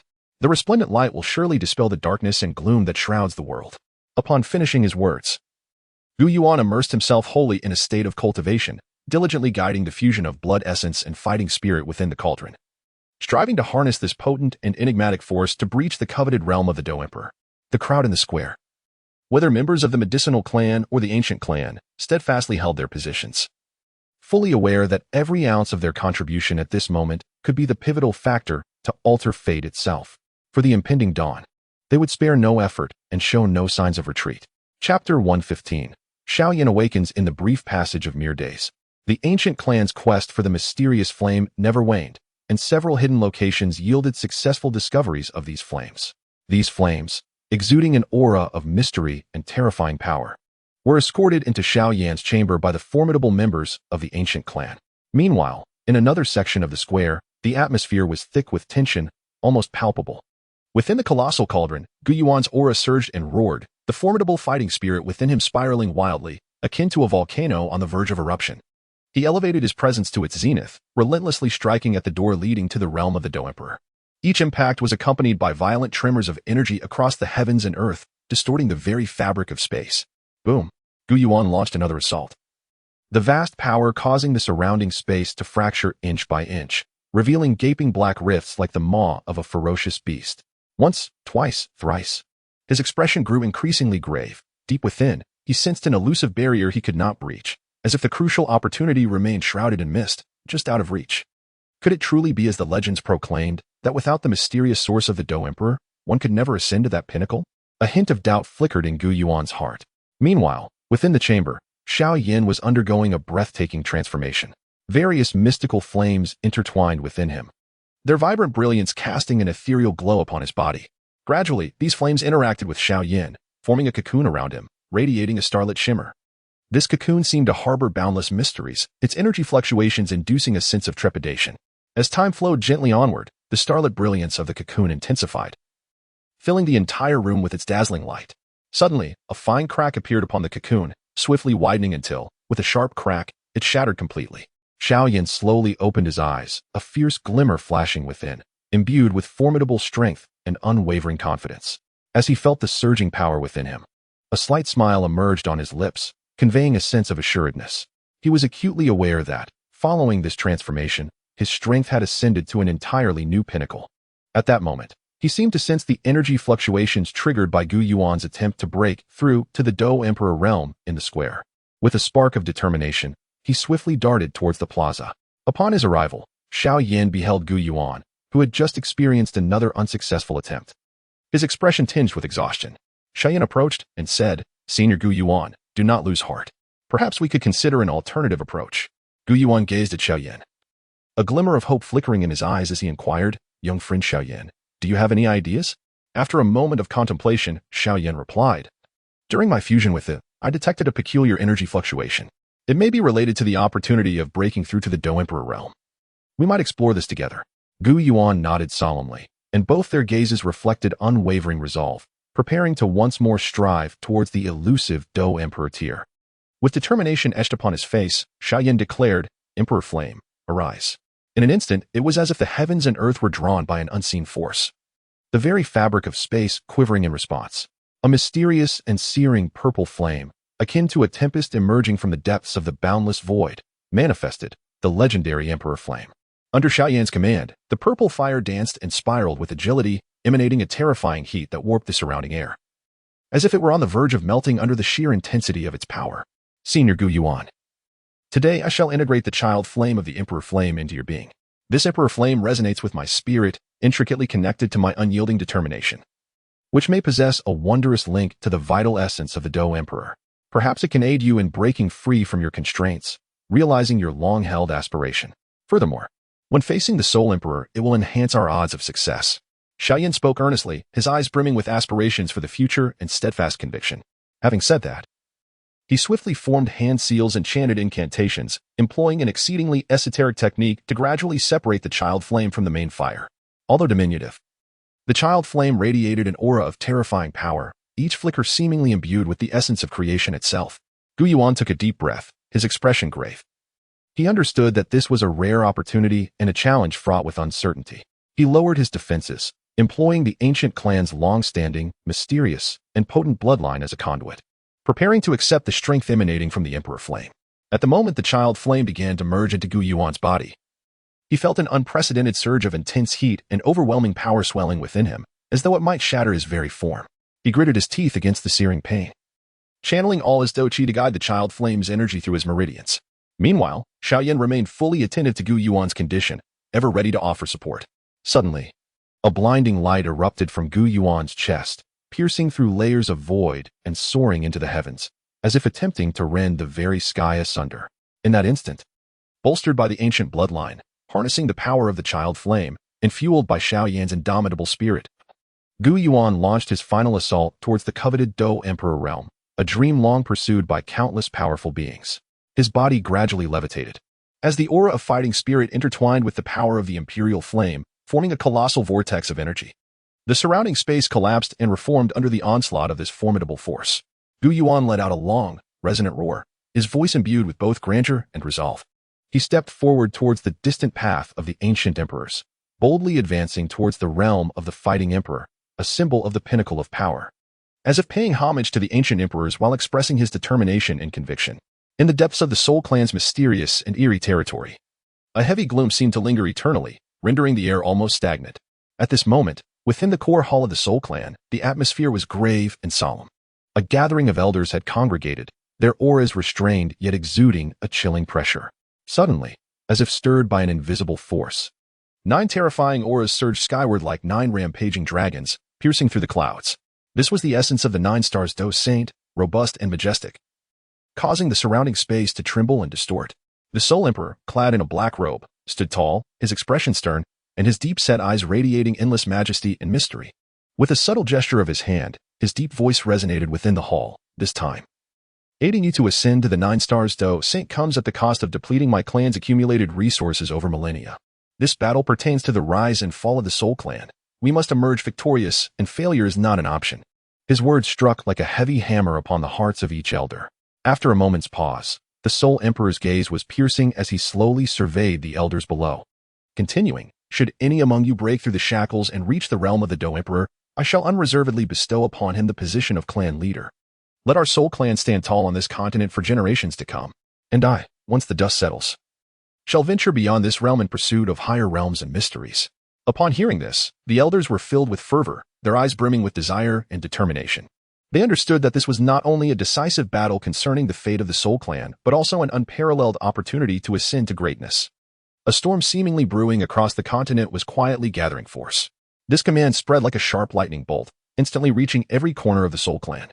Whether they were powerful beings hidden deep within mysterious realms, cultivating with the rhythms of nature, or masters in secluded worlds, indifferent to worldly matters, upon hearing this command, they unhesitatingly tore through the void, racing towards the plaza like lightning.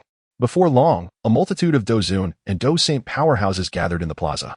Their gazes were fervent, filled with reverence and awe for the Soul Emperor, akin to devout followers gazing up at their supreme deity.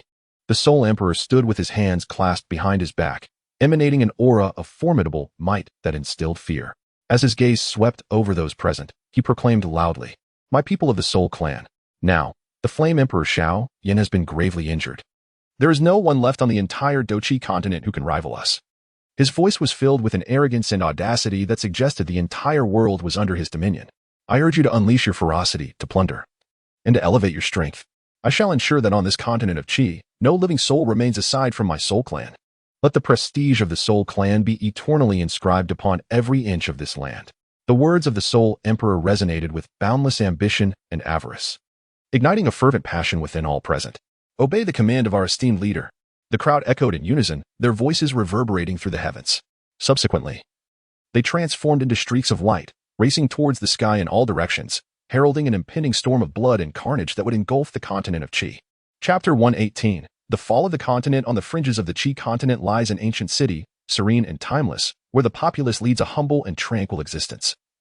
With wisps of smoke rising and laughter echoing through the streets, little did they know, a cataclysmic disaster was quietly approaching. A dark figure darted through the sky like a specter, stirring a howling wind. Upon closer inspection, it revealed itself to be a formidable warrior of the Soul Clan. Clad in a black robe, exuding an aura of chilling malevolence, with eyes gleaming with a bloodthirsty light. Without warning, the Soul Clan warrior halted midair, gazing down upon the ancient city with a cruel smile curling at the corners of his mouth.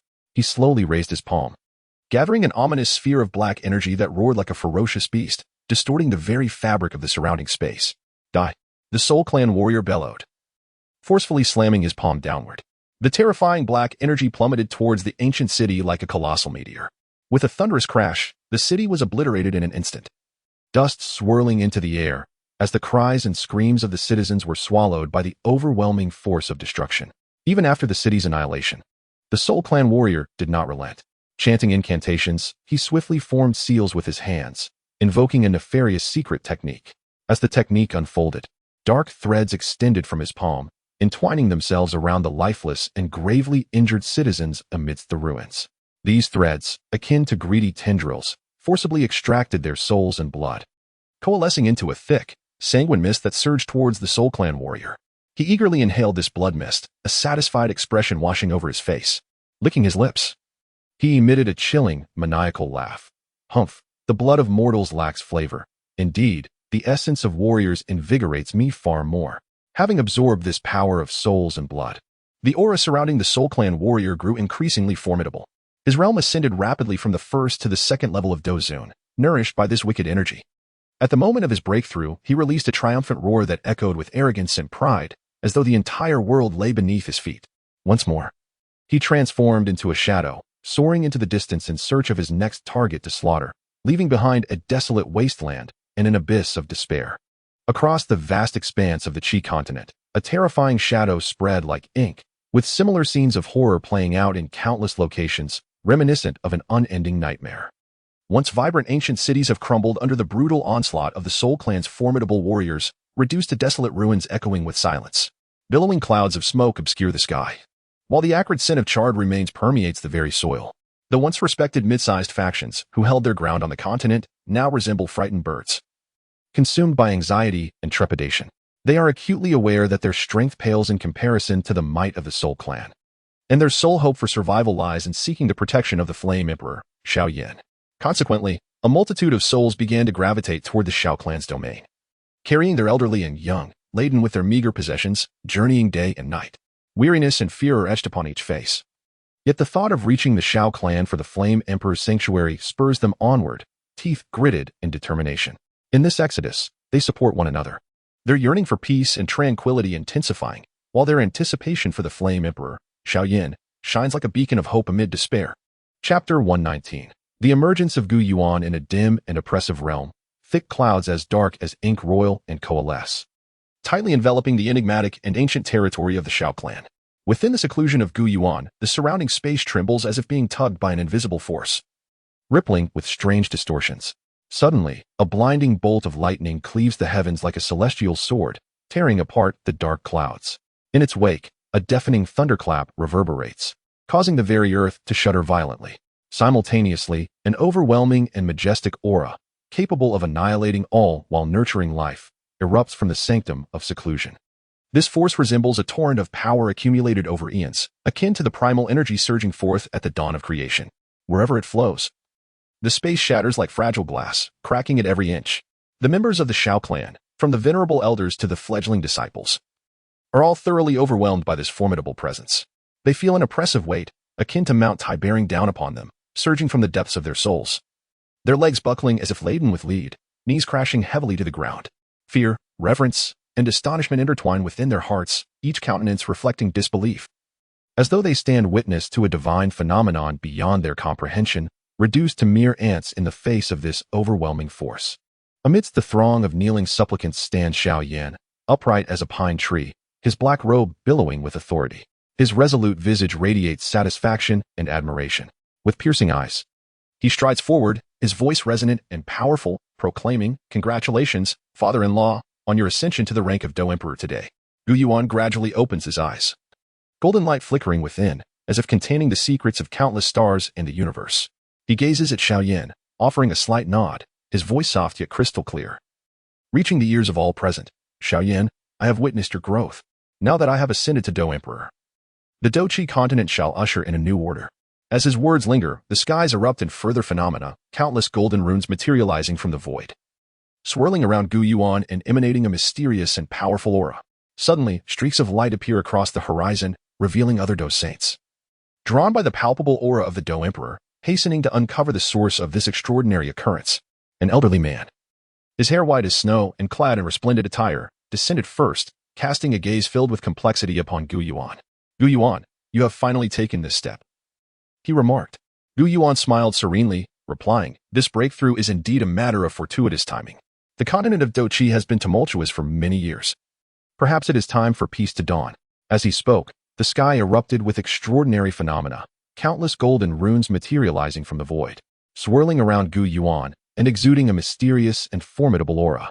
At that moment, a panicked scout from the ancient clan rushed in, falling to his knees with a thud, his voice trembling. "Chief, grave news. The Soul clan has emerged in full force and is advancing towards our Xiao clan with the intent to annihilate us." Gu Yuan waved his hand decisively, issuing commands for all powerful members of the ancient clan to accompany him to support the Xiao clan. In an instant, the horns of the ancient clan sounded, and the warriors ascended into the sky, transforming into streaks of light as they hastened towards the Xiao clan. Upon their arrival at the Xiao clan, they found the Soul clan's army had encircled them tightly.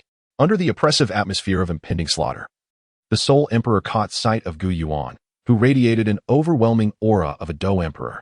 Initially taken aback, disbelief soon flooded his eyes as he exclaimed, "Gu Yuan, I never anticipated you would ascend to the rank of Dou Emperor." His tone was laced with panic and resentment, as if a previously assured victory had suddenly turned precarious. Chapter 120. The battle commences. Gu Yuan's expression hardened, golden Dou Qi surging around him like a blazing sun. He spoke in a deep voice, "Soul Emperor, since you have come today, you shall pay for the lives of the innocent people you have harmed." With that, he moved with electrifying speed. His right fist enveloped in boundless golden radiance, tearing through the air with a shrill whistle as it struck towards the Soul Emperor's chest, warping the very fabric of space in its wake. The Soul Emperor's countenance darkened, fully aware that he faced formidable adversaries today. However, his ruthless nature would not allow him to show weakness easily. He swiftly formed seals with his hands, and bizarre black flames surged forth, coalescing into an indomitable shield of fire that repelled Gu Yuan's fierce punch, simultaneously dodging the fiery onslaught from Xiao Yan. "Humph! Do you think you can kill me with such feeble attempts?" The Soul Emperor scoffed, suddenly exuding a menacing aura. The ground beneath him buckled as he surged forward like a black meteor, conjuring a dark spear that gleamed with a chilling light, aimed directly at Gu Yuan's throat. Gu Yuan's expression grew solemn as he rapidly maneuvered his hands, forming a golden Dou Qi shield that barely deflected the lethal strike. Observing this, Xiao Yan would not allow the Soul Emperor to gain the upper hand. He lightly tapped the void with his toes, slipping behind the Soul Emperor like a ghost. The Xianzhong ruler ablaze with flames as it descended with great force. The Soul Emperor sensed the attack from behind and swiftly turned, crossing his spear to collide with the Xianzhong ruler. With a thunderous roar, a powerful wave of energy radiated outward from their clash, fracturing the surrounding space. While weaker members of the Soul clan were obliterated by the ensuing shockwave. Seizing this opportunity, Gu Yuan launched another offensive, chanting incantations. A gigantic golden magic array appeared in the sky, unleashing a deluge of golden light swords that rained down upon the Soul Emperor like a tempest of petals. The Soul Emperor found himself besieged by both Xiao Yan and Gu Yuan, flustered and overwhelmed, desperately wielding his spear to fend off the onslaught of their radiant blades. Today marks your demise. With a shared glance, Xiao Yan and Gu Yuan summoned their strength in unison. Xiao Yan fused the within him, manifesting a colossal lotus which he hurled towards the Soul Emperor. Gu Yuan, gathering his entire, conjured a golden fist imbued with cataclysmic power, striking fiercely at the Soul Emperor. As the Soul Emperor beheld the impending devastation from both Xiao Yan and Gu Yuan, he exhibited no hint of trepidation. Instead, he threw back his head and let out a thunderous laugh, a cacophony akin to rolling thunder that reverberated throughout the surrounding space. Excellent. Today, I shall meet your attacks with this body of mine. Let us see whose might prevails, your offense or my defense. And may the tale of an emperor battling two others echo throughout this continent. Let us see who shall emerge victorious. No sooner had his words faded than the Soul Emperor's aura shifted dramatically, intensifying the already sinister and eerie atmosphere around him. With swift motions of his hands, fingers curling like hooks, he began to chant an incantation. In an instant, an ancient and malevolent technique, one that devoured the heavens and obliterated the earth, was unleashed at its zenith. A thick, inky black mist enveloped him, from which eerie wails of anguish could be faintly heard, sending chills down the spines of all who witnessed it. As the technique unfurled, the mist extended like greedy tendrils, voraciously reaching outwards, wherever it spread. Be it the warriors teetering on the brink of death or the souls already departed, their life essence was uncontrollably siphoned away, coalescing into crimson threads that surged towards the Soul Emperor. In an instant, the battlefield was engulfed in a haze of blood, the stench rising to the heavens. With each drop of essence consumed, the Soul Emperor's form swelled, muscles bulging grotesquely, while mysterious and sinister black runes emerged upon his skin, pulsating with a ghostly light, as if whispering ancient and malevolent secrets. His eyes turned an even deeper shade of crimson, aflame with madness and brutality, as though he were a demon clawing its way out of the abyss of hell, exuding unspeakable terror. Chapter 121. The crisis of the situation above the heavens. The skies churned, as if the entire world trembled in anticipation of this climactic confrontation. Surrounded by, Xiao Yan stood resolute, the purple-black emperor flame dancing around him like ethereal fire sprites, radiating such intense heat that the very air around him shimmered. With unwavering focus, he swiftly formed seals with his hands, chanting incantations. As he unleashed a series of hand signs, a multitude of, as if summoned, converged towards the emperor flame. In the blink of an eye, 7 distinct hues of red, orange, yellow, green, blue, indigo, and violet aligned before Xiao Yan, gradually forming a mysterious formation. Each flame emanated its unique essence, intertwining and colliding, unleashing formidable waves of energy. With a thunderous cry, Xiao Yan commanded, "Rise." Instantly, the formation blazed with brilliance, an overwhelming sealing force emanating from it, enveloping the Soul Emperor. Simultaneously, Gu Yuan stood at another vantage point on the battlefield, his expression solemn.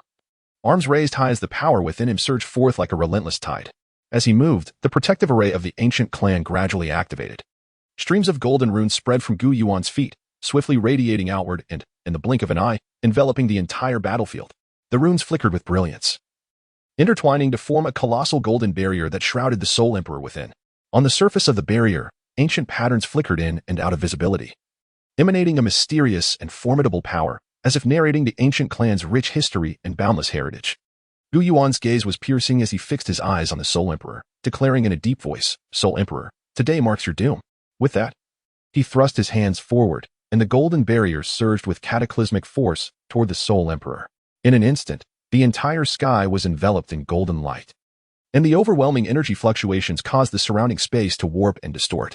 Meanwhile, below on the battlefield, fierce clashes continued between the warriors of the Soul Palace and the Xiaogu clan. Under the Soul Emperor's command, the Soul Palace's warriors fought like frenzied beasts, fearless and relentless. Their weapons gleamed with a chilling light, each swing carrying a lethal threat.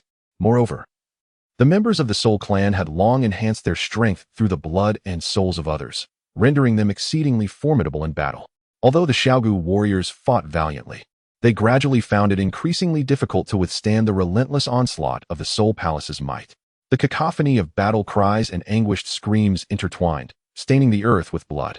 A young warrior from the Xiaogu clan, in the midst of combat against several Soul Palace warriors, was struck down, blood spilling from his mouth as his body swayed precariously. Yet, his gaze remained resolute, Summoning his last vestiges of strength, he brandished his weapon and charged at the enemy. An elder of the clan, bearing numerous wounds that stained his garments with crimson, watched in despair as his fellow clansmen fell around him.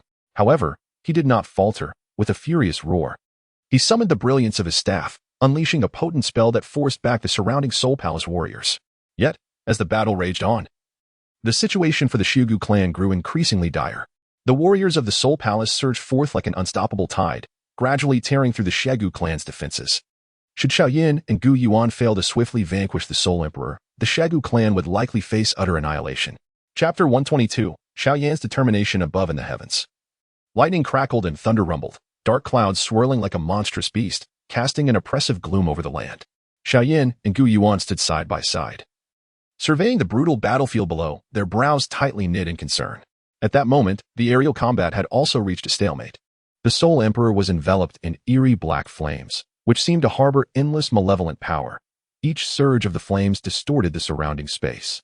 He laughed maniacally, his voice brimming with arrogance and triumph. Gu Yuan, Xiao Yan, today shall be your demise. With that, he swiftly formed seals with his hands, and a flurry of black runes burst forth, hurtling toward Xiao Yan and Gu Yuan. Unwilling to underestimate their foe, Xiao Yan and Gu Yuan exchanged a knowing glance and simultaneously prepared to engage. With a swift motion of the Xuanzhong ruler in his hand, Xiao Yan ignited various exotic flames, forming a colossal barrier of fire that repelled the dark runes. Meanwhile, Gu Yuan clasped his hands together, conjuring a golden sphere of energy that he hurled forcefully towards the Soul Emperor. The Soul Emperor scoffed, remaining unmoved as he thrust his hands forward, instantly solidifying the black flames into a massive shield that firmly absorbed Gu Yuan's assault. In the blink of an eye, he vanished, darting towards Xiao Yan like a dark specter, his right fist enveloped in black flames, exuding a cataclysmic force aimed squarely at Xiao Yan's chest.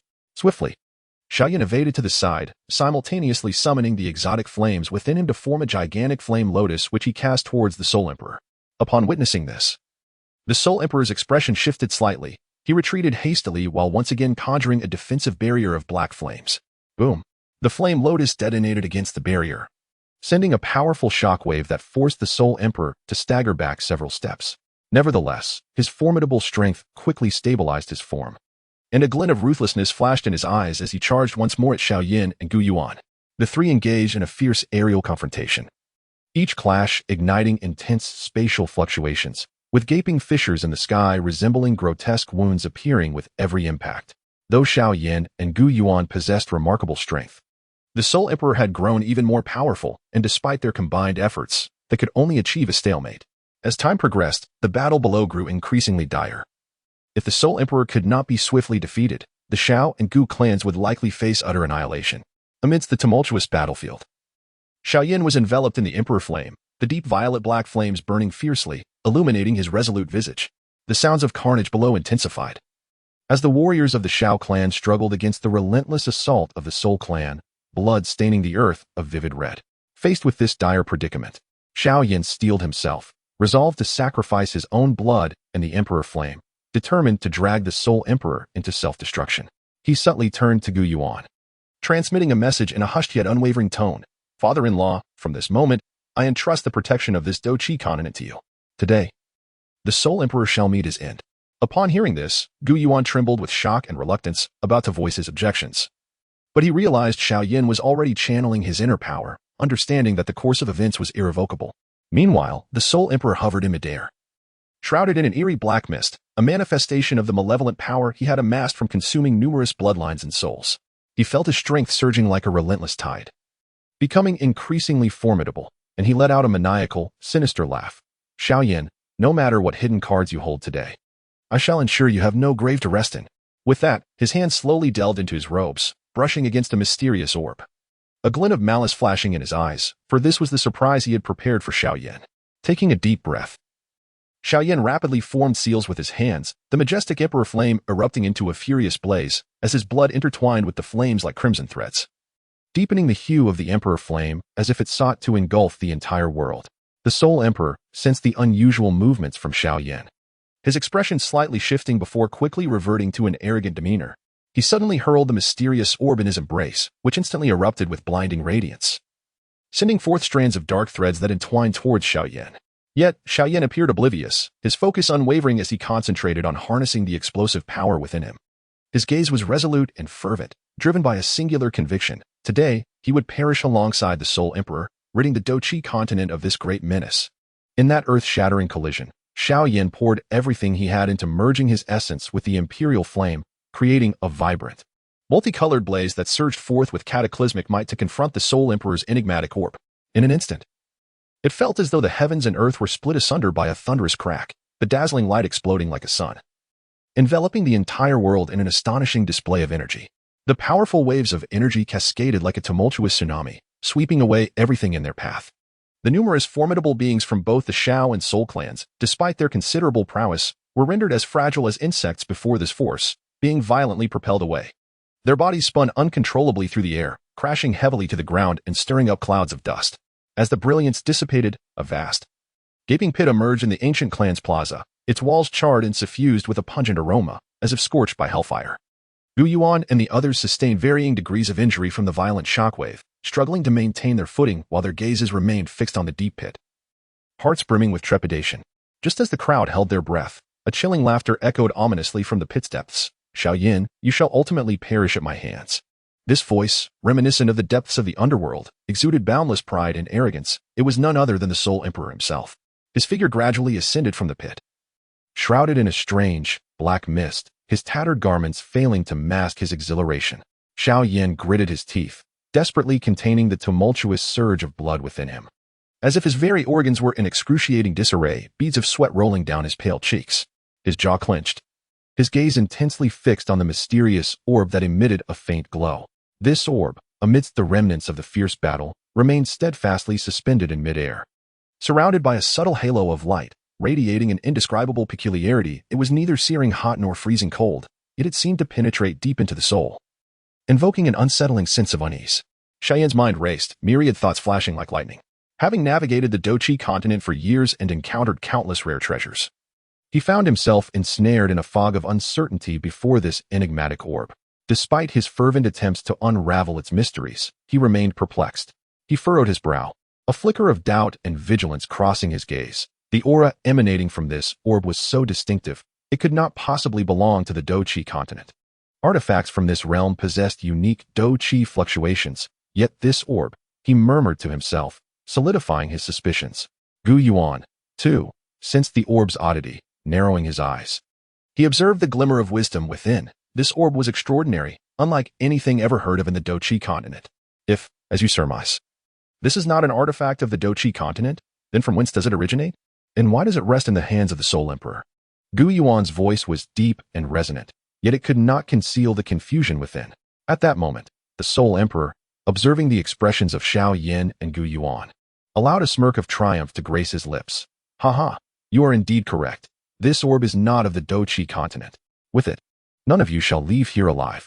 With that proclamation, he slowly raised his hand towards the mysterious orb, preparing to channel its power once more. The Soul Emperor's fingers curled like claws, and a dense aura of Dou surged forth like a raging black tide towards the orb in his grasp. As the Dou infused the orb, it ignited like a blazing sun, erupting in an unsettling and blinding radiance, a hue of eerie bluish-black that seemed poised to engulf all light in existence. This brilliance spread with terrifying velocity, distorting the very fabric of space as if it were being mercilessly manipulated by invisible hands. The entirety of the Dou continent trembled violently, akin to being shaken by a colossal hand. Mountains crumbled with resounding roars, great masses of earth collapsing like toppled blocks, sending stones flying and stirring clouds of dust. The deep valleys gaped open like wounds in the earth, stretching and widening amidst the violent quaking, emitting chilling sounds. Rivers lost their tranquil demeanor, the waters surged back, forming towering walls of water that rushed towards nearby towns and villages, inundating everything in their path, leaving countless beings to struggle and cry for help amidst the disaster. The Soul Emperor hovered in midair, enveloped in that strange luminance, his figure appearing increasingly imposing and fearsome. Cradling the orb in his hands, his face radiated madness and satisfaction. This is the foundation of my resurgence to the pinnacle in this lifetime. Do you all think this Dou continent encompasses the entirety of the world? You are mistaken. This realm is far too constricted to foster growth. Do you understand why those Dou Emperors have fled? Because in the outside world, even Dou Emperors are merely the weakest at the bottom, unperturbed, The Soul Emperor continued to laugh maniacally. Xiao Yan, you have never ventured beyond this sky. You will never comprehend its vastness. I, the Soul Emperor, shall rely on this orb and my indomitable spirit to step beyond the Douqi continent, ascending to the summit step by step. At that time, the entire universe shall tremble beneath my feet. With that declaration, he abruptly lifted the orb above his head, its radiance intensifying. Chapter 124. Xiao Yan's demise in an instant. The heavens and earth altered in hue, and turbulent winds surged. The souls of all present seemed to be manipulated by an invisible and formidable force, uncontrollably beginning to tremble.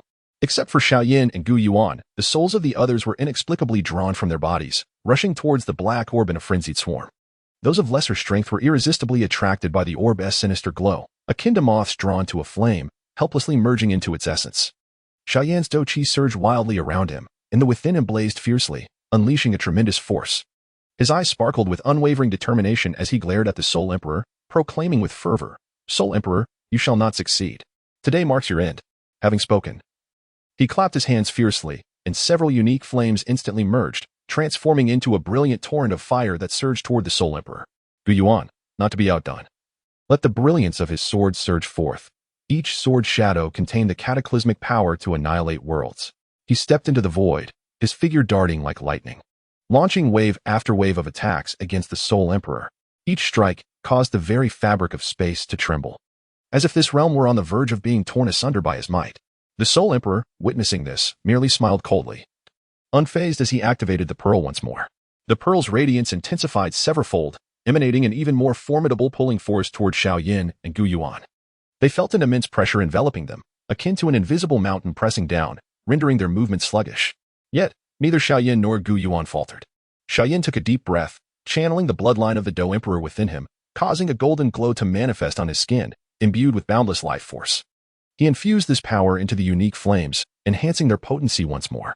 Gu Yuan, too, invoked the taboo techniques of the ancient clan, his form gradually becoming ethereal. Merging into the brilliance of his sword, the sword blazed with light, seemingly poised to illuminate the entire world.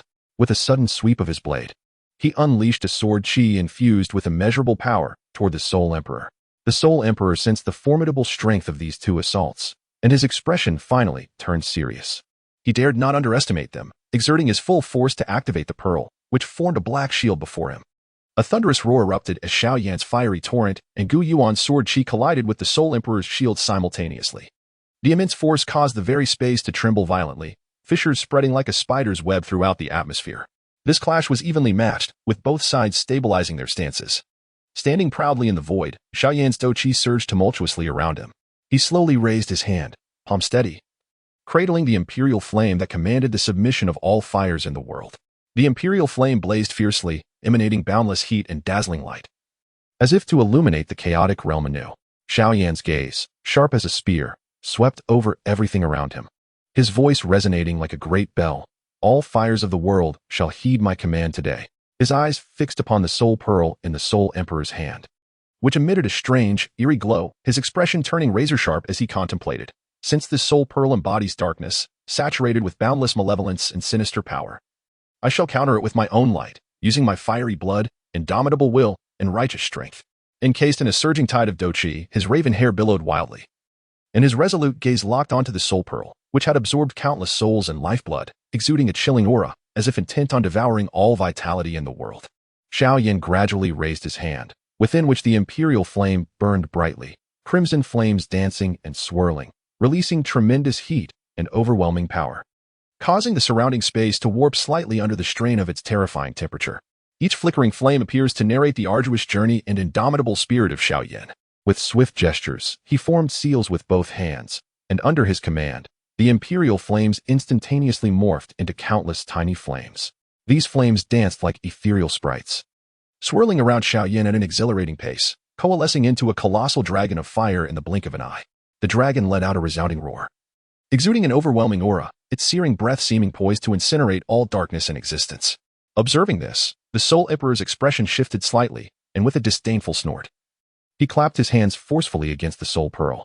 The pearl radiated with brilliant light, and a torrent of black mist surged forth, instantly transforming into numerous grotesque specters, clawing and gnashing their teeth as they lunged at the fiery dragon. Undaunted, The fire dragon swung its massive form, unleashing torrents of blazing fire, engaging in a fierce battle with the malevolent spirits. In that moment, flames and black mist intertwined, sparks flashing, in the air resonating with the din of battle cries. Seizing the opportunity, Xiao Yan darted forward like a shooting star towards the Soul Emperor. In his hand, the imperial flames coalesced into a razor-sharp sword of fire. Its blade adorned with glimmering runes that emanated a deadly aura. With a mighty shout, Xiao Yan swung the sword with fervor, unleashing a sharp gust of sword energy infused with boundless flames towards the Soul Emperor. The Soul Emperor, not daring to underestimate the threat, swiftly conjured a black shield before him in an attempt to ward off Xiao Yan's assault. The clash of sword energy against the shield erupted with a fierce impact, unleashing a powerful force that fractured the surrounding space, threatening to collapse at any moment. Just as the two forces reached a stalemate, Gu Yuan rushed in from the side, his sword shimmering with golden light, embodying the unparalleled power of the ancient clan, aimed directly at the Soul Emperor. The Soul Emperor hastily evaded, diverting a portion of his power to counter Gu Yuan's strike. Witnessing this distraction, a glimmer of brilliance sparkled in Xiao Yan's eyes. He seized the moment to unleash the full might of the imperial flames. The fire dragon roared in fury, breaking free from the spirit's entanglements and charging fiercely towards the Soul Pearl. The Soul Emperor's expression grew grave, fully aware of the impending doom of this strike, and he exerted all his strength to command the Soul Pearl. The pearl spun wildly, releasing dense black mist, within which the mournful wails of countless vengeful spirits echoed, attempting to thwart Xiao Yan's onslaught. The two forces collided with a cataclysmic force, and in that instant, it seemed as though heaven and earth were torn asunder, the very fabric of space fracturing and time itself freezing. A tremendous shockwave radiated from the point of impact, expanding wildly, obliterating everything in its path. Mountains crumbled, rivers reversed, and all existence was reduced to powder before this overwhelming force. After a long silence, as the dust settled, only the black Soul Pearl remained, slowly rotating, as if recounting the brutality of this great battle. The surroundings fell into an eerie silence. Apart from the dissipating glow, it seemed as though nothing had ever transpired. The Soul Emperor, witnessing this scene, revealed a sinister smile, exclaiming with maniacal glee, "Xiao Yan, you have finally perished. This world shall ultimately belong to me." However, just as his words faded, everyone was struck by the realization that Xiao Yan's body had inexplicably vanished. Gu Yuan's eyes widened in disbelief, his aura in turmoil, and his heart brimming with rage and sorrow reached its zenith as he roared to the heavens, "Soul Emperor, today I shall ensure our fates are intertwined." Having spoken, Gu Yuan charged recklessly towards the Soul Emperor, his longsword radiating a brilliant light, with each sword shadow embodying all his fury and hatred. The Soul Emperor retracted his smile, a hint of disdain flickering in his eyes, as he swiftly gathered his power, preparing to confront Gu Yuan's onslaught. Chapter 125, The Annihilation of the Ancient Clan. No sooner had the words left his lips than the Soul Emperor's hands moved with remarkable speed, spiritual energy coalescing frantically within his palms. In an instant, a colossal hand of fighting spirit materialized, eclipsing the heavens. This massive hand emanated a chilling sense of oppression, wielding a destructive force that aimed fiercely at Gu Yuan. At that moment, the entire fighting spirit continent fell into a hushed silence, with all eyes turned skyward, anxiously observing this battle that would determine the fate of the realm. Gu Yuan gritted his teeth, his fighting spirit surging wildly around him, and his eyes ablaze with an indomitable fire, showing no sign of retreat even before such a formidable adversary. With a mighty roar, he swiftly formed seals with his hands, channeling all his fighting spirit and strength into his palms, then thrusting forth to collide with the Soul Emperor's hand of fighting spirit. In an instant, the heavens and earth shifted in hue, a terrifying wave of power radiating from the point of impact, spreading outward with ferocious intensity. This force surged like a torrential cold current, freezing space in its wake, mountains and rivers instantly encased in ice, as if all of existence were momentarily suspended in time. Amidst this violent clash, Gu Yuan gradually sensed his limitations. Cracks began to appear across his body, blood pouring forth from his wounds, leaving him precariously on the brink of collapse. Yet, he continued to resist fiercely, his gaze betraying unwavering determination. However, the vast disparity in strength proved insurmountable. With a resounding thud, Gu Yuan's body could no longer withstand the overwhelming force, shattering into fragments. His source of fighting spirit soared into the sky, attempting to escape the Soul Emperor's grasp. Seeing this, a glint of greed flickered in the Soul Emperor's eyes. He let out a cold laugh and extended a hand, grasping the air. A powerful suction enveloped Gu Yuan's source of fighting spirit, which struggled momentarily before being firmly seized by the Soul Emperor. "This world is finally mine." The Soul Emperor bellowed, laughter echoing to the heavens, filled with unending pride and arrogance. My clan shall reign supreme over this fighting spirit continent for generations to come, basking in glory eternal.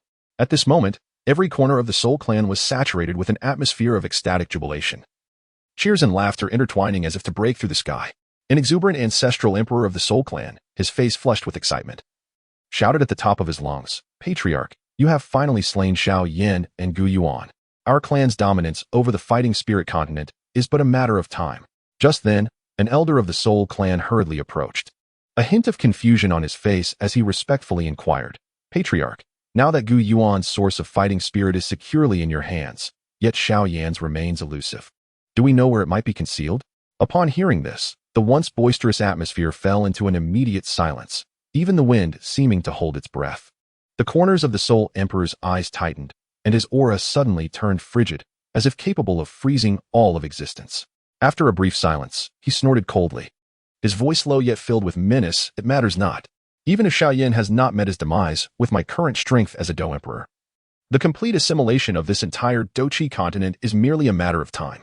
From this moment forth, every blade of grass and every tree upon this land shall be under my dominion. Should Xiao Yan manage to survive by some stroke of luck, there will be no refuge for him within this realm." The Soul Emperor cast a sweeping gaze over the fervent citizens of the Soul Clan below, a glint of resoluteness and ruthlessness flashing in his eyes as he commanded with a booming voice, "People of the Soul Clan, relay my orders. Immediately consolidate all resources within our clan and erect altars throughout the continent.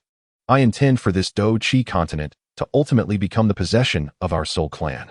Upon the issuance of the Soul Emperor's decree, the members of the Soul Clan sprang into action swiftly, as an impending crisis concerning the very existence of the Douchi continent descended with unstoppable momentum. At the four corners of the Douchi continent, east, south, west, and north, there arose 16 towering altars. These altars, with their bizarre designs, emanated a chilling luminescence, each standing several zhang high, piercing through the clouds. From a distance, the tightly clustered altars resembled black pillars sprouting from the depths of the earth, evoking a sense of reverence. Upon closer inspection, within each altar, the figure of the Soul Emperor could faintly be discerned. This apparition was ethereal and elusive, yet it exuded an aura of palpable pressure that sent shivers down one's spine. It was revealed that the Soul Emperor had employed a wondrous technique, transforming himself into countless manifestations, each fragment of his true spirit merging with an altar. At this moment, the true spirits of the Soul Emperor within those altars were fervently engaging in an enigmatic cultivation method, exerting their utmost to refine the entire Douchi continent. As the altars flickered with radiant light, the Douchi within the heavens and earth began to spiral into chaos, fierce winds howled, and dark clouds churned, as if the very world trembled under the weight of this terrifying power. In the midst of chaos and void, a sense of bewilderment enveloped me. Who am I? Where am I? A nascent true spirit drifted through this endless expanse, akin to a rootless reed. It became apparent that within the unique land where Dou Luo and Douchi intertwined, every distinct flame harbored a fragment of the true spirit of the ancient Emperor Tuashi.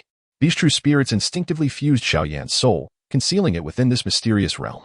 While the current resources of the continent, resultant from the fusion of Dou Luo and Douchi, may not yet empower Dou Emperors to break free from their shackles and ascend to the supreme realm, they were sufficient to temporarily sustain the daily energy needs of these powerful beings. In the primordial chaos, under the protection of the true spirit of the ancient Emperor Tuashi, Xiao Yan's true spirit gradually stabilized. He sensed the dense, almost tangible chaotic energy surrounding him, the purest source of power within the Douchi continent. Calming his mind, he activated the burning decision, attempting to draw this chaotic energy into his being to reshape himself. Initially, the chaotic energy was wildly tumultuous, akin to an unbridled stallion, repeatedly battering against his soul's barriers.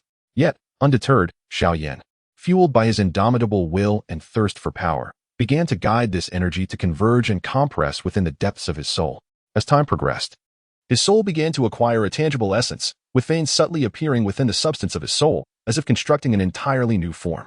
Meanwhile, upon the Douchi continent, the Soul Emperor's refining process continued to advance with fervent intensity. The four-cornered altar radiated an increasingly brilliant light, as the fighting energy of the entire continent was drawn in like a torrent by an invisible hand, continuously surging into the altar.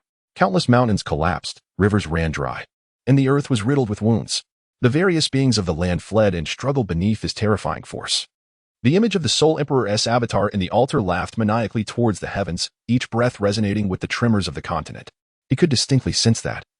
With the deepening of the refining process, he was inching ever closer to a breakthrough.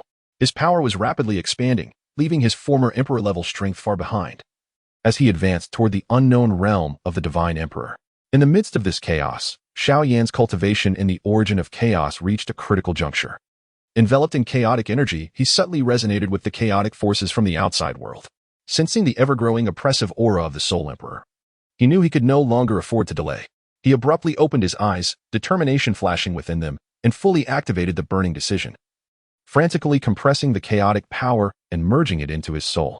Meanwhile, under the Soul Emperor's command, the powerful members of the Soul Clan emerged in full force, commencing a rampant hunt for any potential resistance across the continent. Where they traversed, lamentation filled the air, countless sects were annihilated, and families were slaughtered. Yet, some unwilling factions secretly gathered their strength, seeking ways to counter the Soul Emperor.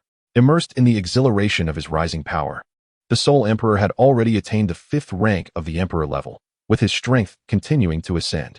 He could distinctly feel the spatial barriers of this world weakening under the impact of his power. Just a little more time, and the gateway to the outer realm shall open for my Soul Clan. The Soul Emperor murmured to himself, his eyes brimming with greed and ambition for the outer world. Chapter 126, Outsiders. Just as the Soul Emperor was on the verge of completing the refining of the fighting energy continent and ascending to an unparalleled pinnacle, a tremendous rift suddenly tore through the outer sky, unleashing a suffocating pressure that bore down upon him. Several mysterious figures, radiating an enigmatic glow, stepped through the void, their expressions cold and arrogant as they surveyed the soon-to-be destroyed continent. The Soul Emperor felt a jolt of alarm.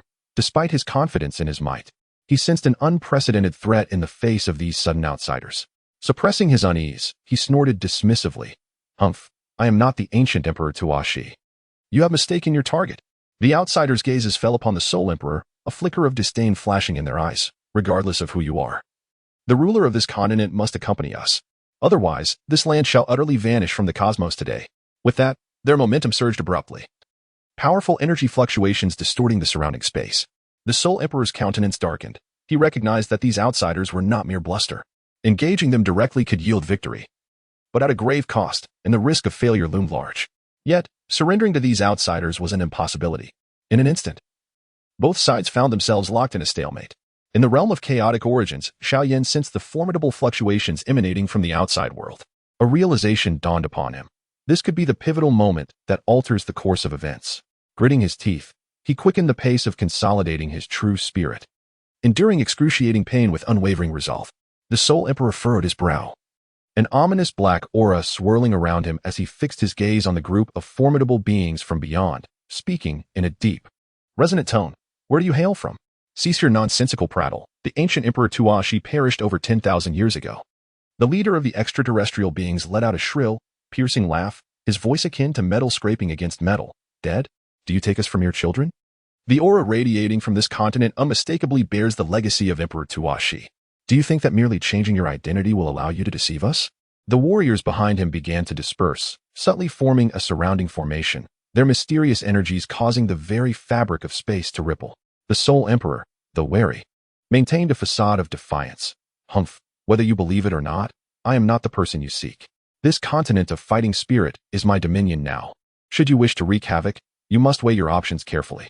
With that, his aura surged, an overwhelming pressure cascading toward the extraterrestrial beings. Yet, they remained unfazed. One of them swiftly formed hand seals, and in an instant, a mysterious rune shot forth from his hand, hurtling toward the Soul Emperor. As the rune traversed the space, it sliced through the air with a sound akin to sizzling blades. The Soul Emperor's eyes narrowed, and he quickly conjured a barrier of fighting spirit to defend himself. Boom! The rune collided with the barrier, unleashing a deafening explosion that flattened the mountains below. The Soul Emperor grunted, stumbling back a few steps, astonished by the sheer might of these extraterrestrial beings. It seemed he would not awaken to the reality of his peril until it was too late.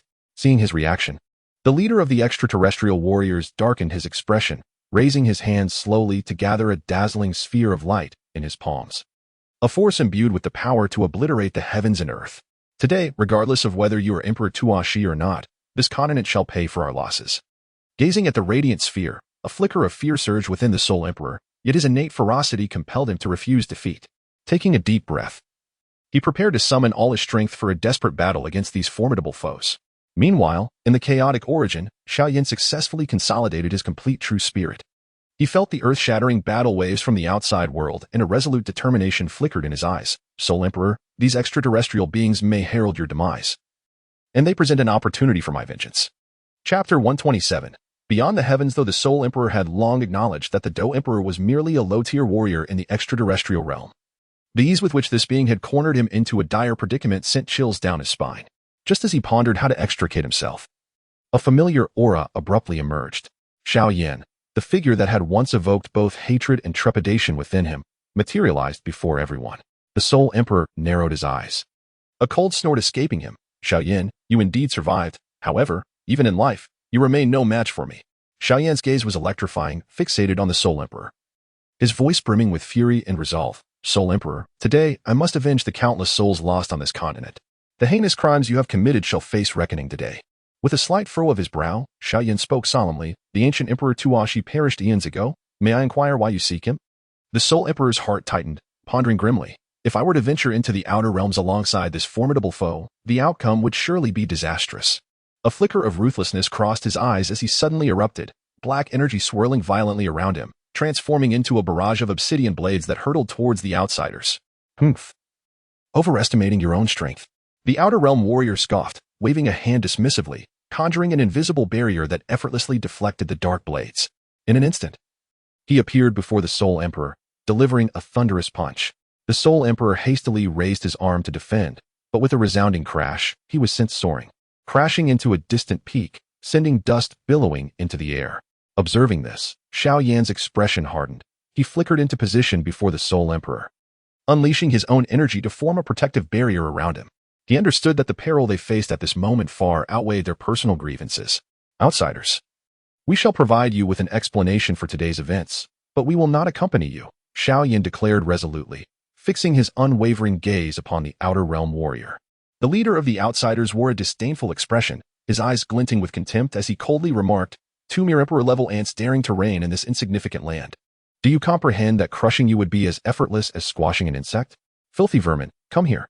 As his words fell, he thrust forth a colossal hand of energy, overshadowing the sky, reaching for Xiao Yan and the Soul Emperor. This enormous hand seemed to harbor boundless power, distorting the very fabric of space in its wake. Yet, their efforts appeared utterly trivial before this formidable Outer Realm warrior. Despite their desperate resistance, the Emperor-level hand continued its inexorable approach, akin to an immovable mountain, effortlessly shattering their defiance. With the hand's relentless constriction, a luminous circle gradually formed, shrinking steadily. The pressure within the circle intensified, causing Xiao Yan and the Soul Emperor to feel as if countless steel needles were piercing their bodies, each inch of skin enduring immense agony. Their energy dissipated under the overwhelming force, rendering them incapable of mounting any effective defense. Ultimately, the circle closed completely, binding them tightly within, rendering them immobile. Their faces contorted in pain, yet their eyes still shimmered with indomitable spirit. Xiao Yan gritted his teeth, silently vowing, even in death, I shall not allow this outsider to prevail. The Soul Emperor, equally defiant, harbored a glint of madness in his eyes. Today's vengeance shall be repaid in due time. The leader of the outsiders surveyed the trapped Xiao Yan and Soul Emperor, a satisfied smile gracing his features, as if admiring his spoils of war. He spoke slowly, now, comply and come with me, and perhaps I shall spare your lives. The chasm between us is insurmountable. Do you not realize that above the Dou Emperor lies the Heavenly Emperor? The leader of the extraterrestrial beings wore a proud expression, his aura surging wildly, exuding an overwhelming presence. This force was tangible, an oppressive weight that Xiao Yan and the Soul Heavenly Emperor had never encountered before, akin to an immense mountain that caused their very souls to tremble. Merely the essence of this power seemed intent on forcing them to kneel. Xiao Yan's complexion turned pale, cold sweat beading on his forehead, his heart filled with shock as he struggled to speak. I never imagined we could be so profoundly mistaken. This is the pinnacle of power I sought. I once believed that achieving the status of Dou Emperor meant standing at the zenith of the world, yet now, before this extraterrestrial powerhouse, I realize how insignificant I truly am. The leader of the extraterrestrial beings scoffed contemptuously, his eyes brimming with disdain. What is the Heavenly Emperor? Above the Heavenly Emperor exists the Saint Emperor, and beyond that, the Supreme. You ignorant ants are even less than the ancient Dou Saint Ancient Emperor. In the presence of my master, the Dou Saint Ancient Emperor was merely a minor character of slight worth. though the sole heavenly emperor felt a deep sense of reluctance. He could not deny the other's might. Gritting his teeth, a flicker of resentment flashed in his eyes. If that is the case, what is your purpose in capturing us? Humph, my master has learned of a supreme treasure belonging to the Dou Saint ancient emperor, capable of rapidly elevating a cultivator's strength. However, the Dou Saint ancient emperor is now deceased, and you two Dou emperors are the only ones here on the Dou continent. Naturally, we must seek clues from you. If you cooperate, perhaps I could speak a good word for you before my master and spare your lives, the extraterrestrial being replied with a cold laugh. Xiao Yan's heart sank. He understood that if this so-called supreme treasure truly existed, it must not fall into their hands, for it could unleash unimaginable calamity upon the Dou continent and the entire universe. He silently gathered the remnants of his strength, seeking an opportunity to escape. While casting a furtive glance at the sole heavenly emperor, pondering that perhaps in this moment of crisis, they would need to unite, albeit temporarily.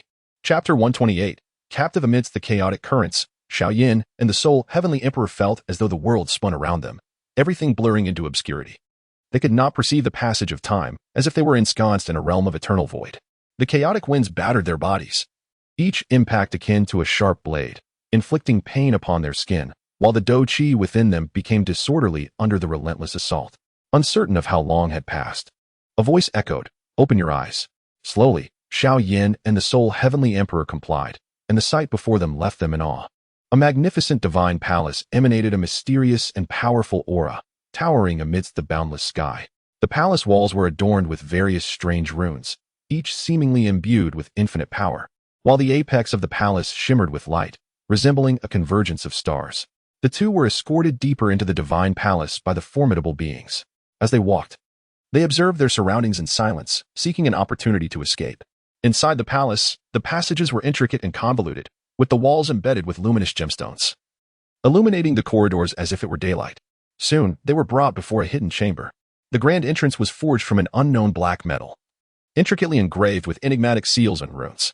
After a few formidable figures thrust Xiao Yan and the sole emperor into the chamber, they sealed the door with a resounding thud. In an instant, a powerful force of confinement enveloped the entire space. As they steadied themselves within the chamber, Xiao Yan and the sole emperor exchanged glances, a flicker of concern evident in their eyes. Trapped in this unfamiliar locale, faced with formidable foes, how could they escape and safeguard the secrets of the Dou continent? Sole Emperor, we find ourselves ensnared here. If we wish to survive, we may need to set aside our grievances temporarily and join forces. Xiao Yan broke the silence, his gaze resolute. The Sole Emperor scoffed. Do you think collaboration will be of any use? Yet, we have no other choice but to cooperate for now. However, once we escape, the matter between us must be resolved. A figure, shrouded in an aura of mysterious chaos, stood nearby, its visage obscured yet exuding an oppressive presence. After a moment of silence, a deep and authoritative voice resonated. Arrange for these two to enter the arena. Provide them with daily battles of life and death to gauge their potential. If they have indeed acquired that which we seek, traces will surely remain. The cloaked figure swiftly replied, "Yes, master," before departing to execute the orders. Before long, Xiao Yan and the Sole Emperor were escorted from the chamber, led directly to the arena. The stands were filled with an array of bizarre creatures, their eyes shimmering with a bloodthirsty glint, eagerly anticipating the impending clash of life and death. "It seems we must fight side by side today," the Sole Emperor murmured, his expression grim.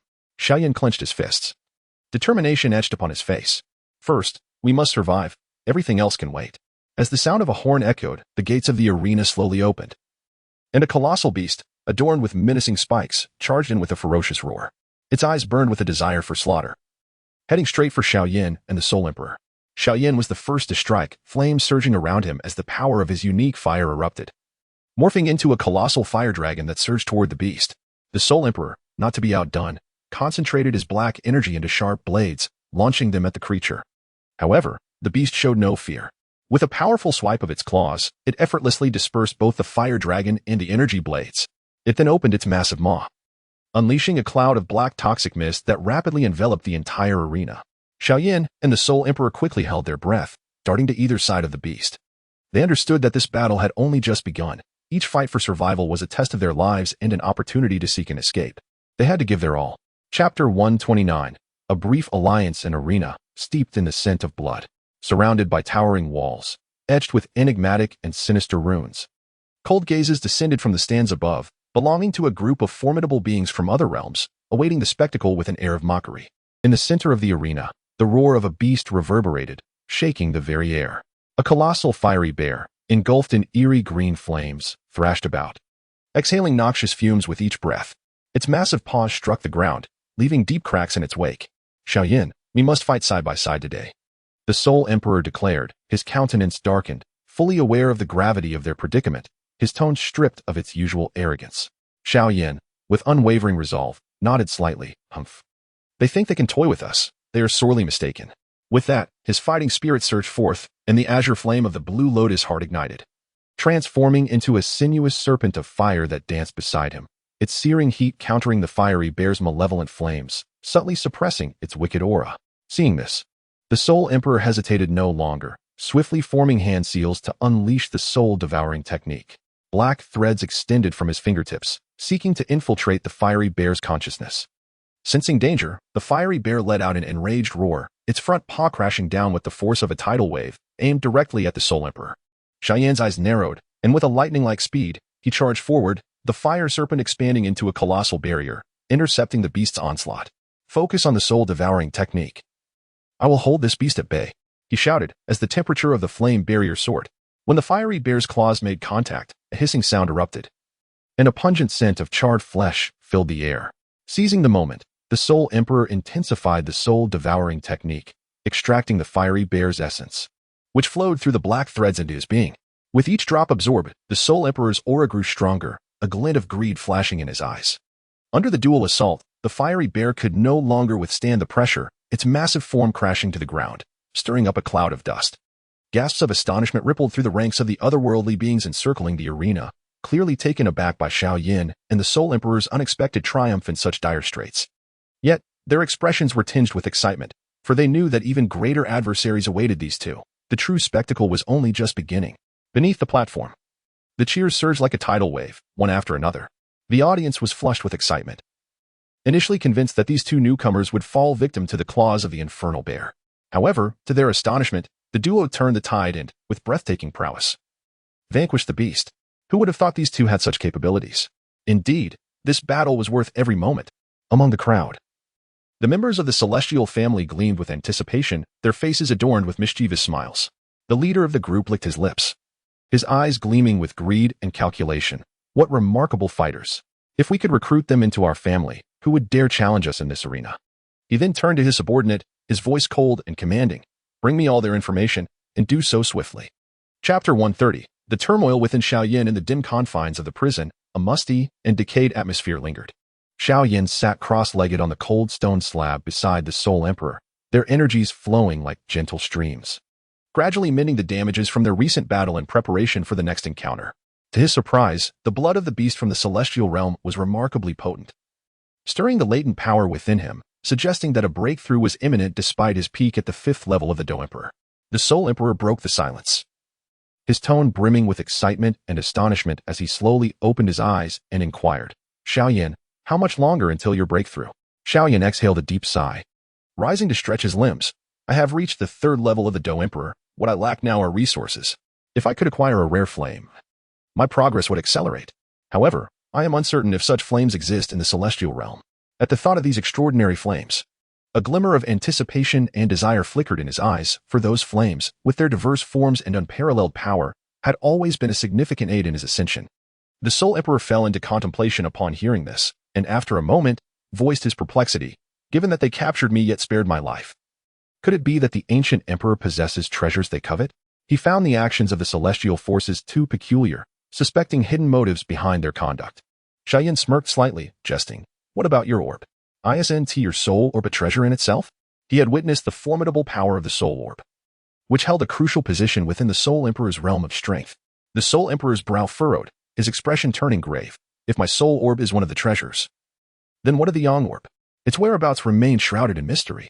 He understood that if the Yin orb and Yang orb were to unite, their combined power would be unfathomable, yet the location of the Yang orb was as elusive as a wisp of smoke. Both Xiao Yan and the Soul Emperor sat in silence, each pondering the fate of the Yang orb. The atmosphere in the prison grew increasingly tense, as if ensnared by an invisible web, with the secret of the Yang orb potentially holding the key to unraveling their predicament. They were acutely aware that in the world of the celestial realm, every secret could be a matter of life and death. and their fates would undoubtedly shift dramatically with the revelation of these secrets. In the arena, thick with an air of bloodshed, the sudden collapse of the infernal bear did not herald a prolonged calm. Soon, the urgent call for the second battle sounded, echoing through the air. A mysterious figure gradually stepped into the arena, shrouded entirely in a dark robe, their face obscured by a chilling mask, rendering any discernment of gender nearly impossible. Merely standing there, an overwhelming and eerie aura emanated from them, causing the surrounding air to feel as though it had solidified. Xiao Yan realized that a fierce battle awaited them today. The Soul Emperor narrowed his eyes, his expression heavy with gravity as he scrutinized the figure. A hint of wariness evident in his tone. A seasoned warrior, he could instinctively sense the formidable challenge posed by this opponent. Taking a deep breath, Xiao Yan felt the surge of fighting spirit within him, his gaze resolute as iron. Only through combat, only by defeating him, can we survive. In this merciless realm, victory alone serves as the sole path to existence. As the tension in the atmosphere escalated, Xiao Yan suddenly turned to the Soul Emperor. His eyes ablaze with suppressed fury. Soul Emperor, have you slaughtered everyone? Have you annihilated all of my Xiao clan and the ancient clan? The deep-seated enmity from the past surged forth in this moment of life and death. The Soul Emperor merely curled the corners of his mouth in a smirk, revealing a playful glint in his eyes as he jested. You are my true adversary. Rest assured, your little wives are merely confined. I know you are not dead. What is this? Reminiscing about your wives in this outer realm? To him, Xiao Yan was the perennial rival he had long coveted. The others were merely pawns in this grand game. In the arena thick with tension, as the imminent clash loomed, Xiao Yan's gaze was unwavering. Fixed intently on the Soul Emperor, his voice low and brimming with hatred. But you have slain so many of our kin. A confrontation is inevitable. My father-in-law, Gu Yuan, after all, was killed by your own hand. Each word resonated with his overwhelming rage and the fervor for vengeance against the Soul Emperor. Upon hearing this, the Soul Emperor's expression momentarily flickered with indifference before he casually waved his hand, producing an ancient bottle from his robe. Under the dim light, the bottle emitted a faint ethereal glow. This is the source of Gu Yuan's true spirit fighting energy. I have already utilized it, he spoke nonchalantly, a glimmer of cunning flashing in his eyes. Having fallen from the rank of fighting emperor, he knew that with the right materials, he could restore his form. After all, they had been adversaries for millennia. Once he no longer posed a threat to me, why should I slay him? Humph. In this world where the weak are devoured by the strong, what need is there for discussions of honor? The Soul Emperor sneered, his hands gradually forming seals as the power of the soul-devouring technique quietly circulated within him. Black mist began to emanate from his being. Today, I shall first eliminate this opponent before addressing our past grievances at a later time. With that, both men turned their attention towards the masked, enigmatic figure. The mysterious individual had remained silent throughout, standing there like a silent iceberg. Yet, the formidable presence they exuded commanded both Xiao Yan and the Soul Emperor's utmost respect. An even more intense battle was on the verge of erupting in this arena. Chapter 131. The terrifying death servant in the arena. The silence was abruptly shattered by the dark-robed figure. The figure cloaked in black moved his hands with a fluid grace, and in an instant, a surge of multicolored spiritual energy erupted forth like a raging tide. Wherever this energy traversed, the air twisted and contorted, producing a sharp, explosive sound. The dazzling brilliance of the colors was breathtaking, yet it emanated an aura of profound danger, as if it could engulf everything in its path. Xiao Yan, retreat swiftly. His realm is far too high.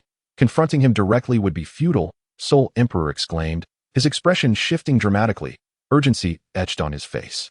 Having encountered countless formidable beings, even he felt a chill at the display of power from the cloaked man before him. In this critical moment, the Soul Emperor had no time for further contemplation. His fighting spirit surged wildly, and his hands swiftly formed intricate seals. In an instant, he summoned the full might of the soul-devouring technique. Dark mist emanated from the Soul Emperor's being, resembling greedy tendrils reaching towards the figure in black. Within this mist, faint echoes of anguished wails could be heard. A manifestation of the eerie power of the soul-devouring technique, attempting to infiltrate the black-robed man's consciousness and disrupt his actions. Upon hearing the warning, Xiao Yan did not hesitate for a moment, retreating with the swiftness of lightning. As he withdrew, his hands moved with remarkable speed, summoning the Azure Lotus Earth Heartfire and the Falling Heart Flame, which instantly merged to form a searing wall of flame before him, shielding against the onslaught of the multicolored spiritual energy. The collision between the wall of fire and the vibrant energy produced a hissing sound, with the overwhelming force sending tremors through Xiao Yan's arms. The cloaked figure, undeterred by the Soul Emperor's interference and Xiao Yan's defense, remained composed. He merely raised a hand, and the multicolored energy condensed rapidly in his palm, forming a colossal sphere of spiritual power that hurtled towards both the Soul Emperor and Xiao Yan. As the sphere advanced, the very fabric of space seemed to tear, revealing ominous black fissures, a spectacle of terror. The sphere, imbued with the power to annihilate worlds, descended with a thunderous crash, leaving both Xiao Yan and the Soul Emperor no time to mount further defenses. They were violently hurled to the ground, blood spewing from their mouths, their energy instantly sapped. It seems we must fight with all our might. Buddha's wrathful lotus. Xiao Yan wiped the blood from the corner of his mouth, a resolute glint flashing in his eyes. His aura surged dramatically, and the imperial flames within him roared forth.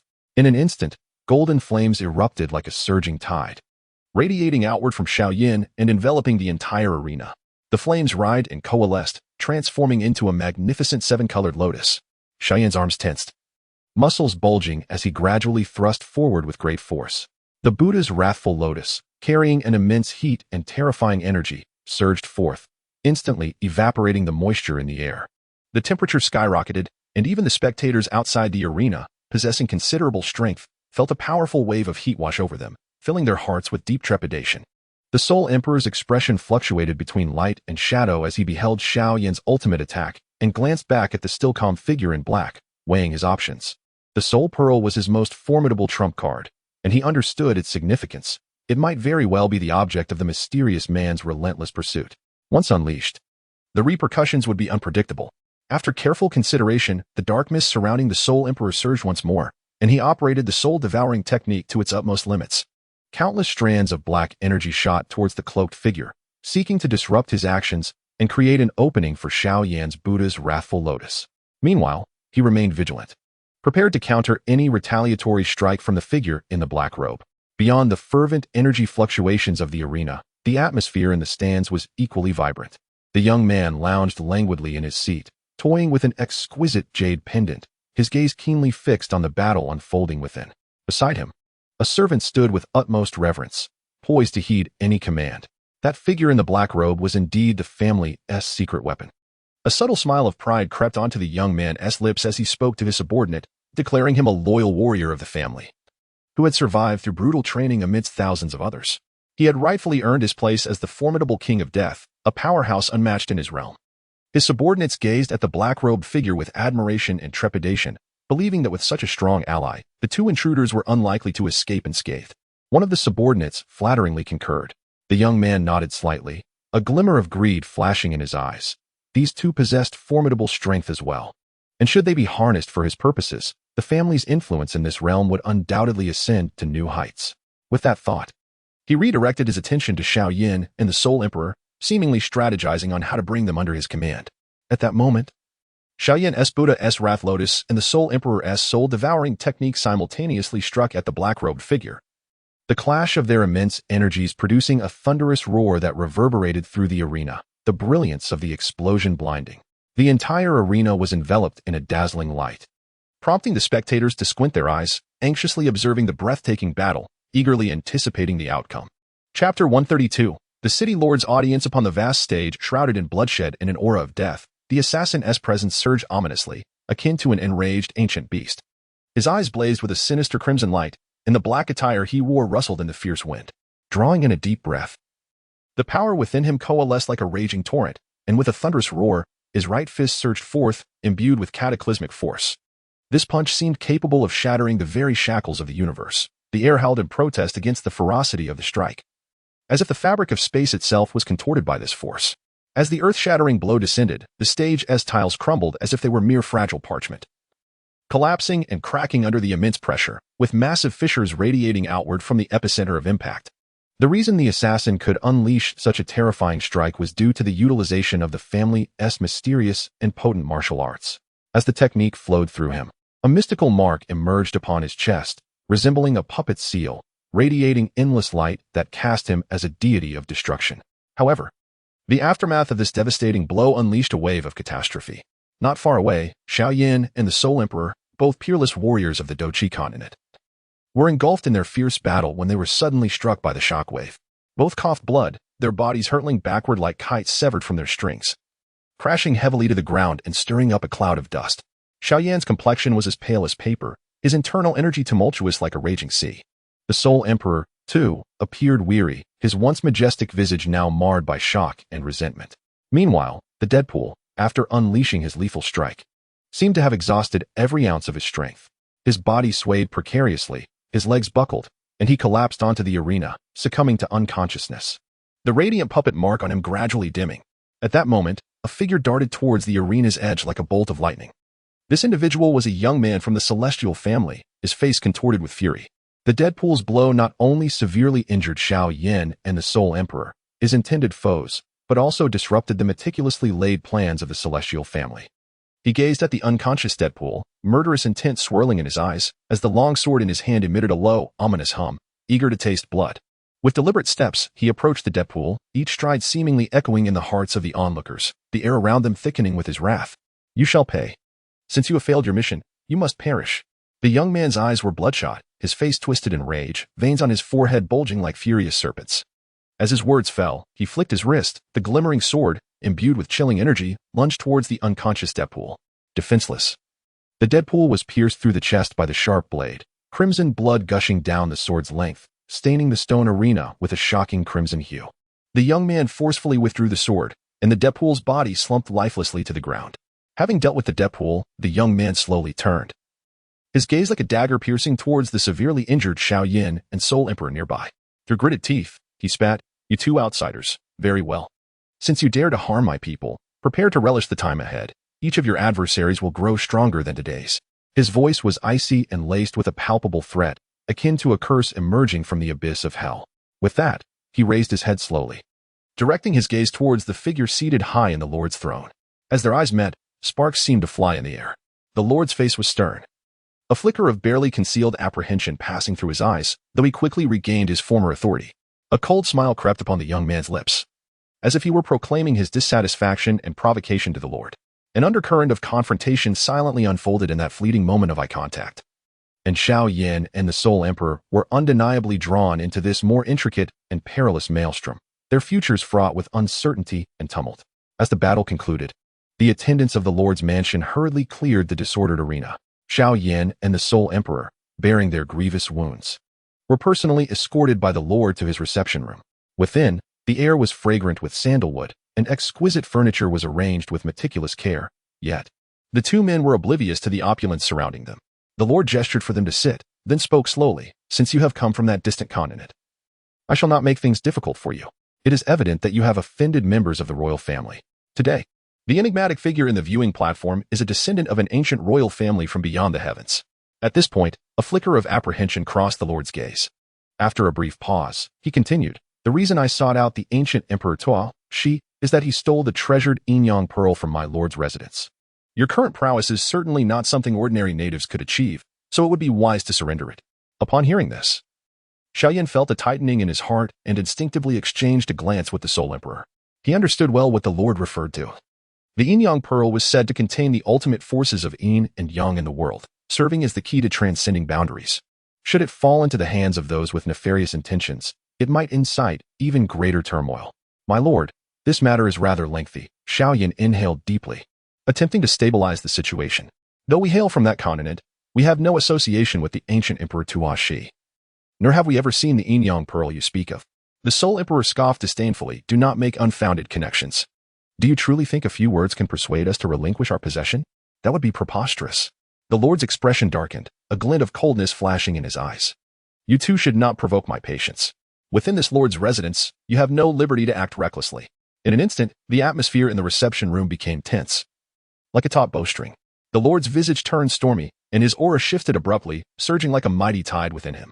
He raised his hand sharply, and a lantern, radiating a gentle glow, gradually materialized in his palm. The lantern bore an ancient design, adorned with intricate carvings that seemed to embody mysterious powers. As the light flickered, it illuminated the Lord's stern countenance. "This lantern and the Yin-Yang pearl are intrinsically linked. I shall use this lantern as a guide." The Lord's voice was deep and frigid, laced with an undeniable authority. "If the treasure rests in your possession, do not blame me for being uncivil." With that, he swiftly formed hand seals, murmuring incantations as he exerted all his strength to activate the lantern.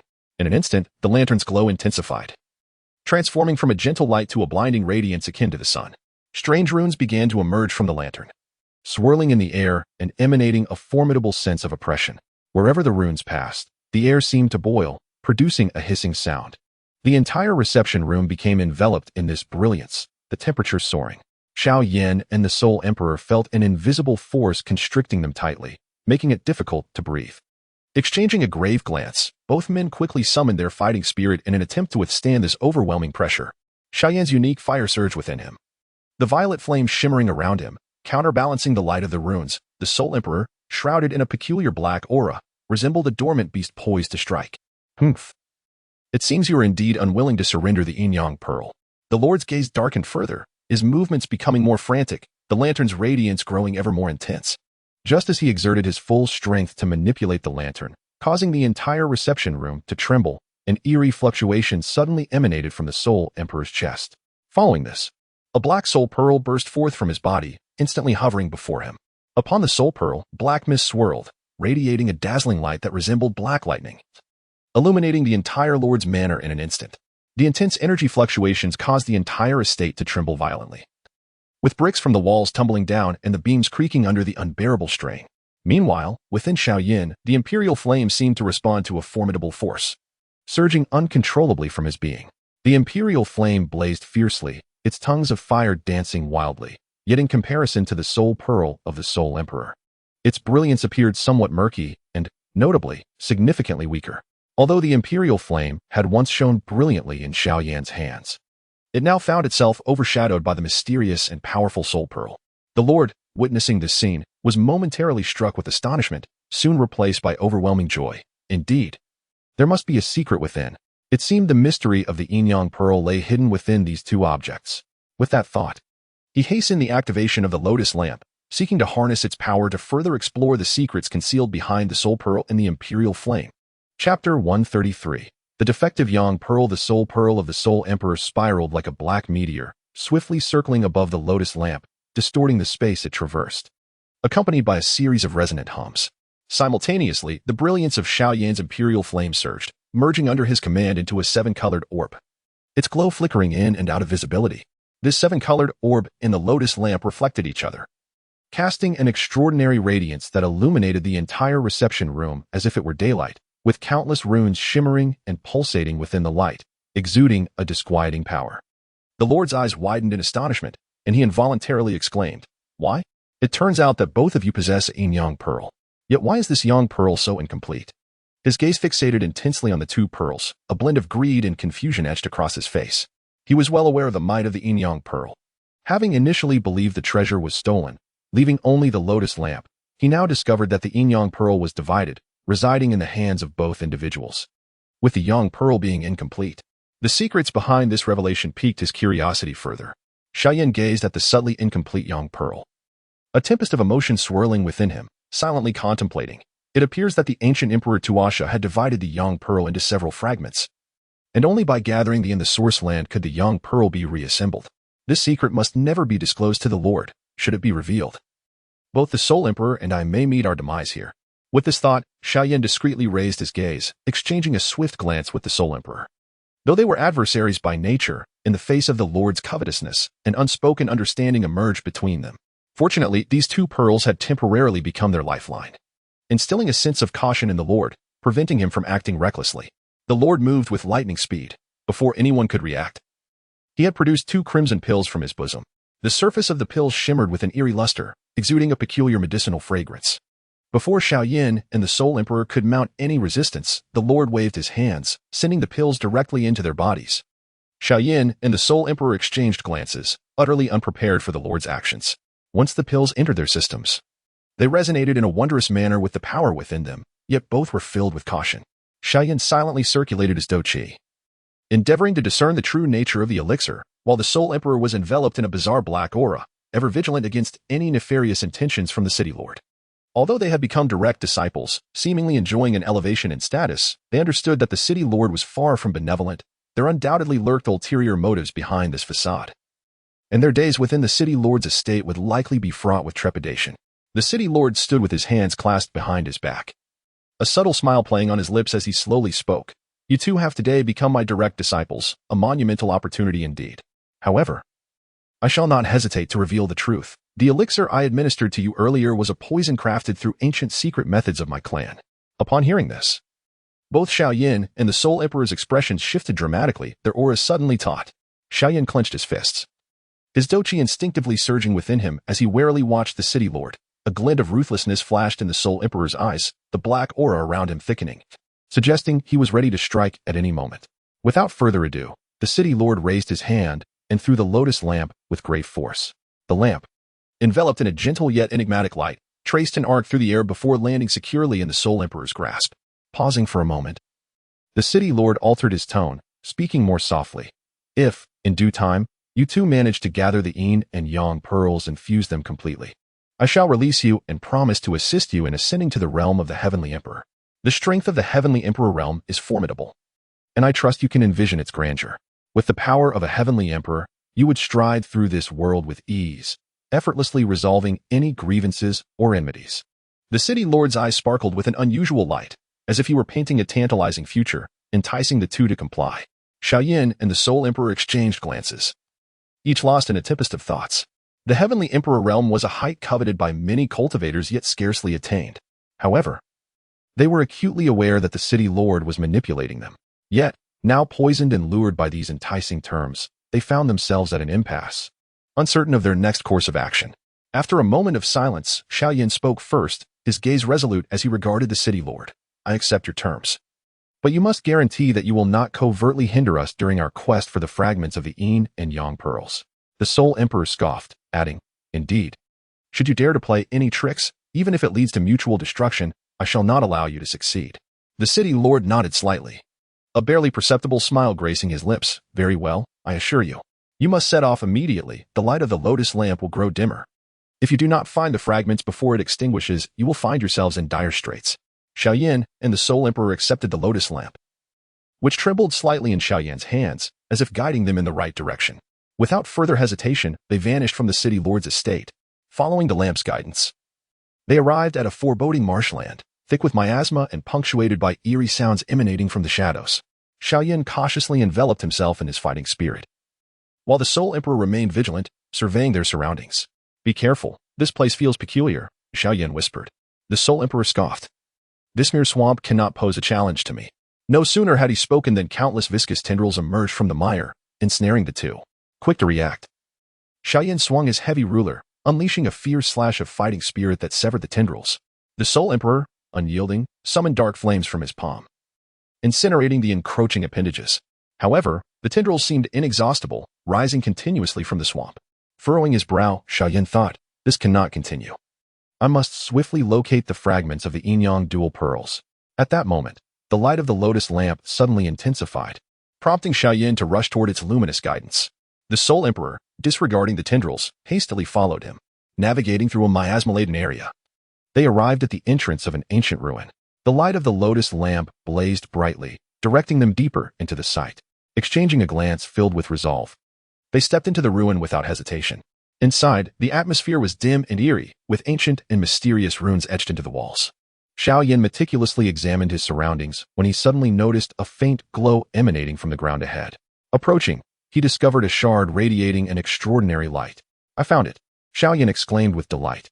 A glimmer of greed flashed in the Soul Emperor's eyes as he swiftly lunged for the shard. Just as he was about to touch it, a piercing alarm echoed through the ruin, and countless arrows shot forth from the walls, whistling toward them. Xiao Yan swiftly employed his agility to evade the barrage of arrows while shouting, Soul Emperor, forget the shard for now. We must escape. The Soul Emperor, however, was deaf to his warning, intent solely on seizing the shard. As a result, he was struck in the shoulder by an arrow, letting out a pained groan as his expression darkened.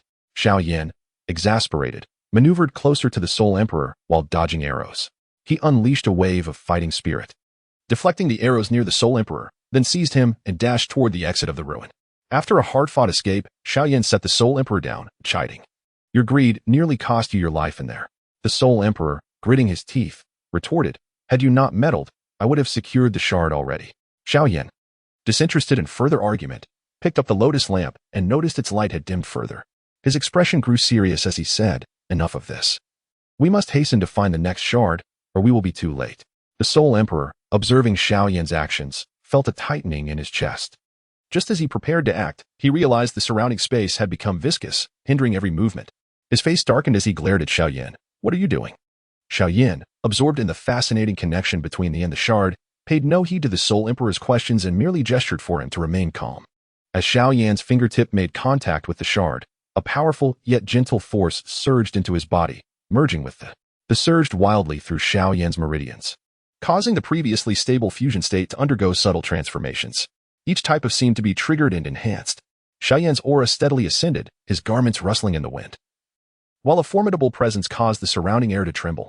Observing this, the Soul Emperor's eyes flickered with a hint of jealousy and reluctance. He snorted coldly, rapidly forming seals with his hands as a dense wave of black surged toward Xiao Yan, attempting to sever the extraordinary connection between him and the fragments. Detecting the Soul Emperor's attack, Xiao Yan's expression sharpened as he was instantly enveloped by, forming a robust defensive barrier. The black collided with the barrier, unleashing a violent surge of energy, yet it could not penetrate even a fraction. "Soul Emperor, should you continue to provoke me? Do not blame me for my lack of courtesy." Xiao Yan's voice resonated with an undeniable authority. The Soul Emperor hesitated momentarily but was unwilling to watch Xiao Yan monopolize the benefits of the fragments. Thus, he gathered his strength once more, preparing to strike. At that moment, a deep rumble echoed from the depths of the ruins, causing the ground to tremble violently as cracks spread like a web. Both Xiao Yan and the Soul Emperor halted, cautiously scanning their surroundings. They beheld a colossal magical beast slowly rising from the earth, exuding an intense aura of darkness, with blood-red eyes filled with fury and murderous intent. Is this an ancient magical beast? Xiao Yan's heart raced. He had never encountered such a powerful creature. The beast towered impressively, standing several tens of feet tall, and each movement sent tremors through the ground. It opened its massive maw, unleashing a deafening roar, a powerful sound wave rushing toward Xiao Yan and the Soul Emperor. Both of them activated there to withstand the impact of the sound wave. However, the force was overwhelming, causing their bodies to involuntarily recoil. The Soul Emperor, observing this, displayed a glint of determination in his eyes. "Xiao Yan, let us first unite to eliminate this beast before discussing the fragments." Xiao Yan nodded slightly, recognizing that only by temporarily setting aside their grievances could they hope for survival against this formidable foe. Exchanging a glance, an unspoken understanding passed between them. Xiao Yan's blazed fiercely, the powers of various intermingling to forge a formidable offensive force. The Soul Emperor conjured black flames with both hands, resonating in harmony with Xiao Yan's strength. Together, they launched an assault on the beast, two powerful beams of energy converging in the air, erupting in a dazzling brilliance as they shot toward the creature. Sensing the impending threat, the beast swung its massive claws, attempting to deflect the attack.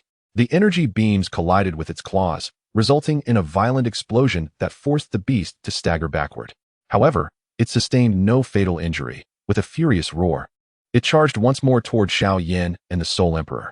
Chapter 135. Guardian of the Beast. The magical beast extended its colossal claws, accompanied by a howling gale that distorted the surrounding space as it struck down, sending Xiao Yan and the Soul Emperor crashing into the depths of the earth with a thunderous roar. Amidst the eruption of debris, Xiao Yan and the Soul Emperor tumbled helplessly into the abyss below. The surroundings were enveloped in impenetrable darkness, thick with the acrid scent of dust. The Soul Emperor struggled to rise from the rubble, clutching his chest, his face a portrait of fear and resentment. With a quivering voice, he exclaimed, "What manner of creature is this? I have traversed the Dochi continent for many years, yet I have never encountered such a terrifying existence. Its power must be at least that of a peak Dou Emperor. Xiao Yan, look at the mess you've created. If it weren't for your insistence on studying that fragment, awakening this monster, we would not be in this predicament." Xiao Yan slowly got to his feet, wiping the blood from the corner of his mouth. His gaze was calm yet piercing as he shot a glance at the Soul Emperor and replied sternly, "This is not the time for mutual accusations. Since it was drawn here by the fragment, perhaps that very piece holds the key to countering it." As he spoke, Xiao Yan raised his hand, the peculiar fragment hovering gently in his palm, emanating a soft yet enigmatic glow that stood out starkly against the subterranean darkness. At that moment, a heavy thudding echoed from above, each step reverberating through the ground, signaling that the beast was searching for them. The Soul Emperor's face turned pale, instinctively inching closer to Xiao Yan as he whispered, "What do we do? It is about to find us." Xiao Yan opened his eyes, a determined glint flashing within them. "I can sense it. Once this fragment merges with it may produce a force capable of subduing it. When it descends, you will divert its attention." The Soul Emperor hesitated but ultimately nodded in agreement. As the footsteps drew nearer, a colossal shadow loomed overhead, the beast's blood-red vertical pupil glinting with a cruel light in the darkness. Having located the two below, it opened its gaping maw, unleashing a jet of black energy towards them, just as the dark energy threatened to consume Xiao Yan and the Soul Emperor. The Soul Pearl in the latter's hand reacted to the imminent danger, uncontrollably shooting forth with a strange black luminescence, colliding directly with the energy beam. In an instant, the darkness of the underground was illuminated. Rather than the anticipated cataclysmic explosion, the surrounding space remained intact, replaced by an eerie tranquility. The menacing black energy, as if drawn by an unseen force, began to be absorbed by the Soul Pearl. The Soul Emperor's eyes widened in disbelief, his lips trembling as he murmured, "How can this be?" He attempted to exert control over the Soul Pearl, only to find that it seemed to possess a will of its own, heedless of his commands, voraciously devouring the energy. Xiao Yan, equally astonished, quickly regained his composure, his gaze fixed intently on the Soul Pearl as he pondered. The Yin-Yang dual pearls are indeed mysterious. It seems there exists a peculiar connection between the beast's power and the Soul Pearl. Vigilantly observing the creature's movements, he circulated his Dou Qi, bracing himself for any unforeseen developments. Just as the beast's massive claw was about to strike the Soul Pearl, the lotus lamp that had been quietly hovering beside Xiao Yan suddenly sprang to life. The lotus lamp blossomed, radiating a brilliant golden light that formed a protective barrier around the soul orb. When the colossal claw struck the barrier, a dull thud resonated, and the immense force caused the barrier to tremble violently, yet it remained unbroken. Such a remarkable transformation. Xiao Yan was filled with surprise and delight as he sensed a wondrous resonance between the lotus lamp and the soul orb, which significantly amplified their powers. Taking a deep breath, he swiftly formed hand seals, channeling the within him, preparing to retaliate against the magical beast with the strength of the lotus platform. Chapter 136. The origin of the Yin-Yang dual orbs. The magical beast began to roar frantically, its voice shaking the very rocks beneath the ground, as if its overwhelming fury could overturn the entire world. After absorbing the beast's attack, the soul orb emanated a mysterious and profound glow, as if drawn by an unseen force, swirling rapidly around the beast, leaving behind trails of black shadows. Each time the soul orb swept past, the beast emitted agonized howls, filled with resentment and struggle. As the orb continued to rotate, something extraordinary occurred. A mysterious mark gradually emerged on the beast's forehead, its lines distorted and glowing faintly, seemingly harboring endless secrets. With the mark becoming increasingly distinct, the beast's resistance waned, and within its once blood-red, ferocious eyes, a flicker of confusion and submission appeared.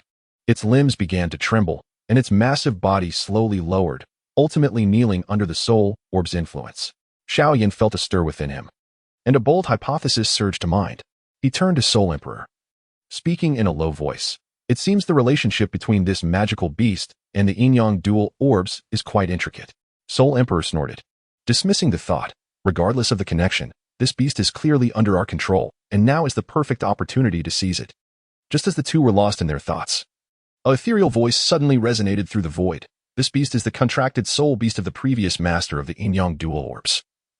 It is bound by a bloodline connection to them. Now that the orbs have reappeared, it shall naturally submit." As the voice faded, Xiao Yan and Soul Emperor exchanged glances, astonished by the profound origin of the seemingly ferocious beast.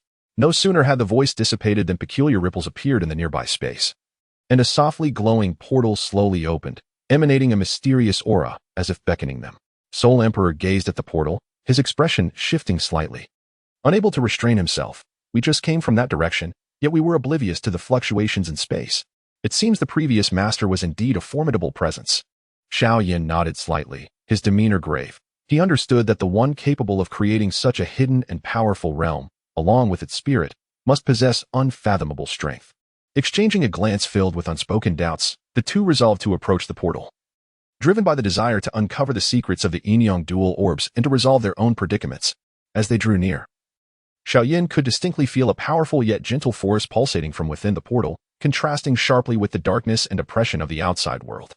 The moment they stepped through the portal, the scene before them transformed abruptly. The once pitch-black abyss vanished, replaced by an expansive realm, where various luminous crystals floated in the surroundings.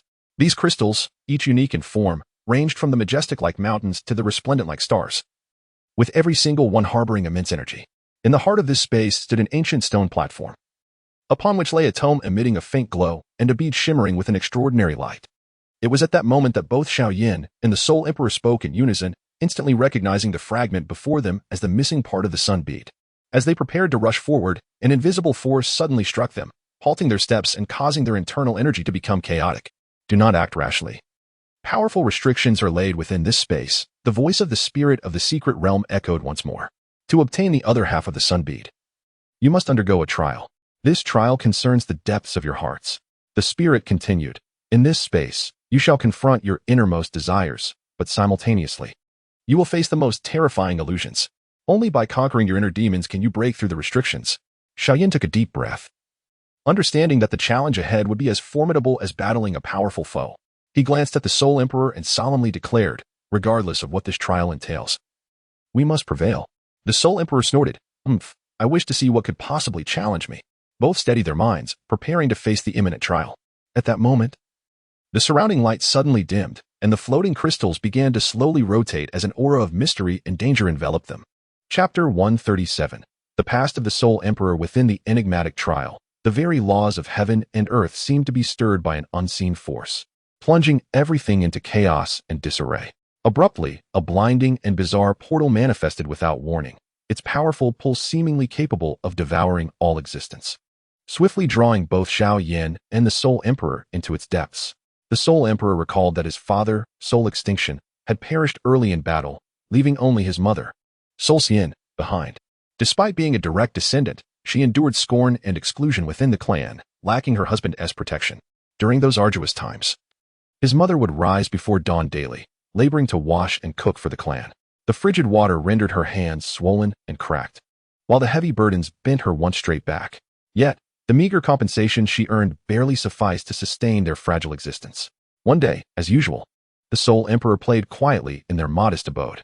Suddenly, a violent banging on the door shattered the tranquility. A group of flamboyantly dressed young women surged in, their faces adorned with arrogance and disdain. The leading woman, hands on her hips and eyes filled with contempt, sneered at the busy Soul Xian. You wretched woman. Your husband is dead. What purpose does this little bastard serve? Dispose of him quickly, lest he become an eyesore here. Upon hearing such venomous insults, the Soul Emperor felt a surge of blood rush to his head. His tender physique trembled violently with rage, his teeth chattering in furious indignation, wishing to rush forth and deliver a severe reprimand to those vile women. Yet, casting a glance at his infantile and frail form, the intense fury and resentment swiftly transformed into an overwhelming sense of helplessness. He could only watch his mother with wide eyes, tears brimming in his orbs, utterly powerless to act. Soul Xian bit her lower lip, her eyes filled with humiliation and sorrow, yet for the sake of her child, she endured her tears and silently bore the weight of it all. Witnessing his mother's stoic endurance, the Soul Emperor's hatred intensified. He vowed in silence that when he grew, he would ensure that those who had once tormented him and his mother would pay a grievous price. From that moment on, the seed of vengeance took deep root within his young body, gradually sprouting and flourishing with the passage of time.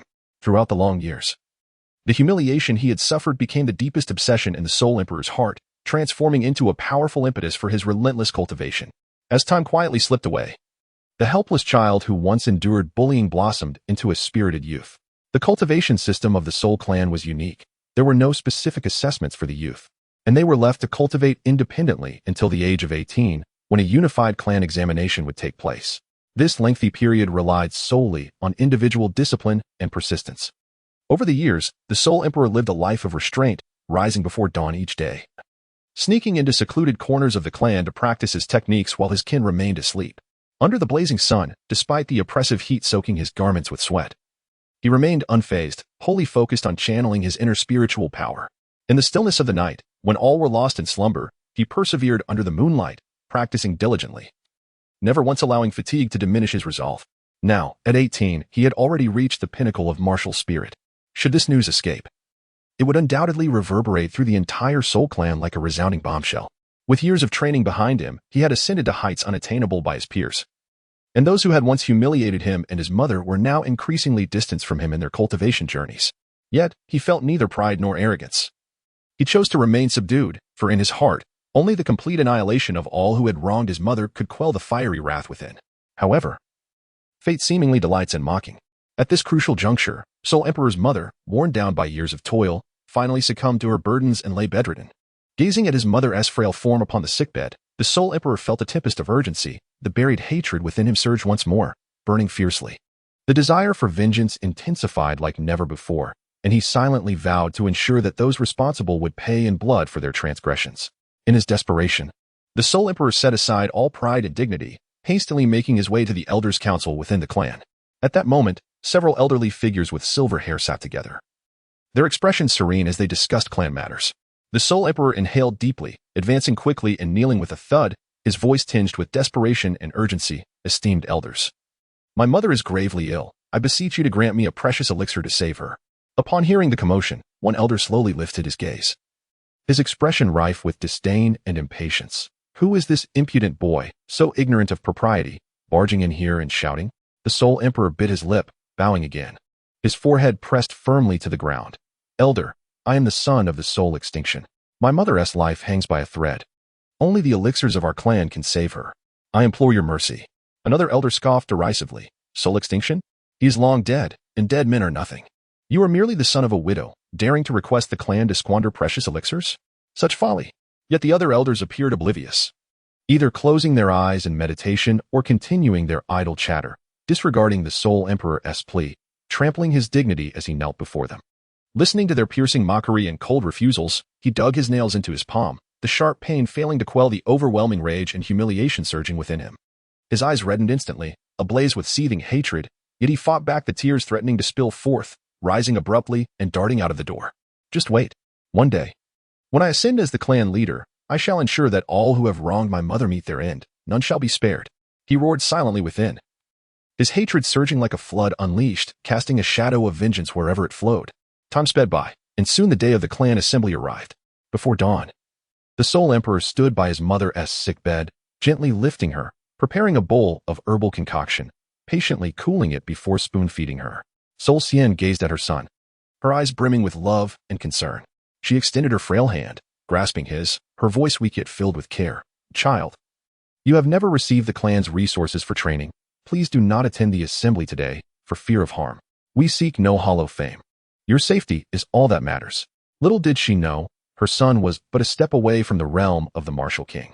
The Soul Emperor looked at her, warmth spreading in his heart, gently patting her hand, reassuring her, Mother, rest assured, I know what I must do. I will be fine. Yet beneath his gentle tone lay a fierce determination and a resolve that his foes would pay dearly. The square for the clan assembly buzzed with excitement, alive with voices. The young scions of the Soul Clan eagerly prepared, each hoping to shine in the gathering and bring honor to their families. As the assembly commenced, the elder presiding over the proceedings stood upon the platform, holding a drawing tube, ready to announce the order of combat. Number 73, Soul Tian. Upon hearing his name, the Soul Emperor took a deep breath and rose slowly, a flicker of resolve illuminating his gaze. When he learned that his opponent was a renowned talent from the clan, the grandson of the current clan leader, Soul Extinction, his expression turned icy and unyielding. In his mind, the image of Han Mieshang, with his arrogant and contemptuous demeanor when mocking both himself and his mother, involuntarily resurfaced, igniting a blazing fire of hatred within him once again. Han Mieshang, today I shall begin with your grandson, making you all pay a grievous price for your past transgressions. Han Tiandi vowed silently, his steps resolute as he advanced towards the battlefield. Each stride felt as if he were treading upon the hearts of those who had once inflicted pain upon him and his mother, imbued with an overwhelming sense of oppression and a fierce resolve for vengeance. In that moment, he was no longer the defenseless youth who had been bullied. He had transformed into a ferocious beast poised to unleash a storm of bloodshed at this clan gathering. As both parties took their positions at the center of the arena, Han Qing, the grandson of Han Mieshang, raised his chin high, nostrils flaring, and regarded Han Tiandi with utter disdain, bellowing, You dare to stand before me? I could flatten you with a single slap. Take the hint and vacate the stage before I am forced to act. His piercing, arrogant voice sliced through the previously tense and expectant atmosphere like a sharp blade. The clan members below were initially taken aback, only to erupt into raucous laughter. The laughter surged like a tidal wave, a relentless tide interspersed with mockery and derision, as if intent on completely drowning Han Tiandi. What was there to compare? One was the favored grandson of an elder, a nurtured genius. The other, the son of a widow, who was rarely acknowledged. The disparity was as vast as the heavens and the earth. From the crowd, someone shouted, and this utterance acted as a catalyst, amplifying the laughter to even greater heights. With some members rolling on the ground, clutching their sides in mirth. In an instant, Han Qing, wielding the power of a peak great fighter, unleashed his palm, accompanied by a howling wind, striking towards Han Tiandi with the force of a cannonball. His gaze was fierce and dismissive, as if Han Tiandi were merely an insignificant insect, and with this blow, he intended to obliterate him without a trace of hesitation or mercy. Swiftly, He altered his hand seals, and in an instant, a strange yet potent aura surged forth from within him, embodying the enigmatic soul-devouring technique. As this technique was activated, the surrounding air seemed to be stirred by an invisible hand, resonating with a low hum, causing the very space to subtly distort. Before this sudden eruption of formidable power, Han Qing, initially brimming with confidence, felt an unprecedented pressure, a flicker of panic arising within him. To his astonishment, his soul began to slowly detach from his body.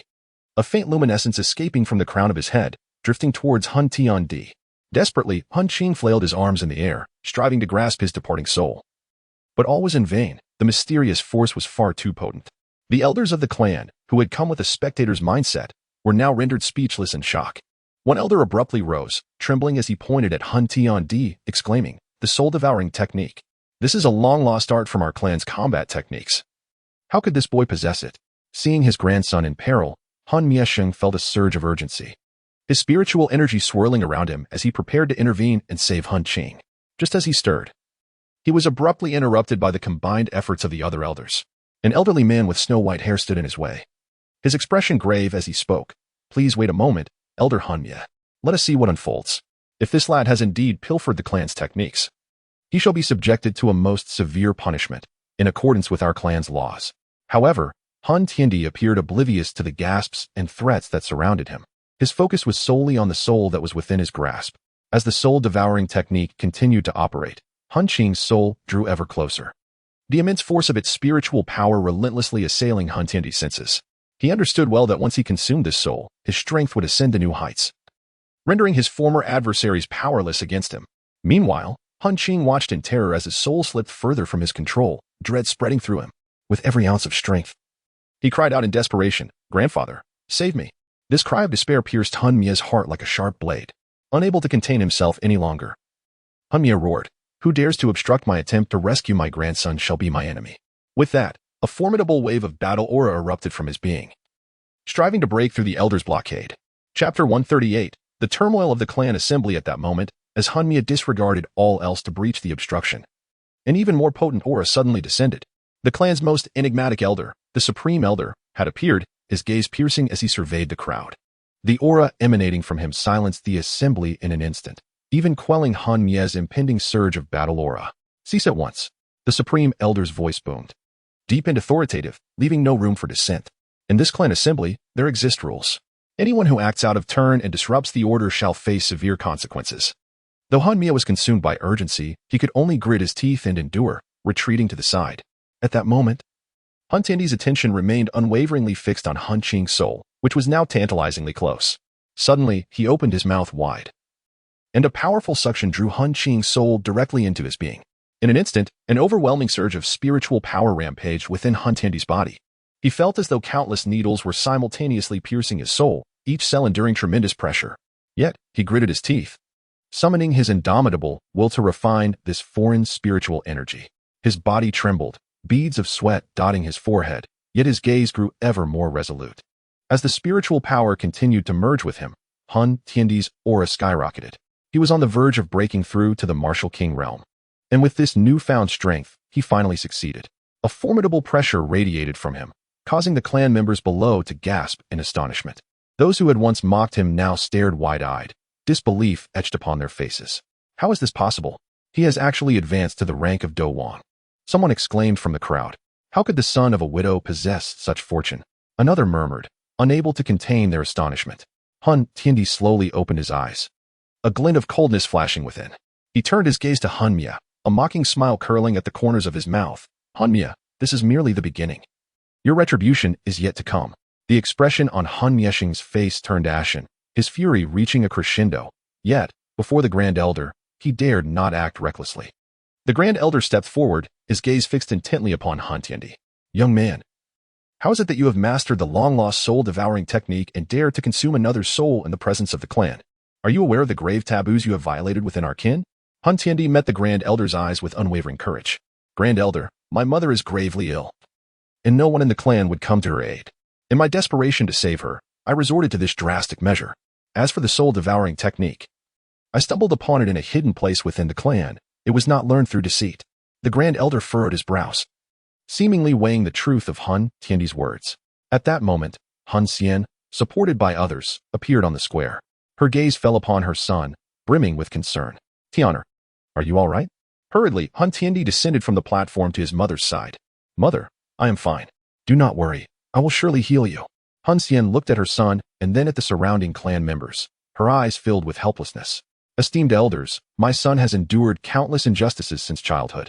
He acted thus only to save me. I implore you to show leniency for his filial piety. Seeing Han Xian's frail state, the clan members below were stirred with compassion. The Grand Elder's demeanor softened slightly. Very well, in light of your filial devotion, I shall pardon you this time. However, you must vow never to misuse the soul-devouring technique again, nor harm anyone from our clan. Should you do otherwise, you will be expelled from the Han clan. Though reluctant, Han Tiandi nodded in agreement for the sake of his mother. I, Han Tiandi, vow here that if I breach today as promise, may I suffer eternal damnation.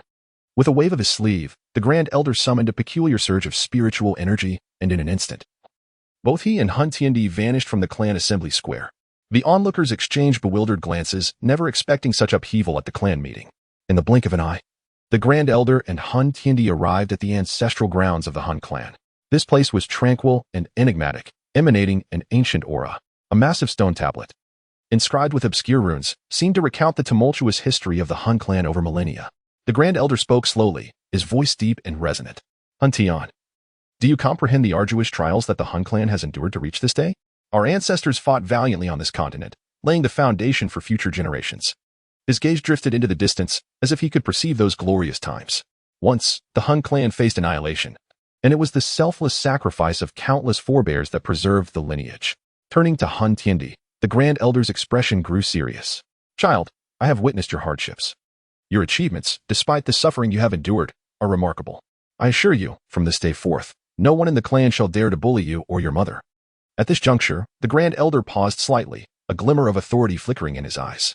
Even Elder Han Mieshan would not dare to seek retribution against you. Should he defy this, he would be opposing the laws of the entire Han clan, and I shall be the first to hold him accountable. Han Tiandi felt a tremor within, as the vigilance and animosity that once filled him began to waver in that moment. In this rebirth, he initially aspired to alter the fates of both his mother and himself. If, in his previous life, he had possessed formidable power earlier, perhaps his mother's tragic fate could have been averted. This thought lingered as an eternal ache within his heart, as he gazed upon the venerable elder. Memories of the hardships he endured resurfaced, days of being bullied, the humiliations his mother faced, each incident vividly replaying in his mind. Elder, he spoke. The suffering my mother and I have endured cannot simply be erased with a mere promise. Clenching his teeth, his voice tinged with resentment, he continued. How can I easily relinquish my hatred after the humiliation we suffered at the hands of Han Mieshan and his ilk? The elder sighed deeply. I comprehend your feelings. Yet the cycle of vengeance must come to an end. If you remain ensnared by hatred, not only will you lose your true self, but you may also endanger the entire Soul Clan. You possess remarkable talent. In the future, you will undoubtedly become a pillar of our clan.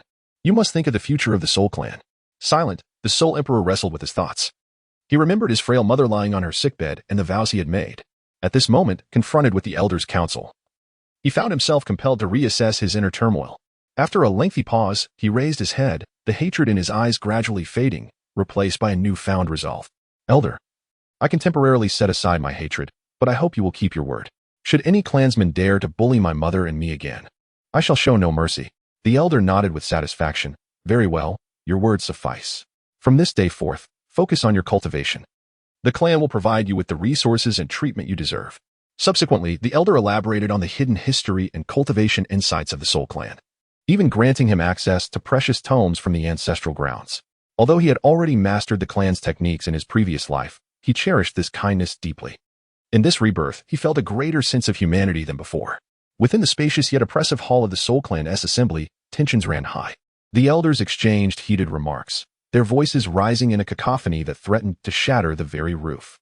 Sunlight streamed through the stained windows, yet it failed to dispel the charged atmosphere. Behold the prodigious talent of Soul Tian. At merely 18, he has attained the rank of Battle King, a rarity in the annals of our clan's history. Is he not a beacon of hope bestowed upon us to rectify our waning bloodline? We must invest all our efforts in nurturing him. He could very well lead the Soul Clan to glory, declared an elder with a shock of white hair. His face flushed with fervor as he gestured passionately.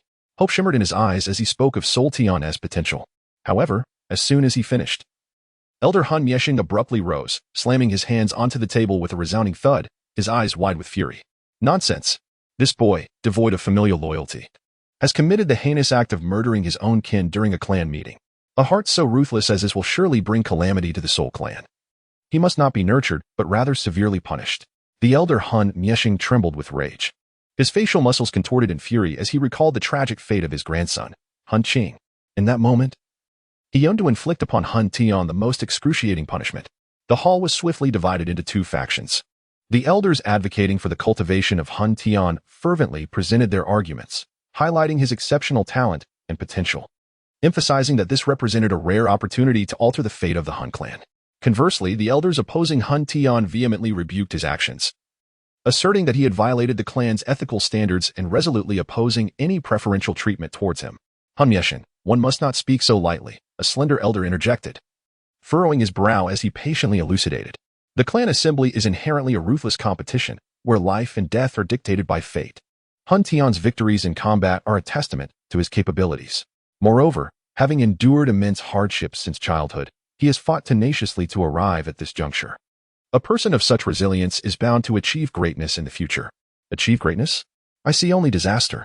If he can turn against his own kin, who can guarantee that he will not pose a threat to us elders in the future?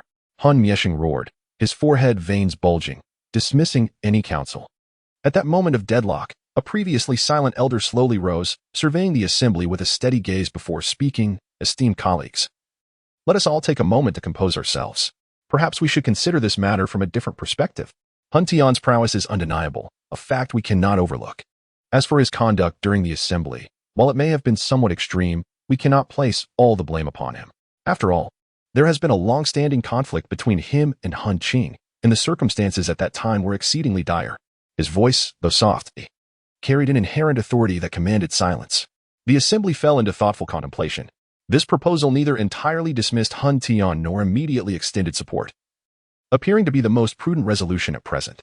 The elders in favor of cultivating Han Tian felt that as long as there was an opportunity for him to prove himself, hope remained. Meanwhile, the opposing elders believed that by temporarily withholding cultivation, they could observe his every action, thus partially achieving their objectives.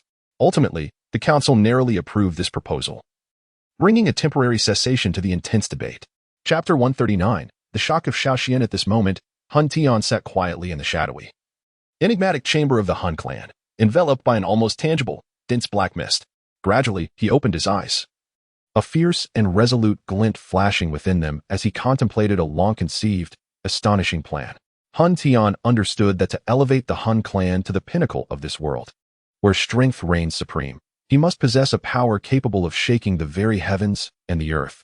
After extensive exploration, he had finally discovered a potential path to realize this ambition, to absorb the blood essence of the ancient 8 great clans. The ancient 8 great clans each held ancient and mysterious legacies, their blood essence teeming with boundless energy and unique innate powers. Should he manage to incorporate this blood essence into himself and refine it, Han Tian was convinced that he would undergo a transformation, achieving an unprecedented leap in strength.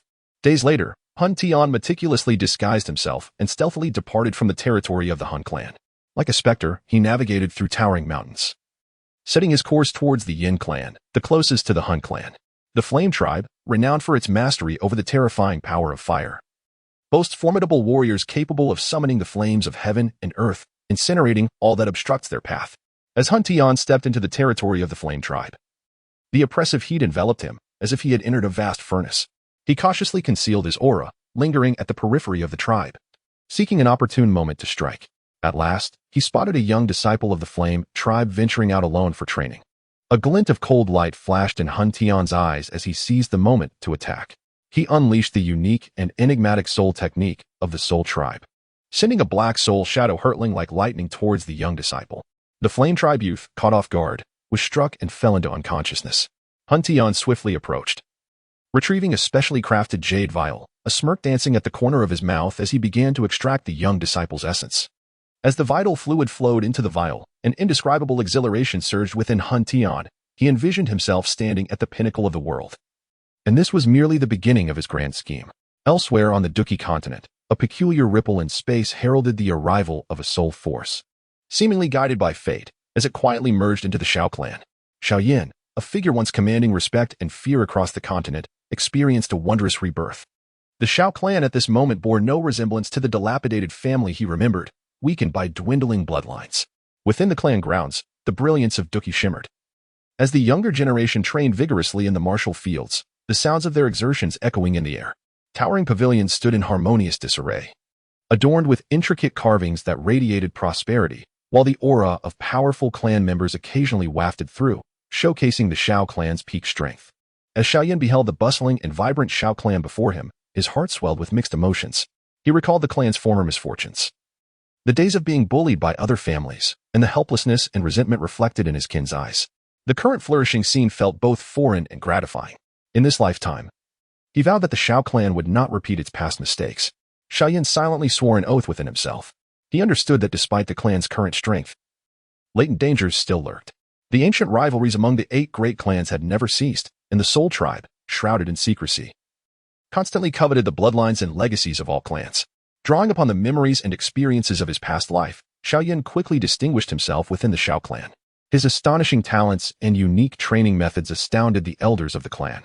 Some younger disciples even regarded him as a role model, often surrounding him to seek guidance on their cultivation practices. However, Xiao Yan remained humble, fully aware of his mission to revive the Xiao clan and confront the Soul Tribe. Sunlight bathed the Xiao clan's martial field as dust swirled amid the youthful movements.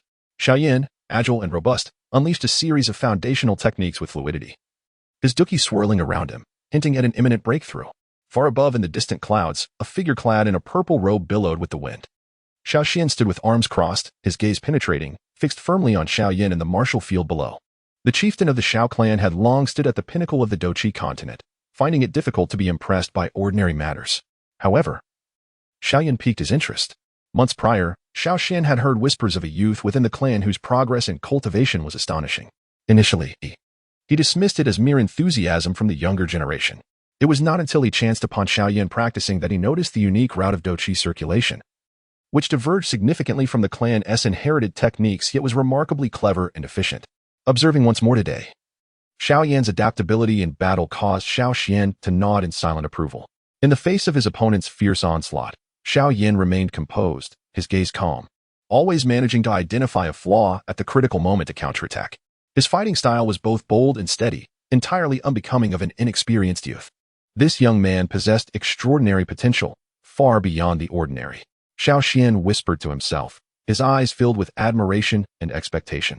He understood well that in this ever-changing Douqi continent, the presence of one more genius equated to an additional safeguard. Xiao Xian had already resolved to provide Xiao Yan with greater resources and opportunities for cultivation, for he believed that one day, Xiao Yan could become a pivotal force in the resurgence of the Xiao clan, shouldering the burden amidst the impending unknown crises. Suddenly, Xiao Xian's Douqi rippled around him, and with a mere flash, he moved with such speed that he left a trail of shadow, landing steadily before Xiao Yan in an instant. An overwhelming sense of pressure enveloped the area, causing the very air to seem to freeze momentarily. Xiao Yan felt a sudden tightening in his chest. Yet his face swiftly adopted a respectful expression as he promptly knelt on one knee, clasping his fist and proclaiming, "Xiao Yan pays his respects to the chieftain." In truth, from the moment Xiao Xian concealed himself above the clouds to observe him, Xiao Yan had sensed a presence. During the intense rigors of cultivation and combat, he had felt a faint yet persistent gaze following him, despite his current strength rendering him incapable of discerning the identity of the observer. His myriad experiences of survival in perilous situations in his past life had bestowed upon him an exceptional level of keen insight.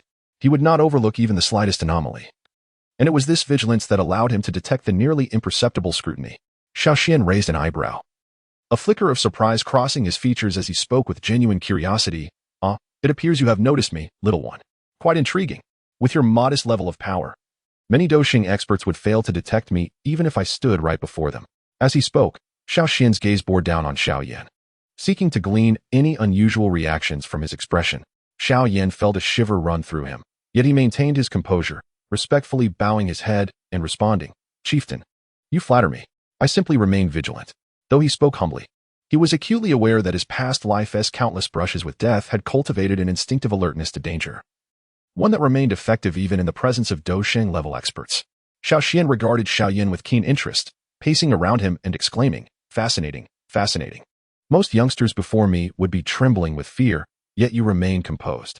Pray tell, your cultivation method is rather unique. From whom do you hail?" Xiao Yan took a deep breath, weighing his options, and ultimately decided to take a gamble. He slowly raised his head, his gaze unwaveringly fixed on Xiao Yan. Articulating each word with deliberate precision, "Tribe leader, if I were to claim that I have been reborn, would you think I am deceiving you?" The moment those words escaped his lips, the surrounding air seemed to freeze instantaneously, and Xiao Yan could distinctly hear the rapid thumping of his own heartbeat. Upon hearing this, Xiao Xian's pupils constricted sharply, and the smile on his face vanished, replaced by an expression of profound gravity. He scrutinized the seemingly ordinary youth before him, seeking even the slightest hint of jest or deception in Xiao Yan's demeanor. Yet, Xiao Yan's gaze remained resolute, imbued with a depth and serenity that could only be acquired through the vicissitudes of life, a gaze far beyond that of an ordinary boy. Time appeared to stand still for a moment before Xiao Xian broke the silence, his voice low yet imbued with undeniable authority. "Do not speak frivolously. The notion of rebirth is unheard of. If you harbor any unspoken burdens, do share them, but do not test me with such absurdity." A pang of anxiety gripped Xiao Yan's heart, yet he remained undeterred, fervently insisting, "Tribe leader, I understand this matter is exceedingly bizarre, yet it is unequivocally true. In my previous life on the Douqi continent, I endured countless hardships. The Xiao clan fell into decline, and I was relentlessly pursued by various forces, experiencing the harsh realities of the world. Fortuitously, I was granted the chance to be reborn, with a singular desire to alter the fate of the Xiao clan. I implore you to believe me." With that, Xiao Yan knelt once more, his forehead touching the ground in a posture of supplication, silently praying that Xiao Xian would accept his astonishing revelations. Chapter 140. Xiao Xian's sorrow. Xiao Xian narrowed his eyes, his expression inscrutable, oscillating between joy and anger. Suddenly, he raised his hand, delivering a seemingly casual yet immensely powerful strike to Xiao Yan's forehead, enveloped in formidable Dou Qi. Xiao Yan felt a warm, yet potent force surge into his consciousness, roiling within and probing every corner of his soul. However, this force bore no malice. In a mere moment, it quietly receded. "You undeniably bear the bloodline of the Xiao clan," Xiao Xian stated, his voice deep and tinged with unwavering certainty. Having spoken, he casually waved his hand, and an invisible barrier instantaneously materialized, enveloping both of them within its confines. Inside the barrier, the space appeared to be reshaped, with all external influences severed. "With my peak strength of a 9-star Dou Saint, none in the Douqi continent can pry into my affairs. Speak, young man, and recount your experiences. What lies in the future for the Xiao clan?" Xiao Xian's gaze bore down on Xiao Yan, filled with a profound concern for the fate of his lineage, coupled with curiosity and a desire for understanding regarding Xiao Yan's extraordinary claims. Xiao Yan took a deep breath, recognizing that this moment was pivotal for altering the destiny of the Xiao clan, with success hinging upon his forthcoming words. He began to narrate his tale, recounting his journey from a once promising prodigy to a fallen being beset by misfortunes, the fortuitous encounter with the medicinal elder, the arduous path of cultivation, the entanglements with various factions, and the decline of the Xiao clan under the shadowy machinations of the Soul clan, all recounted in meticulous detail without reservation. As Xiao Yan spoke, Xiao Xian's expression grew increasingly grave. He occasionally furrowed his brow and flickered his gaze, evidently moved by the grim and perilous future that Xiao Yan described. Xiao Xian's body swayed slightly, as if struck by a heavy blow. His eyes appeared vacant and lost, murmuring to himself, "So it is true. I have indeed failed in my bid to become a Dou Emperor." The voice was laden with disbelief and anguish, as if all strength had been siphoned away. In his mind, a bleak vision of the future involuntarily materialized, the Xiao clan, stripped of its protection, struggling desperately under the oppression of the Soul clan. Its members scattering in flight, past glories and splendors shattered like fragile bubbles. In an instant, a wave of panic enveloped the entire Xiao clan. Within the seclusion chamber, those formidable beings immersed in their cultivation abruptly awakened from their meditative states, their fighting spirit surging, garments fluttering wildly, hastily breaking through the barriers, clansmen throughout the territory. Whether young disciples engrossed in their training or elders managing clan affairs, upon hearing that mournful cry, paused their activities and gazed toward the source of the sound. In the blink of an eye, figures resembling meteors dashed skyward from every corner of the Xiao clan, racing toward the locations of Xiao Xian and Xiao Yan. Their faces were etched with urgency and confusion, their eyes brimming with concern for the clan leader's safety. It was the leader's voice. What has happened to the leader? Chapter 141. The secret of the Dou Emperor. Xiao Xian slowly lifted his head, his gaze filled with pain and struggle, his lips trembling slightly, attempting to speak. Yet it seemed as though something had lodged in his throat. After a prolonged silence, he finally emitted a heavy sigh, in pursuit of a higher realm of fighting spirit. His voice was hoarse, laden with boundless regret, each word seemingly forced through clenched teeth. The crowd held their breath, quietly awaiting his subsequent words. The surroundings so silent that only the gentle breeze could be heard, as if the entire world held its breath in that moment. Xiao Yan raised his hand to signal the others to withdraw, leaving only the heads of the various branches. Once everyone had departed, the chamber door slowly closed with a muffled thud, casting a heavy curtain over the impending conversation.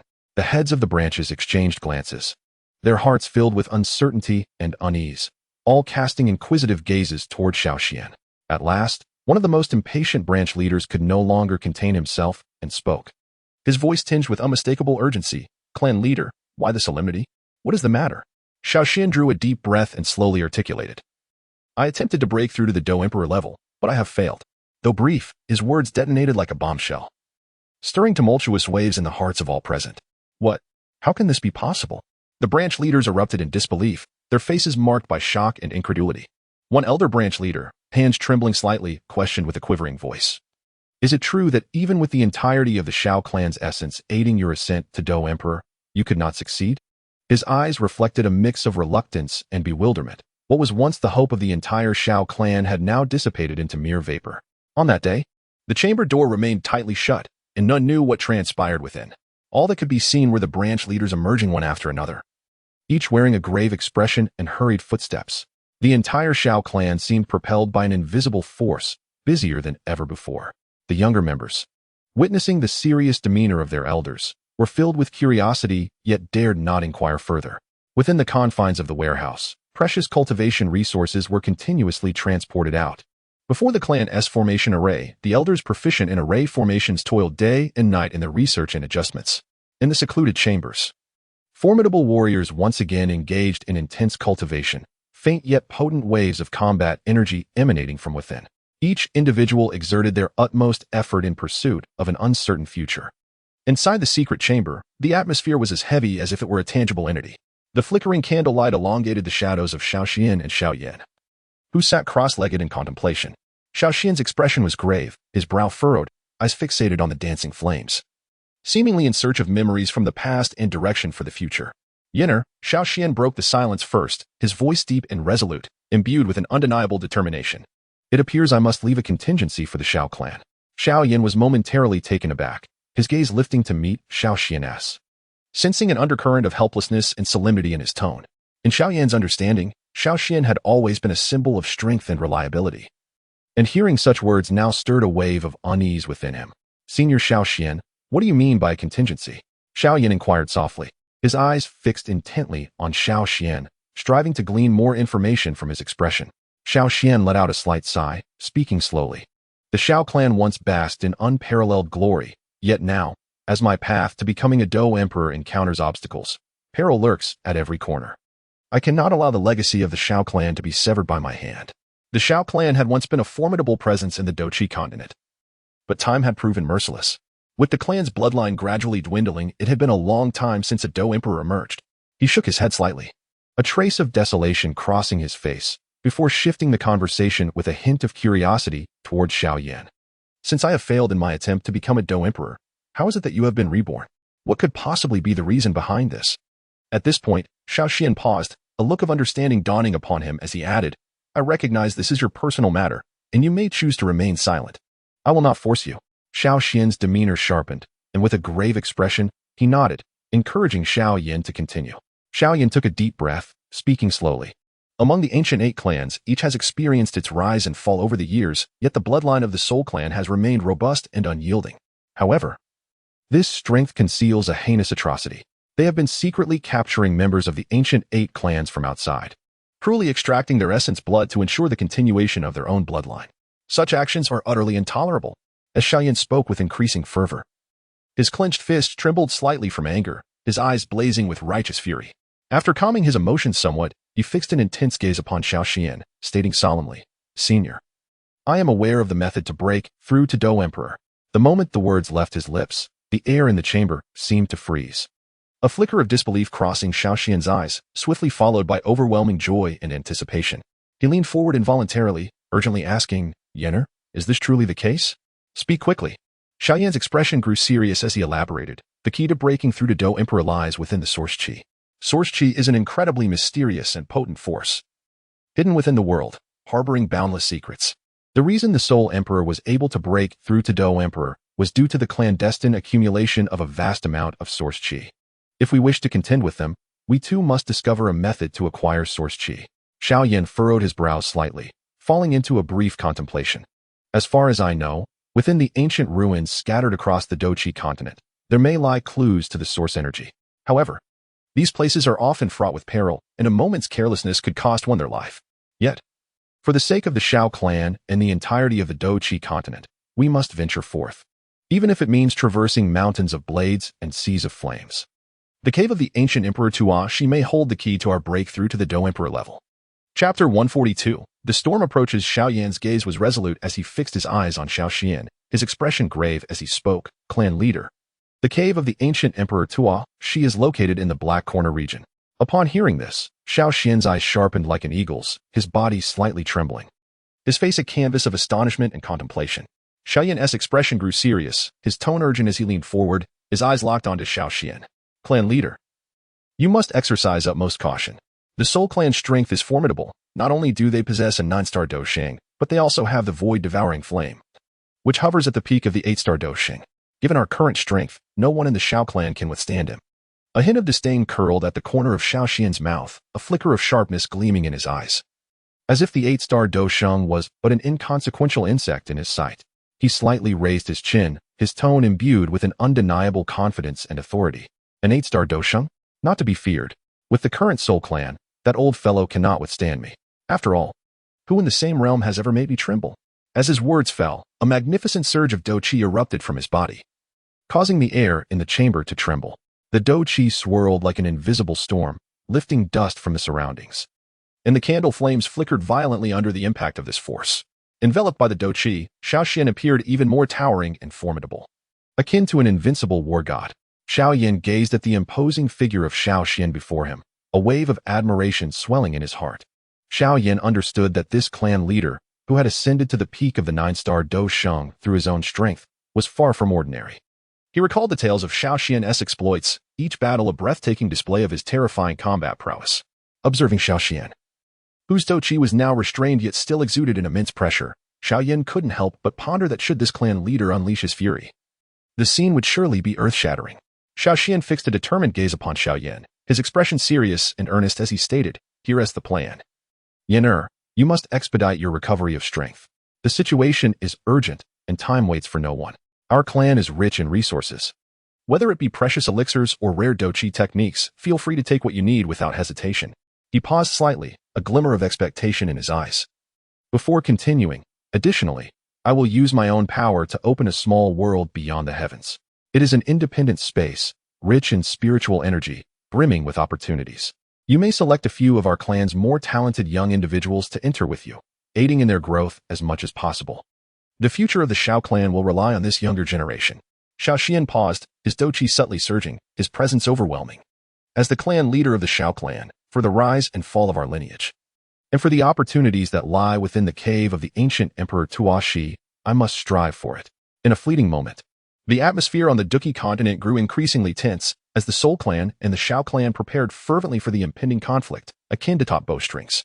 Atop a towering peak, the Soul Emperor surveyed the ravaged lands beneath him, a cruel smile curling at the corners of his lips as he murmured to himself. The Xiao clan? Merely a flock of lambs awaiting slaughter. The fortunes within the Tua Shi ancient emperor's estate shall undoubtedly belong to my Soul clan. Meanwhile, in the distant Xiao clan, Xiao Xian seemed to sense the malevolence in the air. He gazed up at the sky, his eyes resolute and cold. Soul Emperor, the sins you commit today shall exact a price in the future. This time, my Xiao clan shall not allow you to succeed. Chapter 143. The Soul clan scheme within a tavern on the Dou Qi continent. The clamor of voices filled the air, yet the voice of a middle-aged man, his face etched with terror, stood out starkly amidst the din. Have you heard? The entire Wang family, over 4,000 souls, was drained of their blood and perished last night. Their deaths gruesomely brutal, now mere mummies. His voice trembled, eyes brimming with fear. An elderly man nearby turned pale, nearly dropping his wine cup. Heavens, who could be so cruel? Although the Wang family is not a superpower, they have some standing in this region. Who could dare do such a thing? The middle-aged man glanced around, lowering his voice. It is highly likely to be that group from the Soul clan. I've heard they've been capturing people indiscriminately. Some wandering practitioners have been taken, their souls extracted to plunder their blood. The Wang family must have crossed paths with them. Those in the vicinity exchanged looks of shock and fear. One individual, gritting his teeth, exclaimed, "The Soul Clan is utterly deranged, inflicting such harm on the innocent.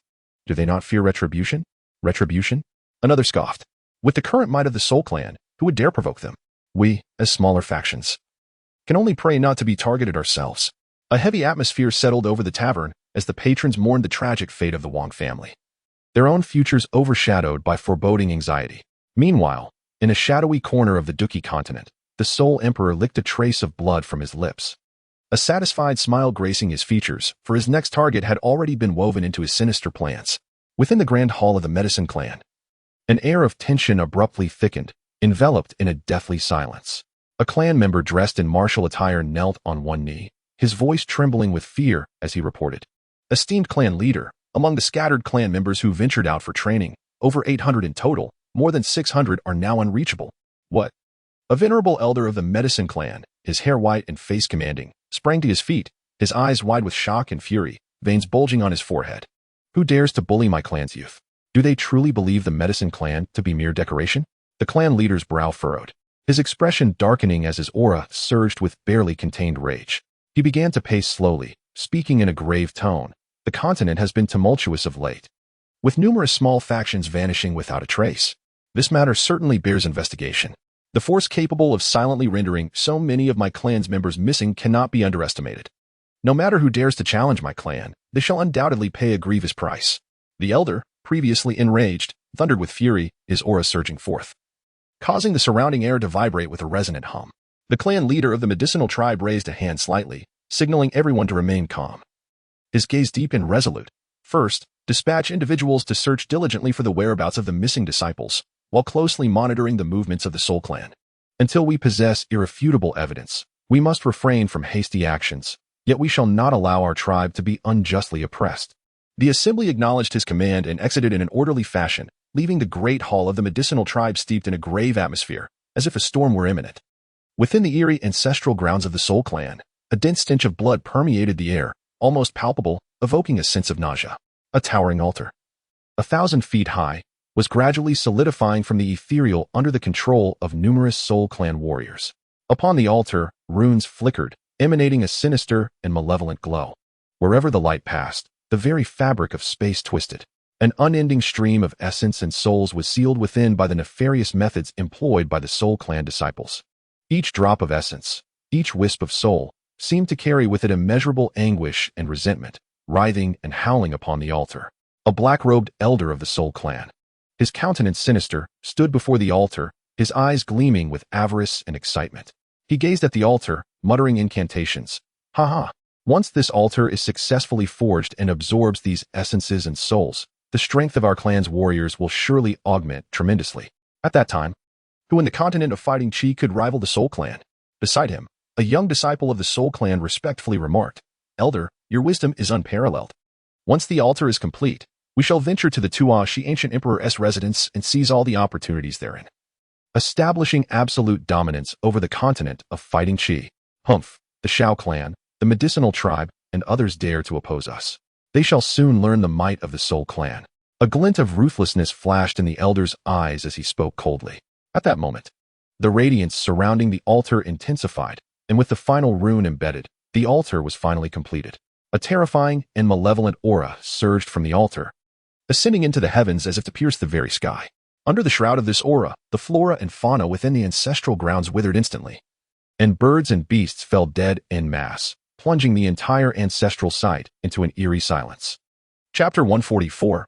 An assault on the medicinal tribe. At the heart of the altar, dense mist swirled, and the Soul Emperor, clad in a black robe, sat quietly like a deity of darkness.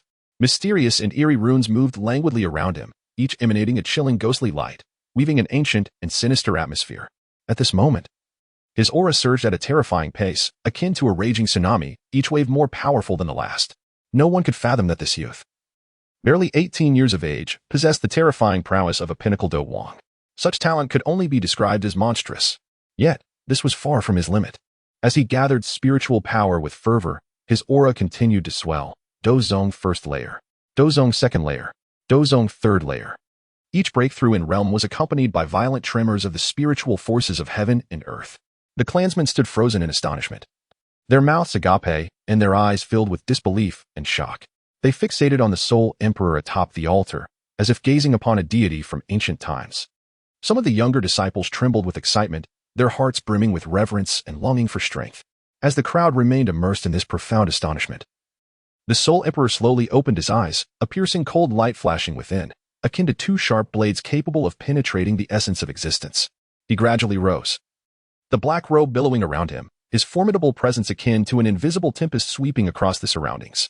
Observing the seemingly divine youth upon the altar, the elders of the clan stepped forward, kneeling on one knee, their faces etched with respect and piety. Congratulations to the young clan leader on his breakthrough. Our clan's rise is imminent, proclaimed the chief elder, his voice trembling with exhilaration. Witnessing this, the other clansmen also knelt in homage, fervently chanting the name of the sole emperor, their voices resonating through the heavens. In mere moments, the heavy stone doors of the chamber were thrust open with a resounding crash, and figures began to file in. Leading them was the formidable Dou Saint, Sole Shuzi. His expression stern, surrounded by an almost imperceptible aura of spatial fluctuations. Each step he took seemed to subtly distort the surrounding space. Following closely were several peak Dou Saint experts, each exuding a robust presence, their eyes gleaming with the ferocity born from countless battles. Once everyone had assembled, the sole emperor slowly rose, his gaze sweeping over the faces before him, and he spoke in a deep voice. The current situation is in flux, and our Soul Clan's grand endeavor has reached a critical juncture. I have summoned you all to devise a plan for an action that will reverberate across the Duki continent.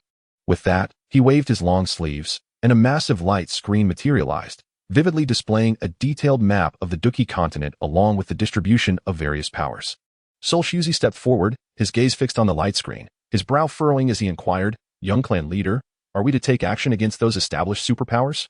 A cold smile crept onto the Soul Emperor's lips. Indeed, these factions have long been stumbling blocks on our path to dominance. Now that my strength has significantly increased, it is the perfect opportunity to eliminate them. At this moment, a Dou Saint expert expressed concern, speaking up, "Young clan leader, those major powers possess profound foundations and are mutually supportive. A reckless attack could lead to unforeseen consequences." The Soul Emperor's eyes narrowed, fixing his gaze on the Dou Saint. His voice icy. "Are you questioning my decision?" Startled, the Dou Saint immediately knelt, panic-stricken. "I dare not." Outside the Medicine Clan's territory, suffused with the fragrance of herbs and abundant spiritual energy, dozens of black-robed figures concealed themselves within a dense grove, holding their breath in anticipation. They emanated a chilling aura that starkly contrasted with the serene atmosphere of the Medicine Clan. "Elder, someone is coming out," whispered a slender black-robed figure excitedly to an elderly man beside him, whose expression was grim. The elder nodded slightly, his gaze sharp as that of a hawk, fixated on the clan's exit.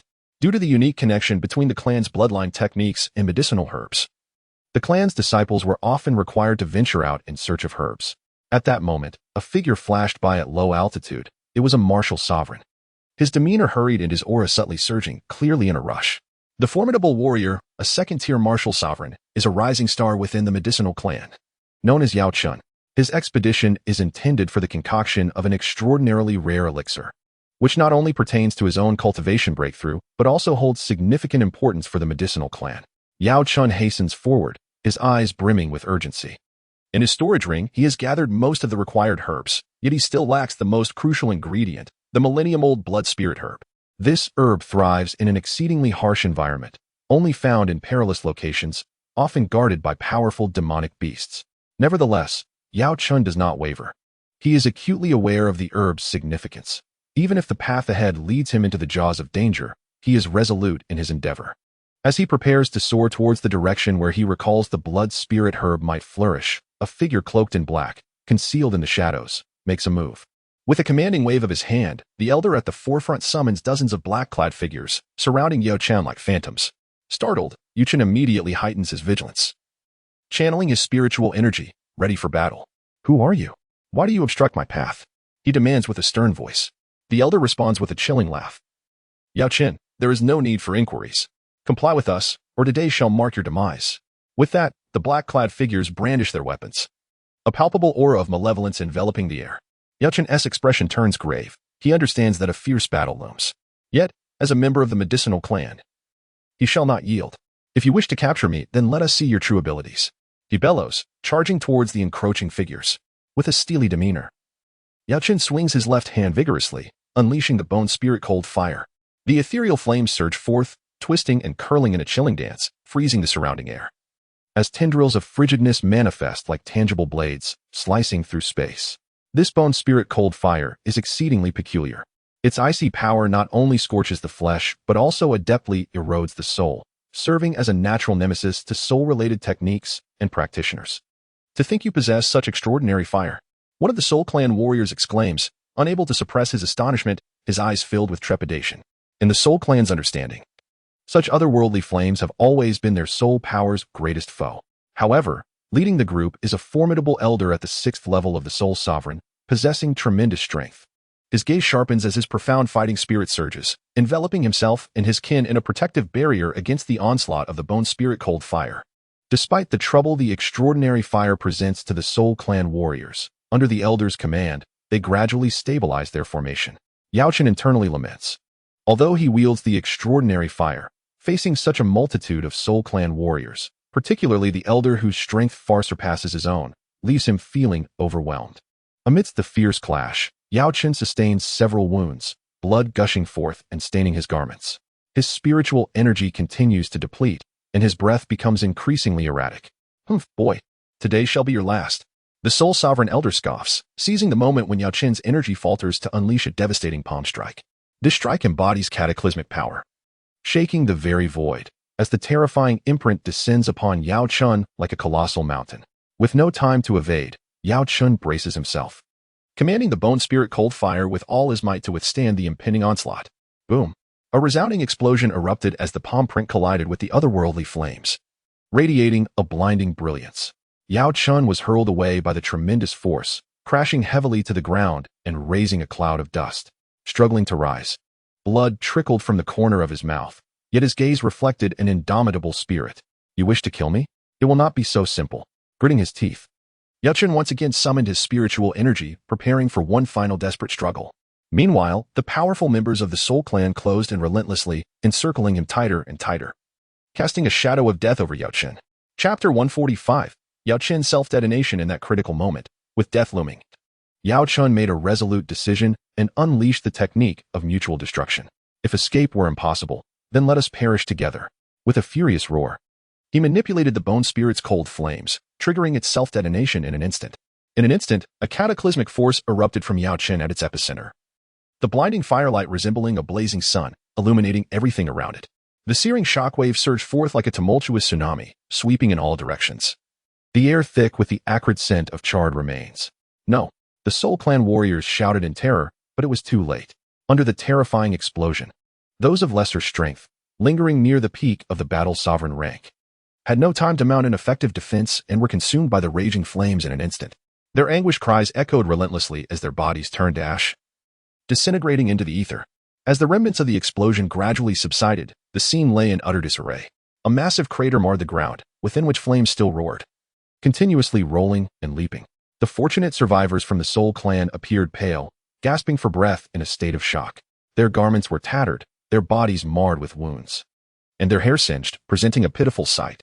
Fortunately, he did not detonate the main fire, merely a manifestation of its residual essence, the battle sovereign elder murmured anxiously, sweat beading on his forehead. Otherwise, we would all have perished here today. A flicker of fear shone in his eyes, for had Yao Chen not held back, their fates would likely have been sealed. Yet, it remained uncertain whether he had managed to relay any messages. Another warrior furrowed his brow. A look of concern etched upon his face. The expressions of the others turned grim. If Yao Chen had communicated the ambush to the Yao clan beforehand, the repercussions would be dire. Damn it! The battle sovereign elder slammed his fist into a nearby boulder, which disintegrated into dust upon impact. It seems we must now face the wrath of the young clan leader. His voice was laced with frustration and helplessness. This operation had failed catastrophically. And with the loss of so many clansmen, the young clan leader would not let them go unpunished. At that moment, hurried footsteps approached from afar. A protector, visibly flustered, rushed into the main hall, kneeling on one knee while reporting urgently, "Young clan leader, grave news. The mission of our dispatch team has failed." The Yao clan seems to have become aware. The protector's body trembled, beads of sweat forming on his forehead as he continued, "Young clan leader. We lay in ambush outside the Yao clan's territory as planned, and initially, all went smoothly.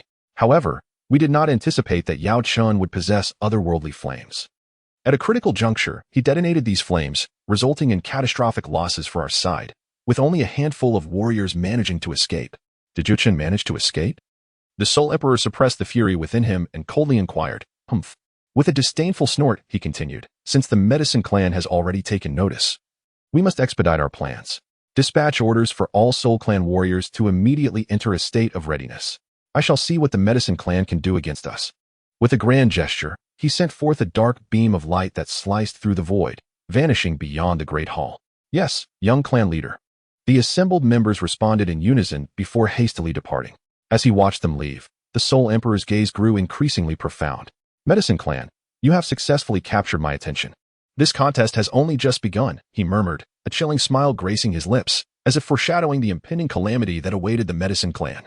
Chapter 146. The stirring of the 8 clans as news of the ambush by the Soul Clan outside the Medicine Clan's valley spread like wildfire. The entire continent of Dou trembled. The ancient 8 clans, sensing an imminent threat, fortified their defenses against the Soul Clan. Tension gripped the continent, as if a storm were on the verge of breaking. What is the intention of the Soul Clan? Are they on the brink of war? In the conference hall of the Flame Clan, clan leader Yin Jin furrowed his brow, his expression grave.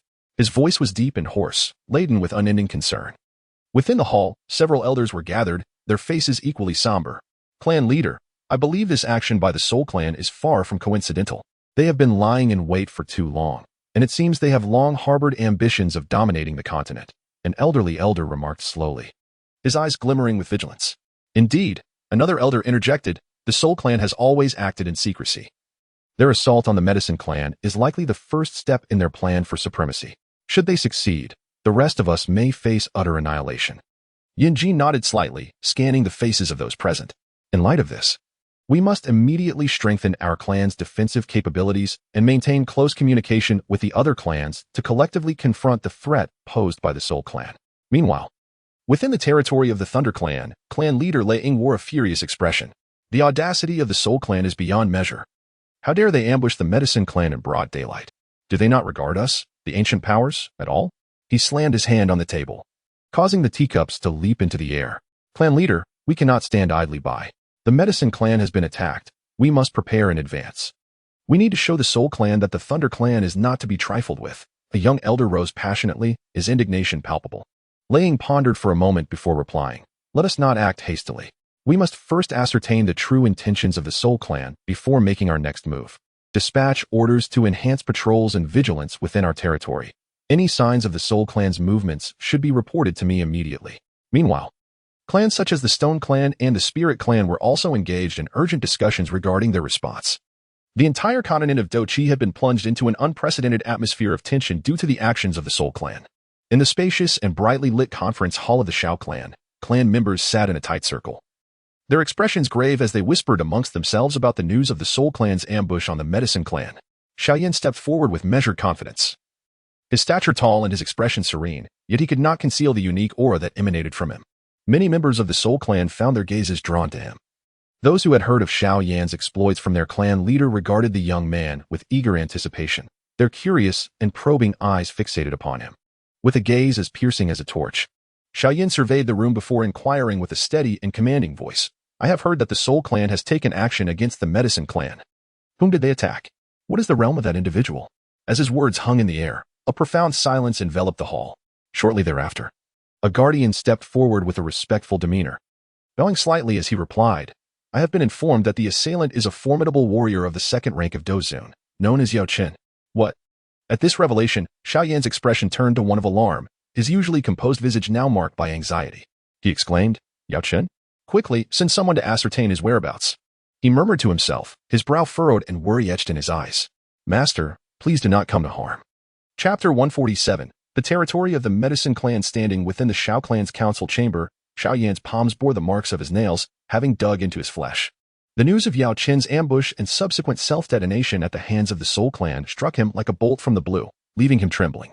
Memories of his time spent with Yao Chen flickered through his mind like a moving lantern. At that moment, a Xiao Clan disciple stumbled into the room, his voice laced with a tremor of despair. "Report.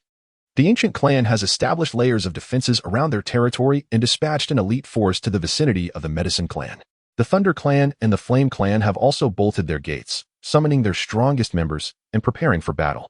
Upon hearing this, Xiao Yan stepped forward, dropping to one knee before the clan leader, and implored, "Clan leader, I beseech you to allow me to go to the Medicine Clan. Every additional person increases the hope of locating Master Yao Chun, and I can assist the Medicine Clan in fending off further assaults from the Soul Clan." The clan leader, hands clasped behind his back, furrowed his brow in contemplation for a long while before responding. "This mission is fraught with peril. The Soul Clan has undoubtedly laid numerous traps. Your journey may very well cost you your life." Xiao Yan raised his gaze, his resolve as steadfast as granite. "Clan leader, my mind is made up. If I can offer even a modicum of assistance to Master Yao Qin and the Medicine Clan, I would have no regrets, even if it means sacrificing my life." With a deep sigh, the clan leader finally nodded in acquiescence. "Very well, I shall send 10 elite members of the Xiao clan to accompany you. Remember to remain calm in the face of adversity and prioritize your safety." When Xiao Yan and his entourage arrived at the Medicine Clan, the scene before them resembled a hellish landscape. The once majestic structures of the Medicine Clan now lay in ruins, with only shattered walls remaining. The air was thick with the nauseating stench of smoke and blood, and injured members of the Medicine Clan lay scattered on the ground, moaning in agony. Xiao Yan hastened towards an elder from the Medicine Clan, who appeared to be orchestrating rescue efforts, surmising that he must be a person of significance. With urgency, he inquired, "Elder, do you have any news of Master Yao Qin?" Even the slightest clue would suffice.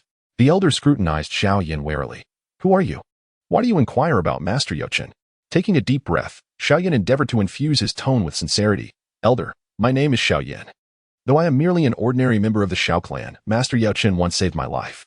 I must find him, no matter the cost." The elder frowned slightly, hesitating before responding. The incident occurred abruptly. The Soul Clan's warrior retreated immediately after the attack. In the midst of the site, we discovered a shattered jade tablet, still imbued with the lingering essence of the revered Yao Qin. Xiao Yan grasped the jade tablet, closed his eyes, and focused intently on the residual aura. After a considerable time, he abruptly opened his eyes, a flicker of astonishment gleaming within. Although faint, the aura had not entirely dissipated, suggesting that Yao Qin might still be alive. At that moment, the alarm of the Yao clan echoed with a piercing urgency. A guard stumbled forward, exclaiming, "It's dire. The vanguard of the Soul Clan is upon us." Xiao Yan swiftly concealed the jade tablet and turned to the elder, stating, "Esteemed elder, I request your guidance to rally everyone and hold the line. If we can endure until reinforcements arrive from the various clans, we may yet survive." The elder scrutinized Xiao Yan, noting the determination in his gaze and the indomitable spirit radiating from him, and nodded in agreement. "Very well. I entrust everything to you." Xiao Yan led the group hastily to the entrance of the Yao clan, where they beheld the soldiers of the Soul Clan advancing like a dark cloud. At the forefront rode a commanding figure atop a colossal beast, surveying Xiao Yan and the others with haughty disdain, proclaiming, "Who dares to obstruct the iron cavalry of the Soul Clan? Those who are wise will step aside, and you may yet be spared." With a cold snort, Xiao Yan summoned a surge of fighting spirit, forming an invisible barrier around him. "Despicable Soul Clan, you shall all perish." As tensions escalated, a thunderous roar erupted from the distance. Xiao Yan's heart raced, turning to behold a rising cloud of dust. It appeared that a significant force was hastening toward the Yao clan. Simultaneously, he keenly sensed an ominous shadow stealthily infiltrating the depths of the Yao clan. The thunderous sound grew increasingly closer, and Xiao Yan's gaze sharpened, fixating on the billowing dust. The Soul Clan commander, sensing the shift, tightened his grip on his steed and turned to investigate. In that instant, Xiao Yan astutely noted the shadow's movement accelerating, evidently attempting to exploit the chaos to delve deeper into the Yao clan for nefarious purposes. "This is bad." Panic surged within Xiao Yan. He understood the urgency of thwarting the shadow's intentions. Suppressing his unease, he addressed the elder beside him. "Esteemed elder, I shall pursue that shadow. I entrust the defense here to you and the brethren." At that moment, the approaching forces finally came into view. Leading them was an elder from the Flame Clan. Mounted on a fiery steed, wielding a flame dragon spear, and bellowing, "The reinforcements of the Flame Clan have arrived. Soul Clan rascals, retreat at once." Following closely were the reinforcements from the Thunder Clan, with bolts of lightning flashing ominously across the sky. The Soul Clan commander, realizing the precariousness of his situation, exhibited a fierce glint in his eyes, grinding his teeth in frustration. "Consider yourselves fortunate today. I shall spare you this time, but rest assured, you will pay for your blood debts in the future." With a wave of his hand, he ordered the Soul Clan soldiers to withdraw swiftly. The immediate crisis at the Yao clan entrance was averted, and both the elder and the elite members of the Xiao clan exhaled in relief. Yet, they were acutely aware that greater dangers loomed ahead. Meanwhile, Xiao Yan pursued relentlessly. The elusive shadow adeptly navigated the ruins and shadowy corners of the Yao clan-esque structures. However, armed with formidable perception and familiarity with the clan's terrain, Xiao Yan remained steadfast in his pursuit. As he continued the chase, he found himself standing before an ancient forbidden ground of the Yao clan. A mysterious and perilous aura enveloped the air, with ancient seals and runes adorning the surroundings. Without a moment's hesitation, the shadowy figure breached the forbidden ground, and Xiao Yan, undeterred, followed closely behind. Upon entering the forbidden domain, Xiao Yan was immediately met by a formidable force that seemed intent on tearing his body asunder. He quickly summoned his Dou Qi, forming a protective barrier, and struggled to advance. Deep within the forbidden area, Xiao Yan finally discerned the true identity of the shadow. It was a formidable Soul Clan warrior clad in a black robe and masked visage. The figure turned, regarding Xiao Yan with a chilling gaze. Its voice raspy and ominous. "You possess some skill, young one, to have pursued me this far. However, this shall be your final resting place." As the words fell, a terrifying aura erupted from the black-robed figure, and countless black soul claws emerged from the void, reaching for Xiao Yan. With a steely gaze, Xiao Yan summoned blazing flames, transforming them into fiery lotus blossoms to counter the impending assault. Boom, boom, boom. The sound of violent explosions reverberated through the forbidden ground, as powerful energy waves swept across the vicinity, further ravaging the ancient structures and seals. Xiao Yan and the black-robed figure clashed amidst the aftermath of the explosions, exchanging blows without a clear victor. In the heat of battle, Xiao Yan suddenly sensed a familiar presence emanating from another part of the forbidden ground. His heart raced. That aura unmistakably belonged to the revered Yaochen. Could it be that Yaochen was here? A colossal fire lotus coalesced in Xiao Yan's grasp, radiating an aura of cataclysmic power. The black-robed figure's eyes flickered with fear upon witnessing this, though it was quickly replaced by a frenzied determination. Excellent. Today, you shall witness the might of the Soul Clan's secret arts. Chapter 149. The Flame Breaks the Shadow. Fierce battle against a strong foe. As the black vortex collided with the Buddha's wrath fire lotus, the space shattered like a broken mirror. Xiao Yan's garments were torn asunder by the shockwaves, blood trickling from the corners of his mouth, yet his gaze grew ever more resolute. Just as the black-robed figure's secret technique was about to engulf the fire lotus, Xiao Yan suddenly threw back his head and let out a primal roar. The ancient bloodline dormant within him surging forth with ferocity, golden-patterned spider-webbing across his face. Awaken, the bloodline of the Dou Emperor. Amidst the earth-shattering roar, 100-foot-high golden flame erupted around Xiao Yan, transforming him into a phoenix reborn from the flames. This power was not mere Dou Qi, but a terrifying fusion of the Xiao clan's ancient bloodline and the essence of the oppressive might of the Dou Emperor spread like a mountain, causing the black vortex to begin disintegrating inch by inch. Empowered by the golden flames, the fire lotus surged in strength, tearing through the black vortex and unleashing a torrent of fire towards the black-robed figure. In a state of terror, the figure attempted to evade, only to find itself ensnared by an invisible shackle, unable to move beneath the weight of the overwhelming pressure. Boom! Endless flames consumed the black-robed figure entirely. As the smoke cleared, a familiar yet grotesque face emerged before Xiao Yan. It was the Soul Devourer, Tun Wuxian. In that moment, Tun Wuxian appeared disheveled. His robe in tatters, mask shattered, his face marred by charred wounds, yet his eyes still glimmered with a sinister light. To think you have awakened the Xiao clan's Dou Emperor bloodline. Tun Wuxian gritted his teeth. But do you truly believe this will save that old fool Yaochen? He had long since had his soul's essence extracted by my Soul Clan, and at this moment, he was enduring the torment of countless souls in the Soul Palace. Xiao Yan's pupils constricted, his heart racked with pain akin to being sliced by knives, yet this agony was swiftly supplanted by an overwhelming intent to kill. He stepped forward, golden flames surging around him. You shall pay for this. Today marks your demise. However, Tun Wuxian suddenly revealed a sinister smile, and the space behind him began to warp, as dozens of shadowy figures in black robes slowly materialized. Xiao Yan, did you truly believe I had no contingency plans? Today not only signifies your death, but also the annihilation of the entire Yao clan. As he beheld the encircling Soul Clan warriors, Xiao Yan clenched his fists, the golden flames around him roiling with fervor. He understood that the true battle of life and death had only just commenced. The golden flames swirling around Xiao Yan transformed into a palpable pressure, sweeping outward like a tempest. The moment the dozen or so Soul Clan warriors stepped into the range of this oppressive force, half of them faltered, collapsing to one knee upon the ancient tiles of the forbidden ground. Humph, a bunch of scoundrels. Xiao Yan scoffed coldly, his figure darting forth like a phantom. his right fist enveloped in blazing golden flames, striking directly at the nearest Soul Clan Dou Saint. Before the punch arrived, the Dou Saint felt the excruciating heat searing his skin, hastily conjuring a Dou Qi shield. Yet, before the terrifying power of the Dou Emperor bloodline, the shield was as fragile as paper, instantly pierced. The golden fist crashed into his chest, accompanied by the sound of shattering bones, sending the Dou Saint hurtling backward like a broken kite, crashing heavily against the runic wall of the forbidden ground, his fate uncertain. A flicker of horror flashed in Tun Wushu's eyes, but was quickly replaced by madness. Altogether, kill him. The remaining Soul Clan warriors no longer held back, unleashing their ultimate techniques. Some summoned pitch-black soul banners, from which countless vengeful spirits shrieked forth. Others formed hand seals, causing the ground to crack open, from which emerged foul-smelling bone beasts. And some even burned their own vital blood, transforming into streams of black light that surged toward Xiao Yan.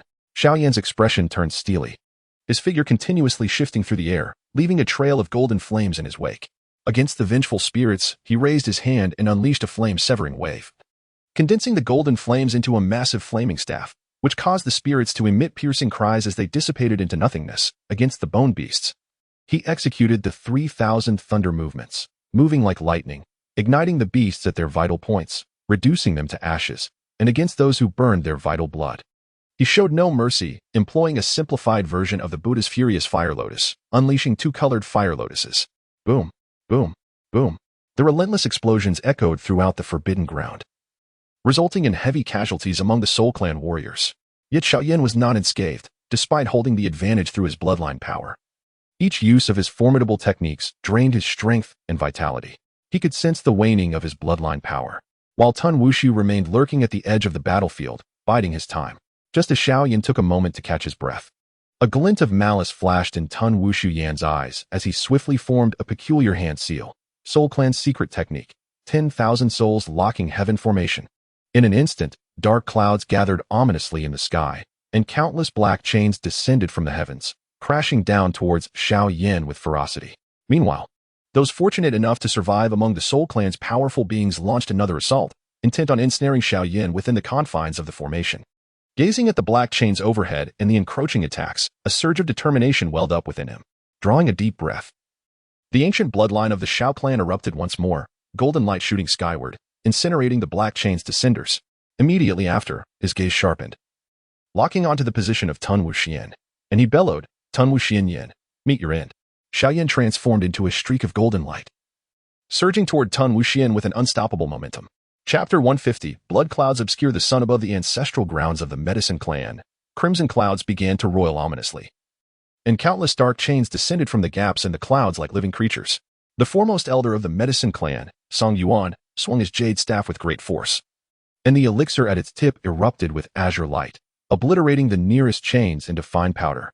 How dare the Soul Clan intrude upon our sacred grounds? Summon your clan leader.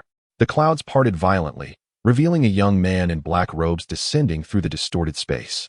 He was enveloped in flickering soul fire, and a faint, enigmatic smile graced his pale visage. At his waist hung an ancient token, etched with a fragmented soul emblem. Indeed, the insignia of the Soul Clan's leader. Elder Yin Jin of the Flame Clan tightened his grip on the molten spear, the flames at its tip dimming suddenly. He fixated on the dark patterns barely visible at the young man's neck, his pupils contracting in disbelief. You are the illegitimate son of the Soul Clan, the one deemed incapable of awakening his bloodline? Good memory, the youth replied, raising a hand to touch his mask. With a sound of metal fracturing, half of his face, inscribed with ancient soul patterns, was revealed. Do you recall the day at the Grand Clan ceremony when you publicly shattered my brother's wing bones? A dark vortex materialized in his palm, and the disciples of the Medicine Clan on the ground suddenly shrieked in agony, black mist seeping from their 7 orifices. Today, I shall ensure that the entire Dou Qi continent pays the price for the 100 years of humiliation suffered by the Soul Clan. The soul-devouring annihilation formation. Yin Jin's expression shifted dramatically, the elixirs atop his jade staff spinning wildly. How dare you employ such a heinous forbidden technique? The young leader of the Soul Clan laughed heartily, a near-mad glee resonating in his voice. Heinous? When the ancient clan and the Xiao clan combined forces to suppress my Soul Clan, did they ever ponder the heaven's justice? Activate the second layer of the restrictions. As his words fell, the blood clouds in the sky surged violently, and countless skeletal hands emerged from the depths, dragging the struggling powerhouses into the abyss. Deep within the Medicine Clan's sacred grounds, Xiao Yan found himself ensnared by the suffocating black mist of the void-devouring flame. Each tendril of black mist that brushed against his skin felt like 1,000 steel needles piercing him. He gazed at the distant sky, now stained crimson by the Soul Clan's forbidden law, and faint cries of the Medicine Clan's disciples reached his ears, igniting a sense of urgency within him. No. I cannot allow the Soul Clan to prevail. The void-devouring flame grinned malevolently, its surrounding black mist coalescing into a massive spectral hand, reaching for Xiao Yan. Xiao Yan, today marks your demise. Surrender your and bloodline power, and perhaps I may spare your remains. As his words echoed, a brilliant golden radiance enveloped Xiao Yan. The bloodline of the Xiao clan's Dou Emperor fully awakening. Golden patterns, alive with energy, spread across his skin, each one emanating a terrifying pressure. He clasped his hands, and the within him surged wildly. The azure lotus heartfire, the fallen heart flame, and the myriad of 3,000 fused before him, transforming into a colossal golden fire lotus. Regrettably, he had not gathered all. Otherwise, there would have been no need for such desperation today. Xiao Yan lamented with a wry smile. With my Dou Emperor bloodline as the catalyst and as the flame, even if my bloodline is utterly destroyed today, I shall incinerate you completely. Xiao Yan roared, thrusting the golden fire lotus towards Xiao Yan. As the fire lotus traversed its path, the very fabric of space shattered inch by inch, and the ancient seals of the forbidden land began to unravel under the weight of this terrifying power. Xiao Yan, sensing the dreadful energy contained within the fire lotus, paled in disbelief. Impossible. How could you possibly fuse so many in such a short span of time? He hastily summoned all his strength in an attempt to fend off the oncoming assault of the fire lotus, yet all his efforts proved futile. The golden fire lotus erupted with a thunderous explosion, unleashing a massive wave of energy that engulfed the entire forbidden land. In the heart of the explosion, Xiao Yan could distinctly feel the power of his bloodline rapidly dissipating. He understood that this time, he had wagered everything.